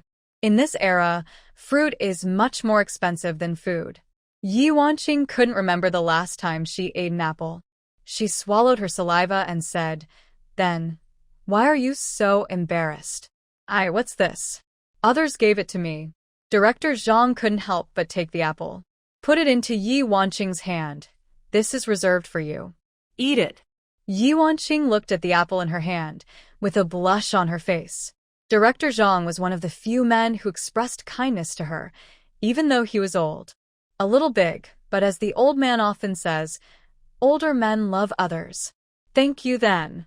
Director Zhang saw a hint of darkness in his eyes when he saw her accepting the apple and sat down next to Ye Wanqing with a gentle tone. It's okay to say thank you. If you are in trouble, I can lend a hand to you. This is your luck and my luck. Yes, if you hadn't helped me, I might not have stayed together last night. There is no place. Ye Wanqing looked at Director Zhang with gratitude in her eyes. So, when you are in trouble, I will help you. If I am in trouble, you will not stand idly by, right? Director Zhang hinted at something. In Ye Wanqing's puzzled look, he stretched out his right hand and put it on her shoulder. You can see that I'm not young anymore, but I only have one daughter in my family. My wife was injured when she gave birth to my daughter. As a man, no matter how successful his career is, he hopes to have a son to continue his bloodline. Xiaoya, am I right? Ye Wanqing was so nervous that she didn't dare to move. She was not ignorant. Even a moment Director Zhang's hand was on her shoulder, she had guessed it in her heart. Her first reaction was not to push that hand away, but to think about what she could get if she obeyed him. Director Zhang, Ye Wanqing was about to say something, but Director Zhang stretched out his finger and pressed on her lips. Don't worry, I only need a son. If you can do me this favor, let alone the job of a female worker in the textile factory, even if you can be the deputy director of the textile factory, it's not impossible. After Director Zhang threw out the bait, he stopped talking and squinted his eyes to look at Ye Wanqing. Ye Wanqing lowered her head and bit her lip to hide the calculation in her eyes. Last night, she dripped blood on the jade bracelet again, but the bracelet did not change at all. She could not help but feel anxious. If what she dreamed in the dream was just a dream, what should she do in the future? She would never go back to the Jiang family, and she could not be found by the Jiang family even if she took the money. Although she still had more than 300 yuan on her, this money would be spent 1 cent less. In the future, she would inevitably have to rely on Director Zhang, but to give him a child. I will think about it, okay? Director Zhang's raised mouth corners slightly lowered. His tone was still as gentle as before, but with a little temptation, of course. This is a major event in life, and it is right to consider it. He let go of Ye Wanqing's shoulders, walked to the window and lit a cigarette. It's just that I am not very patient. You have to think about it quickly. After Ye Wanqing left, Director Zhang's face suddenly fell. He leaned against the window and smoked the cigarette in his hand, and then asked his assistant to call the workshop director. After coming out of Director Zhang's office, Ye Wanqing returned to her post and was obviously a little absent-minded. She had been thinking about the dream and what Director Zhang said in her heart.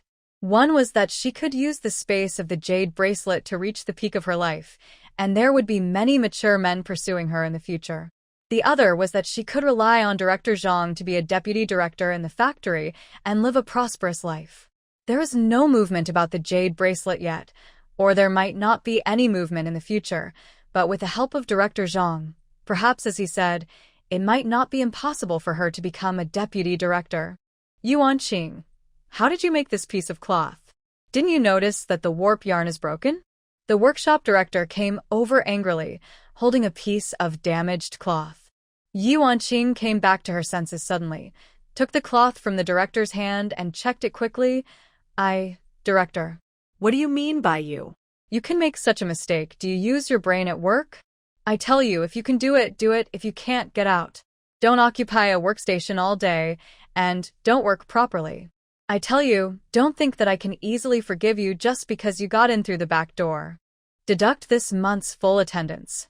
You have to buy this piece of cloth yourself. The factory can't pay for your mistake. The workshop director said righteously, and he was annoyed when he saw Ye Wanqing's dazed look.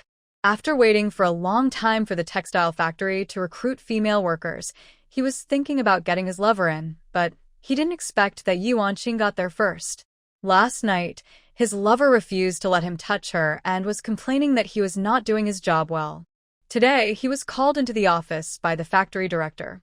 He thought there was something wrong with his work, but the factory director asked him to pay more attention to the quality of the cloth in the workshop and the skills of new employees. He must not let defective products enter the market. He came out of the factory director's office and went straight to the cloth inspection area. Then, Ye Wanqing ran into his trap. Moreover, based on his many years of experience in flattery, he felt that the factory director asked him to keep an eye on the quality of the cloth, especially the skills of the new employees, and the factory director might want him to catch Ye Wanqing's weakness. As for why the factory director did this, he couldn't figure it out for a while. The female workers on the production line stopped what they were doing, looked over here, and discussed in whispers, "Director, I just got here and haven't learned the skills well yet." I didn't mean it. Ye Wanqing didn't expect that the workshop director knew that she was the factory director's man, but he still embarrassed himself in front of so many people. She didn't look good, but she had to bow her head under the eaves, so she apologized to him in a nice voice. "I don't care. Not only will you delay the progress of the entire line, but if these defective products flow into the market, how much damage will it do to the reputation of the textile factory? Have you ever thought about it?" The workshop director pointed at Ye Wanqing's nose and scolded mercilessly. "I knew that people like you who came in through the back door are unreliable. Don't you think about it? Our textile factory is the largest textile factory in our town and the entire county, and we have never had such technical problems before. If the higher-ups know about it, not to mention you, all your colleagues in the entire workshop will be punished. Are you embarrassed to let so many people be punished for your mistake?"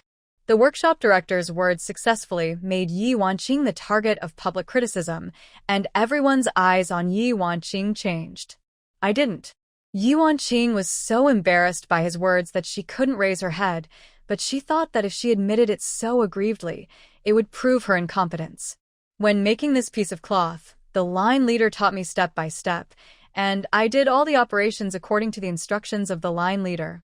When these words came out, the female workers who were whispering couldn't help but gasp. Line leader Wang Guixiang is Director Wang's niece. Relying on her uncle being the director, Wang Guixiang usually bullies others in the factory, and no one has ever dared to report her like this. "Line leader?" The workshop director raised his eyebrows in surprise, and then asked the female worker next to him, "Where is your line leader?" Go get some water," the female worker said, and then quickly lowered her head. Wang Guixiang is rarely on the line. She either goes to drink water or go to the toilet. She works 8 hours a day and comes to the workshop for at most 1 hour, but no one dares to say that she is derelict in her duty. After all, when Wang Guixiang is not there, everyone can feel relieved. "Go, call your line leader for me." The workshop director's eyes were filled with excitement. It seemed that this matter was going to be interesting. The female worker got up from her workstation very reluctantly and went outside to look for Wang Guixiang. She was so unlucky. Others could sit there peacefully and enjoy the show, but she was unlucky and had to sit with the newcomer Ye Wanqing. Now, the job of running errands fell on her. She was so annoyed. Wang Guixiang came back soon. On the way, the female worker told her everything that happened on the production line. Wang Guixiang's face turned purple with anger. She walked up to Ye Wanqing and started to curse. "You witch. I taught you the technology, with good intentions. Not only do you not thank me, but you also throw dirty water on me when something happened. What? Do you think I'm easy to bully?" Wang Guixiang pinched her waist and glared down at Ye Wanqing, who was sitting on the stool. I am telling the truth. You taught me how to do it this morning. I'm a newcomer, how could I?" "Bah." Wang Guixiang interrupted her and pointed at her nose and said, "Did you listen carefully when I taught you? You were either scratching your ears or looking around. Did you remember the key points I said? Come on, tell everyone now, should you arrange one round of needles on the next round of needles first, or should you put the thread on the needle that was originally on top first? You tell me." How could Ye Wanqing remember it so clearly? When asked by her, she felt that the line leader was speaking a tongue twister. "You can't say it." Wang Guixiang was not surprised by her reaction at all. There was contempt in her eyes and a sneer on the corners of her mouth. "You pretend to be a weak and coquettish woman every day. People who don't know would think you came here to hook up with someone." After Wang Guixiang finished speaking, she looked at the other female workers and said, "Sisters, you must be careful. You must not get too close to such a woman. Otherwise you will not know when you will let a wolf into the house. I didn't. Don't slander me here. Ye Wanqing was so angry that she was shaking all over. Why is it that wherever she goes, people are against her? She just wants to find a place to settle down. Is it so difficult? You're not the one? If you're not the one, who is the one? Wang Guixiang saw that Ye Wanqing dared to argue with her, and immediately started to scold Ye Wanqing. Everyone knows that you got in through the back door. It's okay to get in through the back door, but you don't study hard. Aren't you sincerely trying to discredit the factory director? Also, for a simple operation, I can understand if you can't learn it after I teach you 2 or 3 times. After all, people's brains are divided into different levels. I have taught you 8 times. 8 times? Even a pig-headed person would have to learn it, right? Wang Guixiang stretched out her hand and made an 8 gesture with a slightly exaggerated expression. Not only can you not learn it, but you don't know how to reflect on your mistakes, but you only know how to shift the blame to others. What's the matter? You think someone is protecting you, right? I tell you, I'm not afraid even if this matter is brought to the factory director. It's your stupid brain that can't learn it. What's it got to do with me? It's obviously you, who didn't teach seriously. You were online for less than 20 minutes in the morning. What could I learn? Ye Wanqing felt wronged. When Wang Guixiang was teaching her, she either said that she was clumsy or stubborn. She said a lot of sarcastic and critical words, but never said a word about technology. Bang! Wang Guixiang slapped Ye Wanqing in the face. This which actually said that she was lazy. How could she tolerate this? I'm busy running around for the factory. How could I stay here and teach you alone? What's more, I taught others in the same way. Why can others learn it but you can't? Wang Guixiang said, and suddenly grabbed Ye Wanqing's collar and pulled her out. Let's go and ask the factory director for justice. I want to ask the factory director, is it me who didn't teach seriously, or you who can't learn it with your pig brain?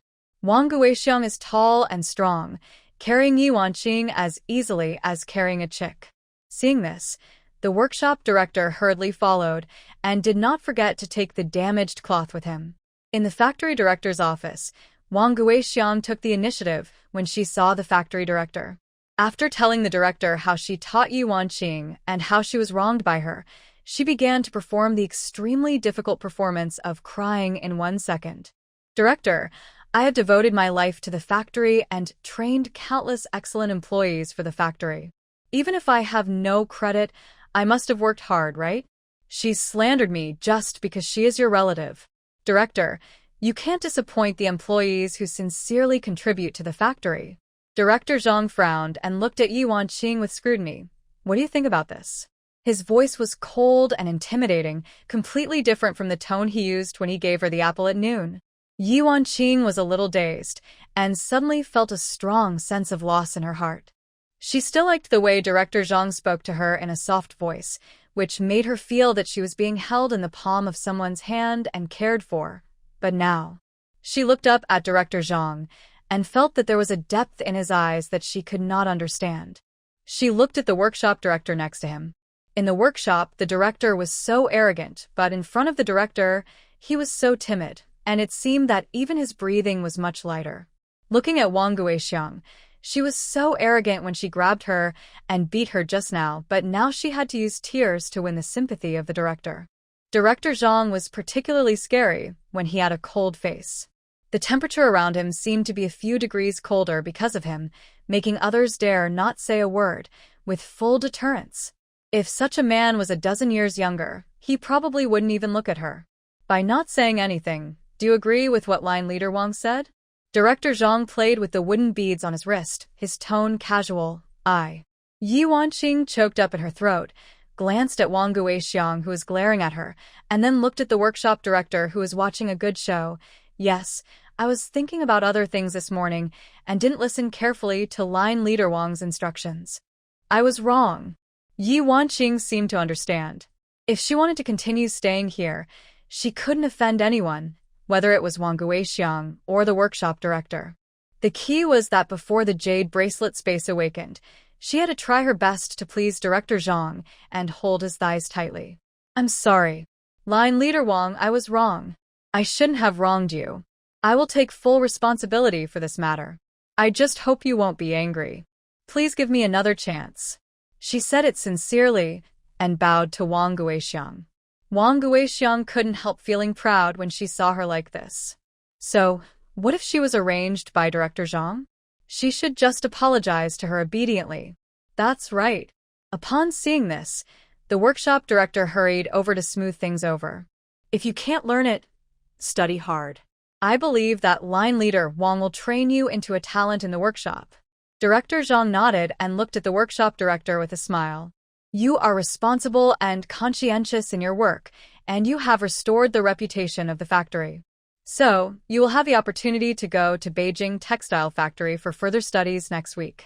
When the time comes, you just need to be prepared, and the factory will send you there. The workshop director did not expect such a good thing to happen to him, and he smiled and bent down. Thank you for the cultivation of the factory director. I will definitely live up to the mission, learn more technology, and contribute to the future glory of the factory. Director Zhang smiled and waved his hand, motioning him and Wang Guixiang to go back first. After the others left, Director Zhang looked at Yi Wanqing with interest, who was hanging her head. I can protect you once, but I can't protect you 100 times. You still need to have real skills. Otherwise, others will bully you at will. Yi Wanqing nodded, and in an instant, she seemed to have opened up her run and do meridians and suddenly understood what she wanted. When she raised her head, she looked at Director Zhang with admiration and respect in her eyes. She walked towards Director Zhang, stretched out her hand and gently held his hand, with shyness on her face. Director Zhang, thank you. Meeting you is the blessing of my 3 lifetimes. As she spoke, her fingers flexibly intertwined in Director Zhang's palms, tightly holding his fingers. Director Zhang raised the corners of his mouth, lifted up his entangled hands, and asked knowingly, You are? Yi Wanqing blushed, leaned her head on Director Zhang's shoulder, and pressed her other hand dishonestly on his chest. She plucked up the courage to raise her foot and kissed Director Zhang on the face. I will be yours from now on. Please take better care of me. Director Zhang had a smug and disdainful smile on his face and stretched out his hand to touch Yi Wanqing's chest. Little thing, as long as you are obedient, I will give you everything you want. After that, he bent down, picked up Yi Wanqing, and walked directly to a small door on the right side of the office. Ah!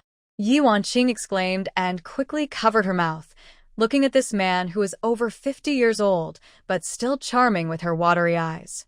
Behind the small door was a small room with a bed and a wardrobe. It looked like it was where Director Zhang usually rested. After entering the room, Director Zhang put Yi Wanqing down, put his hands in his pockets, his eyes filled with strong desire. It depends on your performance. Yi Wanqing lowered her eyebrows and smiled, suddenly stretched out her hand to climb up his neck. Her red lips fell on his neck, the tip of her tongue slightly poked out, rubbing his skin. If I don't perform well, you have to teach me, as she said. She stretched out one leg and directly straddled Director Zhang's waist, pulled up his other hand, and placed it on that soft place, her eyes rolling. Her breath was fragrant, and her voice was so gentle that it seemed to be able to squeeze out. Water, help me take off my clothes. Okay, Director Zhang took off her clothes one by one with a smile in his eyes. However, after seeing Yi Wanqing's beautiful figure, a touch of disappointment instantly enveloped his whole body. Didn't Yi Wanqing say that she had just married a country bumpkin a few days ago? How come her figure is not as good as that 40-something woman at home? The skinny Yi Wanqing had only a little meat on her chest, but her belly was full of fat, and her waist was straight without any curves. Turn around. Director Zhang was a little disappointed. He bent her shoulders and asked her to turn around. Yi Wanqing blushed and let him look her up and down. She had adult love with Jiang Hongjun when she was not fully conscious. Later, Jiang Hongjun forced her to take off all her clothes several times. But Jiang Hongjun was not a normal man after all. His eyes did not have such deep desire like Director Zhang's. Director Zhang did not give her time to think. He did it without even saying hello. Ugh. Yi Wanqing felt pain, but was afraid of ruining Director Zhang's mood, so she quickly covered her mouth with her hands. She was extremely uncomfortable and thought she would have to endure this pain for a long time. Unexpectedly, Director Zhang stopped in the blink of an eye. Comfortable, right? Are you satisfied? Director Zhang patted her buttocks with pride and confidence in his tone. Ye Wanqing. Ye Wanqing still maintained a half-lying posture. She did not have much experience in this matter, but was this normal? She always felt that something was wrong, but she couldn't tell what was wrong. But when she saw the satisfaction and pride on Director Zhang's face, she thought she was overthinking it. If there really was a problem, would Director Zhang still be so satisfied and proud? When Ye Wanqing came out of Director Zhang's office, she pulled her clothes and returned to the production line with her head held high. Before Wang Guixiang could make a fuss, the director's assistant came over and said, "Ye Wanqing, the director said that the production line work is not suitable for you. From now on, you will be transferred to be the supervisor of the canteen." Wang Guixiang was stunned. What happened in just a few minutes? A person who knows nothing is going to be the supervisor of the canteen? Everyone knows that the canteen has the most money, and it was given to Ye Wanqing? Why? Although Wang Guixiang was dissatisfied, she didn't dare to say it. After all, it was an order from the director himself. Not to mention her, a small line leader, even her uncle and the director of the factory would not dare to question the director's decision. Congratulations, comrade Ye. Oh, no, I'll call you Manager Yi from now on. Wang Guixiang's expression changed so quickly that it could be compared to flipping a book. With a flattering smile on her face, she pulled Ye Wanqing's gloves and almost said, "I'm like this. I don't think before I speak. But what's in the past is in the past. I'll need Manager Ye's care in the future." Ye Wanqing was also stunned by the huge surprise. She only spent a few seconds with Director Zhang, and in return she got the position of canteen manager. This deal was not a loss for her. "You're too polite," lied Captain Wang. "I'll need you to take care of me in the future." After Ye Wanqing came to her senses, she responded to Wang Guixiang with a fake smile. "Well, we're from the same factory and will work together in the future. It's not an exaggeration to say that we are sisters." Wang Guixiang's smile was a little stiff. "My relative just got me 3 pounds of wool yarn. I'll give it to you tomorrow and congratulate you on your promotion." Ye Wanqing raised her eyebrows proudly, but said, "I'm so embarrassed. What's there to be embarrassed about? Didn't I say that we will be sisters in the future? Isn't it okay for my sister to give you some wool yarn?" Wang Guixiang didn't allow any explanation and agreed to bring it to her early tomorrow morning. Ye Wanqing didn't really want to refuse, so after a few words, she reluctantly agreed. In the afternoon, Ye Wanqing went to the back kitchen of the factory to check the ingredients for dinner and get close to the people in the back kitchen. The people in the kitchen were quite polite to her, and they told her everything Ye Wanqing wanted to know. Ye Wanqing, who was promoted to the supervisor of the kitchen, moved into the single dormitory at night. There was not only a bed and a desk in the room, but also a brand new big wardrobe, and all the daily necessities such as kettles and teacups were available. Ye Wanqing lay on the soft big bed, feeling that she had fallen into a blessed nest. She took out the white jade bracelet on her chest and played with it in her hand, thinking that if she waited for the space of the bracelet to be awakened, that would be the beginning of her splendid life. Thinking of this, Ye Wanqing got up again, took out a blade, and cut her finger, letting the blood drip on the bracelet. After waiting for a long time, the bracelet was still normal. Ye Wanqing sighed in disappointment, thinking that maybe she would have to wait a little longer, but now her life was not bad, so it was not impossible to wait. In the Red Star commune, at the end of the year, every household began to prepare New Year's goods, such as frying meatballs, steaming buns, and making dumplings. Zheng Yuexiao invited Shin Jingshu to spend the New Year at her home this year, but Shin Jingshu felt that it was not appropriate to go there now, so she declined. Seeing that she was really unwilling, Zheng Yuexiao did not force her, but instead gave Shin Jingshu some of the New Year's goods she had prepared. Shin Jingshu felt bad about it, so she thought about going to the supply and marketing cooperative to buy some gifts for Zheng Yuexiao and the others, and by the way, she went to Uncle Yao Yan's house to see what was going on. She bought 2 bottles of good wine, 2 bottles of malted milk, some biscuits, candies, snacks, pork, and so on. She also bought a scarf for Zheng Yuexia and a hat for Li Chaoyang's grandmother. After buying these, she bought 3 pounds of pork and carried it to Uncle Yao Tian's house. Uncle Yao Tian asked Dashan to send the medicinal herbs that had been prepared last time to the provincial capital. He would only have to wait until after the new year to get paid for the herbs. Shen Jingshu had no objection to this and let Uncle Yao Tian decide everything. He also said that he would send him the herbs after the new year when it was a little warmer. After returning to Hongxing commune, Shen Jingshu took her things and went to Zheng Yuexia's house. Zheng Yuexia was carrying a bag of food and preparing to go out. "Aunt, where are you going?" Zheng Yuexia paused as she was about to lock the door. Seeing Shen Jingshu coming, she quickly opened the door. "Jingshu is here? Come in and sit down." Shen Jingshu smiled and followed her into the house, putting the things she got on the table. "And I don't know what to buy for you for the new year. Today the weather is good, so I went to town and brought you some things." Zheng Yuexia looked at those things and waved her hands repeatedly. "For God's sake, we can't accept them. Good child, we appreciate your kindness, but you should take these things back and keep them for yourself. I have everything." As she said that, she stood up and was about to stuff the things back into Shen Jingshu's hands. But Shen Jingshu pouted and said with grievance on her face, "Aunt, do you dislike the small amount of things? Or do you dislike me?" "Oh, my dear, that's not what I meant. We can eat anything, just keep such precious things for you." Zheng Yuexia was so scared when she heard that she hurried to explain.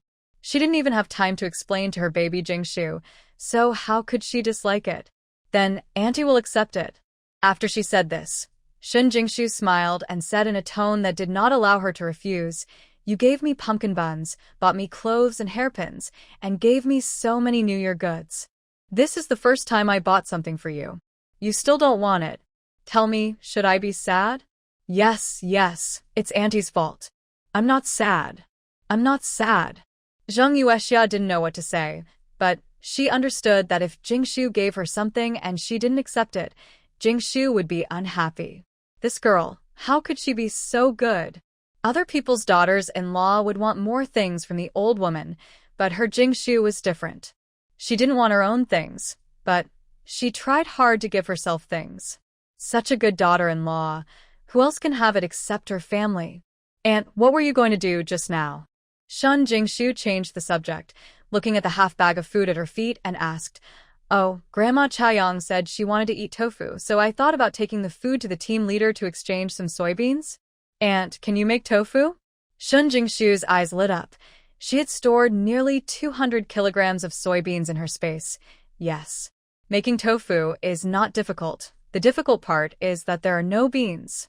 Zheng Yuexia said, pointing to the stone mill in the yard, and said, "Do you see that stone mill? Chaoyang's grandfather made tofu to support his family, and this millstone was left by him." "Aunt, I have soybeans." Shen Jingshu drooled at the thought of the sweet soy milk. "Wait, I'll go back and get it for you." Before Zheng Yuexia could react, Shen Jingshu had already disappeared. Soon, Shen Jingshu came over with more than 10 kilograms of soybeans in her pocket. "Jingshu, where did you get so many soybeans?" Zheng Yuexia was surprised. At this time, most of the land was planted with wheat and corn. Wherever there was room for beans, the commune even planted a little and would not easily distribute it to the villagers. Shen Jingshu scratched her head in embarrassment and finally gritted her teeth. He reached Zheng Yuexia's ear and said, "Auntie, please don't tell others. I like to eat fried soybeans the most. When I get greedy, I go to the black market to buy them." Black. Zheng Yuexia was so surprised that she just wanted to say the word black market. Shen Jingshu quickly covered her mouth with quick eyes and hands and nodded sheepishly. "Auntie, I won't dare anymore." Zheng Yuexia's mouth was covered, and she could only nod to indicate that she would not scream. It's okay for you." Zheng Yuexia took a long breath and then whispered, "Jingshu, tell your aunt what you want to eat in the future. Your uncle has acquaintances in the black market and can get it for you." Shun Jingshu didn't expect that Li Chaoyang, who seems to be an honest person, actually has connections with the underworld, really. When Chaoyang was not in the army, he often caught prey in the back mountains, and we were reluctant to eat it at home, so we asked your uncle to sell it on the black market. Zheng Yuexia explained to her. Oh, that's right. Shun Jingshu nodded obediently. Auntie, don't worry. I will ask my uncle to buy it for me in the future. Yes, that's right. Patting Shun Jingshu's hand, she carried the soybeans and went to the yard. There are so many beans that we can't finish them all. Making 1 or 2 kilograms of tofu is enough for the old lady. Auntie, now that you have made it, there will be more. Make some and keep them for the Chinese New Year. You can also give them to your parents' home to try. She had plenty of soybeans. If it weren't for fear of scaring Zheng Yuexia, Shun Jingshu would have wanted to carry 180 kilograms over. No, I will. How can I use your? Before Zheng Yuexia finished speaking, she saw Shun Jingshu's little face drooping again. She knew that Jingshu thought she was being polite to her again, and she changed her words again. Okay, Auntie, I won't be polite to you. I'll give you a taste when the tofu is ready. Shun Jingshu immediately smiled and helped soak the beans in water. These beans need to be soaked in advance. They will be served tonight. Soak it overnight, and you can make it tomorrow. The next morning, Shun Jingshu was bored at home, so she took Wei Minglan to Zheng Yuexia's house to watch her make tofu. When they arrived, several ants from the village were already in the Li family's yard. Li Chaoyang was grinding soybeans with a stone mill. Zheng Yuexia was chatting with people while adding beans to the stone mill. When she saw Shun Jingshu coming, Zheng Yuexia hurriedly asked her to eat the peanuts and melon seeds on the table. Making tofu requires a process. The soaked soybeans are put into a stone mill and ground into soy milk. Then, Shun Jingshu helped Zheng Yuexia filter the soy milk and remove the bean dregs. This step was to ensure the delicate texture of the tofu. Shun Jingshu looked at the people around the yard, and with a sudden thought, she secretly took some spiritual spring water and dropped it into the soy milk. The filtered soy milk was boiled in a large pot. Finally, Zheng Yuexia personally ordered the brine and pressed the tofu. Even if it's done. Shun Jingshu opened her mouth in surprise when she looked at the large basin full of tofu. She didn't expect that 10 kilograms of soybeans would produce more than 60 kilograms of tofu. The fat and white tofu is steaming and exudes the aroma of tofu. Mom from Chaoyang, I didn't expect that your father-in-law's craftsmanship was learned from you. Look at the tofu made. That's right, my family made it. I haven't eaten tofu for a long time. Annie, can you finish your tofu? If you can't finish it, give some to my family. Everyone gathered around the tofu, drooling with envy. Zheng Yuexia was also very happy when she heard everyone's praise. She is happy, but this tofu is nothing else. Her family has not eaten such a precious thing for several years. If she gives it to others, she is really reluctant to give it to others, but she cannot sell it. If someone reports him for speculating, she will suffer. Not to mention punishment, it might even affect the army's Chaoyang. You and your family can't finish this much tofu. Why don't you take it out and share it with everyone? We can also add some dishes to the New Year's Eve dinner. Someone started, and others followed and asked Zheng Yuexia to share some with everyone. Shun Jingshu saw Zheng Yuexia in trouble, pulled her to the side and whispered, Aunt, why don't you share it with everyone and let everyone exchange eggs or grains, so no one will say that we are opportunistic. It's not a big deal. It's just that everyone eats in exchange for each other. Zheng Yuexia thought it was such a courtesy and nodded to them. How can our family finish eating so much? Let's do this. If everyone wants to eat, just 2. How about exchanging eggs for a pound? Eggs now cost 3.5 cents a pound, and tofu from the supply and marketing cooperative sells for 8 cents a pound. Zheng Yuexia's price is obviously cheaper than that from the supply and marketing cooperative. Okay, I just have some at home. I'll get 2 eggs for you right now. I'll change them too. I don't have any money, but I still have a few eggs. When I heard about the eggs being exchanged for tofu, everyone immediately became excited.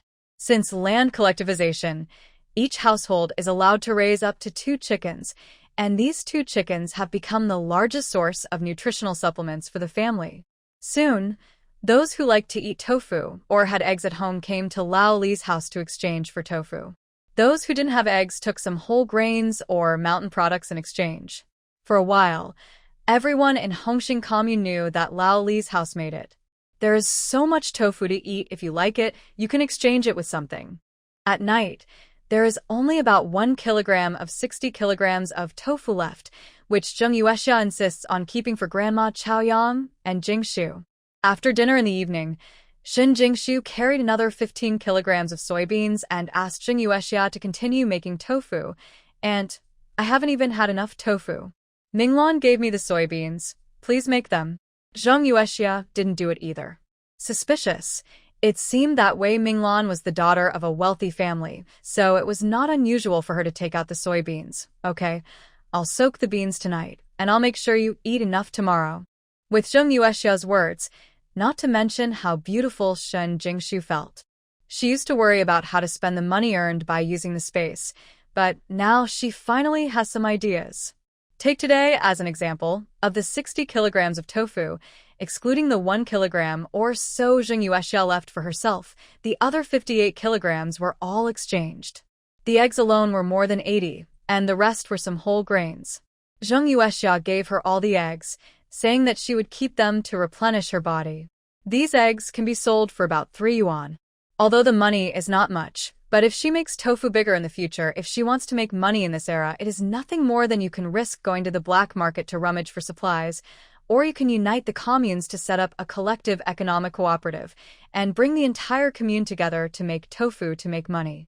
The commune will come forward and send the tofu to the supply and marketing cooperative in the town, or the county supply and marketing cooperative. Even the supply and marketing cooperative in the provincial capital. The more Shen Jingshu thought about it, the more she felt that this was feasible, but this matter needed an opportunity. Early this morning, the yard of Lao Li's house was full of villagers. Annie, the tofu you made is so delicious. It's more fragrant than meat. My man insisted that I have it today no matter what. Let's trade it with yours. Yes, yesterday my mother-in-law ate the tofu made by my aunt, and she actually had an extra bowl of rice. Aunt, you can get some of this tofu for me today. Everyone kept saying around Zheng Yuexia. The good words made Zheng Yuexia blush for the first time. When her father-in-law was alive, she often helped to make tofu. Although the tofu was good, it was not as magical as the folks said. She just thought that everyone had not eaten tofu for a long time, and suddenly I just thought it was delicious as soon as I ate it. Okay, I did a lot today, but let us talk about it first. My Jingshu also likes tofu. I only left 1 piece for her yesterday. Today I have to leave some more for her. Mom from Chaoyang, you are so kind to your daughter-in-law, who has not closed the door. That's right, sister-in-law. I think you regard Shin Jiqing as your daughter-in-law. Zheng Yuexia said with a smile. Of course, my Jingshu is a girl from the city. She is beautiful and kind-hearted. I don't care about her. When everyone was talking and laughing, Shin Jingshu came over. As soon as she walked in, everyone's eyes were on her. Falling on her body, her black hair was braided into a braid and hung on her shoulders. Her oval-shaped face was fair and delicate, as if it could be broken by a pair of clear and bright almond eyes, as if they can see into people's hearts. There is always a faint smile on her lips, which looks gentle and kind. Her jade-like skin has a faint luster in the sun, and her eyebrows are like crescent moons. Her eyes are like autumn water, and every frown and smile exudes irresistible charm. It's no wonder that Zheng Yuexia and Li Chaoyang are so kind to Shin Jiqing. Such a beautiful girl is indeed rare. Jingshu, why don't you sleep more today? In a while, Zheng Yuexia came over and touched Jingshu's hand. Seeing that her hand was warm, she said, I can't sleep, so I came over to see if there is anyone who needs my help. Shin Jingshu replied with a smile, and said hello to a few aunts and aunts they knew, and everyone had a better impression of Shin Jingshu, who always smiled when meeting everyone. Shin Jingshu blushed with embarrassment when she praised her. Zheng Yuexia quickly stood up and said half-heartedly, he half-assly blocked it, my Jingshu is thin-skinned. Stop teasing her. Otherwise, I won't change the tofu for you today. After hearing that they wouldn't change the tofu, a group of women stopped teasing her. Shun Jingshu started to talk about other things. Sister-in-law Yuexia, have you heard? Ernie married Zhang Lizi. Ernie was the girl who threatened Li Chaoyang by jumping into the river, and Zhang Lizi went into the water to rescue Ernie. Ni's person said, "When did it happen?" Why didn't I hear about it? Zhang Yuexia really didn't hear about it. Her face was full of suspicion, but at the same time, she breathed a sigh of relief. Ernie has liked to stick to Chaoyang since she was a child. Chaoyang almost couldn't marry Jingshu, but fortunately, she is getting married now. Aren't you busy making tofu? The speaker was Hu Mylin, who had a good relationship with Zhang Yuexia. Yesterday, Zhang Lizi went there with something. Ernie's family proposed marriage. Ernie's body was touched by Zhang Lizi, who would dare to marry Ernie if she didn't marry him. That's right, I heard that after Ernie was rescued that day, Ernie's mother went around looking for a matchmaker. Ernie was given a chance to look at her, but the man the matchmaker found was either an older man or a widower with a child. How could Ernie be interested in her because of her high spirits? In the end, Ernie's mother went to see Zhang Lizi. He said that Zhang Lizi is also a responsible person. He went to propose marriage without saying anything about shopping. Shun Jingshu just listened quietly, without saying a word. It is said that Zhang Lizi has a good temperament. Although his family is a bit poor, as long as Ernie is with him, life will not be difficult. Zhang Lizi only has a shortcoming of having leprosy. The other shortcomings, whether it is appearance or height, are not bad. Not bad, it's more than enough to match Ernie. No one in the village knew that Ernie was lazy and liked to dress up. She spent all her money on clothes and snowflake oil. Everyone was talking about Zhang Yuexia not following them this time. Let's talk about it together. What can she say? As long as Ernie doesn't come to pester Chaoyang, she can marry whoever she wants. Shun Jingshu helped make the tofu as she did yesterday and secretly added some spiritual spring water.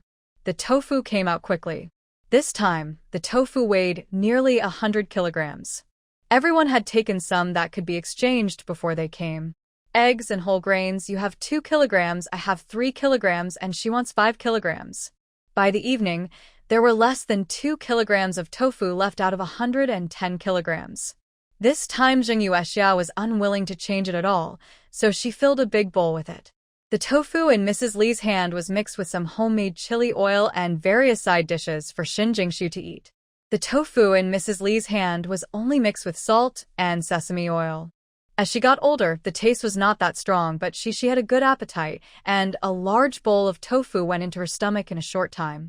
Shun Jingshu couldn't finish eating so much, so she took 2 bowls and divided them into 3 portions. Annie, uncle, you guys can try it too, I'll take one. We can't finish it.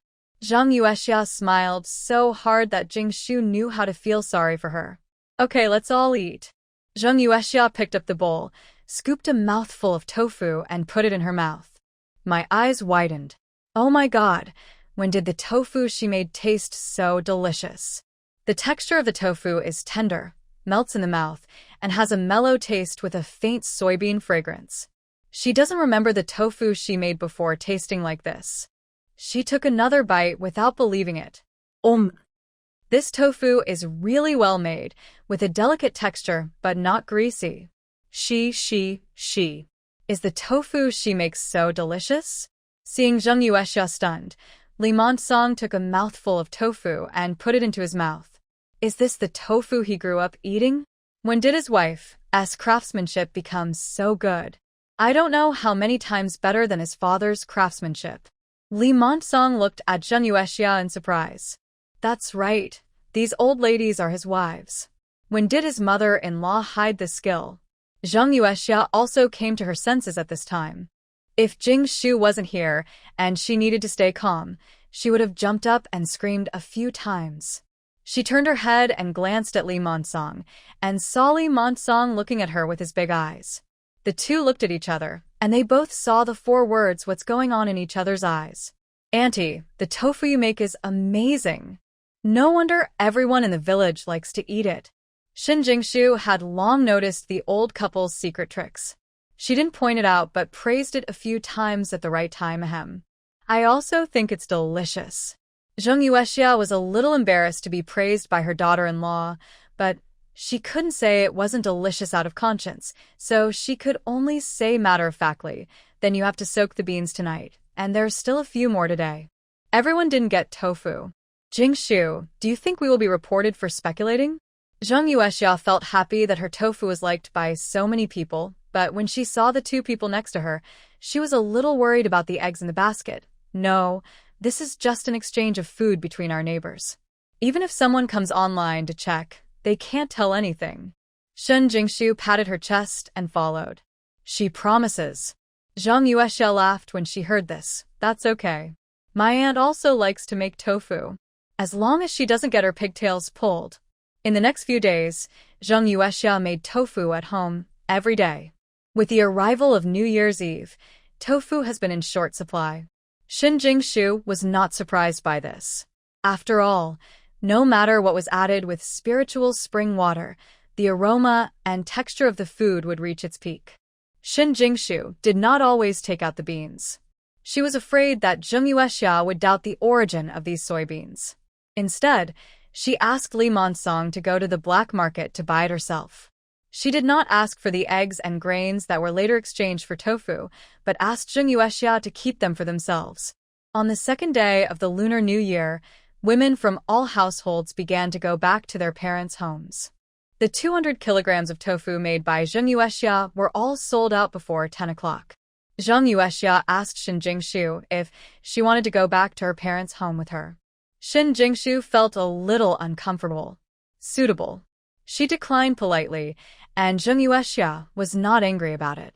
She took the 5 kilograms of tofu she had left specially and some holiday gifts and returned to her parents' home. In the afternoon, as soon as Zheng Yuexia returned home, many villagers came to the door. "Yuexia, you should make more tofu. I wanted to bring some tofu when I went back to my parents' house today, but I couldn't get any. Give me a few pounds." There was also the captain's wife in the crowd. Her son was ill a few days ago. The whole family went to the county town to see their son for medical treatment. When they came back, they heard the villagers praising the tofu made by Zheng Yuexia, saying how delicious it was. Her family was considered a wealthy family in the entire commune. "I can't eat meat every day, but I still don't lack tofu." But she was also curious about the taste of the tofu that was so praised by everyone. "Oh, the beans for making tofu need to be soaked 6 hours in advance. We can't eat them today. Otherwise, if you come back tomorrow, I will soak the beans tonight." Zheng Yuexia smiled happily. She has been making tofu these days. She can earn 3 or 4 yuan a day, which is more than workers working in factories in the town. She has never earned so much money in her life. People are not working in the commune now. If you earn more money, you can subsidize Jingshu and the others in the future. "Okay, we agreed. Leave me 3 kilograms tomorrow. For this little tofu, I didn't even go back to my parents' house today, so I just brought some tofu back for my mother to try." "Me too. Aunt Yuexia, leave me 3 kilograms for visiting relatives tomorrow. Leave 5 kilograms for me. My children like to eat." Zheng Yuexia dealt with everyone and asked Li Chaoyang to remember the portions everyone wanted. In addition, Zheng Yuexia she asked Li Chaoyang to take the eggs to exchange for soybeans for the people in the village. After replacing the soybeans in her own village, she asked him to go to other villages to exchange them. In short, her goal was not to exchange how many soybeans she could, but to make her own tofu. Duzi should be famous so that others would not suspect that the beans were bought on the black market. Don't ask how Zheng Yuexia became so smart. Ask her because her precious daughter-in-law told her so. When Zheng Yuexia thought of Jingshu, her whole heart softened. Looking at Jingshu now, she even felt that her body was rimmed with gold, and she looked like the little god of wealth in their family. Zheng Yuexia felt that the most suitable thing for her son to do was to marry Jingshu home. Although she hasn't actually married yet, as long as her army application is approved, Jingshu will be her legitimate daughter-in-law. Now that they have grain and eggs at home, they can't eat much, so they ask Li Chaoyang to take it to the black market to exchange for money, and then save it for Jingshu. At the textile factory, Wanqing has really experienced the joy of being a manager these past 2 days. She needs to nod and confirm every day when buying vegetables or making meals in the cafeteria. There is also Wang Guixiang, who used to be picky about her. In the past 2 days, she has also been very attentive to her. She will give her the wool thread as soon as she is told. He also brought her a lot of good things, such as creams and hair oils, as if they were free of charge. At first, she thought that Wang Guixiang had a good relationship with her so that he could give her more during meals. Later, Director Zhang came to her single-room dormitory again, and she realized what Wang Guixiang was doing. The man in charge of buying dishes in the kitchen is Wang Guixiang's man. Director Zhang sat on the bedside, smoking leisurely. Regarding the kinship relationship in the factory, he is like a mirror in his mind, but most of the time, as long as these people don't do too much, he will turn a blind eye and give the people below him some face. No wonder. Ye Wanqing suddenly realized why Wang Guixiang's attitude towards her had changed so much.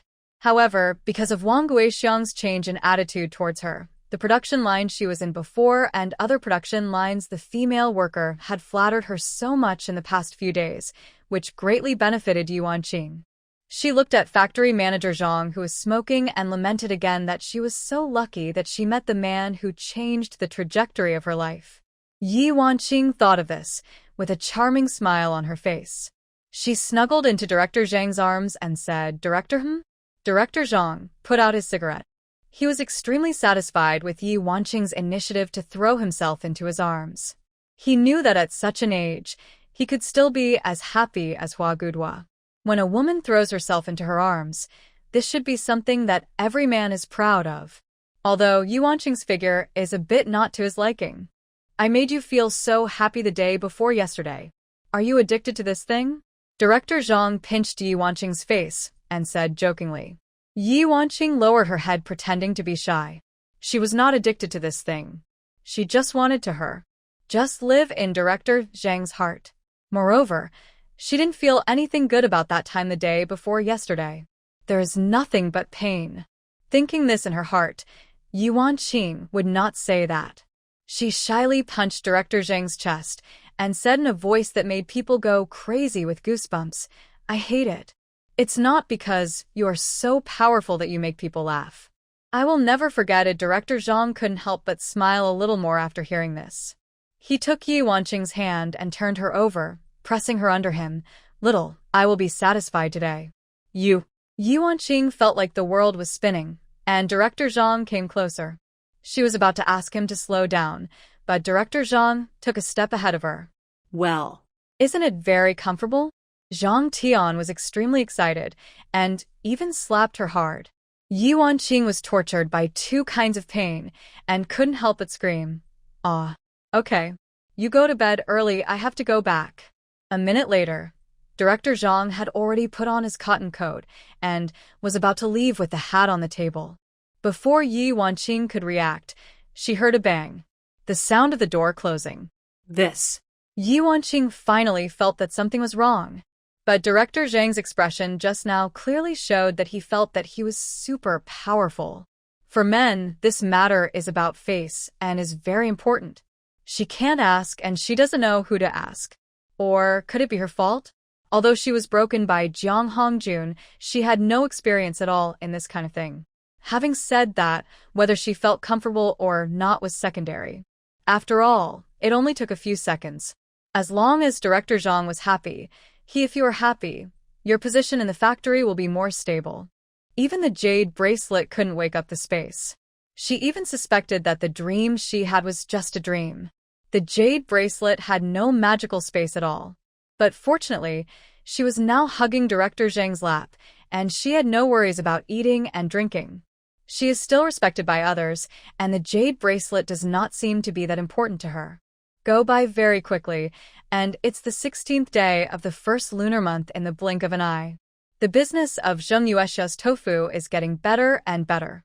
Not only do people in her village exchange eggs and grains for it, but also people in the next village and the village next door know that the tofu made by Lao Li from Hongxing commune is delicious.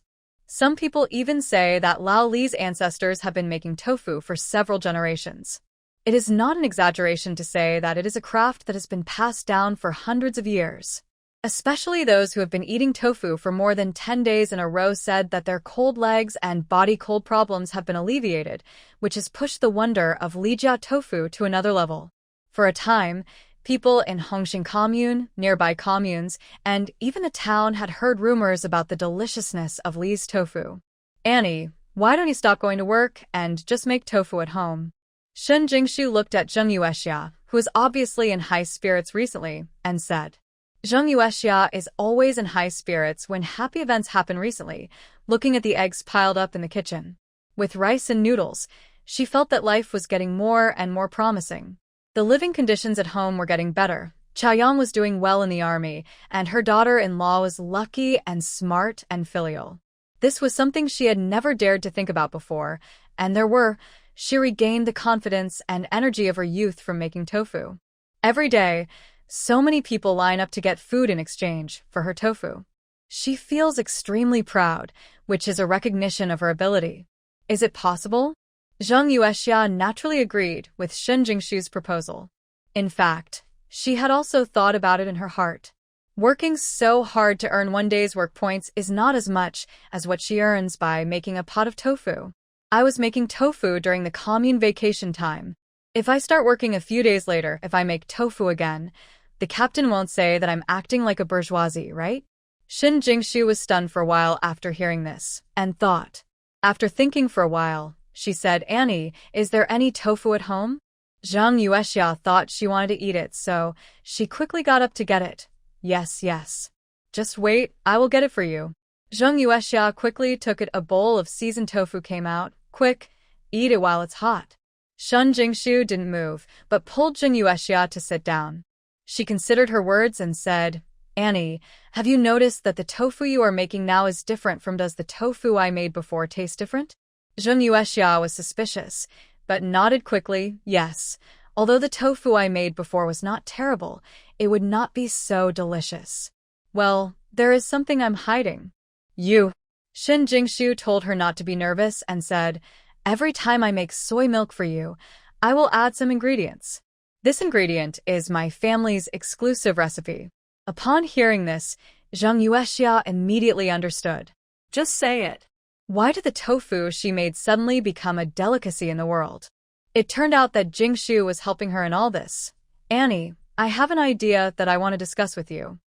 At the captain's house, Shen Jingshu the tofu was placed on the captain's table with a calm and gentle smile. Captain, have you tried the Li family's tofu? How do you like it? The captain didn't know the real reason why Shen Jingshu came to him, but he still ordered it. Nodding, yeah, it tastes good. A few days ago, his wife exchanged eggs for 2 kilograms of tofu. His son had just been discharged from the hospital due to illness. The little guy with a bad appetite didn't like other things, but he was fond of Li's tofu. Du Zhong, strangely enough, after the younger son ate tofu, he also ate a bowl of rice, which made him and his wife extremely happy. The captain asked his wife to bring back some tofu every day. I came here today to talk to you about something. The Li family made tofu at first just to satisfy their family's cravings. I didn't expect it to be so popular with everyone. Shen Jingshu said, paused and looked at the captain's expression. At first, we made a lot of tofu, and the neighbors also wanted to try it, so we came up with the idea of exchanging eggs or grain for tofu.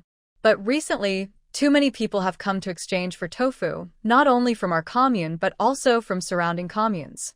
People have come to replace them, so the Li family is afraid that if this continues, the meaning of sharing delicious food with everyone will change. After Shen Jingshu finished speaking, she found that the captain's brows were knitted together. Presumably, he also thought about his worries. Question: if someone is jealous and reports that the Li family is following the path of capitalism, then they will be unjustly accused. The captain thought about what his wife said and said that there were hundreds of eggs piled up in the Li family's house these days. There are still 100 or 200 kilograms of grain. If someone really reports this, they will be caught immediately.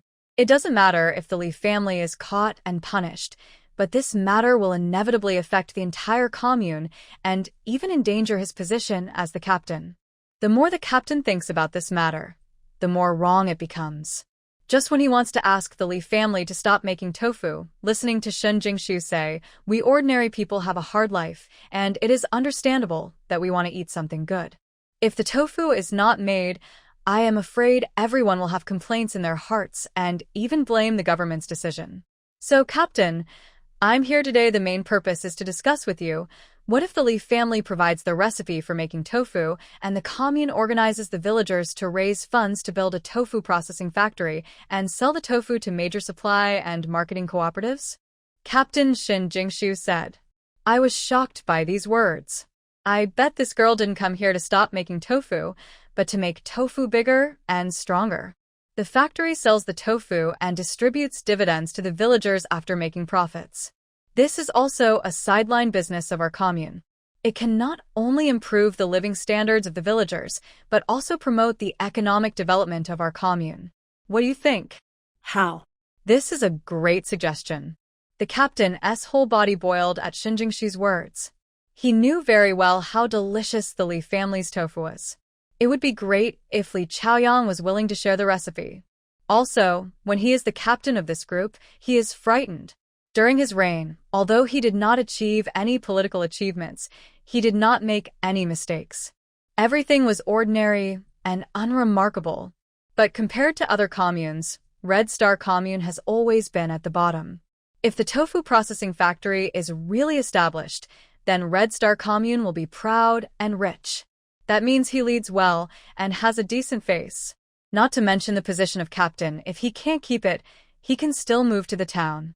Shin Jiqing, if this thing comes true, you will be the benefactor of Red Star Commune. The captain's palms were sweating with excitement. He stood up from the stool with a sudden movement, his dark face slightly red. Let's meet with the leaders of the commune. You. Go to Li's house and wait for my good news. The captain felt wind on his feet with excitement and ran directly to the commune office. Shen Jingshu looked at his back with a smile and said his response was a satisfied nod. As long as the captain is not stupid and as long as the people in the commune can settle accounts, then her proposal will be implemented 100%. Shen Jingshu did not go back to Li's house, but went to the town to find Uncle Yao Miao. This time, Uncle Yao Miao was not at home. It was his son Dashan who opened the door. "Brother Dashan." Shen Jingshu smiled and handed him what she had in her hand. "Why did you bring something here again? If my father finds out, he will nag me again." Dashan took the things and felt that Shen Jingshu was too generous. Every time he came, he would either buy chicken or meat or eggs and malted milk. "It's okay. He is nagging about his, I'll buy mine." Shen Jingshu smiled mischievously and walked to the back of the house to take a look at the newly cultivated seedlings. Dashan put the things down and took out a drum from the house. The big envelope was handed over. "This is the money we paid for the last batch of medicinal materials. We kept our share. This is yours." "So much?" Shin Jingshu took it and opened the envelope and looked at it. "A neat big unity, at least 2,000 yuan. This time it's not too much. My father's friend said that the age of ginseng is a little shorter. If it can be hundreds or thousands of years, then the price will increase 5 to 10 times. Dashan said truthfully. He still remembered that Uncle Chun looked at the prepared ginseng with regret on his face, saying that if it could be harvested a few years later, the medicinal value would be even better. Some words. "Okay, I'll send some century-old ginseng over in a few days." Shen Jingshu put the money away and secretly calculated the age of the ginseng in the space.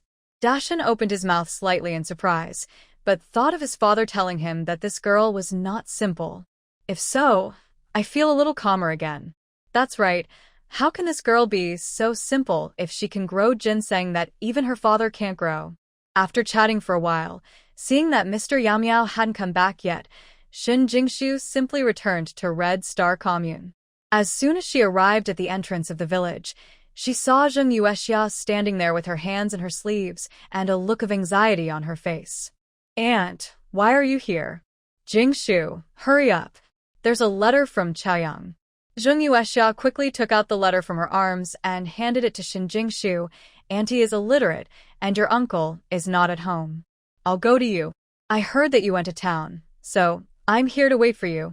Shin Jingshu gave Jing Yuexiao a distressed look, then took off her scarf and wrapped it around her neck. Andy, don't do this next time. It's so cold, just wait at home. Don't go out to get cold. Hey, it's not cold. Zhang Yuexiao sniffed and urged, come here and see what Chaoyang says. Shin Jingshu was also curious about what Li Chaoyang wrote in the letter, so she opened the envelope and read it. Mom and Dad, everything's fine with me in the army. Don't read it. The application for the results report has been approved. I will tell Jingshu in a few days. The marriage certificate has been issued. When the time comes, you can ask Jingshu if she is willing to join the army. The more Shin Jingshu read, the redder her face became. Finally, she simply stuffed the letter into the envelope and returned it to Zhang Yuexiao. Andy, let uncle read it to you. Zhang Yuexiao couldn't tell that her daughter-in-law was shy. Okay, let your uncle. Zhang Yuexiao said, suddenly stopped, touched Shin Jingshu's with her shoulder, grabbed Shin Jingshu's hand excitedly and asked, Jingshu, is it time to change your mind? Shin Jingshu blushed and lowered her head, murmuring something on her lips. What? I didn't hear it. Zhang Yuexiao really didn't hear it, so she almost put her ear to Jingshu's mouth, mother. Shin Jingshu's face, she became even more popular, and her heart bubbled with joy. From today on, she is Li Chaoyang's wife. She raised her eyes and looked at Zhang Yuexiao, who was waiting to hear her call her mother. Shin Jingshu shamelessly raised her voice slightly and shouted, Hey! Zhang Yuexiao smiled with a red face and took Shin Jingshu's arm and said, Let's go. Go home. Mom will prepare something delicious for you. Just after lunch, the captain shouted over the loudspeaker to everyone to gather at the entrance of the commune. Except for the babies in confinement and those in their 80s, they couldn't tell the difference. Elderly people with sons and daughters, as long as they can walk, must go to the meeting. Shin Jingshu knew in her heart that the reason why the captain called everyone over must be to deal with the tofu processing factory. Sure enough, when the villagers learned that the commune was going to set up a tofu processing factory, they were all excited. The recipe for making tofu comes from the Li family. The taste of Li family's tofu is obvious to all. As long as the tofu is made, there is no need to worry about selling it. If you can sell the tofu, you can make money. When the commune makes money, the villagers will also make money. Naturally, the villagers supported this good thing 100 times. In the end, all the young and old men in the village unanimously approved it, and the atmosphere was quite enthusiastic. The last thing is about the villagers raising funds. The team leader said, whoever contributes more money will get more dividends in the future. Shin Jingshu stood with Wei Minglan and Chen Runan, listening to the captain talking angrily about the prospects of the tofu factory. Jingshu, is this your idea? Wei Minglan approached Shin Jingshu and asked, Yes. Shin Jingshu nodded without hesitation. It's better to do something that benefits the country and the people than being reported to the Li family for engaging in private finance. Chen Runan nodded, feeling that what Shin Jingshu said made sense. Then how much are you prepared to pay? Money? She doesn't have much money, but she saved some from selling chestnuts and kiwis years ago. Coupled with her frugality in the past few years, she can spend up to 100 yuan. Since it's Jingshu's business, I have to get 200 yuan. However, this is what Li Ronghai and I got together. Wei Minglan said generously, and also winked at Li Ronghai next to him. I just 100 yuan. All support Jingshu. Chen Runan secretly breathed a sigh of relief. She was really afraid that Wei Minglan would give out 300 and 500 yuan. Thank you for your strong support, sister. Shin Jingshu. He put his arms around their shoulders, and their little faces looked particularly bright and charming in the sunshine. Don't worry, I promise to let you get the dividends without mercy. After the laughter, the villagers began to go to the accountant to pay. At this time, everyone had little money. Most of them had 1 or 2 yuan, but there were also 3 or 5 yuan and more than 10 yuan. There were almost no people there. The team leader looked around for a while and felt that the money was not enough, so he called Shin Jingshu. There are only about 200 households in our commune. This fundraising is probably... Shin Jingshu said. He waved his hand nonchalantly and said, Captain, don't worry. Let's take a look at how much money has been raised in the village. If there is a big difference, I will make up for it. She chose to go to Uncle Yamiao's house to get the money today just for now. Including the gift from Li Chaoyang, she has about 800 yuan on her, plus the 2,000 yuan she got today. She can run the factory by herself even without the villagers raising funds. The captain was relieved upon hearing this. Who doesn't know that the Li family gave Xin Jiqing a gift of more than 600 yuan, and Xin Jiqing's family conditions are already good, so she was the one who made this happen.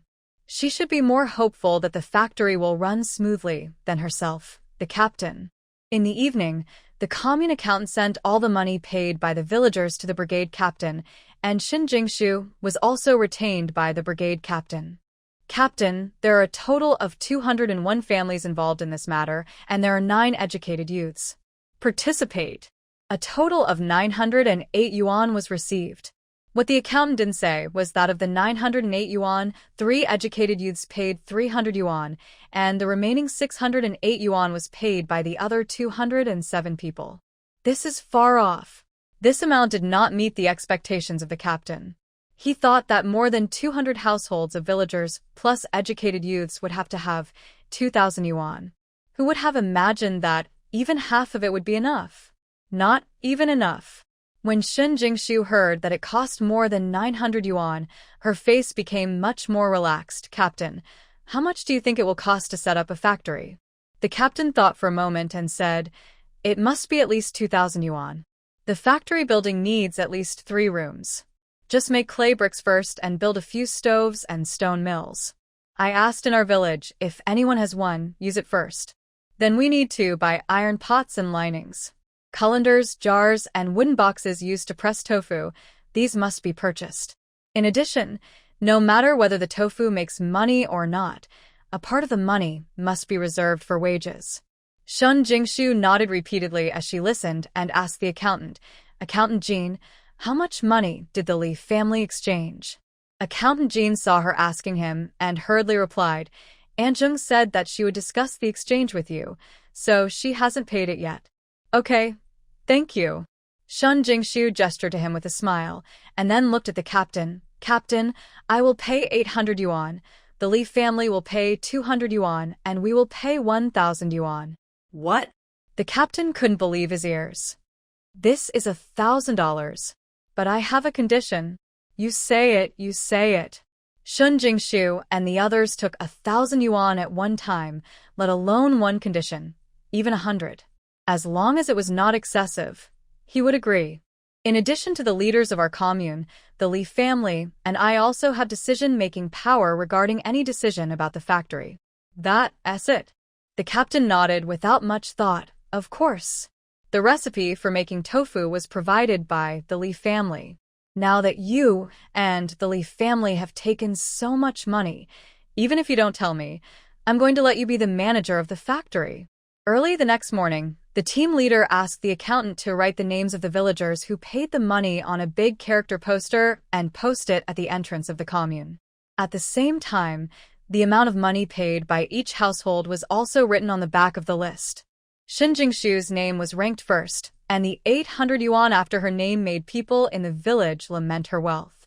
Then came Li Montsong's name. His son was in the army and received a lot of salary every month. Plus the two of them earned full work points every day, so it was not unusual for them to take out 200 yuan. Then there were Wei Minglan, Li Ronghai, and Chen Rinan, who each took 100 yuan, and the next ones were the villagers who received 10 yuan. 8 yuan, 5 yuan apiece. The captain was now full of energy. On that day, he selected dozens of people in the village to start building houses for the processing workshop, striving to build the houses before starting work in the fields after the first month. In addition, he also asked the deputy captain to recruit workers in the village. Both men and women are welcome. As long as they are quick and honest, they will be considered. The Red Star commune is very busy, and every household is enthusiastic. After all, it is the commune that takes the lead in doing business. For them, this is the first time. Compared to the enthusiasm of others, Zhang Hongjuan's home is much deserted. His family is also one of the few in the village that has not received a penny. Old man, I think your brother is going to do something big this time, or... Mrs. Jiang had just returned from the brigade headquarters and looked at the villagers cheering. And my heart was scratching like a kitten, but Old Man Jiang wouldn't let go. Let him toss it. Old Man Jiang sneered, with disdain on his face. How much ink does he have? I don't know. If my father hadn't pampered him back then, is it his turn to take the position of captain? The former Red Star commune was called Hongxing Village, and his father, Jiang Tu, was the village chief. Later, the country killed the collective cooperatives, and then the Red Star commune was established. He was originally the eldest son in the family. Lao Jiang was ready to abdicate when he got older. However, adhering to the principle of keeping wealth and wealth from others, Lao Jiang too wanted to choose an heir from his two sons. However, he had not liked reading and writing since he was a child, and the second son was addicted to books. Later, his father made the decision.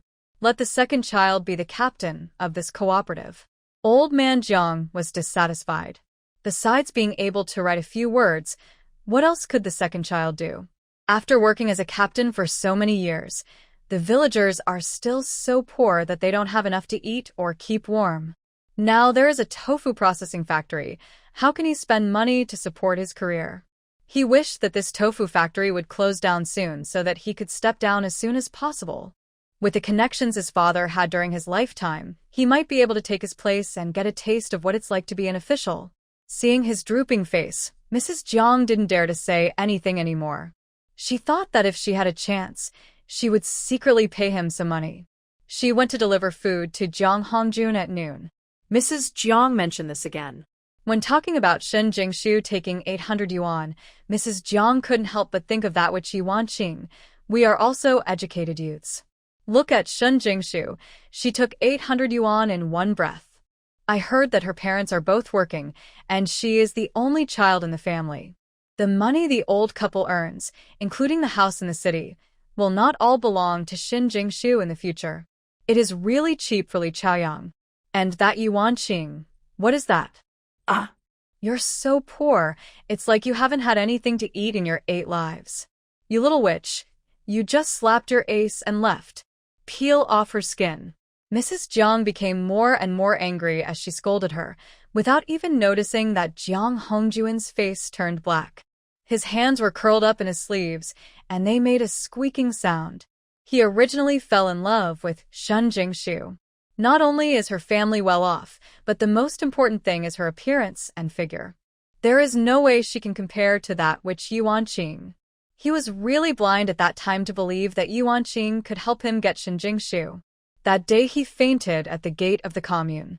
After he was sent to the hospital, the doctor said that there were aphrodisiac ingredients remaining in his blood. He wanted to call the police at that time, but his father stopped him. In Old Man Jiang's heart, only murder and arson were necessary. Go call the police, and they don't even have a suspect now. He was sleeping well at home, and he was already in the hospital when he opened his eyes. Later he asked Ye Wanqing, and Ye Wanqing said that she was killed by Shen Jingshu, so in the evening, Shen Jingshu used her plan to make them look so ugly at the gate of the commune. If Shen Jingshu had set up Ye Wanqing in turn, he would still believe it. After all, Ye Wanqing was a witch with no brains, and it was possible that Shen Jingshu would see through her plan and use her plan. Then why would he appear at the gate of the commune? Shen Jingshu is a woman who cannot move him. If Ye Wanqing's guess is correct, then the only one who can move her to the commune is Li Chaoyang. Jiang Hongjun thought about it and slowly loosened his hands in his sleeves. He is broken now. Although he is not a real man, as long as Shen Jingshu is touched by him, in the eyes of others, the same is true of innocence. He must get Shen Jingshu and then go to the town to report Ye Wanqing as a missing person. Then his marriage to Ye Wanqing will be dissolved, and he can marry Shen Jingshu again.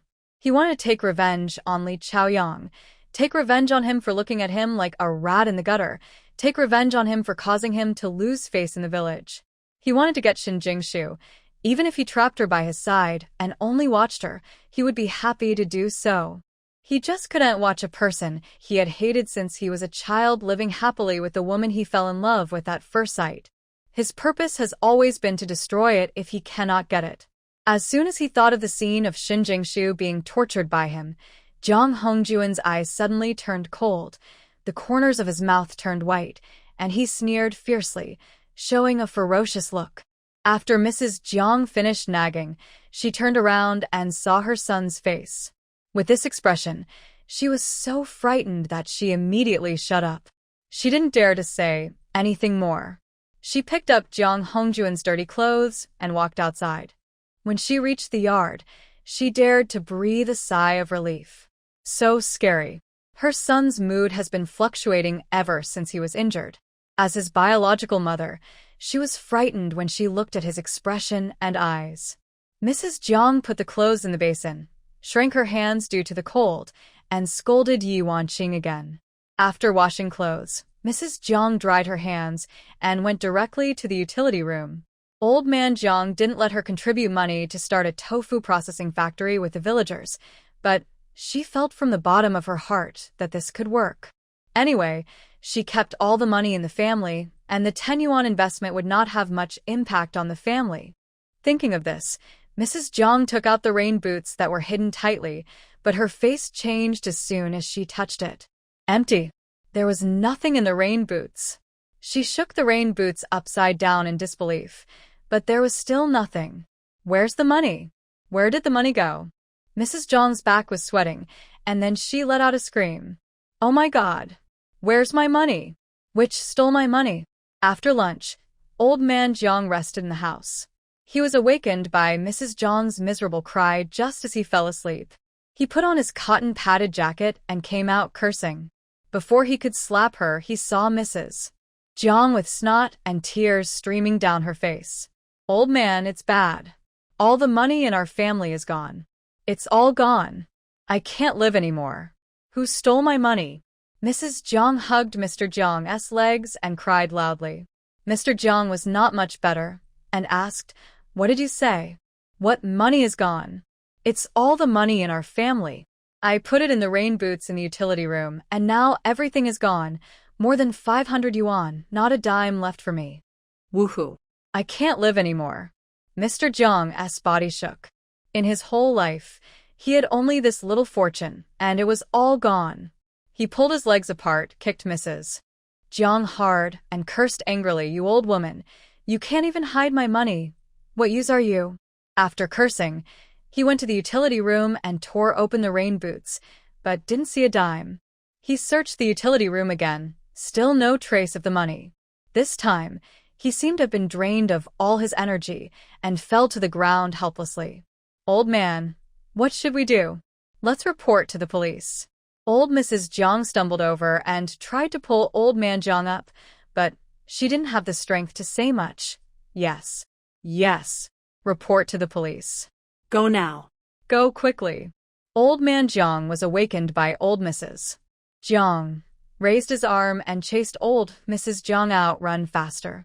Ask the police to find my money back for me. Hey. I'll go right away.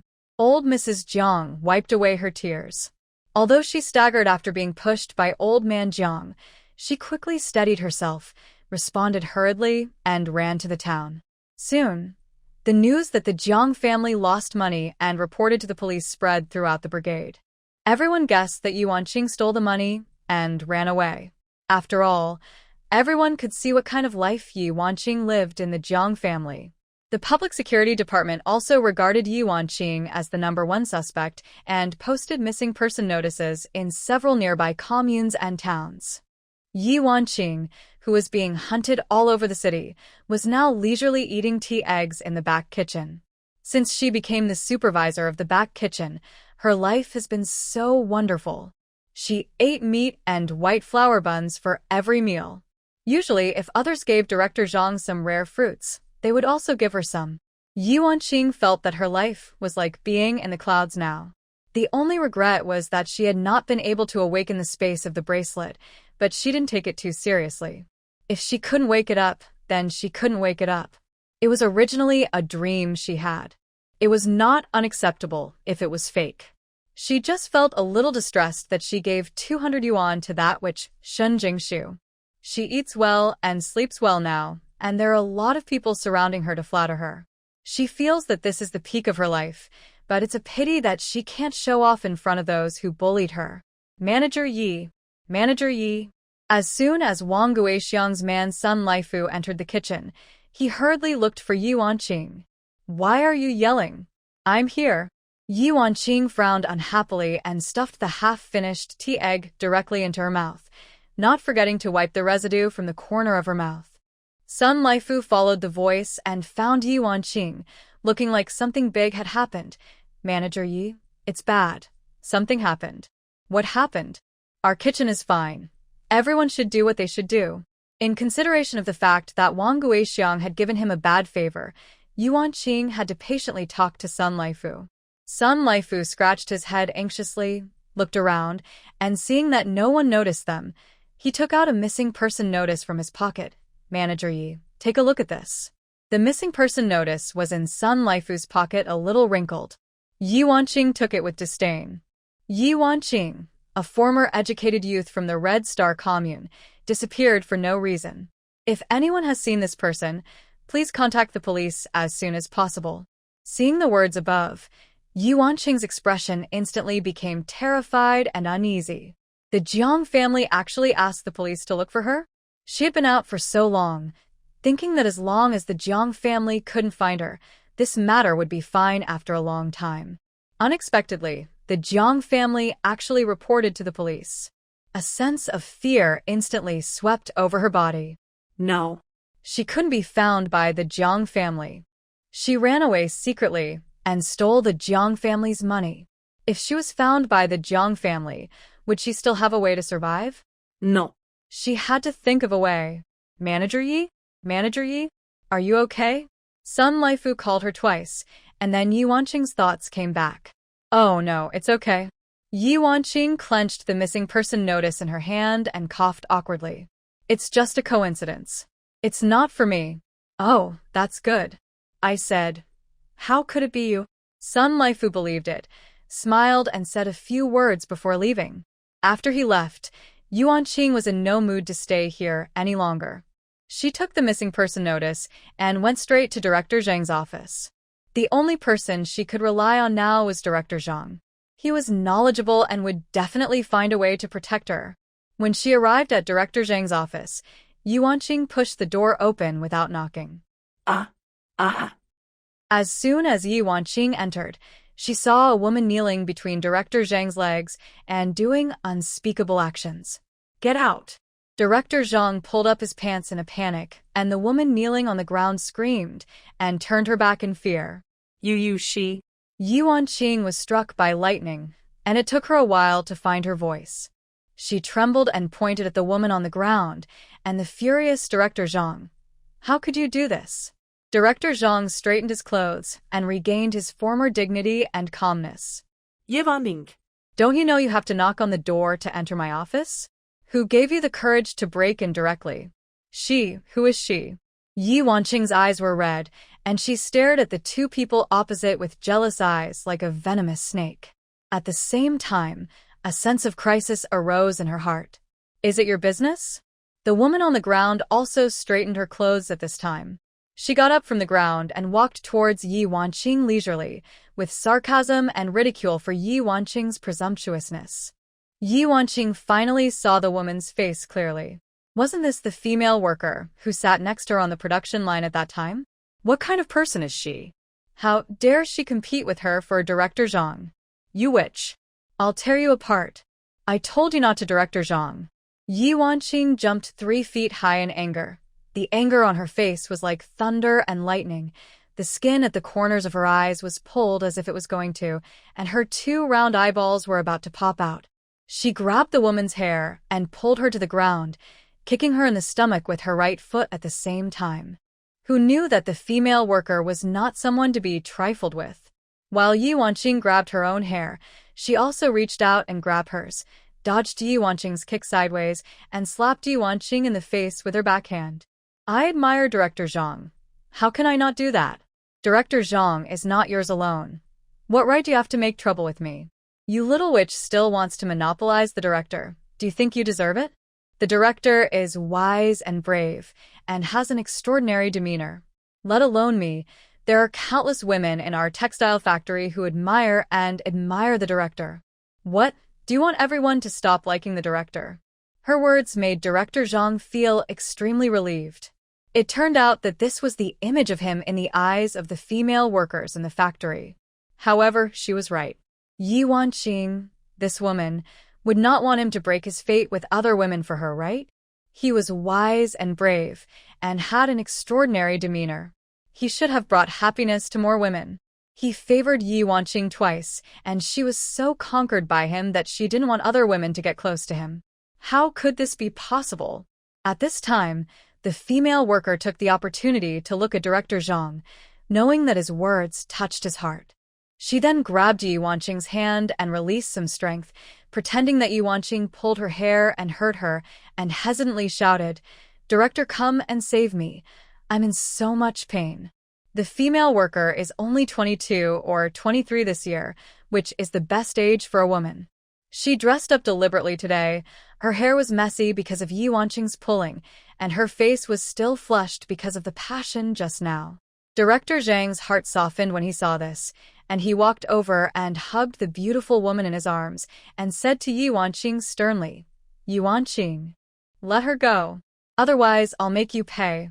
Ye Wanqing was angry and anxious. This which didn't look like this week when she hit her just now. Now she pretended to cry and whimper, obviously to Director Zhang. "You, don't be fooled by her. She did it on purpose. I'll say it again, take your hands off me." The female worker's body trembled from time to time, as if she was frightened by Ye Wanqing, the shrew. This made Director Zhang feel even more pity for her, and he spoke even more harshly to Ye Wanqing. Ye Wanqing was startled by the warning in Director Zhang's eyes, and she unconsciously loosened her hand on the female worker. Then, tears quickly filled her eyes, full of disappointment and heartache, like a poor young wife abandoned by her husband. "Director, she pulled out a lot of my hair. It hurts so much seeing that Ye Wanqing was pretending to be weak like her." The female worker quickly turned Director Zhang's face over with her hands and made him look at her. She put her hands on her chest, her face full of shyness and weakness. "And here." "It hurts. Can you rub it for me, please?" When Director Zhang saw her like this, evil thoughts suddenly came to his mind. He quickly covered her little hand and rubbed her softness with his little finger. "Okay, I'll rub it for you." Ye Wanqing watched the two people flirting as if no one was around, and her chest was heaving with anger. She was about to open her mouth to fight for it again, but she saw Director Zhang squinting at her. "Are you still not leaving? Are you waiting to be fired? No, you can't do this to me." Ye Wanqing bit her lip and cried silently. "Can't what?" Director Zhang's eyes were filled with annoyance. He was really fed up with this kind of brainless, untactful woman with small. "Look for yourself. Are you comparable to her?" He pointed his finger at Ye Wanqing's chest, and his eyes looked at the woman's perky in his arms. The meaning was self-evident.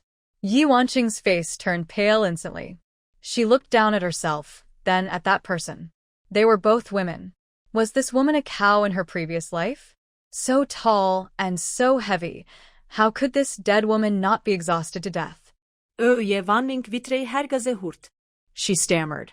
If this woman was not here, she would definitely throw herself directly into the arms of Director Zhang and say that she could do everything that this woman could do, and she could do everything that this woman could not do. If there were things that she could not do, she was willing to learn them for Director Zhang. But how could she say such words in front of another woman? I'll say it one last time. "Get out." Director Zhang ran out of patience and pointed at the door, telling her to get out. Ye Wanqing knew that she had to leave now. Otherwise, if she angered Director Zhang, she would be finished. After glaring at the female worker, Ye Wanqing reluctantly went out. "Director, look at her. How can she be worthy of you?" The female worker used her advantages to rub against Director Zhang, which made him so excited. "I drove her away. How are you going to repay me?" Director Zhang liked the way women were jealous of him. He rubbed her slender waist with his hands dishonestly, with desire in his eyes. The female worker climbed onto Director Zhang's neck, stood on tiptoes, and whispered a few words in his ear. Director Zhang's body trembled, and then he bent down and picked her up horizontally, with great expectation in his words. I'm going to try today. What is the difference between ice and fire? After Ye Wanqing came out of Director Zhang's office, she ran to a river behind the factory in one breath. She was not really sad. She only wanted to use Director Zhang. She was more worried about whether she could continue to be so glorious in the future. If Director Zhang abandoned her, the little money she had left would not be enough for her to live for 2 months, not to mention that she had no identity and could not go anywhere. Ye Wanqing sat by the river for a long time, so long that the sun was about to set before she went back. She had thought about it and would go back to see Director Zhang's attitude towards her. If he was still good to her, she would not mind him finding another woman. If he took back the job and various preferential treatments he gave her, she would not be afraid of making a big fuss. She had heard that the reason why Director Zhang could become the director was inseparable from the credit of the tigress and his family. Ye Wanqing did not go to work in the kitchen, but returned to the dormitory, changed her clothes again, and dressed up, waiting for Director Zhang to come to her in person. Sure enough, at around 9 o'clock in the evening, Director Zhang finally arrived in the dark. Ye Wanqing did not greet him with a smile as usual, but sat there quietly waiting for him to speak. Director Zhang had a cold face and lit a cigarette before saying, Lin Xiuli, the one you saw this afternoon, she wants to be the head of the kitchen. Ye Wanqing managed to keep her composure this time. She didn't throw a tantrum, but looked up at Director Zhang. What are you planning? Xiao Yi, there are so many women who want to follow me. If I hadn't felt sorry for you, I would have looked down on you. After being served by Lin Xiuli for an entire afternoon, Director Zhang realized that this could be so exciting.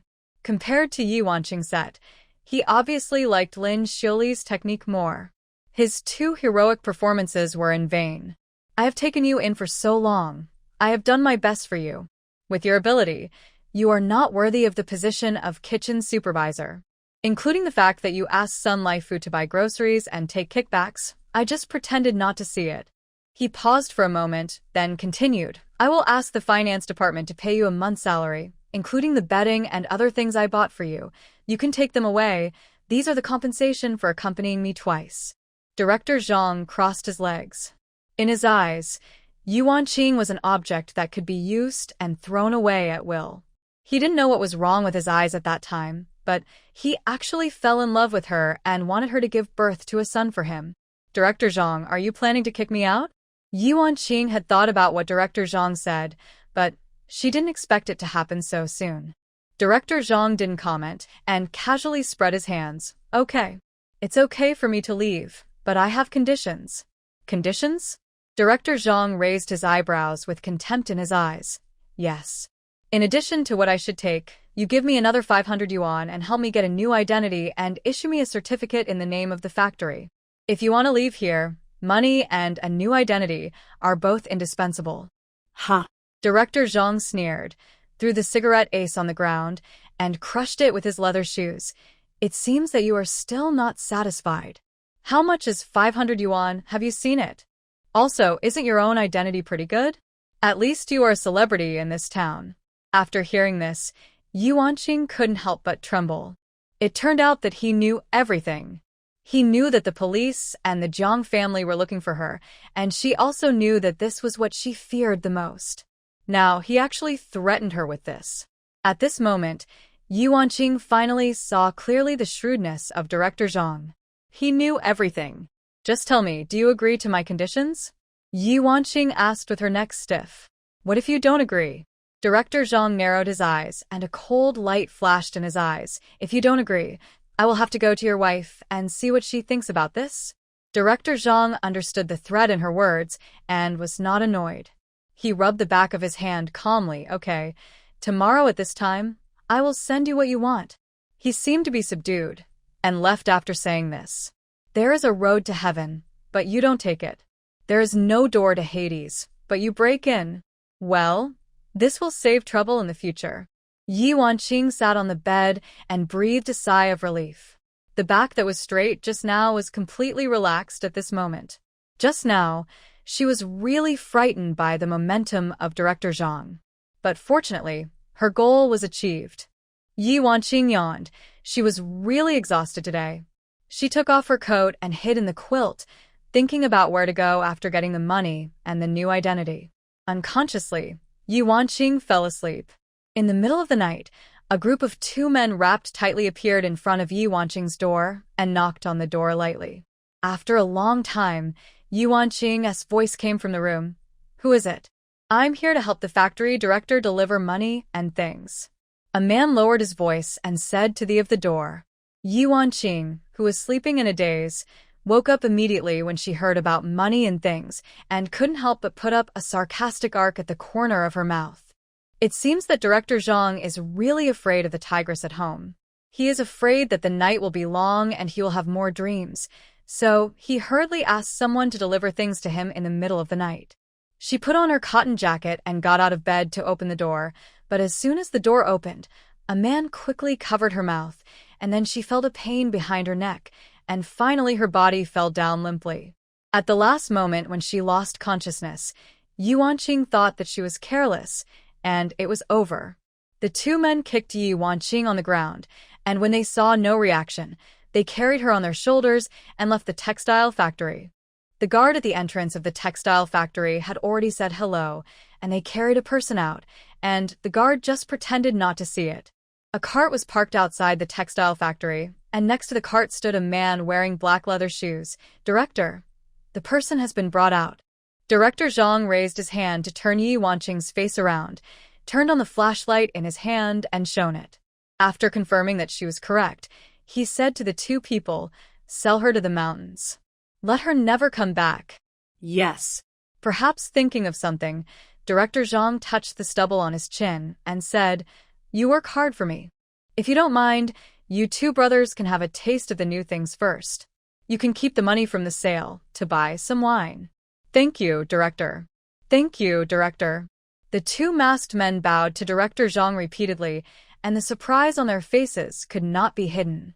After putting Ye Wanqing on the cart, she said goodbye to Director Zhang and quickly disappeared into the night. In the Red Star commune, Shen Jingshu wrote a letter to Li Chaoyang under Zheng Yuexia's soft and hard persuasion. The letter roughly described what had happened recently and the opening of a tofu processing factory in the commune. As for joining the army, just wait until the marriage certificate is issued. Let him work hard in the army and don't worry about the family, etc. Jingshu, after you and Chaoyang get the marriage certificate, will you join the army or stay here? Zheng Yuexia has been thinking about this question for the past 2 days. Shen Jingshu is the core figure of the tofu factory. There is no doubt about that. Even the secret recipe for making tofu provided by the Li family contains Jingshu's exclusive secret recipe. If she leaves this, going to the army to join the army, she naturally agrees with both hands. Her son finally got married. How can they be separated all year round? Besides, is she still waiting to hold her grandson? Especially the old lady at home, who has been looking forward to holding her great-grandson. Zheng Yuexia is in a dilemma. Shen Jingshu had already made plans for this matter. She said shyly, "I want to join the army after the marriage certificate comes out." She came back just for Li Chaoyang. She wanted to be with him forever. Then the tofu factory. "Don't worry." Shen Jingshu patted her hands. "I will leave the recipe I have prepared before I leave. It will be enough for you." When she made soy milk before, she only added a few drops of spiritual spring water to it. Before she left, she would store more spiritual spring water and leave 3 or 5 large jars. It would be enough for at least a year. What's more, she would come back often when she followed the army. That's good, as long as you have a plan in mind. Zheng Yuexia finally felt relieved. The tofu processing factory was built very quickly. The team leader asked people to go to the town to buy a set of tools for making tofu. He also requisitioned 3 stone mills from the villagers. With the one from the Li family, the factory now has 4 stone mills to use. Everyone is from the countryside and is familiar with the process of making tofu. Zheng Yuexia only needs to give some instructions on the side, and the tofu production line will be officially in operation. On the first day, the factory ground 50 kilograms of beans and made a total of about 300 kilograms of tofu. 80 kilograms were left to sell in the village. The team leader took 2 villagers and pulled more than 200 kilograms of tofu straight to the supply and marketing cooperative in the town. He had previously negotiated with the supply and marketing cooperative in the town to supply them with tofu at 1.2 yuan per kilogram, and they sold it to customers at 1.5 yuan per kilogram. 220 kilograms of tofu were sold for a total of 26 yuan, and the team leader made the extra 40 cents and wiped it out. Excluding the cost of labor and beans, this trip made a net profit of 16 yuan.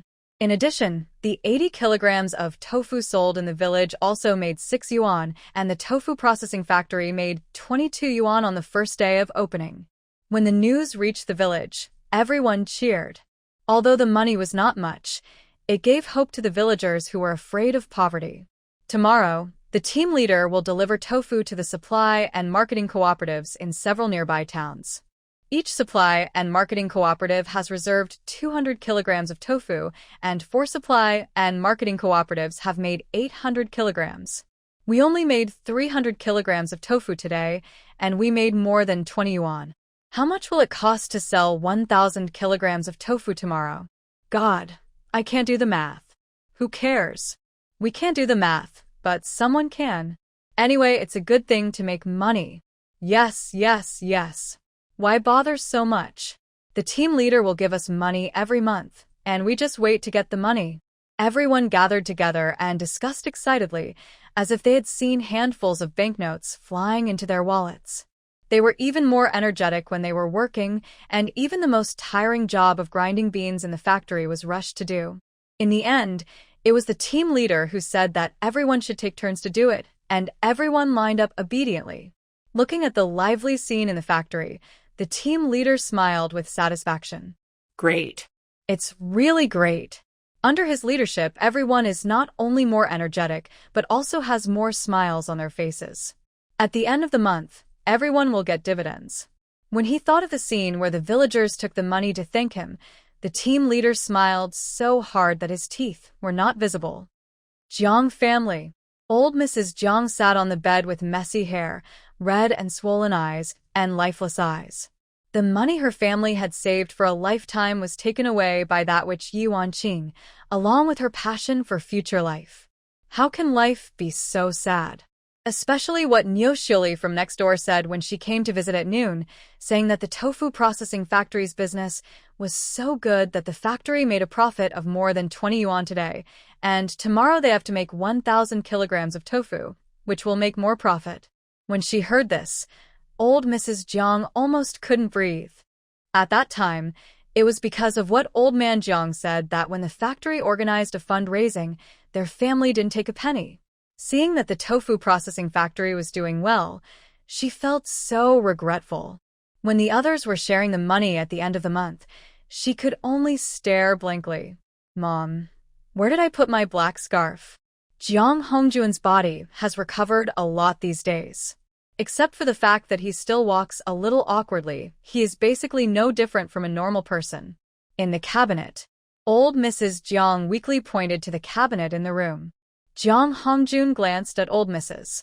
Jiang, said nothing, walked straight over, and took out the neatly folded black scarf. Just as he was about to leave, thinking of his mother's listless look, he couldn't help but say, Mom, after today, your son will let you live a good life tomorrow. After that, he walked out the door, without looking back. Old Mrs. Jiang was confused and thought she had heard it wrong. She wanted to ask another question, but she saw her son's back leaving. That's it. She couldn't control what he said or what he did. Why should she control so much when all the money was gone? That night, the tofu processing factory started to get busy, working overtime to make 1,000 kilograms of tofu tomorrow. When Shen Jingxu returned from the tofu processing factory, it was already past 8 o'clock in the evening. Seeing the tiredness on Zheng Yuexia's face, Shen Jingxu forcefully refused her offer to send her back. Aunt, you should go back and have a rest. You will be busy in the next few days. I'll take you there, it's not a big deal. Zheng Yuexia insisted. It was already dark, and she was worried about her daughter-in-law walking alone at night. Shen Jingxu smiled helplessly, looked at the way back, and suddenly pointed to the sky, And look what that is. Zheng Yuexia believed it and looked up and saw a few small stars dotted in the dark sky. Nothing. Jing. She didn't find anything wrong and turned her head to see Shen Jingshu had already run away and go back and rest early. I'll go back first. Shen Jingshu had already run more than 10 meters. Recently, she drinks spiritual spring water every day. Her body function is many times better than in her previous life, and she doesn't need any effort to run. Jing, be careful. Zheng Yuexia smiled dotingly. This girl just doesn't want to make herself tired. Shen Jingshu trotted all the way home, but when she was still one intersection away from her home, she suddenly heard the sound of footsteps behind her. She immediately sounded alarm bells, slowly slowed down her pace, and calmed her heart that was beating a little fast. At the same time, under the cover of night, she took out a finely crafted dagger from the space and hid it in her sleeve. This was the one Li Chaoyang gave her before he left. Jiang Hongjun was dressed in black from head to toe. His sturdy body looked quite oppressive at night. His eyes were fixed on the petite figure in front of him, with sharp and vicious eyes. Shen Jingshu walked very fast. Just when she reached the intersection, Jiang Hongjun behind her suddenly sped up and ran over to cover Shen Jingshu's mouth.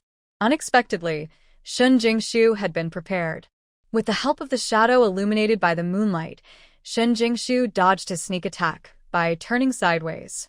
Shen Jingshu directly showed the dagger and looked at Jiang Hongjun head-on. Jiang Hongjun. Shen Jingshu recognized him in an instant just from a pair of exposed eyes. Oh.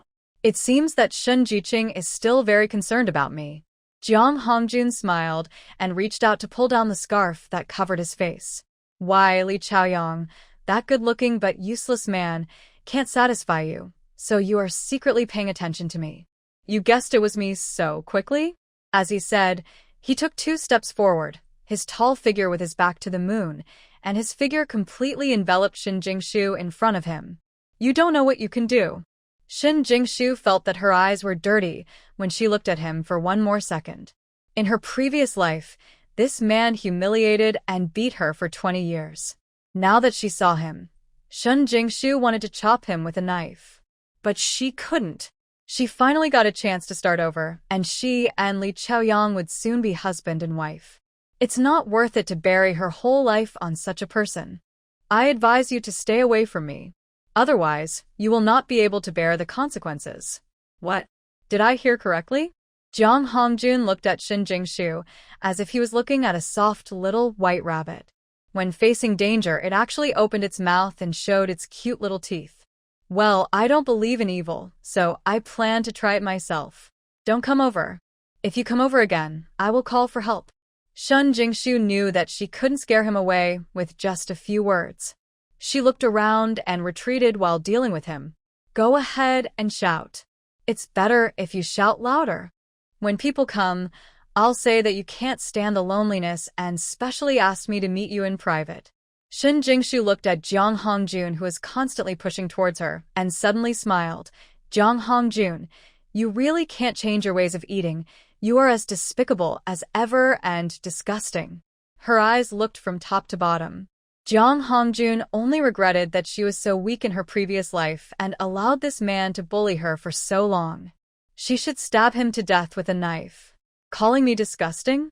Jiang Hongjun pointed to his nose with a sinister and mocking smile. Shen Jiqing, after tonight, you will become the same person as me. I advise you to be merciful, lest you scold yourself. After saying this, Jiang Hongjun stopped talking nonsense and pounced on her. Shen Jingshu's body flexed and she ducked sideways. Jiang Hongjun jumped in the air, but accidentally stepped on a small hole with his right foot. He only heard a click, followed by Jiang Hongjun's miserable cry. Ah! My feet. Shen Jingshu smiled proudly. She had just discovered this small pit and calculated the distance, so she stopped and said a few words to him.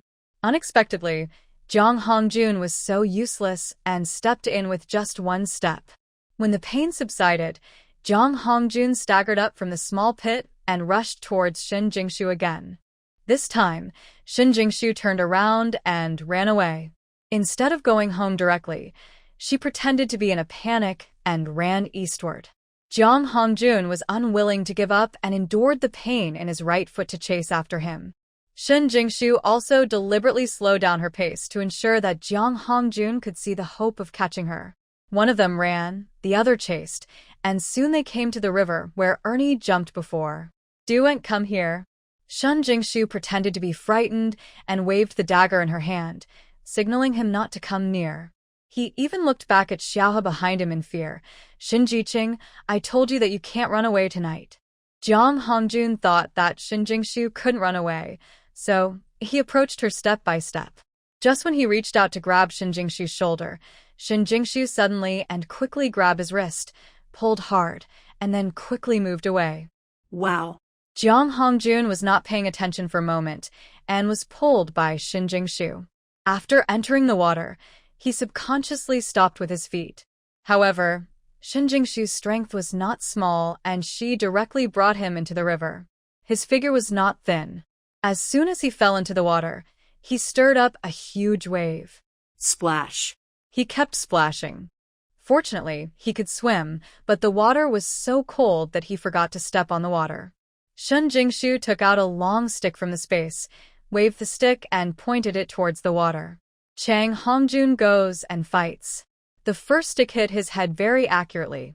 Jiang Hongjun was knocked directly into the water and was forced to drink several mouthfuls of river water. After he surfaced, Shen Jingshu hit him accurately in the eye again.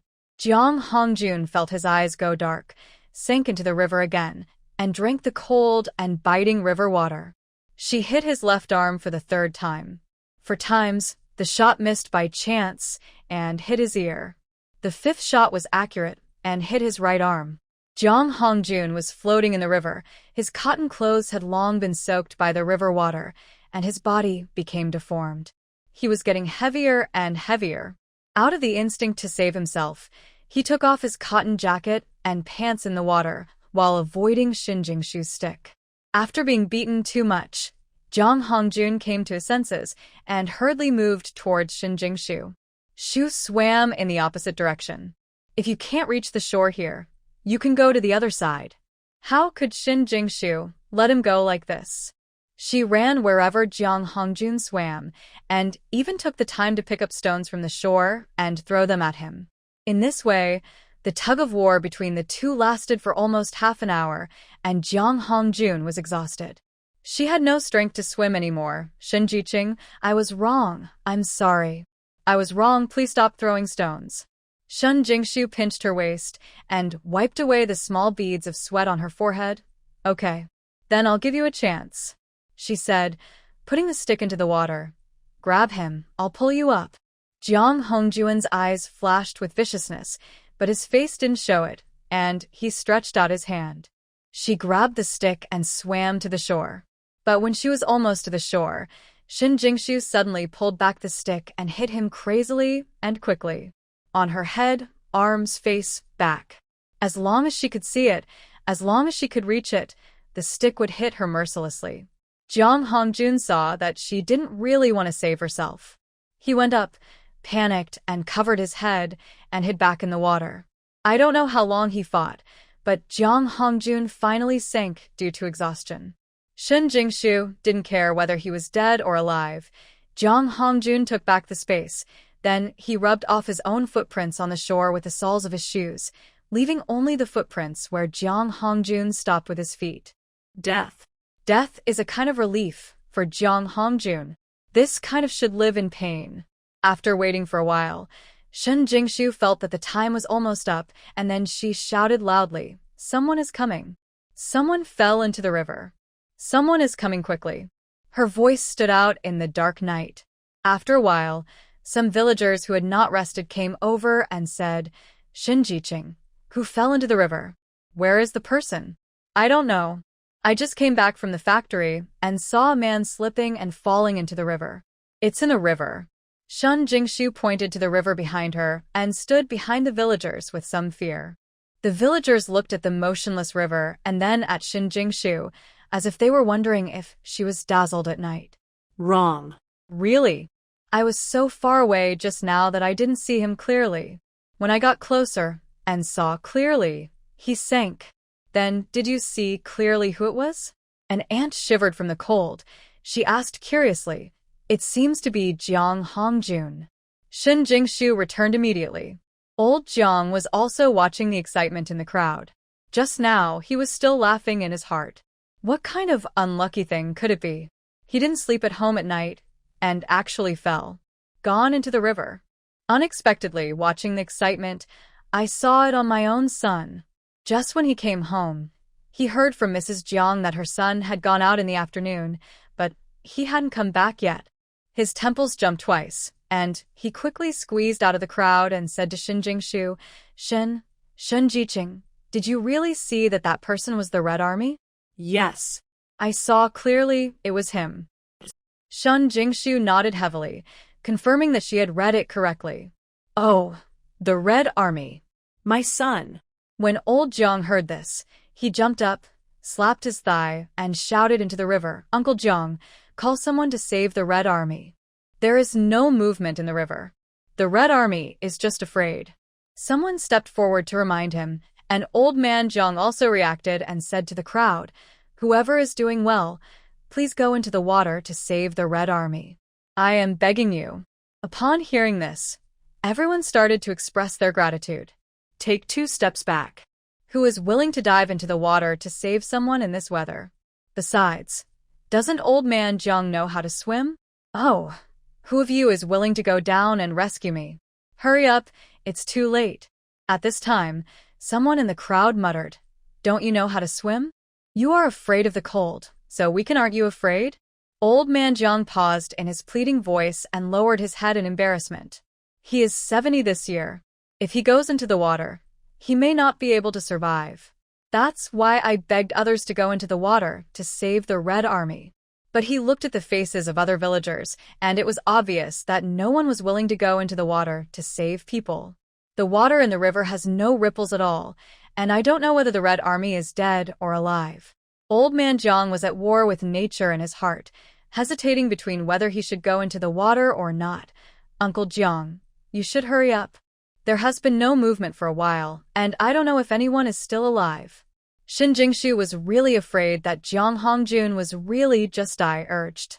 It's not that she is reluctant to let Jiang Hongjun die, but that Jiang Hongjun died in her own hands, and she is worried that her lifespan will be shortened. She also wants to be happy with Li Chaoyang for 100 years. After hearing this, old man Jiang no longer hesitated. He took off his cotton jacket and shoes and jumped directly into the river. A little further. Yes, that seems to be the place. Shen Jingshu secretly took it from the space. He took out a flashlight and kindly showed old Jiang the place where Jiang Hongjun sank. Everyone stretched their heads and stared intently at old Jiang in the river. Not to mention, this old man's swimming skills were still as good as before. When he arrived at the place Shen Jingshu said, he went straight into the river to look for someone. Soon, Mrs. Jiang touched the unconscious Jiang Hongjun and said, Quick, come help me. I can't pull him out by myself. Move. Old Jiang is not young anymore. If he is asked to take Jiang Hongjun out of the river by himself, he will definitely not be able to pull him out. He has no choice but to ask for help from the crowd again. At this time, Jiang Hongjun's eldest brother Jiang Changzheng also rushed over. Seeing his father pulling Jiang Hongjun in the river, without saying a word, he took off his clothes and jumped in. Soon, Jiang Hongjun was pulled by the Jiang family. Ashore, Jiang Hongjun's face turned blue and his belly was bulging. It looked like he had drank a lot of water. After Jiang Changzheng came ashore, he put on a cotton-padded jacket and pressed Jiang Hongjun's abdomen. However, Jiang Hongjun made no movement at all and allowed Jiang Changzheng to press. Send him to the hospital. This is not an option. That's right, his father. You go find him. Captain, please borrow the bullock cart. Hurry up. It looks like the situation is more serious, and we may not be able to save him even if he is sent to the hospital. Human lives were at stake, and the villagers stopped watching the excitement and instead expressed concern for Jiang Hongjun's safety. Care. Some responded quickly and ran to the captain to borrow a car, while others ran to inform Mrs. Jiang to bring her clothes and bedding. After carrying Jiang Hongjun to the bullock cart, Shen Jingshu returned home.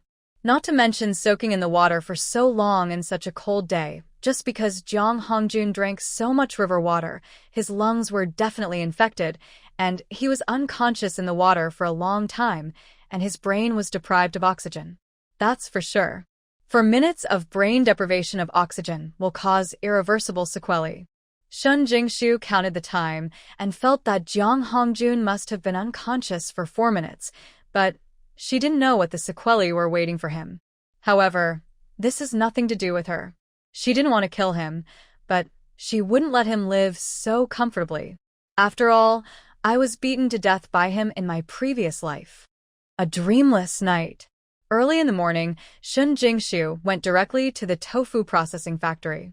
The enthusiasm of the guys to work was not affected at all by Jiang Hongjun's jumping into the river last night. What he did was full of passion and enthusiasm.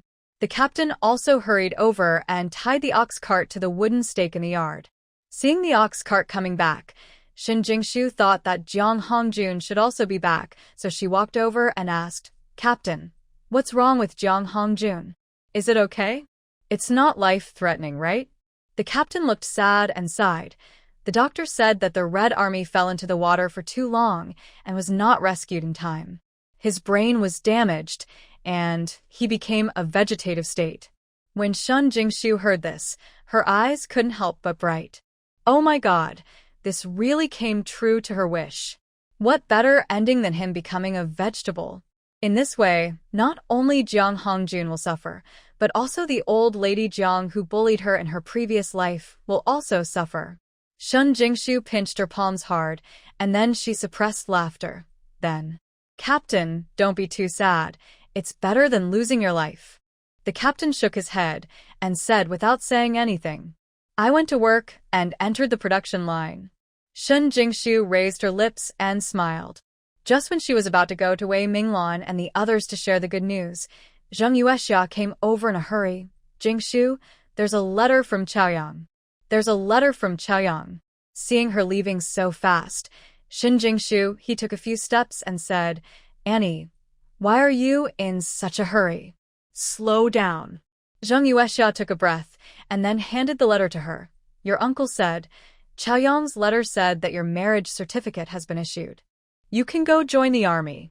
The envelope was opened. Li Song must have read it. Shen Jingshu was surprised that the marriage certificate came so quickly, and she couldn't help but open her mouth. She took out the letter paper and marriage certificate inside, and after reading them quickly, she believed that she and Li Chaoyang were finally a legitimate couple. Let's go. We two are not doing anything today. I will take you to the town to buy things." Zheng Yuexia beamed, holding Shen Jingshu's arm, and walked outside. Shen Jingshu didn't refuse. She was going to join the army, so she should buy something to take with her. The two of them happily arrived in the town. Zheng Yuexia bought Shen Jingshu 2 sets of jackets and trousers for spring and autumn. She also bought 2 new shirts when she saw them. Finally, she saw a pair of black shorts on the counter. She liked the leather shoes so much that she couldn't take her eyes away. She insisted on buying them for Shen Jingshu. "Andy, I don't feel comfortable wearing leather shoes. These kind of cloth shoes are the best." Shen Jingshu really didn't want them. She asked about joining the army. Li Chaoyang also knew something about the living conditions there. Chaoyang said that the military wives who accompany the army all wear very simple clothes. "You are almost dressing me up as a capitalist lady." Sure. "You can't talk nonsense." When Zheng Yuexia heard this, she quickly covered her mouth and looked around nervously. "Jingshu, be good. Don't buy it if you don't want to. Don't keep talking about capitalists." Shen Jingshu cooperated with her and nodded with a smile. Seeing her like this, Zheng Yuexia stopped buying leather shoes.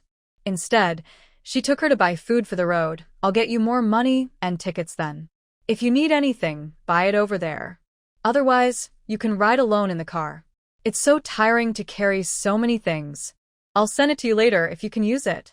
Zheng Yuexia felt sorry for Xin Jingshu and was reluctant to take her too many things on the bus, so she picked and bought them at the supply and marketing cooperative. Okay, just listen to Auntie. You still call me Auntie? Zheng Yuexia looked at her jokingly, then deliberately looked at her seriously. Quick, call me. Xin Jingshu blushed because of her, but she called out obediently, Mom. Hey. Zheng Yuexia responded, her heart sweeter than eating honey, but she just called out this one, and she wasn't satisfied enough. Good Jingshu, call me again. Mother. Xin Jingshu responded to every request. Anyway, she and Li Chaoyang are already a couple recognized by the state, so his mother will be her mother from now on, so she should be called Shengyang. Okay. Zheng Yuexia was so shocked by Xin Jingshu's mother that she almost couldn't tell the difference between east and west. When you get home, Mother will give you money to correct your statement. From town, Xin Jingshu and Zheng Yuexia went out to buy 3 large tanks. Fortunately, they had them delivered to their home. After paying, the two of them returned home packed with bags. After the vat was delivered, Xin Jingshu carried Zheng Yuexia on her back and filled the vat with spiritual spring water. She also asked Zheng Yuexia to put a secret formula in the vat, so that every time she made tofu, she only needed to drop 2 or 3 drops. Just drop it in, and be sure not to let anyone touch the water. He also said that if the factory increases production if the water is about to run out, Zheng Yuexia should tell her in advance. Zheng Yuexia naturally agreed, and she also said what she told her extremely caring. The next day, Xin Jingshu did not go to the processing factory but went directly to the Yaomiao master's house. She brought the ginseng, polygonum multiflorum and other medicinal materials that had been pulled out long ago, and told her that she was going to join the army. In the future, he may need to send him medicinal materials once every 6 months or a year. The Yaomiao master has no objection to this. The money earned from the medicinal materials concocted last time is enough for their family to live for 2 years. Besides, these medicinal materials must be given. Growth time is not. Saying goodbye to the medicinal uncle, Xin Jingshu first went to the city to buy a bus ticket, then went to the supply and marketing cooperative and bought the woolen coat that Zheng Yuexia had looked at twice yesterday. In addition, she also bought 2 spring and autumn suits for Li Chaoyang's grandma. Xin Jingshu came back after buying the clothes she was wearing and bought 2 bottles of good wine and 2 cigarettes for Li Manqing's. She didn't send the things directly, thinking that after she left, she would ask Wei Minglan to send them to her. If Zheng Yuexia knew that she bought so many things, she might feel so distressed. Therefore, she chose to kill first and tell later. In the evening, Xin Jingshu took out the chickens in the space and killed one, preparing to cook something delicious that night. She had a good get-together with Wei Minglan and Chen Runan. She divided a large hen into 2 and made half of it similar to Xinjiang. That kind of big plate of chicken, half of which is cooked in soup, and another plate of scrambled eggs with tomatoes, cold cucumbers, and fried peanuts. Since the opening of the tofu processing factory, the 3 of them haven't eaten together like this for a long time. While talking and laughing, Chen Runan, both Xin Jingshu and Wei Minglan were envious of Xin Jingshu's current life.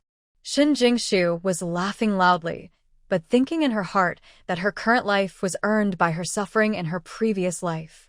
Early the next morning, Xin Jingshu asked the team leader to issue a certificate, said goodbye to Zheng Yuexia and her family, and boarded the train to Beijing. As soon as Xin Jingshu left, Wei Minglan and Chen Runan delivered the things she bought to the Li family together. Zheng Yuexia touched the woolen coat and burst into tears. The moved tears kept flowing. She kept murmuring Jingshu's name. She just said that her daughter was considerate. Yesterday, she just looked at it twice more. Eyes. Jingshu bought this child for her. Li Montsong lit the cigarette his daughter-in-law bought for him, looked up at the clear sky, and couldn't help but raise the corners of his mouth. These days are really getting better day by day. Now he works in a tofu processing factory and gets a monthly salary of 5 yuan. The team leader also said that if his family contributed to the tofu recipe, he would not have to work in the fields in the future. He took good care of his affairs, and not only was his salary paid as usual, but his work points were also credited to him. Now he has no worries about food and drink and can still make money, and his daughter-in-law even buys him wine and cigarettes. These days are getting better and better with each passing day. Mrs. Li touched the new clothes in her hand and smiled cheerfully. The girl came to see her yesterday, and she was so happy that she called her grandma. Chaoyang is a handsome child, and her granddaughter-in-law is so beautiful. I really don't dare to think about her. How beautiful your great-grandchildren must be. When she thought of the fat, plump dumpling, Mrs. Li felt that she could live for at least another 20 years. When Ye Wanqing woke up from a coma, she found herself lying disheveled in a thatched hut. Just when she wanted to see where this place was, she heard a man's voice. "Hey, you're awake." The scene of being knocked unconscious that night quickly came back to her mind, and Ye Wanqing shrank, looking at the man in front of her in horror. You. Girls, have you ever told you the story of being smart but being fooled by wisdom? The man wearing a navy blue cotton padded jacket squatted in front of Ye Wanqing, raised his hand and patted her. He patted her face. I. Ye Wanqing's hands were tied behind her back with a rope, and it hurt to the bone when she moved. She must have broken her arm. Brother, I was wrong. Tell Director Zhang, I don't dare to do it anymore. Please let me go. The man stood up with a sneer and put his foot on Ye Wanqing's head with compassion. His voice was as cold as coming from Hades. It's too late to know that you were wrong now. Just wait here for a while. Your man will come to take you home. Her man? Who? Jiang Hongjun? Thinking of Jiang Hongjun's fierce and perverted face, Ye Wanqing suddenly struggled violently and shouted, I don't want it. I don't want to see him. He is a devil. He is perverted. He is not a human being. Brother, I beg you to let him go. Am I okay? I will repay you. I will give you money, and I still have 300. Before she finished speaking, Ye Wanqing suddenly remembered. Her money was placed under the bed in the dormitory of the textile factory. Now that she has been brought here, her money. Oh, you still have more than 300 yuan, right? The man seemed to have heard some joke. Someone will spend your money for you, and you will help me earn 300 yuan soon. What do you mean? Ye Wanqing forced herself to calm down. She didn't know where she was now, and she didn't know how this person would deal with her. She couldn't panic. The factory director and I saw how pitiful you were, so we helped you find a good man and let him love you. No. It's not one man, it's 3 men. Before Ye Wanqing could understand what this man said, what do you mean? The shabby wooden door was pushed open from the outside. The leader was a short and fat man, followed by 3 thin men in their 40s. The eyes of the 3 men behind him lit up when they saw Ye Wanqing for the first time. I thought that what they bought this time was another old lady, but they didn't expect that they bought such a young girl this time. Ye Wanqing was so frightened by the madness in the eyes of several people that she stepped back. Her eyes avoided looking at anyone among them, and she was still muttering, Let me go. Please let me go. I don't dare anymore. Have you brought the money? The man who just stepped on Ye Wanqing's head stretched out his hand and said to the 3 men, Take it with you. The oldest of the 3 quickly took it. He handed over a large of money in his arms, 300 yuan, no more, no less, just right. After counting the money, the man in the navy blue cotton padded jacket left with the short and fat man, without even looking at Ye Wanqing. Don't. Let me go. Let me go quickly. Looking at the 3 men who kept approaching her and rubbing their hands, Ye Wanqing felt even more desperate. Just now, she thought the man was talking about Jiang Hongjun coming. Unexpectedly, it was not Jiang Hongjun who came, but they were 3 wretched and disgusting men. If she could choose, she would rather be found by Jiang Hongjun now. At worst, it would be better for her to be beaten and rubbed several times by him than to fall into the hands of these 3 men. You have a pretty good voice, girl. The man who had just given the money came over and pinched Ye Wanqing on the face. The vulgarity and desire in his eyes could not be concealed. Don't touch me. Go away. Go away. Ye Wanqing was so scared that she screamed, and after avoiding the man's hand, she kicked randomly with her legs, but her clothes were already disheveled, and after a series of big moves, her legs were directly exposed to the air. The three men surrounded her like hyenas that smelled blood. You go line up outside first. I'm the boss. I should go first. The man who gave the money pushed the two men behind him, motioning them to wait outside. Although the other two were unwilling, they had to listen to their eldest brother. The three brothers finally collected 300 yuan to buy a woman. The woman they bought for 100 yuan last time, before they could enjoy it for a few more days, jumped into the river and committed suicide when they were not paying attention. Get out of here. Who are you? Stay away from me. No. No. The man's hand touched Ye Wanqing's thigh again, and Ye Wanqing felt a strong sense of nausea in her stomach. She kept shouting at the man, trying to scare him away. Girl, save your strength for later. The three of us spent 300 yuan to buy you. It can't be wasted, right? At least you have to give us a child. As he said, he used one hand to hold down Ye Wanqing's kicking legs, and with the other hand, he directly tore open her cotton jacket. The sound of the fabric being torn seemed to stimulate the man's nerves. Regardless of her resistance, Ye Wanqing screamed heartbreakingly, but no one could save her, and no one would sympathize with her. The two people outside the door stamped their feet in a hurry, rubbing their hands together in a hurry. Shin Jingshu took a train for several days and finally arrived in Beijing. Li Chaoyang was wearing a military uniform, standing tall and waiting at the exit, his eyes constantly searching for the figure that haunted him in the crowd. Shin Jingshu followed the crowd out and saw Li Chaoyang standing there at a glance. Her heart couldn't help but pounding, and her little face couldn't help but get hot. Jingshu, here. The moment Li Chaoyang saw Shin Jingshu, a bright smile instantly bloomed on his face. He excitedly ran towards Shin Jingshu, and before Shin Jingshu could come back to her senses, he was hugged in his arms. I finally see you. I missed you so much. Li Chaoyang whispered in her ear, his voice full of joy and excitement. Shin Jingshu hummed embarrassedly and gently pushed him away. Everyone is looking. Li Chaoyang also realized at this time that people passing by were looking at them. That's right. Couples of this era are embarrassed to hold hands when walking on the street, let alone hug like this. Li Chaoyang let go of his hand embarrassedly, took the luggage from Shin Jingshu's hand, suppressed his excitement, looked at her face, and said distressedly, You have lost weight. Have you not eaten well? No way. I'm obviously fat, okay? Shin Jingshu pouted and said coquettishly, It's good to be fat. Fat is healthy. Li Chaoyang smiled foolishly, secretly took her hand and walked out of the station. The sun shone on them, as if everything had become so beautiful. The troops are at the foot of a mountain. Looking from a distance, it feels very oppressive. The family compound is a row of neat bungalows with a simple and practical architectural style. There are narrow alleys between each row of houses. The appearance of the houses is relatively simple, most of which are gray or white brick walls and red tiles on the roof. There is an open space in front of each house. The families of soldiers who have been here for a long time have planted vegetables and other things in front of their houses. We're here, let us go in and take a look. Li Chaoyang took Shin Jingshu into the house.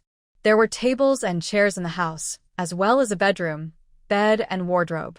After looking around the house, Shin Jingshu stood at the door and looked at the small yard. Their house is 2 rooms with a living room and a yard. There is also a kitchen next to the yard. There is a water tank outside the kitchen. Shin Jingshu walked into the kitchen and looked around. The house is clean and tidy.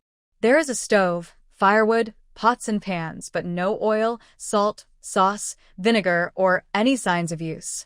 Thinking of living here permanently, Shin Jingshu said to Li Chaoyang, Are you going back to the army in the afternoon? Li Chaoyang came over, hugged her from behind, resting his chin on her shoulder, and his tone could not hide his joy. The army gave me 3 days off to stay at home with you. Shin Jingshu's legs were inexplicably weak. She blushed and pointed to the overly clean stove. We need to go buy some oil, salt, sauce, and vinegar, or we won't be able to cook. Okay, I'll go buy them. Li Chaoyang responded and pulled her towards the bedroom. Shin Jingshu thought he was thinking about that and quickly said, No. It's broad daylight now. What's wrong with broad daylight? Li Chaoyang knew she had misunderstood and deliberately teased her. You.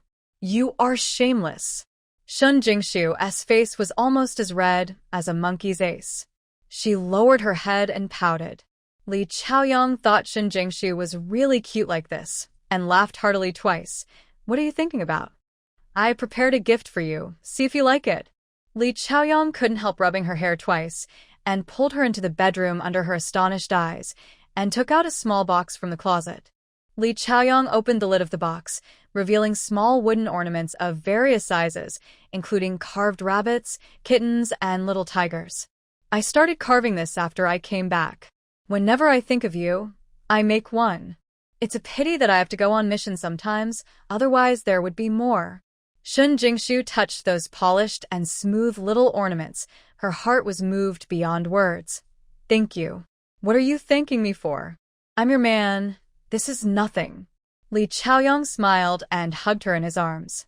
At this moment, he felt like he was hugging the whole world, and his heart was filled with satisfaction. Jingshu, I miss you so much. He used a little force in holding her hands, as if he wanted to rub her into his bones. Now they were at the train station. Shun Jingshu also put her arms around his thin waist and responded softly, Yeah, me too. You must be exhausted after sitting in the car for several days. You should take a rest first. I'll go to the supply and marketing cooperative to buy things. Is there anything you want to eat? I'll buy it for you. Li Chaoyang felt sorry for her hard time sitting in the car, so he didn't bother her at this moment. He just wanted to buy the things the family needed and make delicious food for Jingshu in the evening to replenish her body. No, there's nothing I want to eat. Shun Jingshu didn't suffer much on the train. After getting on the train, she found a scalper to exchange for a sleeper ticket. She was afraid that she would not sleep for 3 days and 3 nights. She stared at Li Chaoyang with a pair of panda eyes. During these 3 days, she ate well, slept well, and took a nice bath in the space under the pretext of going to the toilet. So now, not only did she not feel tired, but she felt full of energy. Okay, I'll buy it if you see it. You rest first, I'll be back soon. Li Chaoyang said, picked up his coat, and went out. Shun Jingshu looked at his back and smiled. Li Chaoyang cooked the meal tonight. Since applying for marriage, he often went to the cooking class, just so that when Shun Jingshu came to join the army, he could make good dishes. No, it came in handy today. 1 minute of stir-fried pork with chili, 1 steamed egg, 1 stir-fried green vegetables, and a big bowl of pork ribs and winter melon soup. The staple food is rice. Shun Jingshu looked at the delicious food and couldn't help but twitch her index finger, but she didn't forget to give it enough emotional value. Li Chaoyang, when did your cooking become so good? It looks delicious. Li Chaoyang doted on her. He put a piece of meat for her in her bowl and said with a smile, if it's delicious, eat more. Come on, try it. Shun Jingshu nodded, picked up the chopsticks and started eating. Don't say anything. Although the taste of the food is not comparable to her cooking, but it's already very good. Shun Jingshu unknowingly ate 2 bowls of rice, and her belly was round and round. Li Chaoyang asked her to go back to the house and lie down to rest, while he took over the work of washing pots and dishes. Shun Jingshu was embarrassed to let him do the work by himself. She just watched him working outside the kitchen. The two of them chatted without a word. Shun Jingshu talked about what happened in the Red Star commune during this period, including the opening of the tofu factory and the paralysis of Jiang Hongjun. Li Chaoyang just smiled. Listen, I would occasionally say something. After the hot water in the pot was boiled, Li Chaoyang moved the newly bought large wooden barrel in the yard, poured the hot water into the barrel, and let Shun Jingshu soak comfortably. A hot bath. You soak for a while, I'll be guarding the door. Afraid that Shun Jingshu had just arrived and wouldn't feel safe here, Li Chaoyang mixed the water and then closed the door and went out, standing honestly outside the kitchen. Shun Jingshu didn't want to take a shower. She just took a shower in the space before getting off the train today, but she didn't want to betray Li Chaoyang's kindness, so she took off her clothes and took a bath. Thinking of what might happen later, Shun Jingshu's my heart keeps beating. Thinking of that domineering kiss outside the wall of Shun's courtyard, she couldn't help but feel palpitations. After taking a bath, Shun Jingshu went back to the bedroom to fix her hair, looked at herself in the mirror, and looked away shyly. When Li Chaoyang entered the house after taking a shower, he was neatly dressed. If it weren't for the water droplets on his hair that had not been wiped clean, one would have thought that he had just come back from work. "Are you preparing to be a doorkeeper there?" Look. Looking at Li Chaoyang, who was obviously a little reserved, Shin Jingshu suddenly became less nervous and teased Li Chaoyang in a teasing tone, "Daughter-in-law, I." Li Chaoyang looked at Shin Jingshu, who was only wearing underwear, and felt inexplicably dry. She was so dry that the tips of her ears were so red that they were about to bleed. Fool. Shin Jingshu walked over and pulled his head, held down his shoulders, and made him sit on the bed. She went around to the other side and lifted the quilt and lay down. Chaoyang stiffened her body and went to bed dully. She turned around and glanced at Shin Jingshu, who was also looking at him. She liked it no matter how she looked at him, come or not. Or, am I not a man anymore? Shin Jingshu looked at him funny, feeling that if she didn't give him a little push and he'll probably be able to keep watching like this. Li Chaoyang can no longer care about anything else. This is his wife. It is normal to do this. What are you afraid of? Done. Shin Jingshu's body was instantly restrained into a strong embrace, and her unfinished words were drowned in the affectionate kiss. The slightly cold tongue slid into the mouth, greedily grabbing her breath and exploring every corner vigorously. The throbbing of this moment made each other forget everything around them. Li Chaoyang raised her rosy little face, and his lips fell on her forehead, eyes, and the tip of her nose. Finally, he couldn't control it anymore and kissed the lips that made him miss him day and night. The sudden kiss was like a storm. It caught people off guard, and the fragrance was thick and smooth on the entangled tongue. Shin Jingshu's mind went blank, and she just closed her eyes obediently, as if everything was taken for granted. She forgot to think, and she didn't want to think. She just instinctively wanted to hug him, tighter and tighter. Li Chaoyang stretched out his hand to wrap around her, his deep eyes sparkling with light, and he slowly leaned into her ear and said, "I want you." Her face felt hot, and when she was about to speak, she was warmed by two warm hands. With her lips blocked, the heat on the lake rises higher and higher. Occasionally, bigger winds and waves come over, and the water surface slaps and makes bursts of sounds. Shin Jingshu is like a drop of water lost in the waves, rolling along. The waves kept swaying, but fortunately, her arms hugged Li Chaoyang tightly, and the two of them floated up and down in the waves together until they reached the other side of happiness. For the next 3 days, the two of them stayed in the house, even with the door open. Fortunately, Li Chaoyang went to the supply and marketing cooperative and bought enough food, and the two lived a happy life of honey mixed with oil for a few days. After the 3-day vacation, Li Chaoyang got up early and went to the kitchen to make breakfast. Then he returned to the bedroom. Looking at Shin Jingshu, who was still sleeping, Li Chaoyang's heart softened into a puddle of water, and he gently kissed her forehead. Give him a kiss and then leave. After Shin Jingshu woke up, she had already been exposed to the sun for 3 days. Touching her sore waist, she couldn't help but muttered, "Beast." It was indeed a beast. In the past 3 days, Shin Jingshu had hardly gotten out of bed. To eat, Li Chaoyang fed her. To go to the toilet, Li Chaoyang carried her, and to wash, Li Chaoyang washed her. Don't think that he is a man who loves his wife to the core. He is doing this just to let Shin Jingshu save some energy and use all that energy in bed. After washing up, Shin Jingshu went to the kitchen to prepare something to eat. When she opened the pot lid, she saw a bowl of golden millet porridge with rice oil and 2 poached eggs in the pot. Shin Jingshu couldn't help but raise the corners of her mouth and took it out to eat. After eating, Shin Jingshu looked at the open space in front of the door, planning to clear it to grow some vegetables.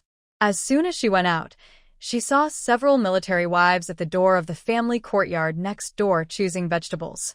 Recognize the student and greet everyone openly. After briefly introducing herself, Shin Jingshu started talking about her family life. The military wives knew that she was the wife of Company Commander Li, and what was even more curious was that the two of them stayed at home for 3 whole days without going out and eating. What? Chaoyang went to the supply and marketing cooperative and bought a lot of food, so we can just eat some homely meals. That's right. I asked Company Commander Li to buy a lot of things back that day. I must have them all ready. Shen Jingshu looked at the joking expressions in the eyes of the military wives. Also blushing a little. Hey, I yelled at my old man when he came here. He was not allowed to go out for 3 days. He knows how to squeeze a man's body. I don't want a wife like this. An inappropriate voice came. Shen Jingshu's originally smiling face fell instantly. She looked towards the place where the sound came from and saw a woman in her 50s looking at her with an unkind expression. Next to her stood a 5 or 6-year-old woman. Big little boy. Shen Jingshu frowned slightly, a little unhappy. Auntie, what do you mean? Don't you understand what I mean? The aunt glanced at Shen Jingshu in a strange way. He looks like a monster. How can he be a good person? No man can let you do this. You don't work and you don't earn wages. You rely on Captain Li for food and drink, and you don't know how to feel sorry for him. I don't know what evil Captain Li did in his previous life to marry you like this. Shen Jingshu almost laughed out loud at her. Just when she was about to retaliate, she heard Xiaoxiang's sister-in-law beside her say, Aunt Lu, Captain Li and his wife are just getting married. It's normal for the couple to do anything behind closed doors. Yeah, I haven't affected anyone else. Why are you so mean? Shen Jingshu glanced at Xiaoxiang's sister-in-law gratefully, and then walked towards the old lady. How I live with my man has nothing to do with you. There are so many flies who know the boundaries better than you. Why don't you build rockets when you are so free? Why don't you build the Great Wall? You really don't care about the world, but how can you care about the life of a couple? You, shrew. The old lady was speechless by Shen Jingshu, and finally pointed at Shen Jingshu and said, Am I a shrew? Shen Jingshu pointed to her nose, with confusion on her face. Then he smiled slightly and glared at the old lady. Okay, I am a shrew. Then you'd better not mess with me. In fact, I am also willing to be a shrew. Besides, even if I am a shrew, what can I do? I haven't eaten. It doesn't matter what your family does. Why do you care so much? Aren't you tired? The old lady was defeated by Shen Jingshu's pressing steps, so she picked up the child playing with stones and left. Before leaving, she didn't forget to mutter, Company Commander Li is really blind to find a woman like this. Seeing that she had gone far, Shen Jingshu did not chase after her. This time, thinking of her age, she also don't worry about her. But if she dares to be in front of him next time, she will be older or younger regardless of her age. Jingshu, Aunt Chui is like this. Don't be the same as her.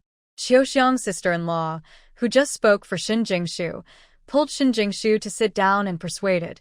Did she follow her son to join the army here? Shen Jingshu was a little confused. Confused, the people who come to the family home to accompany the army are usually wives and children, so Aunt Chui seems to be quite young. Well, it's a long story. Sister-in-law Xiaoxiang has been in the family home for the longest time, and she has no idea what's going on here. He also understood, so he told Shen Jingshu what happened at Aunt Chui's house.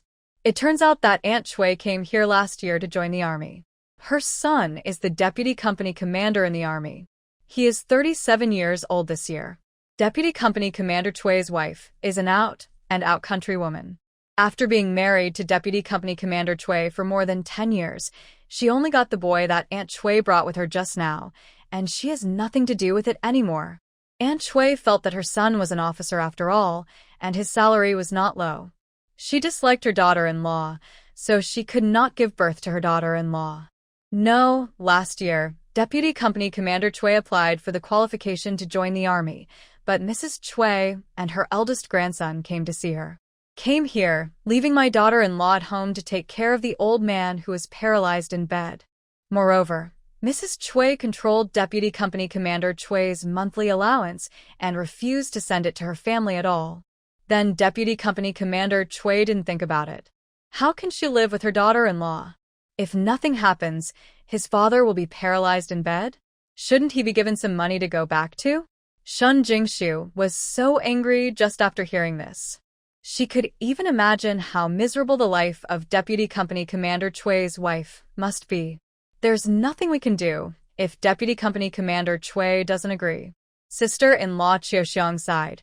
At first, Deputy Company Commander Cui didn't agree and asked his mother to go back to the countryside quickly and ask his wife to come over.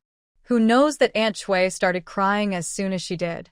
He made trouble and hanged himself, saying that his daughter-in-law could earn work points in the countryside and dig wild vegetables in the mountains, so she would never die of hunger.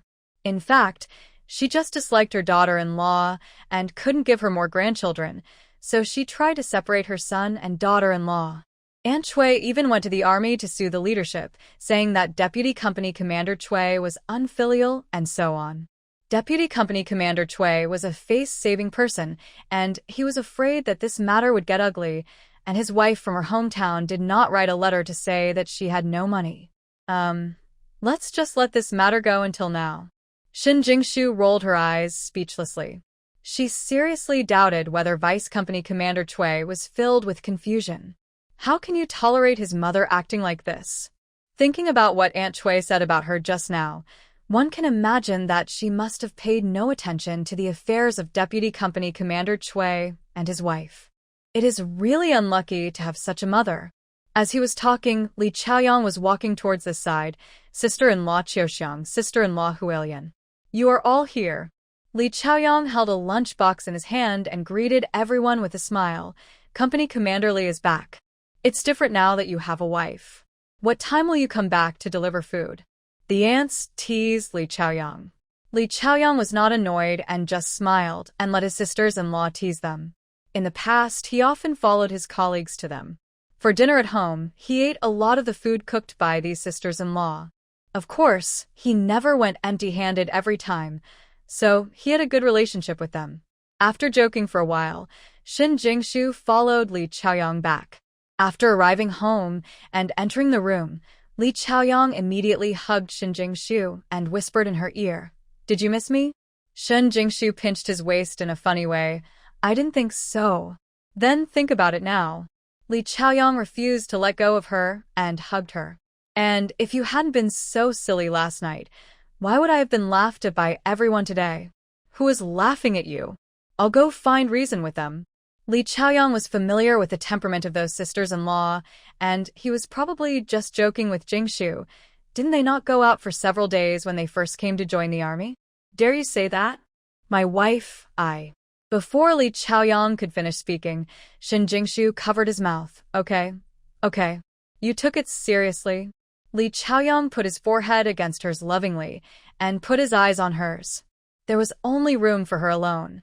"Whoever bullies you, I will never let him go."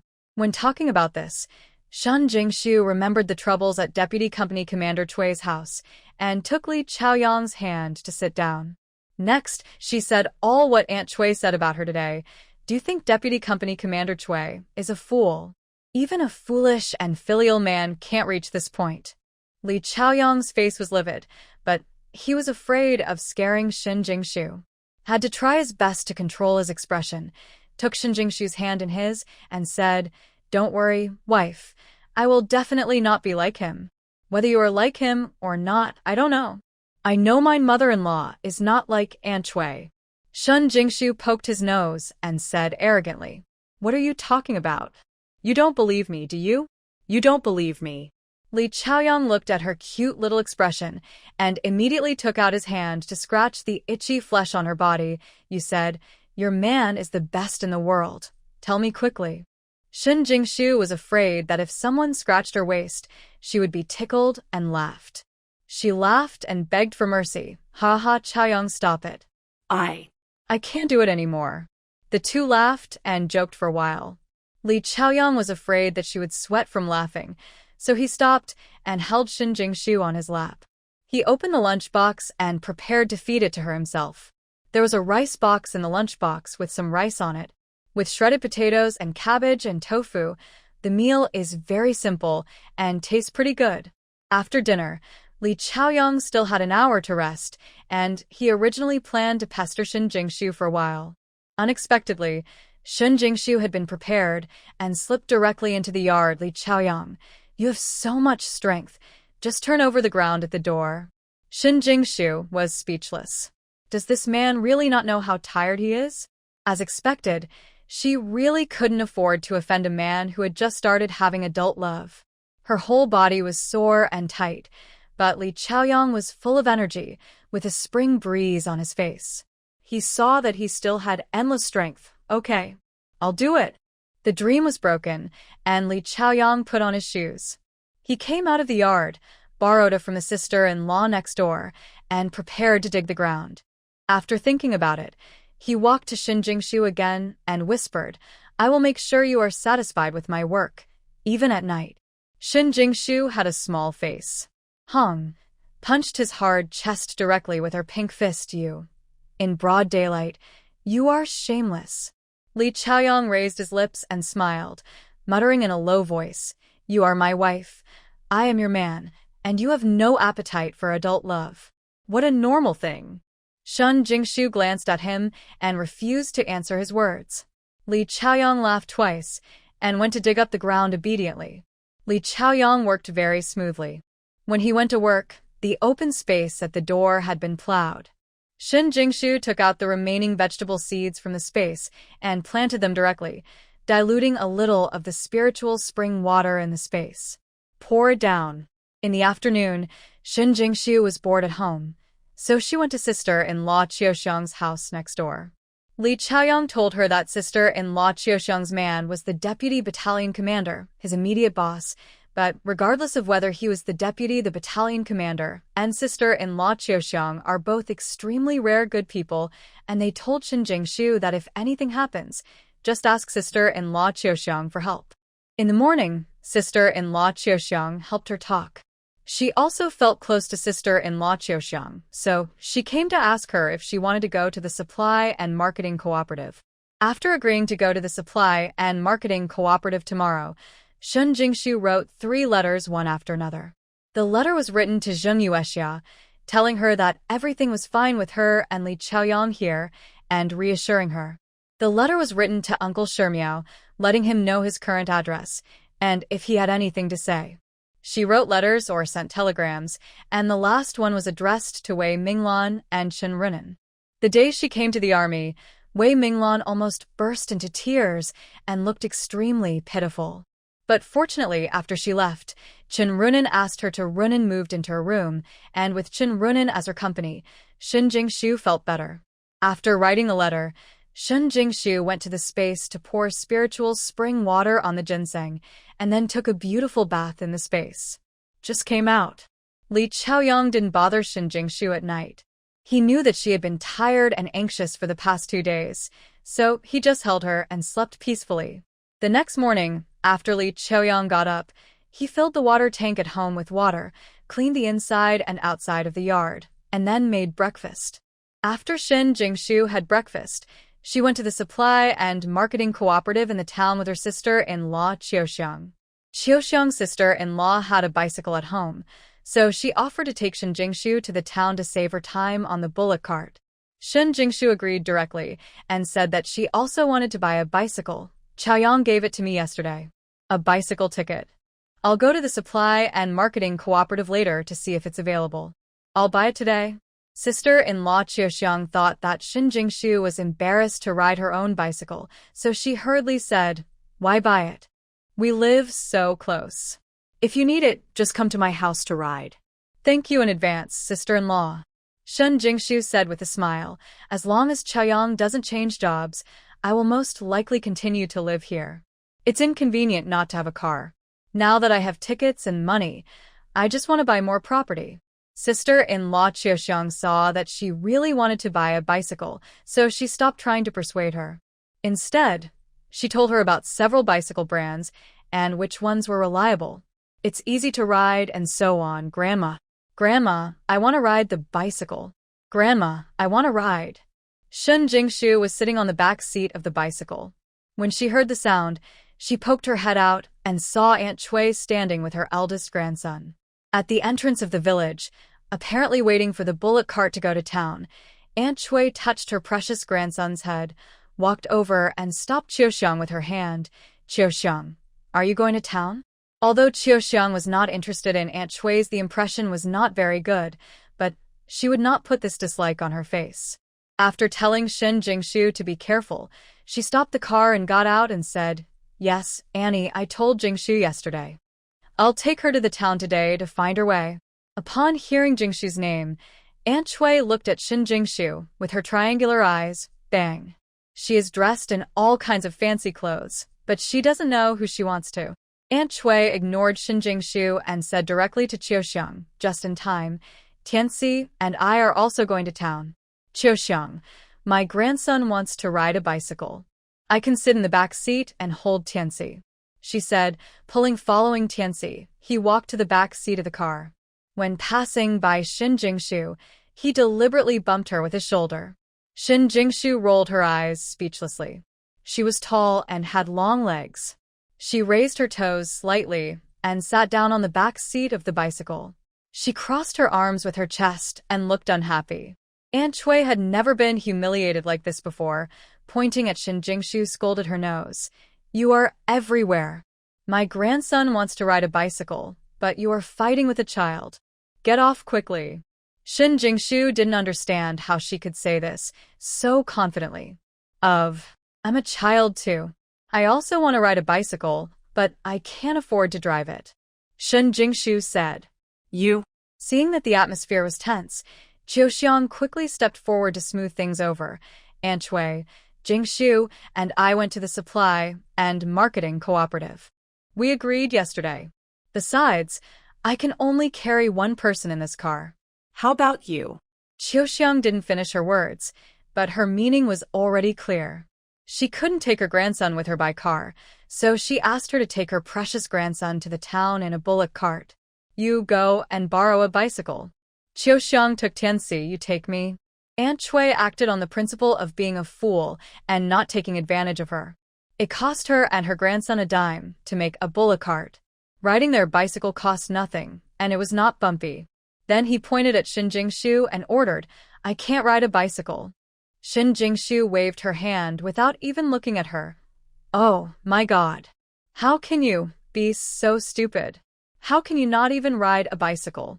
Aunt Chui thinks that Shin Jingshu is just a country peasant woman, so it's not surprising that she can't ride a bicycle. Maybe this is Shin Jingshu's first time riding a bicycle. Thinking about it, she devalued Shin Jingshu in her heart. How could such an idiot marry Captain Li? She told her that Captain Li should divorce this idiot and marry her daughter. "Yes, I'm just stupid. It doesn't matter if I'm stupid, as long as you're not stupid. Why don't you borrow a bicycle and take your God's gift to the town?" Shin Jingshu smiled. Not at all what Aunt Chui said.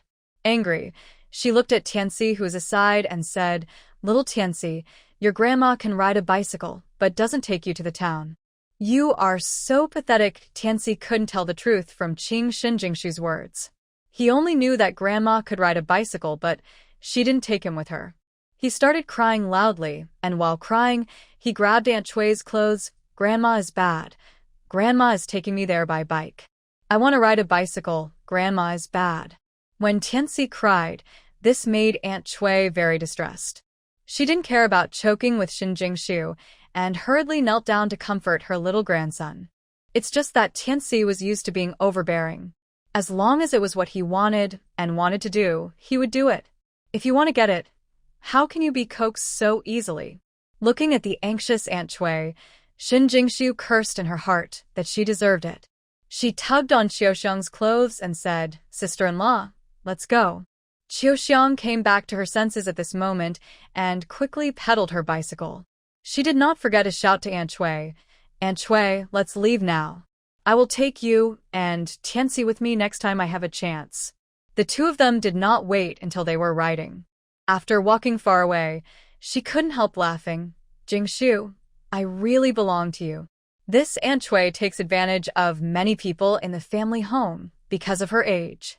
Chaoyang was often taken advantage of by Aunt Chui in the past, such as her when you want to go to town. Ask her to deliver it by bike. Also, as soon as the house prepares delicious food, Tianxi's nose will be like a locator. She will stand at the door early waiting to be fed. It is rare to see Chui now. Chaoyang felt happy in her heart when her aunt was defeated. She just relies on her old age to show off her old age, and I just don't want to do that. Shin Jingshu raised her chin arrogantly. If Aunt Chui was an upright person, then she would not be in trouble with her, but would help anyone she could. You are still the best. The two of them chatted and laughed, and soon arrived in the town. Chaoyang accompanied Shin Jingshu to the post office to send letters, and finally the two of them went to the supply and marketing cooperative together. Chaoyang came here today to buy some cloth, preparing to make some clothes and shoes. Shin Jingshu's meat was good today, so she decisively took out her meat stamps and money to buy 2 kilograms of pork belly, preparing to make braised pork for lunch. After putting the meat into the cloth bag, Shin Jingshu went straight to the place where bicycles were sold. There were a lot of people selling bicycles, but there were more people looking at them than buying them. The saleswoman sat leisurely aside. As long as people didn't touch them casually, she didn't care. Not many people could afford to buy them anyway. Shin Jingshu originally planned to pick and choose. Look, she originally wanted to buy a 26 type bicycle, but there was only a Phoenix brand 28 type bicycle. Although she could also ride the 28 type bicycle, there was number 26 type bicycle that was more suitable for her. She was a little disappointed, but then she thought that it would be great if there were bicycles for sale in a small town. She probably wouldn't be able to sell a few bikes in a month, so naturally she wouldn't buy so many styles. But Shin Jingshu still tentatively asked the salesperson, "Comrade, do you have any 26 type bicycles?" The salesperson didn't even look at her and said directly, "Add a ticket? 150. Obviously, people often just ask no. Buy it, so the salesperson doesn't even think that Shin Jingshu asked the price. He just really wants to buy it. Can you take a look first? Shin Jingshu was not at ease with the salesperson's lukewarm attitude. In supply and marketing cooperatives in this era, there was no such thing as the saying that the customer is God. Even the salesperson was arrogant, but this salesperson, although his attitude was not good, fortunately, he didn't say anything unpleasant. The car is in the warehouse. If you are sure to buy it, just pay the money and the ticket, and I will take you to see it. The salesperson still didn't look up, just treating Shin Jingshu as usual. The kind of customer who only asks the price but doesn't buy. "Okay, I bought it. Please give me a ticket." Shin Jingshu thought the price was pretty good, nodded, and started to dig into her pocket to get the money. Huh? It was the salesperson's turn to be shocked. She looked up at Shin Jingshu in confusion and confirmed again, 150 yuan for an additional bicycle ticket. "Are you sure you want it?" Shin Jingshu had already taken the money and the bicycle ticket. He came out and shook it in his hand. "Sure." Then there was a smile on the saleswoman's face. She collected the money and tickets without any delay and issued the tickets quickly. Chuanxiang had already bought the fabric and followed Shin Jingshu to the warehouse. When I arrived at the warehouse, I saw a total of 3 bicycles placed in the middle of the room, 1 26 type bicycle and 2 28 type bicycles. All 3 bicycles were black, so I didn't have to choose. Shin Jingshu pointed at the black type 26 and said, "Let's have this one." The salesperson pushed the car out and was about to lock the door when she saw a salesperson running towards the side with a.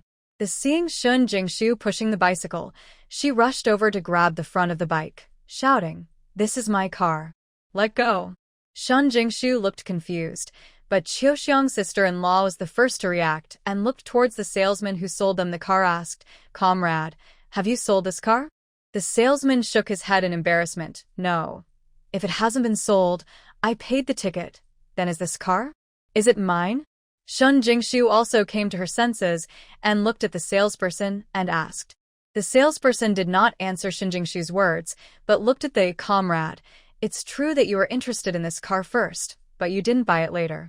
If you don't come to pay, we can't keep it for you. I don't care. This is my bicycle. No one can push it away." She grabbed the handlebar forcefully, but Shin Jingshu was caught unawares.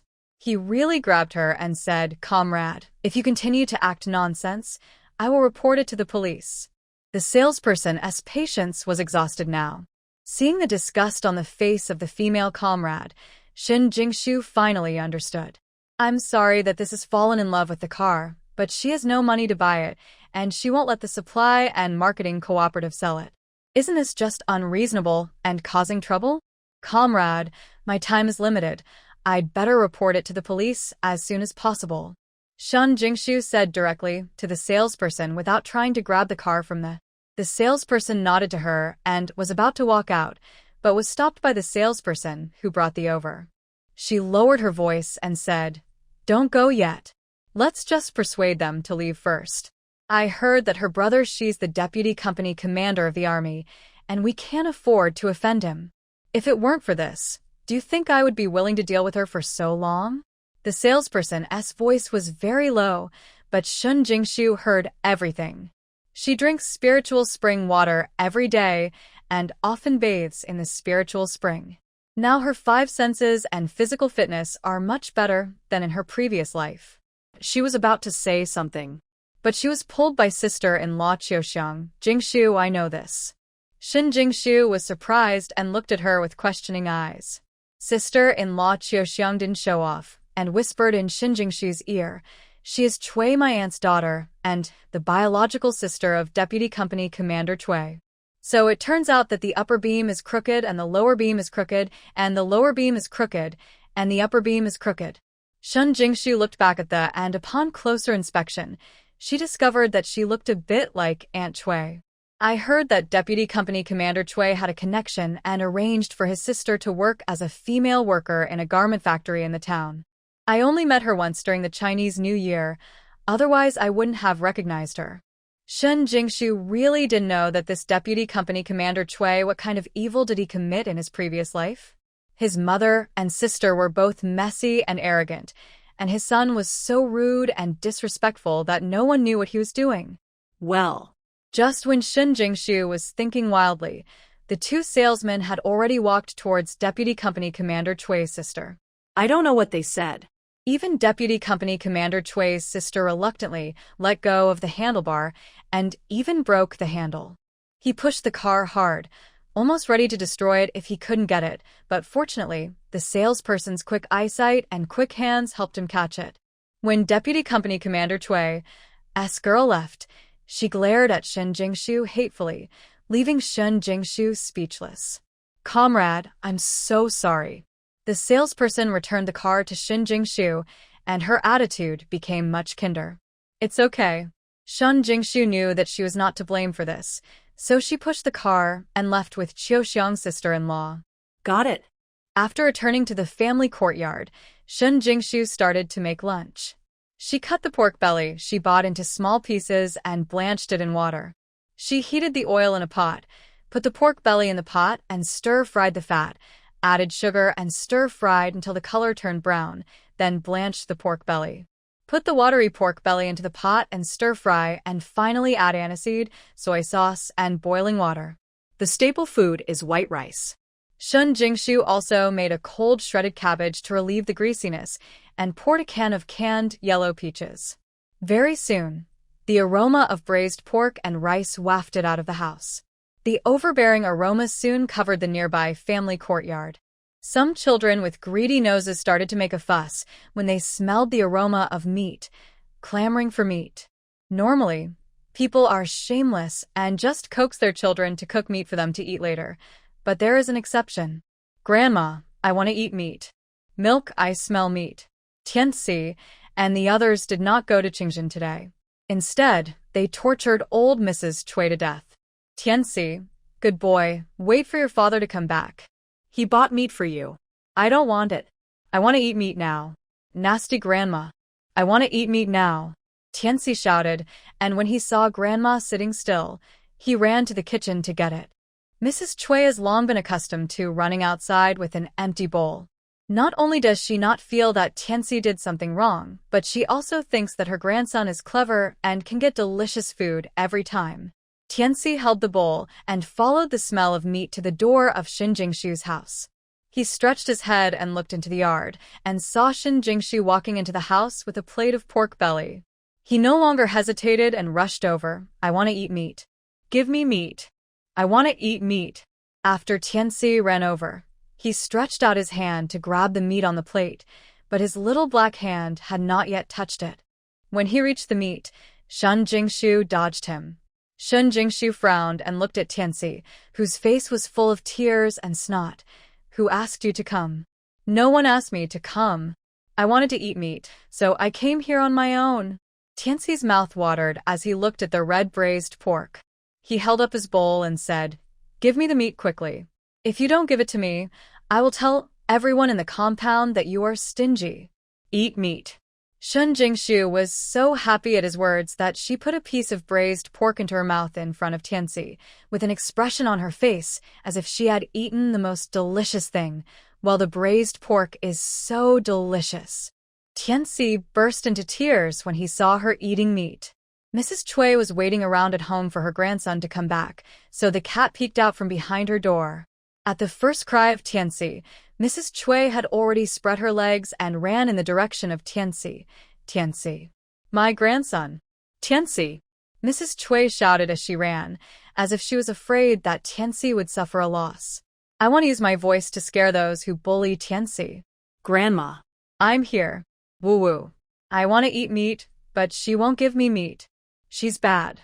Hearing Grandma's voice, Tianxi ran out and called Mrs. Cui, thinking that Grandma was here. He must be able to eat this meat. Shen Jingshu sent the meat back to the house and followed Tianxi to the door. You. How can you bully a child? You are still not a human being. Mrs. Cui hugged Tianxi when she saw how sad she was crying.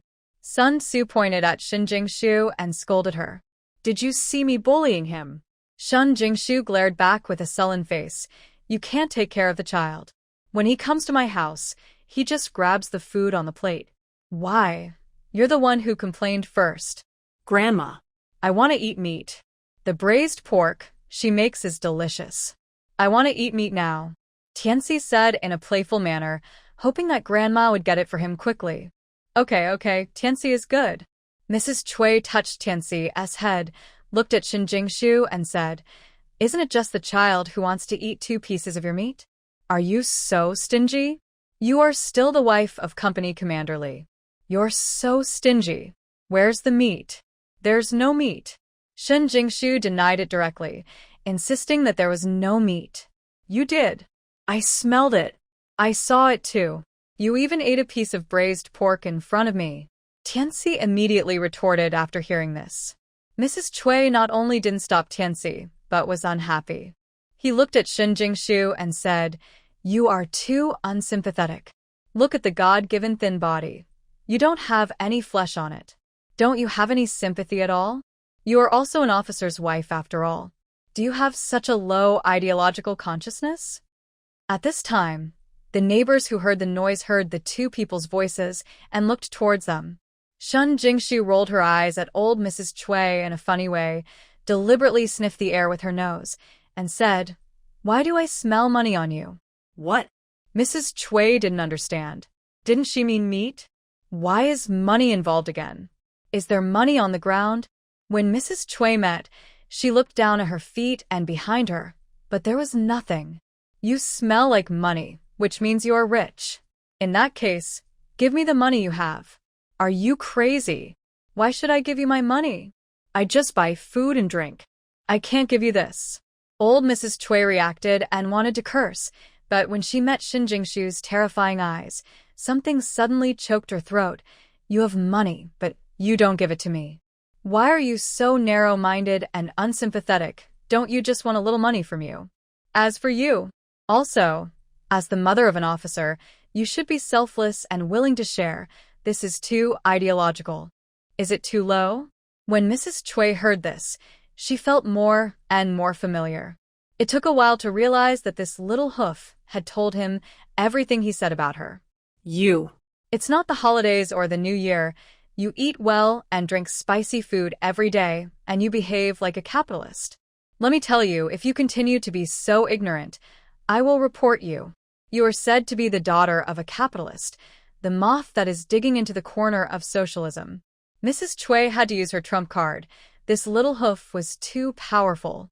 She almost couldn't resist it. However, whenever someone quarreled with her in the past, she would scare those people away by saying that they were capitalists or trying to exploit socialism. Now that this little hooves has the best food and clothing, and the man is in the army, she must be even more afraid of these words. Mrs. Cui looked at Shen Jingshu proudly, just waiting to see the fearful expression on her face. But Shun Jingshu obviously failed to fulfill her wish, and instead laughed. Haha, madam. Ignorance is not scary, but ignorance is scary. My marriage certificate to my husband was personally issued by the military region troops. If I were a capitalist, how would I get our marriage certificate? I'll say it again. If you want to eat meat, go buy it yourself. And Shun Jingshu was full of energy, pointing at old Mrs. Cui with her hand. If I hear you acting recklessly behind your back again, I'll report it to the army. Old Mrs. Cui was so frightened that she immediately stopped talking. She hugged Tianxi and wanted to cry and act, but she didn't dare. What's wrong? What happened? Li Chaoyang and Deputy Company Commander Cui just came back at this moment. From a distance, he saw everyone stretching their necks to look out, and his wife was standing at the door of her house, talking to Deputy Company Commander Cui. My mother and son confront each other. Li Chaoyang strode up to Shun Jingshu and asked her if she was okay with his eyes. Shun Jingshu shook her head slightly and looked at Mrs. Cui and Tianxi, who were silent at the side. Mom, what are you doing here? What trouble have you caused? Deputy Company Commander Cui is 2 years old. Ever since my mother came to the army with her children, he has never had a smooth day. Every time my mother and son got into trouble, he had to go and apologize to others. Now that he is in the army, he has no time to go to work. He looks much older. What do you mean we are in trouble again? Mr. Cui Tai glared at his son with dissatisfaction and said in a confused tone, It's not this woman who is causing the trouble. She was making braised pork at home during the Chinese New Year, and she was so greedy that she wanted to come over and ask for a few pieces. But this woman not only didn't hear, he beat Tianxi to tears. What does Tianxi know at such a young age? He just wants to eat 2 pieces of meat, but this woman is so cruel.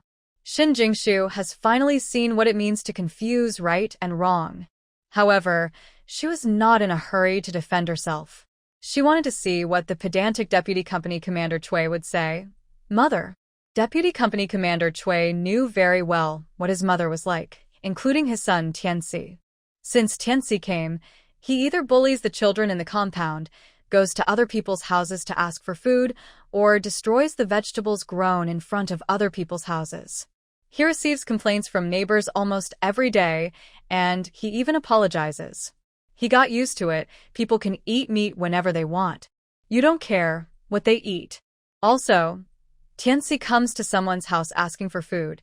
Can't you stop him? Besides, my monthly salary, the allowance, is quite generous. It's not like I can't afford to buy meat for Tianxi. What are you doing? Okay. Seeing that her son didn't believe her words, Mrs. Cui angrily waved her hand to interrupt. You are an unfilial son. You never get into trouble. If you don't stand by me, you'll turn against outsiders. When Mrs. Cui said this, she suddenly sat down on the ground, patted her ankles with both hands, and began to curse. Old man, you died so early. What? Leaving me alone to suffer in this world. My son is unfilial. I was bullied by others, and he complained about me. If I had known, I would have gone with you, and I would have saved myself from being disliked by others. Woo-woo. My wise life, so hard. Seeing that my mother was doing this again, Deputy Company Commander Cui sighed helplessly, walked to Shun Jingshu and bowed. Sister-in-law, I'm so sorry. What's wrong? Please don't be like them. Shun Jingshu rolled her eyes at Deputy Company Commander Cui. Even though he looked pitiful now, there must be something hateful about a pitiful person. I don't care how your son usually behaves, but today he came to my house and grabbed food without saying a word. He also said that if I didn't give it to him, he would publicize my stinginess in the family home. Your mother also said that my family is not good. Eating meat irresponsibly every year is just a capitalist thing and is trying to take advantage of socialism. Deputy Company Commander Cui, I have to ask, giving your child food is a sign of affection, and not giving it is a duty. I just came here. Bien, your mother said that I exploit men, but life is just a matter of time. In this way, she and I have no friendship to talk about. I also have the right to not give food to God for food, so why don't you give food to your family? Just say that I am a capitalist? I would like to go to the army to find the leader and let him judge. If you just accuse someone without giving them food, who is a capitalist? Li Chaoyang heard his wife say this. He was also angry in his heart. He took Shin Jingshu's little hand and said to Deputy Company Commander Cui with a serious face, "As a Deputy Company Commander, you can't take care of family affairs. How can you lead the troops? How can you serve the country? Look at us, the family home has been in a mess all day long, and when everyone is eating, the door is closed tightly for fear of offending your family. You have to take good care of this matter and keep your temper while the children are still young. Come back. Otherwise, when he gets older, it will be too late to control him if he does something harmful." Deputy Company Commander Cui blushed when he was told that. He knew that what Li Chaoyang said was true, and now their family is here. The family home is a non-existent existence. Even a few colleagues who often asked him to go drinking before met him and avoided him. He knows that the reason for everything lies with his mother and children. But he didn't know how to solve the predicament at hand. Every time he wanted to talk to his mother would cry, make trouble, and hang herself. Even Tianxi did the same. As long as he wanted to reason with him, he would kill Cui. The old lady learned her lesson. "I'm sorry. I'm really sorry for everyone." Deputy Company Commander Cui apologized skillfully. This time he not only bowed to Shin Jingshu and the others, but also to some neighbors standing in front of the house. "Apologize. If the apology was useful, your Tianxi's bad habits would have been corrected long ago. We don't have to care about this matter. The worst is that we won't associate with you in the future. But Tianxi is your son. If it continues like this, it will be ruined. Your family's foundation is in disgrace." After Shin Jingshu said that, she pulled Li Chaoyang into the yard and closed the door hard. Deputy Company Commander Cui was stimulated by Shin Jingshu's last words. Yes, he has had such a child in his life. If this child doesn't learn well, then their Cui family will be completely destroyed. Thinking of this, Deputy Company Commander Cui turned cold and carried Cui Tianxi to his home. Tianxi was extremely uncomfortable being carried, and he struggled a few times to no avail, so he simply shouted loudly, "Dad! Let me go! Let me go!" Mrs. Cui saw her son carrying her grandson and left. He left her alone here and hurriedly got up from the ground and chased after her, yelling at Deputy Company Commander Cui to put down the child. Seeing that everyone had left and there was no excitement, the neighbors returned to the yard one after another. However, this time everyone was grateful to Shin Jingshu, and at the same time they admired her for not being morally kidnapped and threatened by Mrs. Cui. Deputy Company Commander Cui carried Cui Tianxi back home and closed the door. Seeing that her son's face was frighteningly cold, Mrs. Cui pursed her lips, but still couldn't say a word. Cui Tianxi also knew that his father was angry, so he stood aside obediently and did not dare to say a word. Deputy Captain Cui clenched his fist and kicked Cui Tianxi in the stomach. He was kicked 5 or 6 meters away. Cui Tianxi was so frightened that he was lying on the ground in pain. Mrs. Cui screamed in distress and wanted to see her grandson. "Don't go there." Deputy Company Commander Cui roared angrily and called to Mrs. Cui, "This child has learned all the bad habits from following you. If I don't correct him now, when he grows up, he will cause bigger problems. Can you deal with it for him?" Old Mrs. Cui has never seen her son have such a big problem. "The fire was so strong that I didn't dare to stop and see how Tianxi was doing. Go back to your hometown tomorrow. Let Fu Hua come over." When Mrs. Cui heard this, she could not hold on to her anger. "No, I raised Tianxi by myself. He doesn't like Fu Hua. You can't do this. Otherwise, what else?" Deputy Captain Cui interrupted Mrs. Cui, his teeth chattering with hatred. "You still want to go to the army and scold me for being unfilial? Then go ahead. The Deputy Company Commander really regrets it. How could he let my mother have her own way just because he was afraid of going to the army to complain? You go now. Because of you and Tianxi, I can't even raise my head in the army now. I don't want to do it anyway. It's better to go back to the countryside to earn work points. You'd better make a fuss and let the army take me. It's better to be fired than to live without skin and shame," Deputy Company Commander Cui said, opening the door. pointing in the direction outside the door and looking at Mrs. Cui. Go. Go now.